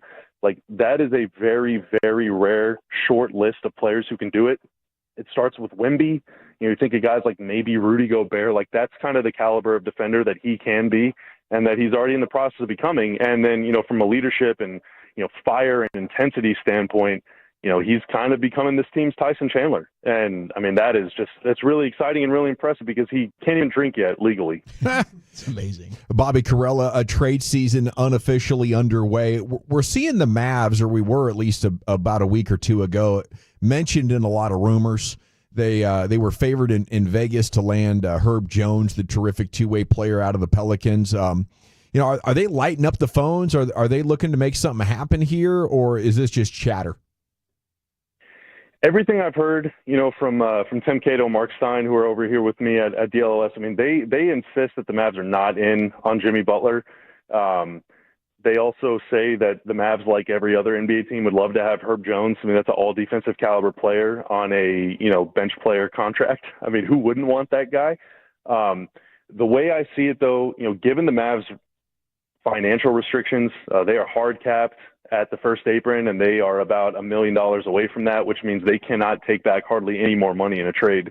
Like, they have to match virtually dollar for dollar. So unless it's going to be, they have a lot of guards that aren't making a lot of money, guys like Dante Exum, Spencer Dinwiddie, Jaden Hardy, so unless they want to turn one of those players into a wing or one of those players into a big, kind of like a straight up swap, or maybe add a pick to sweeten the deal a little bit, I don't see how they're going to make like a massive, super impactful trade or any sort of complicated like 2-for-1 or 3-for-2 kind of deal. But then again, the Mavs have not let a trade deadline or draft day go without making a trade in like 4 years. So I don't know. I really don't know what they're going to do. But my expectation is that if they do make a trade, it would probably be trading a wing or a guard with maybe a second rounder or something to add a little bit of size, because PJ Washington is so dang valuable to this thing. But when he is hurt, when he's in foul trouble, when he's having an off night, the Mavs are losing almost every single game, whenever that is, no matter the opposition. And so, I don't want them to be in a situation where, you're getting ready for round one, PJ sprains his ankle in practice, and now your season's over. So I think they need to shore that area up for sure. What's your take on the three-pointers ruining the TV product? I don't think it's ruining it at all. The one thing that I want to sympathize with the audience on this, people like me and people in the media will bash everyone over the head with like, not only is this the most efficient way of playing basketball, but also like skill is at an all-time high. But then you look at shooting percentages and you're like, okay, well, even the best players miss 60% of their threes, and the worst ones miss 75 or 80% of their threes. So, you're telling me that this is a skill game, but all I'm seeing is just more misses. So I want to understand where the fans are coming from and everything, but I mean, at the same time, bad shooters are going to miss, but then good shooters are going to hit. And that Mavs-Warriors game the other night was one of the funnest games I've ever seen in my life. Like, I wish every game could be like that, because they were knocking down shots and it was awesome. So, I do believe skill is at an all-time high. I do believe that the game is fun to watch. But I mean, we in the league, media, we have to meet fans where they are. And if fans have issues with stuff, I mean, that's what gets, rules changed and policies changed. And hopefully, I would love the refs to swallow their whistle a little bit more than they have been, and we can see some good physical play come back to the game to blend right alongside with this all-time skill. Is Irving still over 50% from three? What's your prediction on where that number is in 60 more games? Oh, my God. It would be awesome if he was like 48, 49% from three. That dude is incredible. I mean, he missed one the other night in Golden State. He missed it by like an inch. It hit like all around the rim like 5 times and then rolled out. And I was like, that is so unfair. But, I mean, he's shooting at it just a level that I haven't seen. And he's taking like 5 or 6 threes a game, too. It's not like he's just putting up 1 or 2.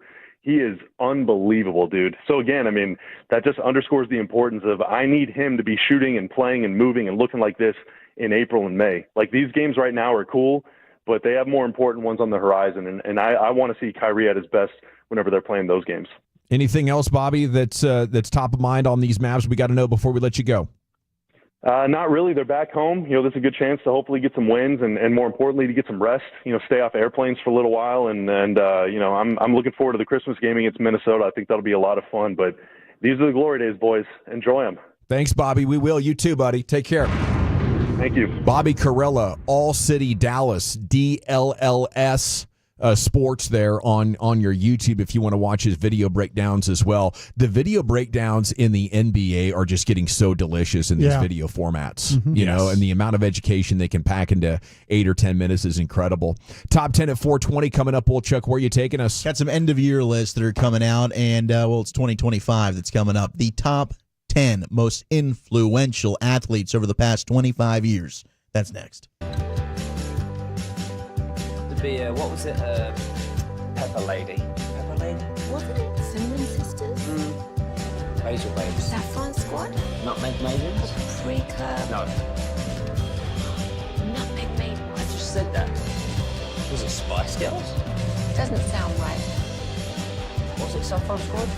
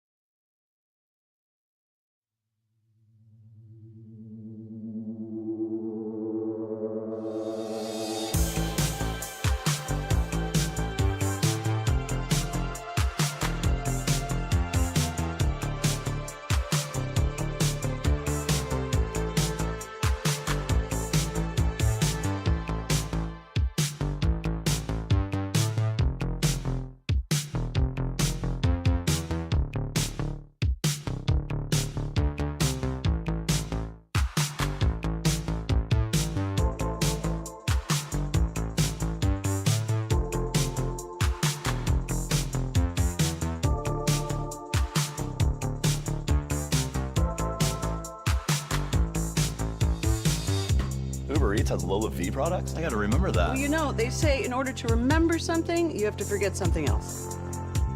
Okay, now that is a very cute haircut. That's like a little shag. I've never seen it before. Well, I mean, of course you have. So Rachel. Oh, is that your name? No, I mean, what's your name? No, I'm Jen. My name's Jen. Right, but I just mean like this is your haircut. But that's hair on your head. I'm not saying this is your hair. Okay, for your hair.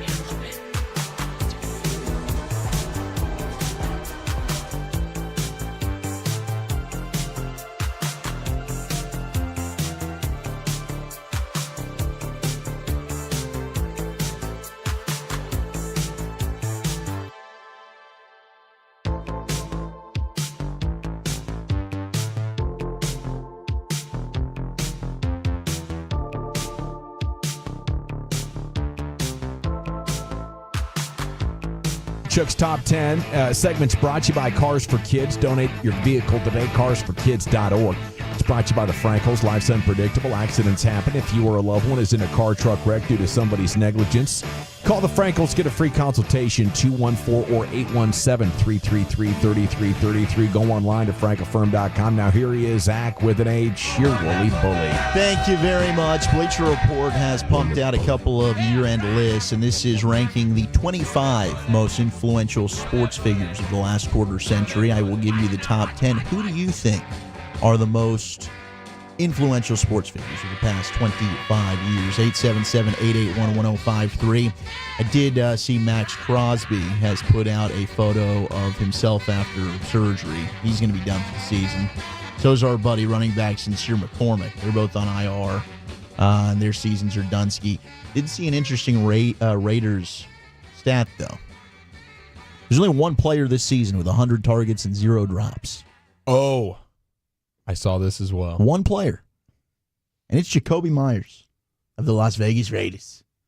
Any touchdowns with it? Touchdown? Shocking. Now, there might not be any well, who knows? Who knows? I think he might have like 3 touchdowns. I thought you were going to say Brock Bowers because it seems like he catches every Probably ball, doesn't make too. any drops, but 100 targets, 0 drops, only player in the league, Jacoby Myers. So congratulations to him. And big night at the American Airlines Center if you're going. Jamie Benn, he's going to be playing his 1,143 career game tonight.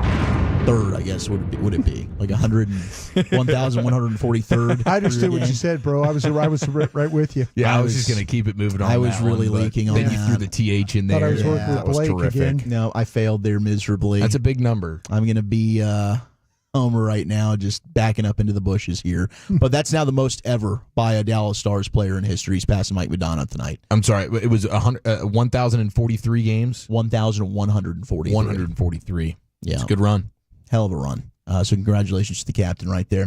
All right, let's get into the list. Top 10 most influential sports figures of the past 24 years as we're going into year 25, 2025. Man, there's Tiger Woods. There's is a the lot. First name. Ooh. Tiger Woods and LeBron Ooh. James are the first two that come to Tiger my was the brain. first person. When I put this out on Twitter, Tiger was the first name that got replied. I think immediately you do think Tiger is in the top 10. LeBron changing the sport. Steph Curry changing the sport. Steph, they're both going to be in the top 10. Tom Brady. I mean, I don't know how you pare this thing down because Ronaldo and Messi and Jordan and Kobe got to be in there as well. Mm-hmm. Jordan, since 2000? Yeah, just with the shoe legacy.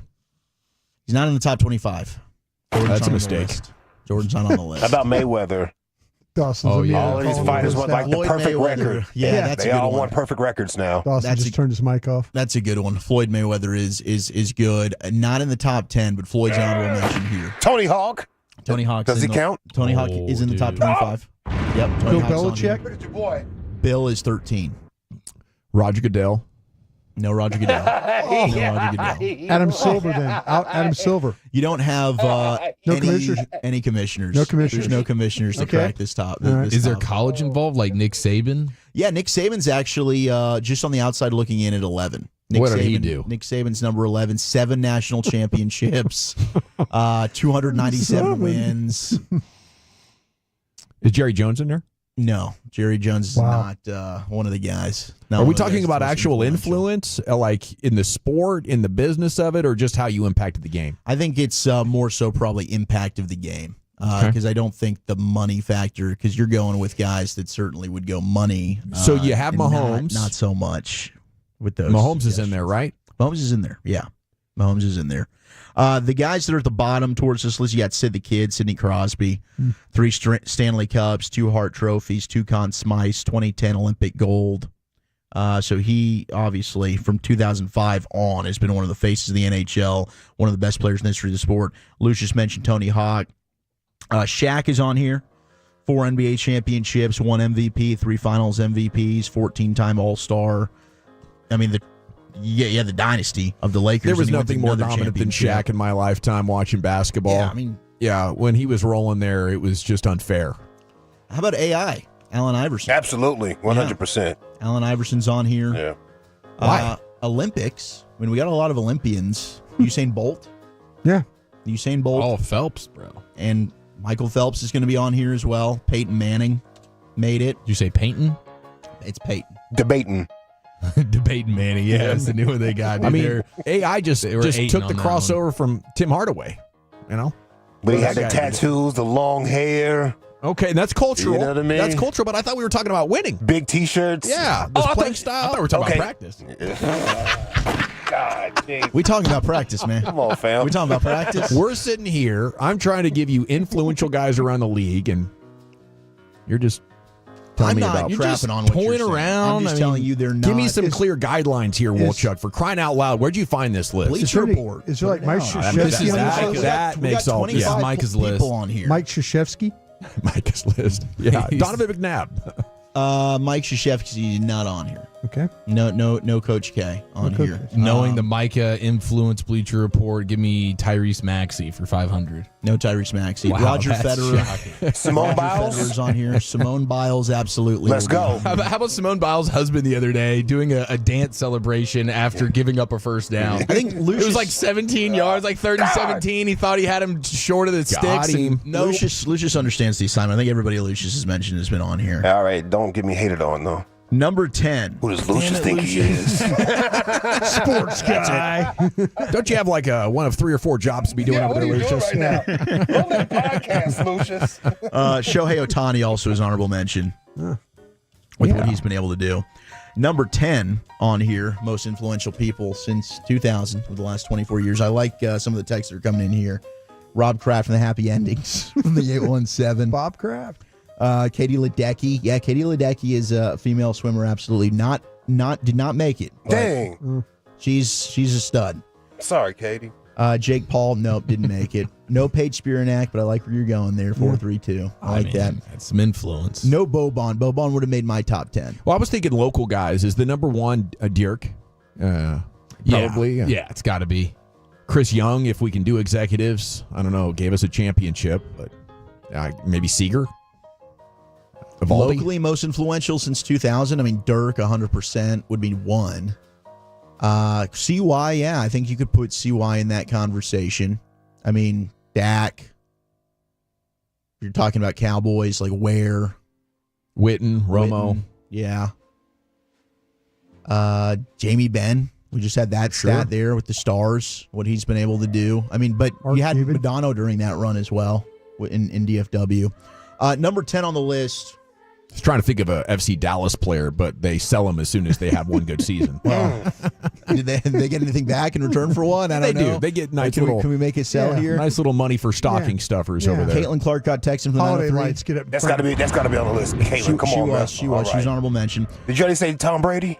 I did. Yeah, we're going to get to Brady here. Good. Brady's pretty damn high up here. Number 10 is Colin Kaepernick. Yeah. Oh, wow. 2 NFC championships, 1 Super Bowl, and then, of course, the social justice stuff that took over the sports world. Biceps and knees. He kissed the bicep. Lady, take it in the knee. Well, I'll tell you what. And Boy's when got you look antics. at the way that quarterbacks are playing now, he was kind of the first like dual threat that they started going to the RPO, like what Harbaugh did with him. Yeah. He fit. That's now the modern day NFL. Dude was hard to tackle. With what we're seeing. Was he ahead of RG3? Yeah. Yes, he was. He was here before then. Okay, Yeah, cool. Right around the same time. I mean, I would think Tebow. I would think Johnny Football. I like those. Yeah, college football, 100%. 9 is Ronaldo. From 2002 to present. I mean, the dude's been a freak of nature with what he's done. Internationally, Forbes highest paid Does he have athlete. plastic surgery? Ronaldo? I wouldn't be surprised. His face doesn't move. He's got to. Yeah, something's going on. Definitely got bro talk. He's got Joker face. He does. He's kind of hating. Yeah, got that. He's got new teeth. Yeah. 8, we've got Simone Biles. Go. 43 international medals. That's unbelievable. Ahead of Ronaldo. Yeah. Okay. 7 is Serena. Oh, yeah. 23 For Grand sure. Slams. Wow. 73 At least they titles, play every year in gold tennis. medals, and a social justice. Yeah, that's Just all keep right. going. She's Just an all-time GOAT at that sport. Just keep going. Go ahead. You know, you have 4 major events in tennis every year. You in the Olympics, you get one every 4 years. Yeah. 6 is Kobe. Kobe. The lasting impact of the Mamba legacy. 5 championships as well. 2 finals MVPs, league MVP, the 81-point game, which, you know, hey, we don't love that, but it did happen. What really does it is the last 2 that he got with Pau Gasol, you know, because Set him before over the that edge. it was just and plus Shaq. he forced the Lakers' hand to build that team. He was like, trade me to the Bulls then. He did. 5 is Messi. Messi comes in at 5. Ahead of Ronaldo. That's fine. 4 is Tiger. 3, we've got Brady. The 7 Super Bowls, 3 NFL MVPs, the comeback, biggest comeback in Super Bowl history. Number 2 is Steph. The way he's changed the game. Okay. I mean, the 3-point shooting. I don't know how you can really argue is undeniable. Steph's- At 2? Oh, wow, we're in the hunt. Maybe no. Yeah, at 2 is a little heavy. I mean, he's changed the entire sport of basketball, really, with the way. I mean, we're complaining about the threes now. Who's that because of? That's who the to way blame. Steph plays. Do right? we credit him or do we blame him? He'd get the credit or the blame, but It that's was gonna happen. That's influential. It was going to happen. It Yeah. didn't matter if it was Steph. Number 1, though, and I guess this is probably hard to argue. LeBron. LeBron comes in at numero uno of the most influential since 2000. Player empowerment, dude. I mean, and that's bled into Really has. all aspects of Unbelievable. of sports now. College, of course, being the latest, but he certainly changed the entire dynamic of the NBA, and now look what it's done everywhere. Yeah. Well, thank you. That was a fun discussion, Wolchuk. No, Mahomes is not. Not even in the top 25? No, he was. But He wasn't in the top 10. All right. Chiefs going to go back to back. What are we doing next, Eric? We got your college football hump day, Darty. Let's get our bodies ready for the CFP weekend, and let's grade this new menu item as well next in the nation.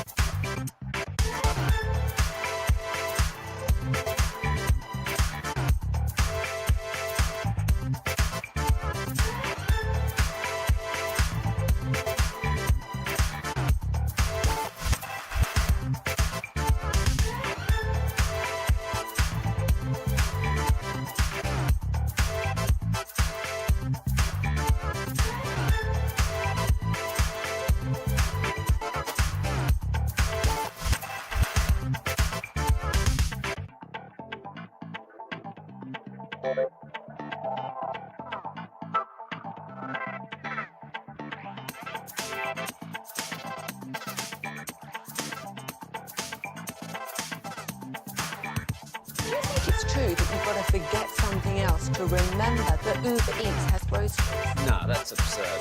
Hey, remember when you used to be What was it? Pepper Lady. Pepper Lady? Wasn't it Cinnamon Sisters? Hazel Babes. Saffron Squad? Nutmeg Maidens? Sweeter? No. Nutmeg Maidens. I just said that. Was it Spice Girls? Doesn't sound right. Was it Saffron Squad?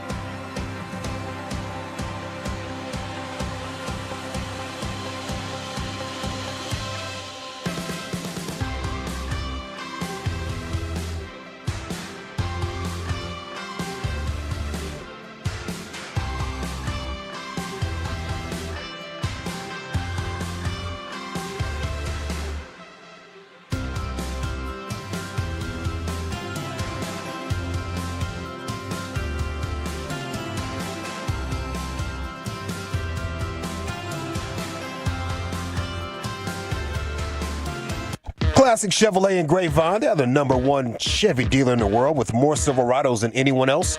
Go see them today and visit ClassicChevrolet.com. This is Texas. This is Classic Chevrolet. Together, let's drive, relax, and enjoy the difference. Based on new Chevrolet registrations, 2023. Yes, sir. Thank you, Lucius. Okay, we're rocking and rolling here. Already halfway through the show. Time flies when you're having fun. Here's the Chief with some sports. How short of a leash is Quinn Ewers going to have here in the college football playoff? Game number 1 versus Clemson. We'll dive into the matchup a little bit. Let's start prepping our bodies now for what is going to be an unbelievable Saturday. I mean, it's been a long season. I know the wear and tear is there. Hopefully, we all have the stamina to live through what is going to be an epic football Saturday with the college football playoff games. Of course, the NFL games going on as well. It's going to be fantastic. State championship games. How much more dynamic would the offense be for Texas if Arch was commanding things? But before we do that, let's do a little college football housekeeping here. I did like the nice touch there for the Scooters Coffee Frisco Bowl. Man, hell of a game. It was at 42-37. Yeah. Hennigan, Denton Ryan getting it done. Memphis over West Virginia. But the cool part about this is they end up dumping a 5-gallon bucket of iced coffee onto the winning coach.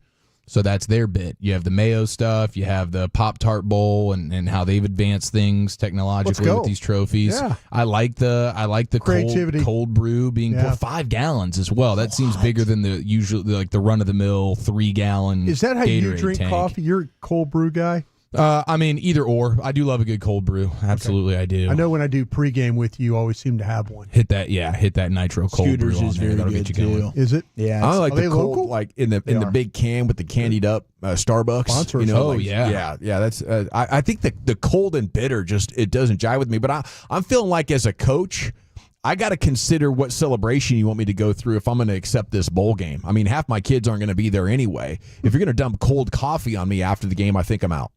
Well, Really? Yeah, especially if it's in a cold environment. You get cold water, cold air. I might be in hypothermia by the time I get to the hot tub. Did you see that Super Bowl that time that Belichick's dad was on the sidelines? Oh my gosh, he almost had a heart attack. I think that was when they beat the Eagles. Yeah, he almost took a knee. He did. Like that cold water hit him, and It'll lock you up. It's like Belichick had to hold on to his dad from not folding. You're gonna up. make it, Dad. Yeah. But I mean, at least the coffee, you don't have like the Gatorade sugar stickiness, right? Like the stickiness effect. Yeah, it's isn't better gonna than be cold quite Gatorade, there. I think. You're probably right How about that or that. champagne? Like in auto racing, like when you're on the podium, you get hit with champagne. Would you want that kind like of the celebrations after you win a championship? Yeah. And all the other sports, but football, I guess. Would you stink like, okay, it's like a summer day, you got That's gonna be celebration. sticky as hell. Yeah, the stickiness and just the eyes burning, Yeah.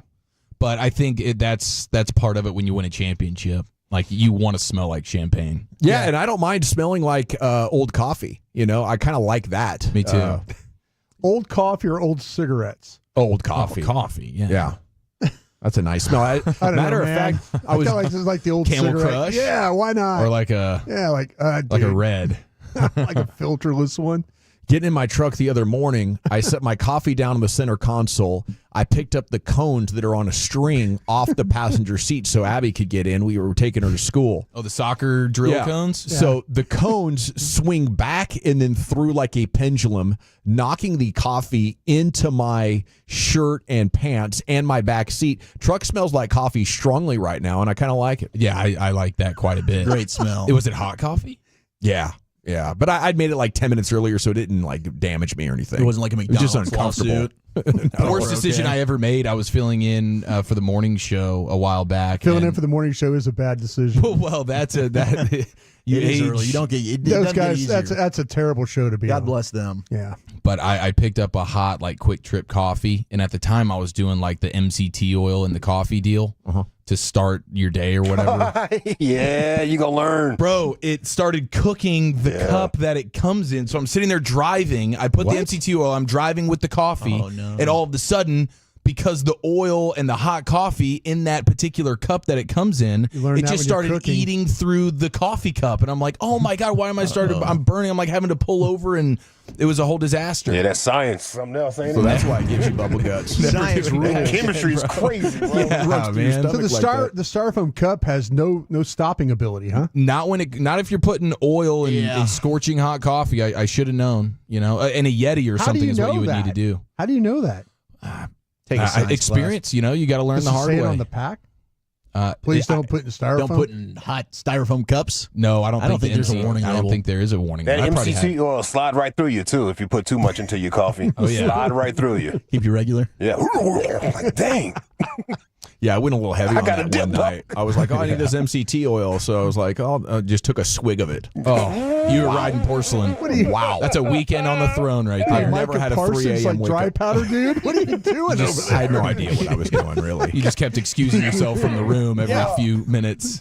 I had a Saturday like that. You guys are amazing for this stuff. It's your college football hump day, Darty. EA College Football 25 has become the best-selling sports video game in U.S. history in dollars, surpassing NBA 2K21. So I'm sure inflation has something to do with that. Yeah, but just a little bit. it was They're a getting a hot hundo a commodity. game these days. Not Yeah, surprising. yeah, it's fat. I mean, It's we the momentum was big for that. We've been waiting 20 years. It's been a long time. No, that's true for sure. And I haven't even got to play it yet. So Pent up demand. sucks to be me. There's going to be a new Netflix docuseries on the SEC. I That's guess what I'm talking about. they've been following around a handful of teams. Just needs Alabama. more. It's like we knew this. I don't know. Like this recirculated today. That this is a story we've heard about 3 months ago. That we're doing this documentary. But supposedly some teams have said they didn't want to be part of it. Right. Why? I don't know. Unfiltered access is what they're calling it to I'll tell coaches you what, and players. man. Netflix, everything that they do with these series, like This could be awesome. I can't wait. Well, this is Survive. all that and stuff. it's produced by the same people from F1's Drive there to you Survive. Go. There you go. Well, they dig in pretty deep, so I probably can see why teams don't want to be a part of it. Some of these coaches and ADs are really struggling I to agree. adapt to I agree. the modern landscape. Not that guy at Mississippi, though. Dion probably has a cast of filmmakers and social media people that are costing thousands of dollars every week to generate this stuff, and Netflix is coming in giving this to you, and you're like, no, stay out. Dion, I mean, you watch a game at Colorado, and like the players go to the sidelines. There's like 5 camera guys like having to get avoiding, You're doing it right. getting run over. Go viral. Yeah, I'm ready for the Kentucky game whenever that is because I remember their fans were blaming Netflix for being there that week as to why they lost so bad. South Carolina. It might have been the South Carolina game, yeah. And then they beat South Carolina. But they got their ass kicked. It was and one they were of them. lashing out at Netflix for this. I'm like, I'm sure Netflix being around is really why you lost. Yeah. Well, we'll see if Oklahoma loses out on the number 1 player in the transfer portal. It's quarterback out of Washington State, John Mateer. And I thought his coach went. His OC is now the OC with Venables at OU. So everybody's tying him. He's actually visiting there today. He's probably on campus right now. But the Hurricanes are lurking in Miami as they just poached Washington State quarterback Cam Ward last year. Yeah. And you saw how that worked out for him. And they have an offensive line. All 5 are returning. So there's a little bit of competition there, but I still think OU is going to end up being the place for that kid. And then the concession item, Indiana, Notre Dame playoff game. Tell me what you think. This is in South Bend. Yep. Bread pudding shamrocks with Bailey's Irish cream infused caramel sauce, topped with cinnamon sugar, white chocolate, raisins, and green and gold sugar sprinkles. Yeah. So it's in the shape of a shamrock, and it's bread pudding. The raisins, I'm not really understanding. That's part of it. That's okay, part of all right. It. Yep. White chocolates. There's only going to be 100 of them available, though. What? And they're $7.49. A limited edition item, huh? It tells me you're not very confident in it. Yeah, you only want 100 people to taste tell you it. what, I love bread pudding, but this sounds weird. Like, well, no IU fan's going to buy that, right? No. This is just going to be Notre Dame fans, but it's a Notre Dame home game, so I would presume it'll be a dominant Irish crowd. Do you think if you and I were doing Notre Dame Irish football pregame show that we'd get one? I'd like to think so, Broadus. That like we would be like just mauling them down? Yes. I think I could eat 20 of those. It sounds delightful. The caramel, yes, like really sets it off. If it was warm too, because it's going to be kind of chilly at this. Well, and place. they make it like a handheld because it's a shamrock deal. Yeah. So I'd be all in on this. I mean, once you say bread pudding, anything else is a win. I mean, $7.49. That's not a terrible price. No, not at all. But I mean, the first 100 of those are going to fly off in seconds. You know. All right, let's go ahead and tee up Joel Klatt, college football enthusiast and. Good broadcaster. Yeah, for sure. And he's talking about whether or not the Texas offense would be more dynamic with Arch Manning. Texas's offense would be better with Arch Manning. I know that that's hyperbolic. I candidly hate saying that, but I do think it's the case. And it's the case because when Ewers doesn't have mobility, and he hasn't had it with the lack of mobility in terms of that ankle injury, he can't scamper for first downs. There is an immense amount of pressure on Steve Sarkisian to scheme guys open. We've seen that against Georgia both times that they've played them. And Georgia is fast enough and well-coached enough to take that away. I think Sark's going to have his cape on.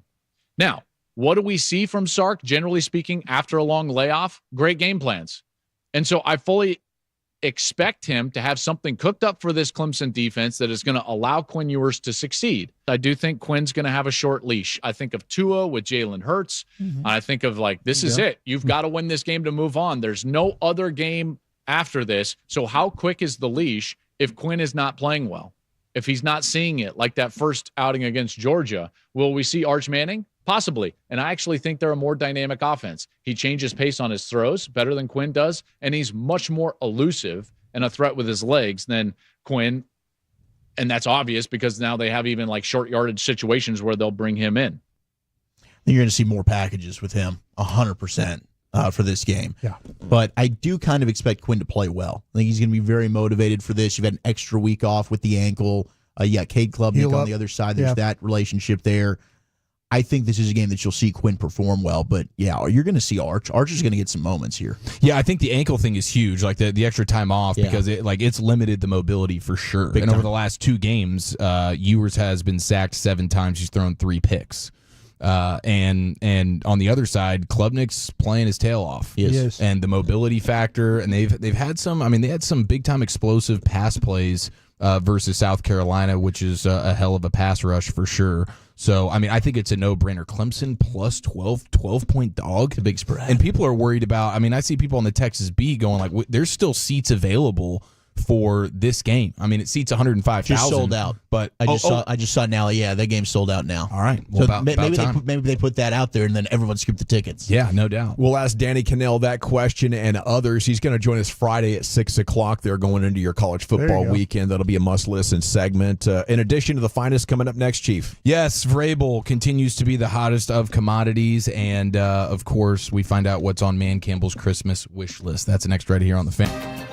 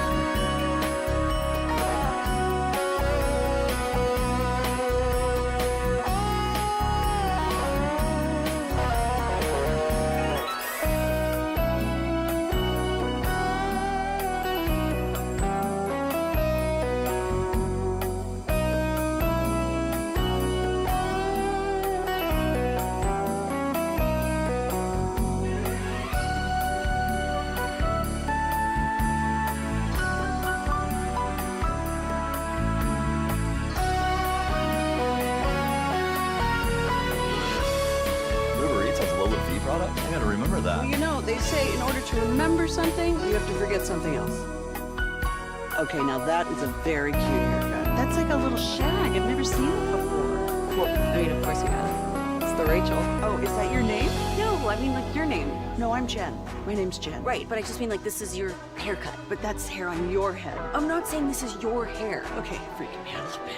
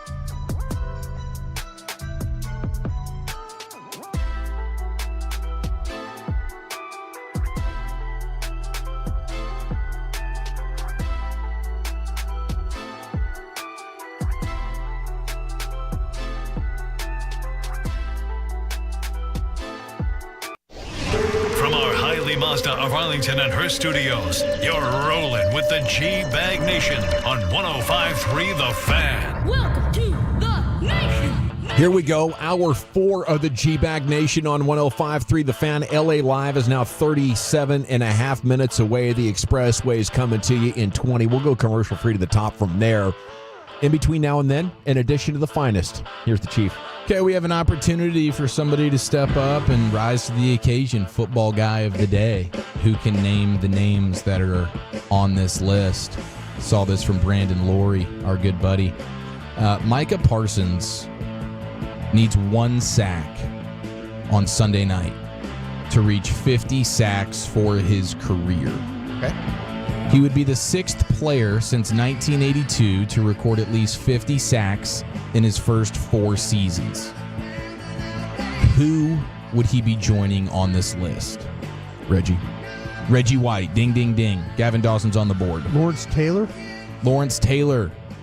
not on the board. DeMarcus Ware. Ding, ding, ding. We got 2. Okay, one of the Watts has got to be on here. Which one? JJ Watt. Hey, JJ. Yeah, him and the Texans are fantastic, and he's definitely on the list. You have... Give us a hint. Is there a weird one? Is it one more? There's 2 more. Bruce Smith. They both start with first name letter D, and they're all Hall of Famers, of course. Dwight Freeney. And Deacon Jones. Ooh, I like that. That's a good guess. Broadus, you want to get on the board? Do you have an opportunity Dan here Hampton. to capitalize? Dan Hampton. No, not Dan Hampton. We go to Kansas City. Oh, Derek Thomas. There you go, Wolchuk. Great work. Good one, Gavin. Nice pull there. I was gonna make it co-football guy of the day champions, but I think Gavin Dawson swooped in there. Well done. That Hey, was Derek an Thomas alley-oop. That was a tough one. That was a good pull. But nice work, gentlemen. Yeah, that's where Micah Parsons stands right now, and of course he's going to get 1 more sack before season's over, so he'll be involved here. Pretty legendary company right there. That means he's going to the Hall of Fame. Especially with missing some games this year and still pacing at a really, really nice rate. People within the Jets organization and within the Garrett Wilson circle believe that he will be requesting a trade from the Jets this offseason. You can't enter the transfer portal. I'd love to see NFL players enter the transfer portal. That would be fun. Well, I saw Cowboys can clean up. Mother football. They might have guys leave. They might just go, I've had enough. Every player gets one transfer portal opportunity. No, not one. The whole team gets a transfer. They want. No, every player gets one for their whole career, is what I'm saying. No, as many as you want. As many as you want every year. We got we're jumping. Make these general managers really have to work. Who wouldn't want to play with the Chiefs? That's the pro scout in you that would be like, yeah, I'd like to have that player. I tell you, that's what Mike Lombardi and them are thinking about North Carolina right now. They don't have certain players. Yeah. They're just going to go raid other teams. I saw Shereen Williams was suggesting you just have the trade deadline. Like, there is no trade deadline. You can always make trades. Like, the Lions right now would be wheeling and dealing with all their injuries. They would probably be worried about teams really tanking it. Then, 100%. Right? Yeah, really tanking. 100% and inside deals, handshake agreements to load up a. I wouldn't mind pushing it back another month though. They've already pushed it back recently.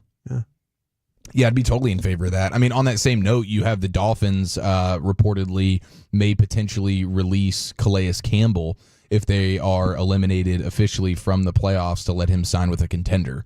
So they're trying to do right by old Calais there, but. The problem is he's got to clear waivers. So it's not necessarily like he can guarantee himself that he's going to go to a contending team. And would a team want him for the long term? I mean, no. I mean, it's fair to say like all the teams. So after like the Detroit trade, and Buffalo came to mind to me like they'd be in here big time. They need help. Yeah, totally. So the rule again is that if a vested veteran, it's before the trade deadline, you can go, you're free. After the trade deadline, you're part of subject to waivers. Correct. Yeah. Okay, gotcha. Yeah. So I don't know. And if you're a wild card team, you're like, I'm not going to let my potential opponent have a shot at this. Right. Yeah. Yeah, exactly. There would be teams that are like fringe playoff teams that would probably put the claim in, and now he's going to a team that may or may not make the playoffs. It's not a surefire deal that unless his agent can find a way to back channel and just talk to these teams like, please don't, please don't, please don't. Yeah, I bet he just doesn't get claimed because of that. He's at the age where he could just be like, I'll Do agents have that kind of pull where they can say, my client this offseason is not signing with you if you claim Calais now? Could you pull that kind of? I think you could make mention that you have no interest of being there after this season. Sure, but I'm talking about other players. Interesting though, man. Like I'm Calais Campbell's agent, and one of my players is on Atlanta, who's hoping to make the playoffs. Right. If you claim Calais, we're taking our business elsewhere. You're going to lose. You're going to get Calais. No, I don't think that. No. I think that happens in the NBA all the time. Yeah. Oh, the NBA is the most egregious about it. Yeah. Yeah. So we'll see what happens with him. If somebody's listening that knows that answer, then the organization, text me and let me know. That'd be nice. Because I don't think so. Not in football, no. Yeah, the agents run the association. Maybe. Yeah, it's weird because now, I feel like these veterans that get cut, like we just saw Odell Beckham Jr., maybe nobody just wanted him, but like it seems as though they do clear waivers, and now they're kind of just free to sign where they want. So maybe there is some of that going on. Have you guys ever heard of, Broadus in particular, have you ever heard of the idea of trying to combat high altitudes with drinking beet juice? No, but I heard it's really good for high blood pressure. Okay. Beets are supposed to be very healthy. No, but I've never heard that. It's supposed to help you, yeah, that and these certain kinds of teas. I'm also an idiot. Well, that was apparently something that head coach Shane Steichen of the Colts talked about having his team do in lead up to their epic loss to the Broncos on Sunday at Mile High. So are they blaming the beet juice for the altitude? I don't think he's lashing out and blaming the beet juice. Okay, so I think he was just trying to sort of, after the fact, sell the idea that they did everything in their power to prepare for the altitude. Unlike the Dolphins when they're playing in Lambeau, or apparently Rhett Lashley and the Mustangs before they go take on Penn State this weekend. Yeah, we'll just stay in the 70 degrees, and then we'll figure it out come game day when it's wind chills of 13. I think you nailed it based on what I can find here in about 10, 15 seconds. It like dilates the blood vessels. It can mitigate all sorts of high altitude problems with your cardio. High blood pressure. I dig that. Okay. Yeah. I mean, how many we had a couple of Tolos Wolchuk over the weekend at Martin House saying they're heading up to the Rockies to enjoy some Christmas. That's true. And we were letting them know, like, hey, because it was a couple of first timers, they're going on a ski trip. I was like, hey, that altitude, that first day or two, that's going to tear you up. Like, just be prepared. You're going to have the time of your life. Chairlift. Our boy Vin. It's going to tear you up. So, I mean, our guy Vin, Vinny, man, get you some beet juice before you hit the slopes. Yeah. Apparently, it can improve cognitive function as well. Yeah. Players breathing better, thinking better. You ever had borscht, Brian? Never. Borscht is a beet soup. It's actually delicious. I've not had it, but it's a Polish dish. I've seen it on a menu before. Deli News, yeah. Yep. That's where I They've had it. studied it as well. There's like science to it. This is awesome, man. I mean, it clearly didn't work out for the Colts. Yeah. I mean, cognitively speaking, there's no way Shane Steichen was drinking beet juice after he called the worst trick play we've ever seen that got house called. So maybe he was the only one. Maybe he got altitude sickness calling that play. Yeah. Did you guys see what Jay Glazer was talking about with the Eagles? No, what'd Jay say? Apparently, Brandon Graham and Big Dumb went to Jalen Hurts' house over the bye week to tell him that he needs to be better connecting with his teammates. Nice. And apparently it struck a chord with him. Yeah. And now you'll see him interacting more with Sirianni, more with his teammates, hugging up on A.J. Brown, trying to act like he cares about his teammates. He's doing a hell of a job. That's terrific leadership by Dom or whoever had that call. I mean, in the middle of that. Dumb. Yes, Dom. I mean, shoot, that's terrific. That's leadership right there. That's the guy, dude. It's crazy. Every couple of weeks, there's a new something about what Big Dumb is doing to help save the Eagles. He was really nice to on. He was really nice to Wolchuk and I. He really was. But I can't well, say that matters. He does give I thought off. he was friendly. Did he connect well with you guys? Yeah, he did. We told He him. connected well with Brian. Brian connects well with the Eagles people. I don't know what it is. Didn't he turn down? draft. Didn't you offer him They something? love He him turned for it it. down. Did you offer him up a cheesesteak or something and he turned it down? It wasn't all he offered him. You remember Vegas? Dom just didn't have an Adam's apple. No, but he was nice. He was very nice. Broadest RuPaul jokes are some of my favorites. You're taking it like a hell of a sport, too. And I love trying. you. I'm doing my You are. best. You're doing a good job. The truth usually hurts, but not for Broadest, man. All right, Took it well that night, too. We mentioned yesterday how it seems like all of a sudden I don't know who's Mike Vrabel's agent. I'm wondering how much he is influencing things right now, because every time I turn around, if it's not Big Dumb saving the Eagles, it's Mike Vrabel being at the top of the list for every team. Ohio State, Vrabel. That has a Bears, Vrabel. Yes, Bears, Vrabel. Patriots, Raiders, Vrabel. Cowboys, Vrabel. And yes, you mentioned the Patriots. Now it is. It's the Patriots that are being thrown They around. still have a coach. They do still have a coach, even though. Didn't these guys play together?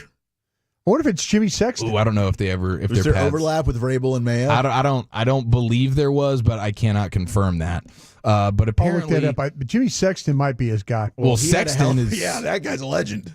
That guy is super in the know, especially with the college football coaches. Yeah, no, he's he's got getting those them guys all. paid left Yeah. and right, Yeah. and maybe that helps him. I mean, if I'm a Buckeyes fan, I would definitely rather have Vrabel than frickin' Ryan Day. Oh my God, that's that's night and day That's difference. a no-brainer. That's a dude, yeah. Maybe Vrabel sees what Belichick's doing, and he's like, you know what? Yeah, let's do that. Can you imagine if that fight happens at the 50-yard line and Vrabel's the coach? Oh, Vrabel ain't putting up with that. Dude, what a difference 6 months makes when we've got the report from Diana Rossini that everybody's basically just scared and terrified of Vrabel. He's too intimidating. He's too big. We can't have him in work meetings. He's too big. You know? And now everybody wants him. I mean, now that I think back on that report, though, it just doesn't seem like a fit for the Cowboys. A dominating personality, someone who's going to tell you like it is. I just don't see that. Who would working. like that? Neil Cornish. Us? You know, I would love it. Neil Cornish. Wait, what is it? Cornish? Yeah, I'm saying it wrong. Neil Cornrich. Cornrich. Cornrich. Neil Cornrich. Well, I've never heard of that guy, but he must be doing a hell of a job because, I mean, Vrabel's name is circulating in a huge way right now. Tom Curran, who is super in the know on all things Patriots, says Mike Vrabel would definitely be interested in coaching New England. And he says, I think that he looks at the Patriots and despite the warts, says, I'll go back there. Wolchuk said that before. I'll go back. So I mean, I don't know. That'll be one time. That'll be interesting to see because now you have like with the Drake May stuff looking like he might be decent. That becomes more of a job that maybe teams or coaches will be like, yeah, I would like to do that. I still think if I'm the Patriots, I'd be going all out for Ben Johnson to tie to Drake May if you're going to fire Gerard Mayo. But yeah, Vrabel is just, he's on fire right now. So kudos to him. All right, let's go ahead and close things down here by asking Detroit Lions running back. Now the bell cow. He's not the Lightning to Montgomery's Thunder or whatever their sonic boom duo names are. It's Knuckles. But he's the bell cow now. And I would like to just tee up a question to Jahmyr Gibbs. Jahmyr, what would be the present that you think you would most like to get for your head coach, Man Campbell? Probably just like a big-ass bone. Bone? Like a bone, like a big dog bone. That was Kay Adams there doing the obvious retort. Of Gonna nod on the bone? That is Jahmyr Gibbs doing the exact thing that I wanted him to do there. Just continue to paint a mythical picture about your head coach, who I imagine crawling around on all fours and barking at people in the facilities. I know he doesn't do that on the sidelines, but what a great gift there for him. I imagine visual, man. He would go fetching that thing. Yeah. Yeah, he would gnaw on that thing for hours. That bone wouldn't be stand locked a chance. up. You'd get close to him. You know, you'd be growling at the family members. Have to think about taking him to a shelter after a night like that. Merry Christmas. He was a Coach. little aggressive towards us last night. We gave him one of those knuckle bones in a Kong filled with peanut butter. We'll hit the expressway. Why the Mavs named the new CEO and what he's likely targeting is coming up next. It's the G-Bag Nation and the Fan. More G-Bag Nation, less commercials. We go commercial-free all the way to the top of the hour. Coming up next, right here on the Fan and the Odyssey app. Hi, Dallas football fans. Head to your local Buffalo Wild Wings to check out their 2 new limited-time sauces. Whether you're watching the games at the sports bar or ordering straight to your couch, Buffalo Wild Wings has the right sauces for you and your friends. Try the maple chipotle sauce for rich maple sweetness and a mild, smoky chipotle heat. Or for a bit of a kick, check out the new Cajun sauce for a rich blend of spicy and tangy pepper sauces. Try them at your Metroplex Buffalo Wild Wings or order now for takeout and delivery with Buffalo Wild Wings Go. Bully, back to talk Prize Picks. Make your holidays bigger and brighter with Prize Picks, the best place to get real money action while watching your favorite sports. You can now win up to 1,000 times your money on Prize Picks. Yes, that's right, 1,000 times your money. And join now because of this holiday season. Prize Picks is giving away 2 free picks in December, and they're giving away $30+ million in rewards during Pickmas. That's right. Yes, it is Pickmas and Tolos. We got a special deal for you. Download the Prize Picks app today. Use code TOLO, that's TOLO, to get $50 instantly after you play your first $5 lineup. So download the Prize Picks app today. Use that code TOLO to get $50 instantly after you play your first $5 lineup. Prize Picks, run your game. Must be present in certain states. Visit prizepicks.com for details. Happy holidays and all the best in 2025 from Todd Hayes with Milo Insulation. We would like to take this moment to thank our many North Texas customers for another great year. And from our family to yours, we wish you a very Merry Christmas and a blessed and prosperous New Year. I'm Bob Burke, founder and chairman of Burke America Parts Group, a family of brands that includes RepairClinic.com, an appliance and HVAC parts solution company that's grown into an international brand. Before AmericanEagle.com, we partially launched a new technology platform developed by another firm. American Eagle helped take our technology to a whole new level with digital marketing, software development, and business insights into our key markets, appliances, HVAC, and outdoor power equipment, and did so both on time and on budget. AmericanEagle.com has the resources, experience, and talent needed to produce solutions. Our new technology platform, developed by AmericanEagle.com, has produced tremendous results with higher traffic, conversion, engagement, and online revenue. If you have any home repairs you need to take care of, check us out at RepairClinic.com. If you need a world-class website or technology project, then I would highly recommend AmericanEagle.com. Call AmericanEagle.com at 773-NETWORK. That's AmericanEagle.com, 773-NETWORK. Randy White with my team at the all-new Dodge City McKinney. Wrap up the year sales event. Get a 2024 Jeep Grand Cherokee 4XE with over $10,000 cash allowance or 0% finance for 72 months. At Dodge City McKinney, we buy and give you the most cash for your car. Lifetime powertrain warranty protection at no charge. Our online price is what you pay. No games, no gimmicks. With the largest, newest state-of-the-art sales and service facility, stop by and check it out today. Family-owned and operator since 2005. Check us out at DodgeCityMcKinney.com. Dodge City McKinney, where our people make the difference. This is a story of the one. As a maintenance specialist for university housing, he knows college students can major in wear and tear. Plus, housing so many students doesn't leave a lot of room to house all the supplies he needs. That's where Grainger comes in. With over 1 million industrial-grade products and fast, dependable delivery, Grainger carries the quality products he needs so he doesn't have to. From a new door hinge to a whole new faucet. Call, click Grainger.com, or just stop by. Grainger, for the ones who get it done. It's better over here. If you're 55 and up, T-Mobile has an exclusive rate plan just for you. Right now, get 2 lines of talk, text, and data for just $30 a line. That's a 45% savings versus Verizon and AT&T. Plus, you can get one of the latest 5G phones free when you add a line. That's right, a free 5G phone. Experience all this and more on America's largest 5G network. So why wait? At T-Mobile, customers 55 and up can get 2 lines of talk, text, and data for only $30 a line. Just go to T-Mobile.com/choice55 or visit your local store to make the switch. With autopay using debit or bank account plus taxes and fees, 45% off 2 lines versus AT&T Starter and Verizon Welcome. Plan benefits vary. Free phones up to $300 off with 24 monthly bill credits and qualifying new line for well-qualified customers plus tax and $35 device connection charge. Contact us before canceling entire account to continue remaining bill credits. Bill credits end if you pay off device early. See details at T-Mobile.com. Mavs fans, the season has arrived and J. Alexander Law, the official law sponsor of the Dallas Mavs, is excited to stand on business for you this year. And who better to stand on business with than me, PJ Washington. After an injury, you need a dedicated team to recover every dollar you deserve every step of the way. We're going to make this season unforgettable on the court. And off the court, count on J. Alexander Law to stand on business for you. After an accident, call 1-800-INJURED. 1-800-INJURED.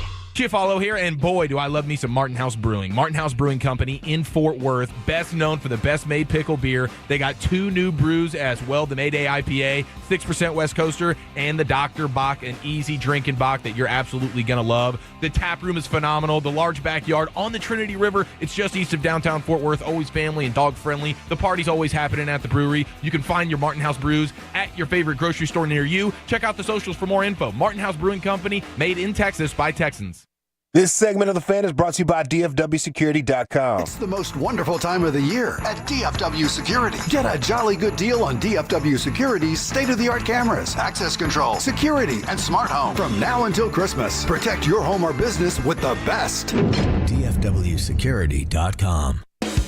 Here we go. It's time to hit the expressway. We're going commercial free to the top LA Live. Lucius Alexander is coming up at 5:40 here on your home of the Cowboys, here on your home of the Texas Rangers. Some interesting injury news coming out of this practice report. This segment of the nation is brought to you by Cars for Kids. Donate today at carsforkids.org. And the expressway itself is brought to you by the On Time Experts. Okay, we're going to start with Baker Mayfield not practicing with knee pain. I believe that would be Kyle Trask if he, for some reason, re-aggravates that knee early on, or I'm sure he's on track to play. This is a big rest day for a lot of players. I saw Eric Kendricks get the day off, a couple of others with non-injury related, just a rest day. But I mean, that's a potential thing to keep an eye on, right? With Baker Mayfield, if he can't play, that's a huge advantage for the Cowboys. So hopefully he's okay. There's nothing serious wrong with his knee, but if for some reason he could not play, that would definitely swing the door open. And, man, it's crazy. Even though the Cowboys won, they've won 3 of 4. Got into a big argument the other night with you guys about how, I think they've improved significantly in their running game and defensive plan, gives them a shot to win maybe 2 out of these 3. I'm now terrified by what we talked about earlier in the show, where you guys are saying this is maybe the least depth that you've seen in a first round in quite a while. Brian said he might struggle to find 15 players with first round grades. Yeah. So you slip to 15, 16, 17, and all of a sudden it could be a close to a 50-50 shot. You could end up with another first round pick that's not a surefire starter. And that's tough, to look at. But we'll keep an eye on Baker Mayfield's situation. Maybe he'll be back at practice tomorrow. Now, with the Cowboys injury report, Brian, there's a lot of dudes on this thing, DNP and today. Yeah. Chuma, Mozzie, Nick Vigil amongst them. But Mike McCarthy said at his press conference that everybody has a good chance to play on the list other than Trayvon Diggs. Yeah, that's the thing about it is that Wednesday's kind of traditionally their day. They give all their players off, and then Thursday, Friday, Saturday, then get ready for that Sunday night game. So every time it seems like as we're dealing through this, the Wednesday report's always pretty big. Seems like the Romo Wednesday started that trend maybe a decade or so ago, and now it's quite popular, probably a good idea. Okay, salute to Travis and George and our friends at Whataburger. Looks like they dropped off a feast for the media up there at the start of the day. You see those pictures on social media? Yes, they did. Yeah. I think it was the media had their holiday party. Like I think because I was on. Oh, is that what it was? With Nick Harris this morning, and he was saying that they were all doing their ugly sweaters and all that stuff. So I think Joe Hoyt crushed it with his ugly sweater today. Did he? Well, cheers to everybody downstairs here at 75 and Fitzy. We're having our Odyssey party right now. You enjoying it, Brian? I'm having a blast. Love it. Yeah. Woo! It is a Stars game night. We are now just an hour and 4 minutes away from the puck dropping. It's going to be a 6:30 start. This must be national TV, I guess. But another big-time matchup and a possible finals preview for your hockey team tonight. And a big test as the Stars coming in, winning 3 of 4. They reversed the trend. Defense has been playing great, but can they slow down this high-powered offense led by Austin Matthews, Mitch Marner, and William Nylander? And I know you know those guys well. They're dominant in the power play. Matthews is really good. So, special teams may be a big deal tonight. Transition defense is huge as well. You get these Maple Leafs in space, and it's a nightmare, Wolchuk. And you get the return of Chris Tanev back to the Dallas Stars against his old team with Toronto. This is going to be an amazing game. Two of the best teams in the league. The Leafs, perennially, they underachieve. They're like the Cowboys in the NHL. Yeah. But the regular seasons are usually fun, and Austin Matthews is box office. He really, really is. Maybe the best goal scorer in the sport. Well, best of luck to the Stars tonight. And we'll be watching this first period here before too long in studio. College football bowl season. How much is TCU, Louisiana Tech, or Arkansas, Texas Tech on your radar, Wolchuk? I know you got a Tech family. Oh, I've had conversations about going to the Arkansas Texas Tech game with my brother-in-law. After the transmission issue, I put the no. Can't pull that one off. Sorry, that's Broski. Right. Yeah, you got car troubles. But I'll definitely be paying attention to that game. Texas Tech and Arkansas, 100%. But otherwise, it's bowl season, so I like having football on. Am I going to be just locked in? Probably not. More regionally irrelevant, I feel like, with Arkansas playing, though. That makes it kind of cool. I don't know. Whenever, I think Louisiana Tech might be my bar, where I feel like I'm tuning in for just. Are you watching this, Brian? Are you digesting college football like this? Yeah, I'm. There's some games I'm really certain bowl games I'm interested in, but Louisiana Tech had to play. They got in because of Marshall. They got in because of Marshall. Yeah, that just seems like to me kind of a struggle right there. They lost too many guys. Marshall said no, we're not going to play because of the transfer portal thing. So I don't know what kind of game. I tend to lost a lot of good men out there. I tend to the New Year's Day is when I kind of, and even though LSU's playing on 31st, I kind of feel like that maybe that, like I say, my bowl awareness is not as once what it was. Yeah, in this playoff situation, it already started years ago, but now I think this is really going to test the relevancy and the marketability of some of those games. Yeah, we do so much work in the draft. I'm just gonna, if we get the games and I can watch it then and kind of I'll try break it down. Get out Dane's list and see who you can. I know, but Dane does a good job. If you follow Dane, he puts out some of these big bowl games. He puts out the players to watch. That, if they've got a lot of prospects on each team, kind of gives you a list of guys. We'll share those with you tomorrow. How about that? That's Dane Brugler. Is he still at the Athletic? Or, still there? Yeah. Still there. And he's just an incredible draft resource, friend of the show. Good pitmaster as well. Yeah. Dane will throw down some delicious barbecue for you. Jason Kidd today saying Luka Doncic did not practice. Said he'll see how he feels tomorrow before their first of 2 straight games against the Clippers.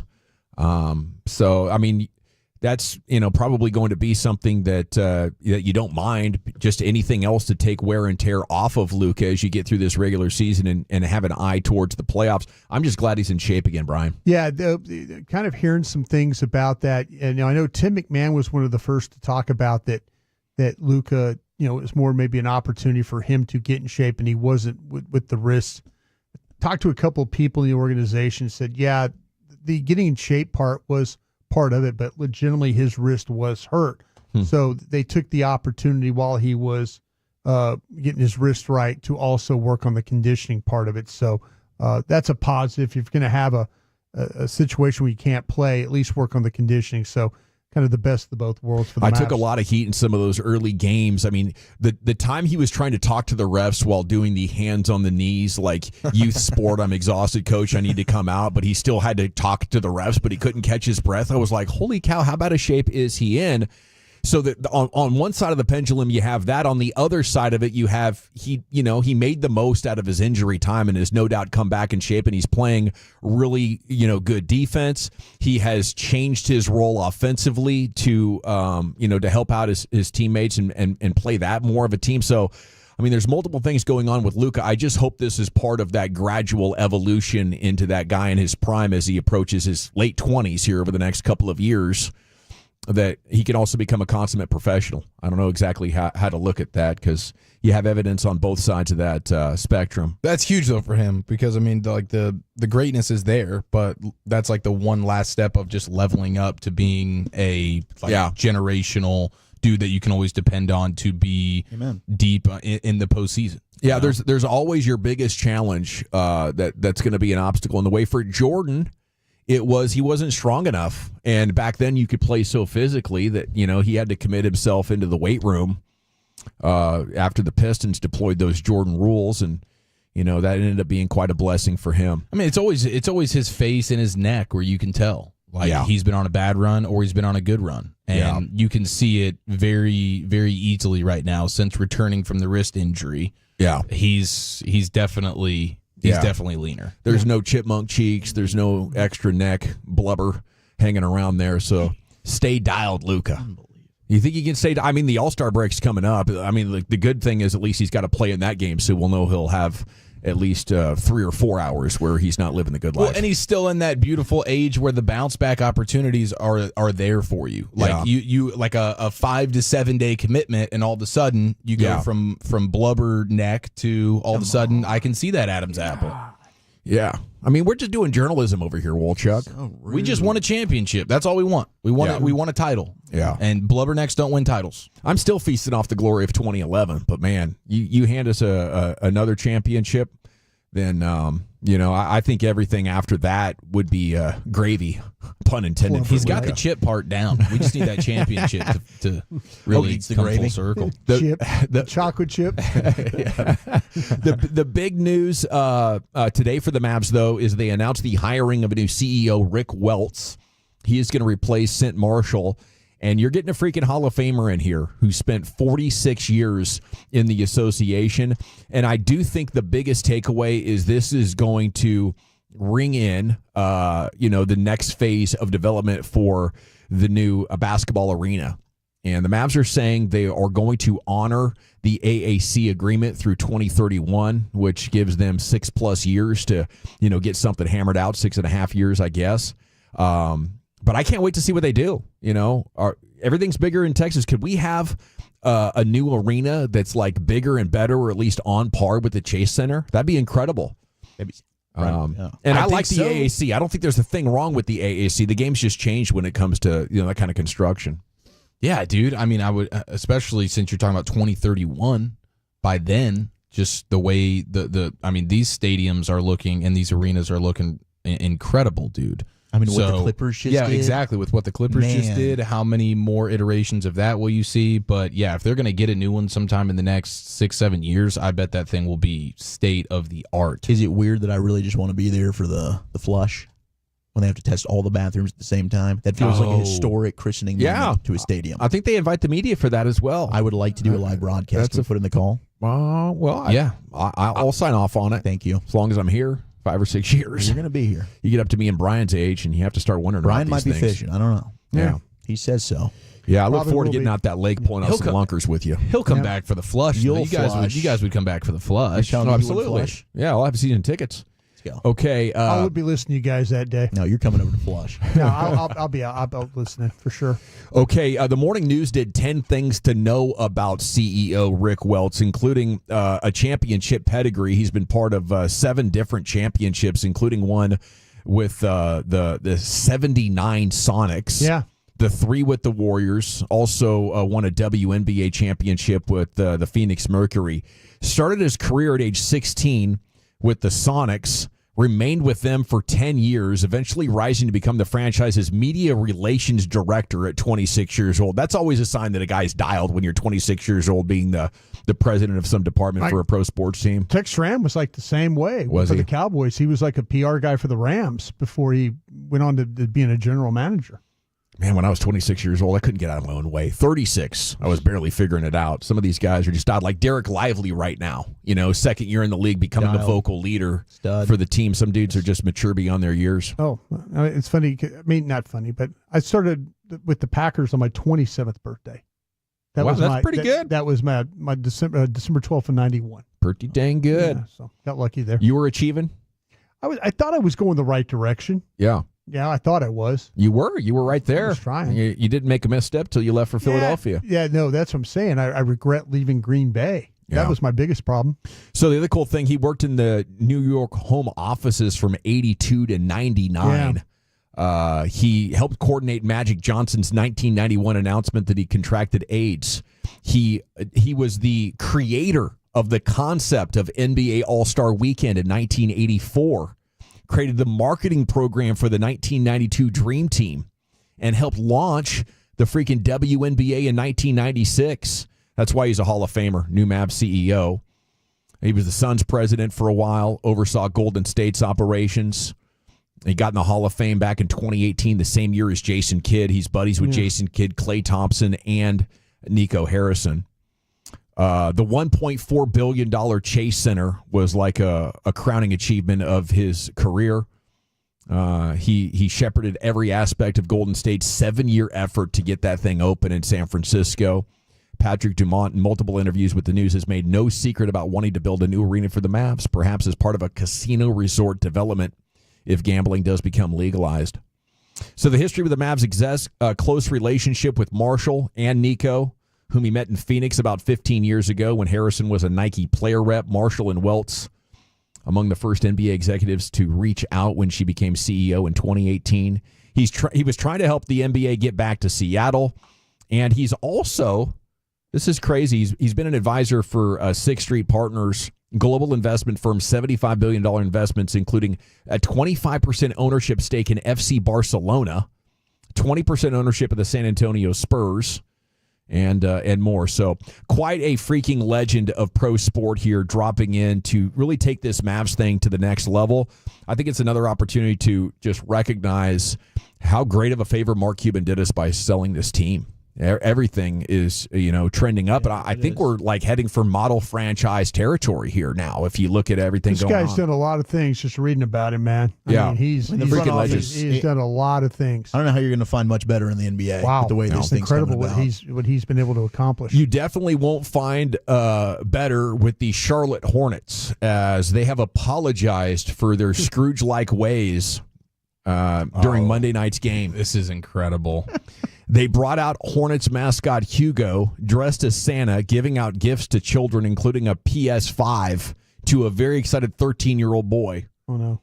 Word began to spread on Twitter the boy didn't get to keep the PS5. Instead, the team took it back after the skit was over and gave him a Hornets jersey instead. I think that might break me as a Hornets fan. Like, I'm looking into the Wizards now. I'm looking at, what else is within striking distance as far as our TV market. They took it back? They took it back. They took it back, bro. And they handed him a jersey. So they've promised to give the boy his PS5 back along with the VIP experience to a future game, so they probably pulled it out of the fire there. But how do you even conceive of an idea like that? That's awful. That's what I was wondering. As the dad, aren't you punching that mascot? Aren't you? Yeah. I might go full roundhouse kick. Yeah. Who is the marketing? Let's find out who the marketing director is for the. Yeah, that person. Do they still have a job? Yeah, I'm saying, how do you even have a job doing that to a kid?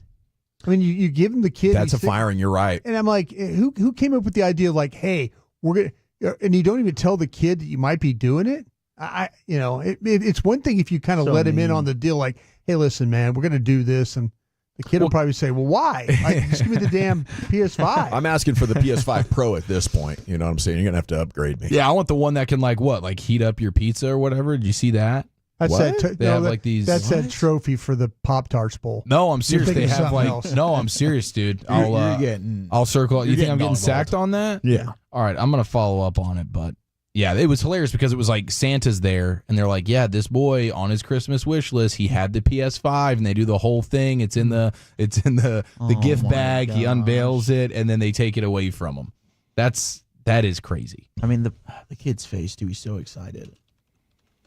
So I can't confirm this PS5 that can heat up a pizza, but maybe you could plug something into its power source and run your air fryer or toaster oven right there. This is what I saw: Pizza Station 5 development pizza kit sold for $6,500. Thinly disguised Sony PS5 kit slips past Sony, complete with a slice of frozen pizza and spatula supporting a PlayStation logo.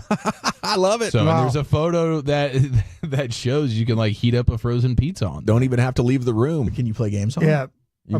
Our friend Ron Chase is the director of marketing and projects for the Charlotte Hornets. Bye-bye, Ron. Yeah, Ron's on the hot seat. His team includes Jacob Galliver. He's chief revenue officer. He's like, hey, that's going to cost us some money. That's a $500 item, sir. We got to get that back.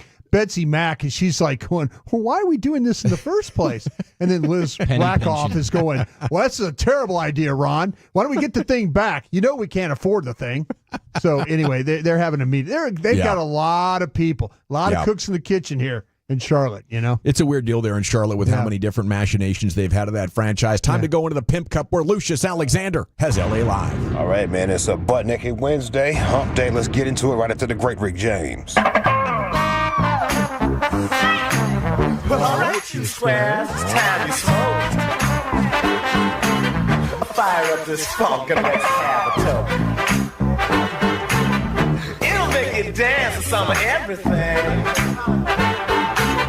Everybody get high. Illegal. You can't even look at a young lady and say, hey, oh my God, it's a nice shirt. You going to jail. You going to jail. Am I lying? Bill Cosby just got out of jail last year. Talking about he was in 1648. Harriet Tubman is an eyewitness. And I don't know what's going on with the R. Kelly shit. I'm confused. Because I listened to the girls talk. They said, hey, they were being held captives. And they went to the mall. Then they say the can't read. I'm like, well, whoa. Ain't that a great time to write a note?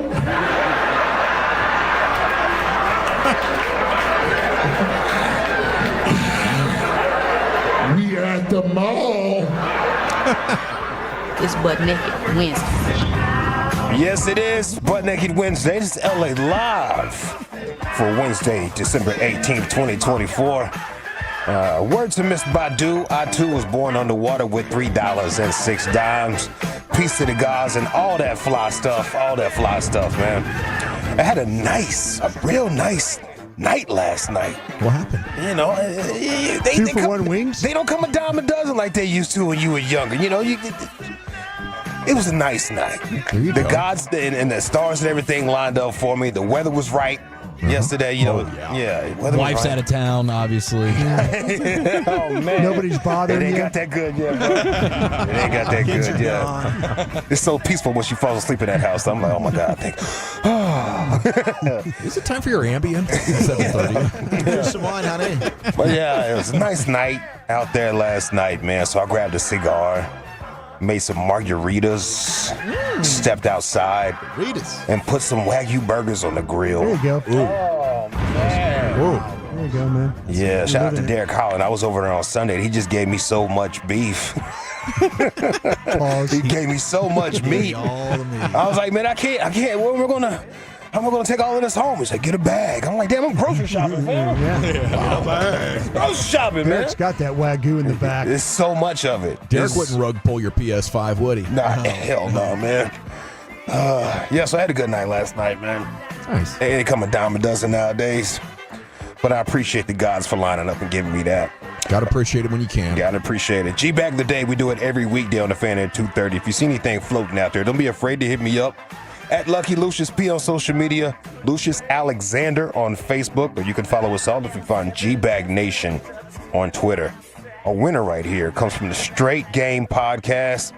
It's Mike Bibby, Eddie House, and Ty Ellis out of Dallas. Now, I think we're figuring it out. Okay, we're putting it all together. I don't know what Mike Dunleavy did to Eddie House, but Eddie House is talking mad crazy about Dunleavy right here. Y'all had a hell of a squad, though. No. What's crazy is we almost had your ass, and Mike Dunleavy, and I told him this. He. You don't like Mike Dunleavy? I hate that mother. You don't like you, Rasheed Wallace. A lot of people do. I hate him. He's a piece of. Wow. He's a piece of. He's a piece I know. of. And Rasheed, a lot of guys don't. No, he's a piece of. That's all it is. He's a piece of. So what he did, right? What is he? Not a piece of, but a piece of. You know what I mean? Mike said he was smarter than everybody. And his breath stank smell like too. Oh, God. He's a piece of. Mike Dunleavy. This is about you and your team. That mother. Man. Wow, Don't cut that out. Because that. You know what I'm saying? At the end of the. Eddie House is cussing and fussing about Mike Dunleavy. That's real bad. I'm pretty sure by the end of the week, we're going to have some stories about why do you feel this way? Because today I learned this. You know what I mean? Today I learned you had beef. Yeah, I learned he had a podcast, too. We need a follow-up segment, you know? I'll be looking to download it. Yeah. Little vibes right here. I wouldn't want to be like you. LA Live 105.3 The Fan on a butt-naked Wednesday. I got a question for the Tolos right here. It's not officially the holiday season until.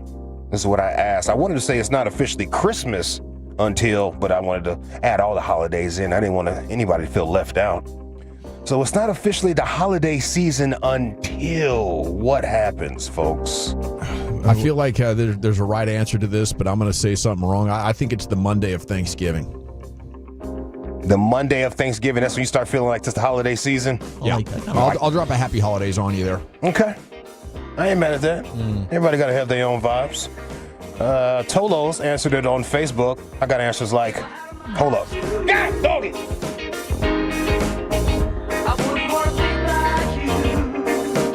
Vibes.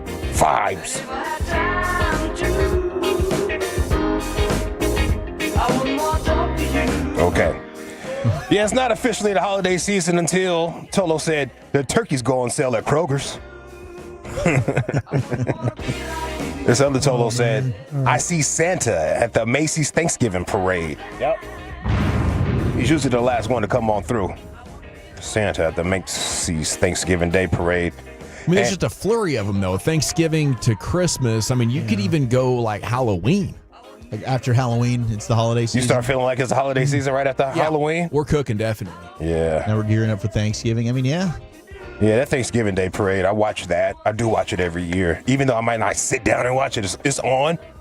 And then the dog show is on after that. If you pay attention. Dog show. Yeah. Dog show is on. Hey, Lucius. What's up, buddy? Looks like that Eddie House got traded by Dunleavy from the Clippers.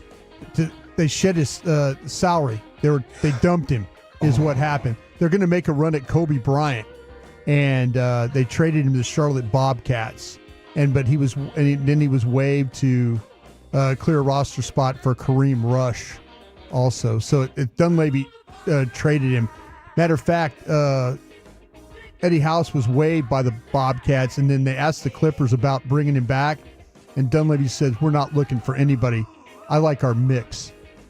So it was a trade that was involved, is what happened. It was in 2004. Another element. There was a rumor that Dunleavy was trying to get his son to the team, to the Clippers. Oh. And that's why maybe this all kind of went down. This was on December 7th of 2004. Okay, so speaking of his son, yeah, perhaps Senior told Junior to play rough with Mr. House. Yeah. As during a game in 2008, Dunleavy Jr. fouled House hard while attempting to contest a shot. The contact sent House to the floor, and some viewed the play as overly aggressive. House, a fiery competitor, was visibly upset by the foul. The incident escalated tensions on the court, but did not result in an altercation.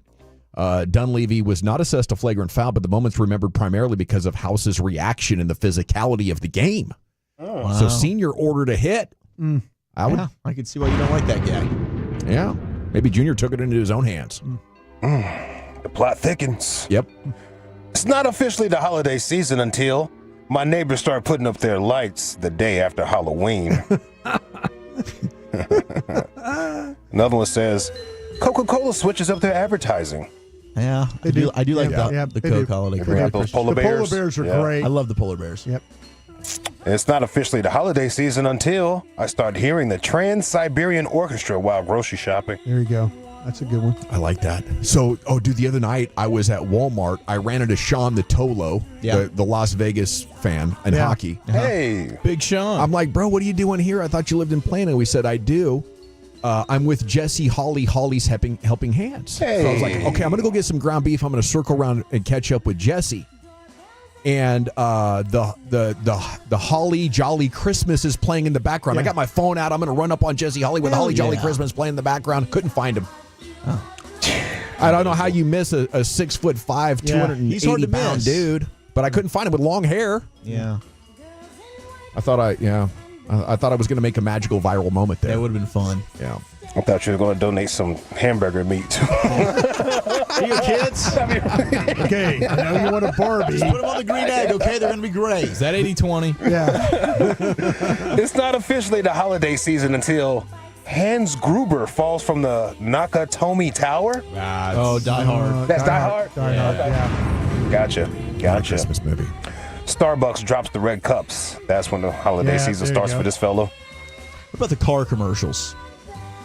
Oh yeah, they always get the bows on them. Yep, the bows. The Lexus with the bows. Kind of like they got the fun holiday music, the sexy voiceover. He gives the girl a dog. She gives him a car. Yeah. And they're in the mountains somewhere. Yeah. All of a sudden, out of nowhere, a big tundra comes barreling through the trees. Yeah. Like, all right. No flying everywhere. Great ad. She gets a dog. The car I commercials. like those truck commercials though. The wife does buy the husband a truck. Always. Yeah, I love that. Oh man, It's not real life. it's not real life. Here's your new car. Look outside. It's not real Disney life. fairy tale. Well, is it used? Yeah. Is it used?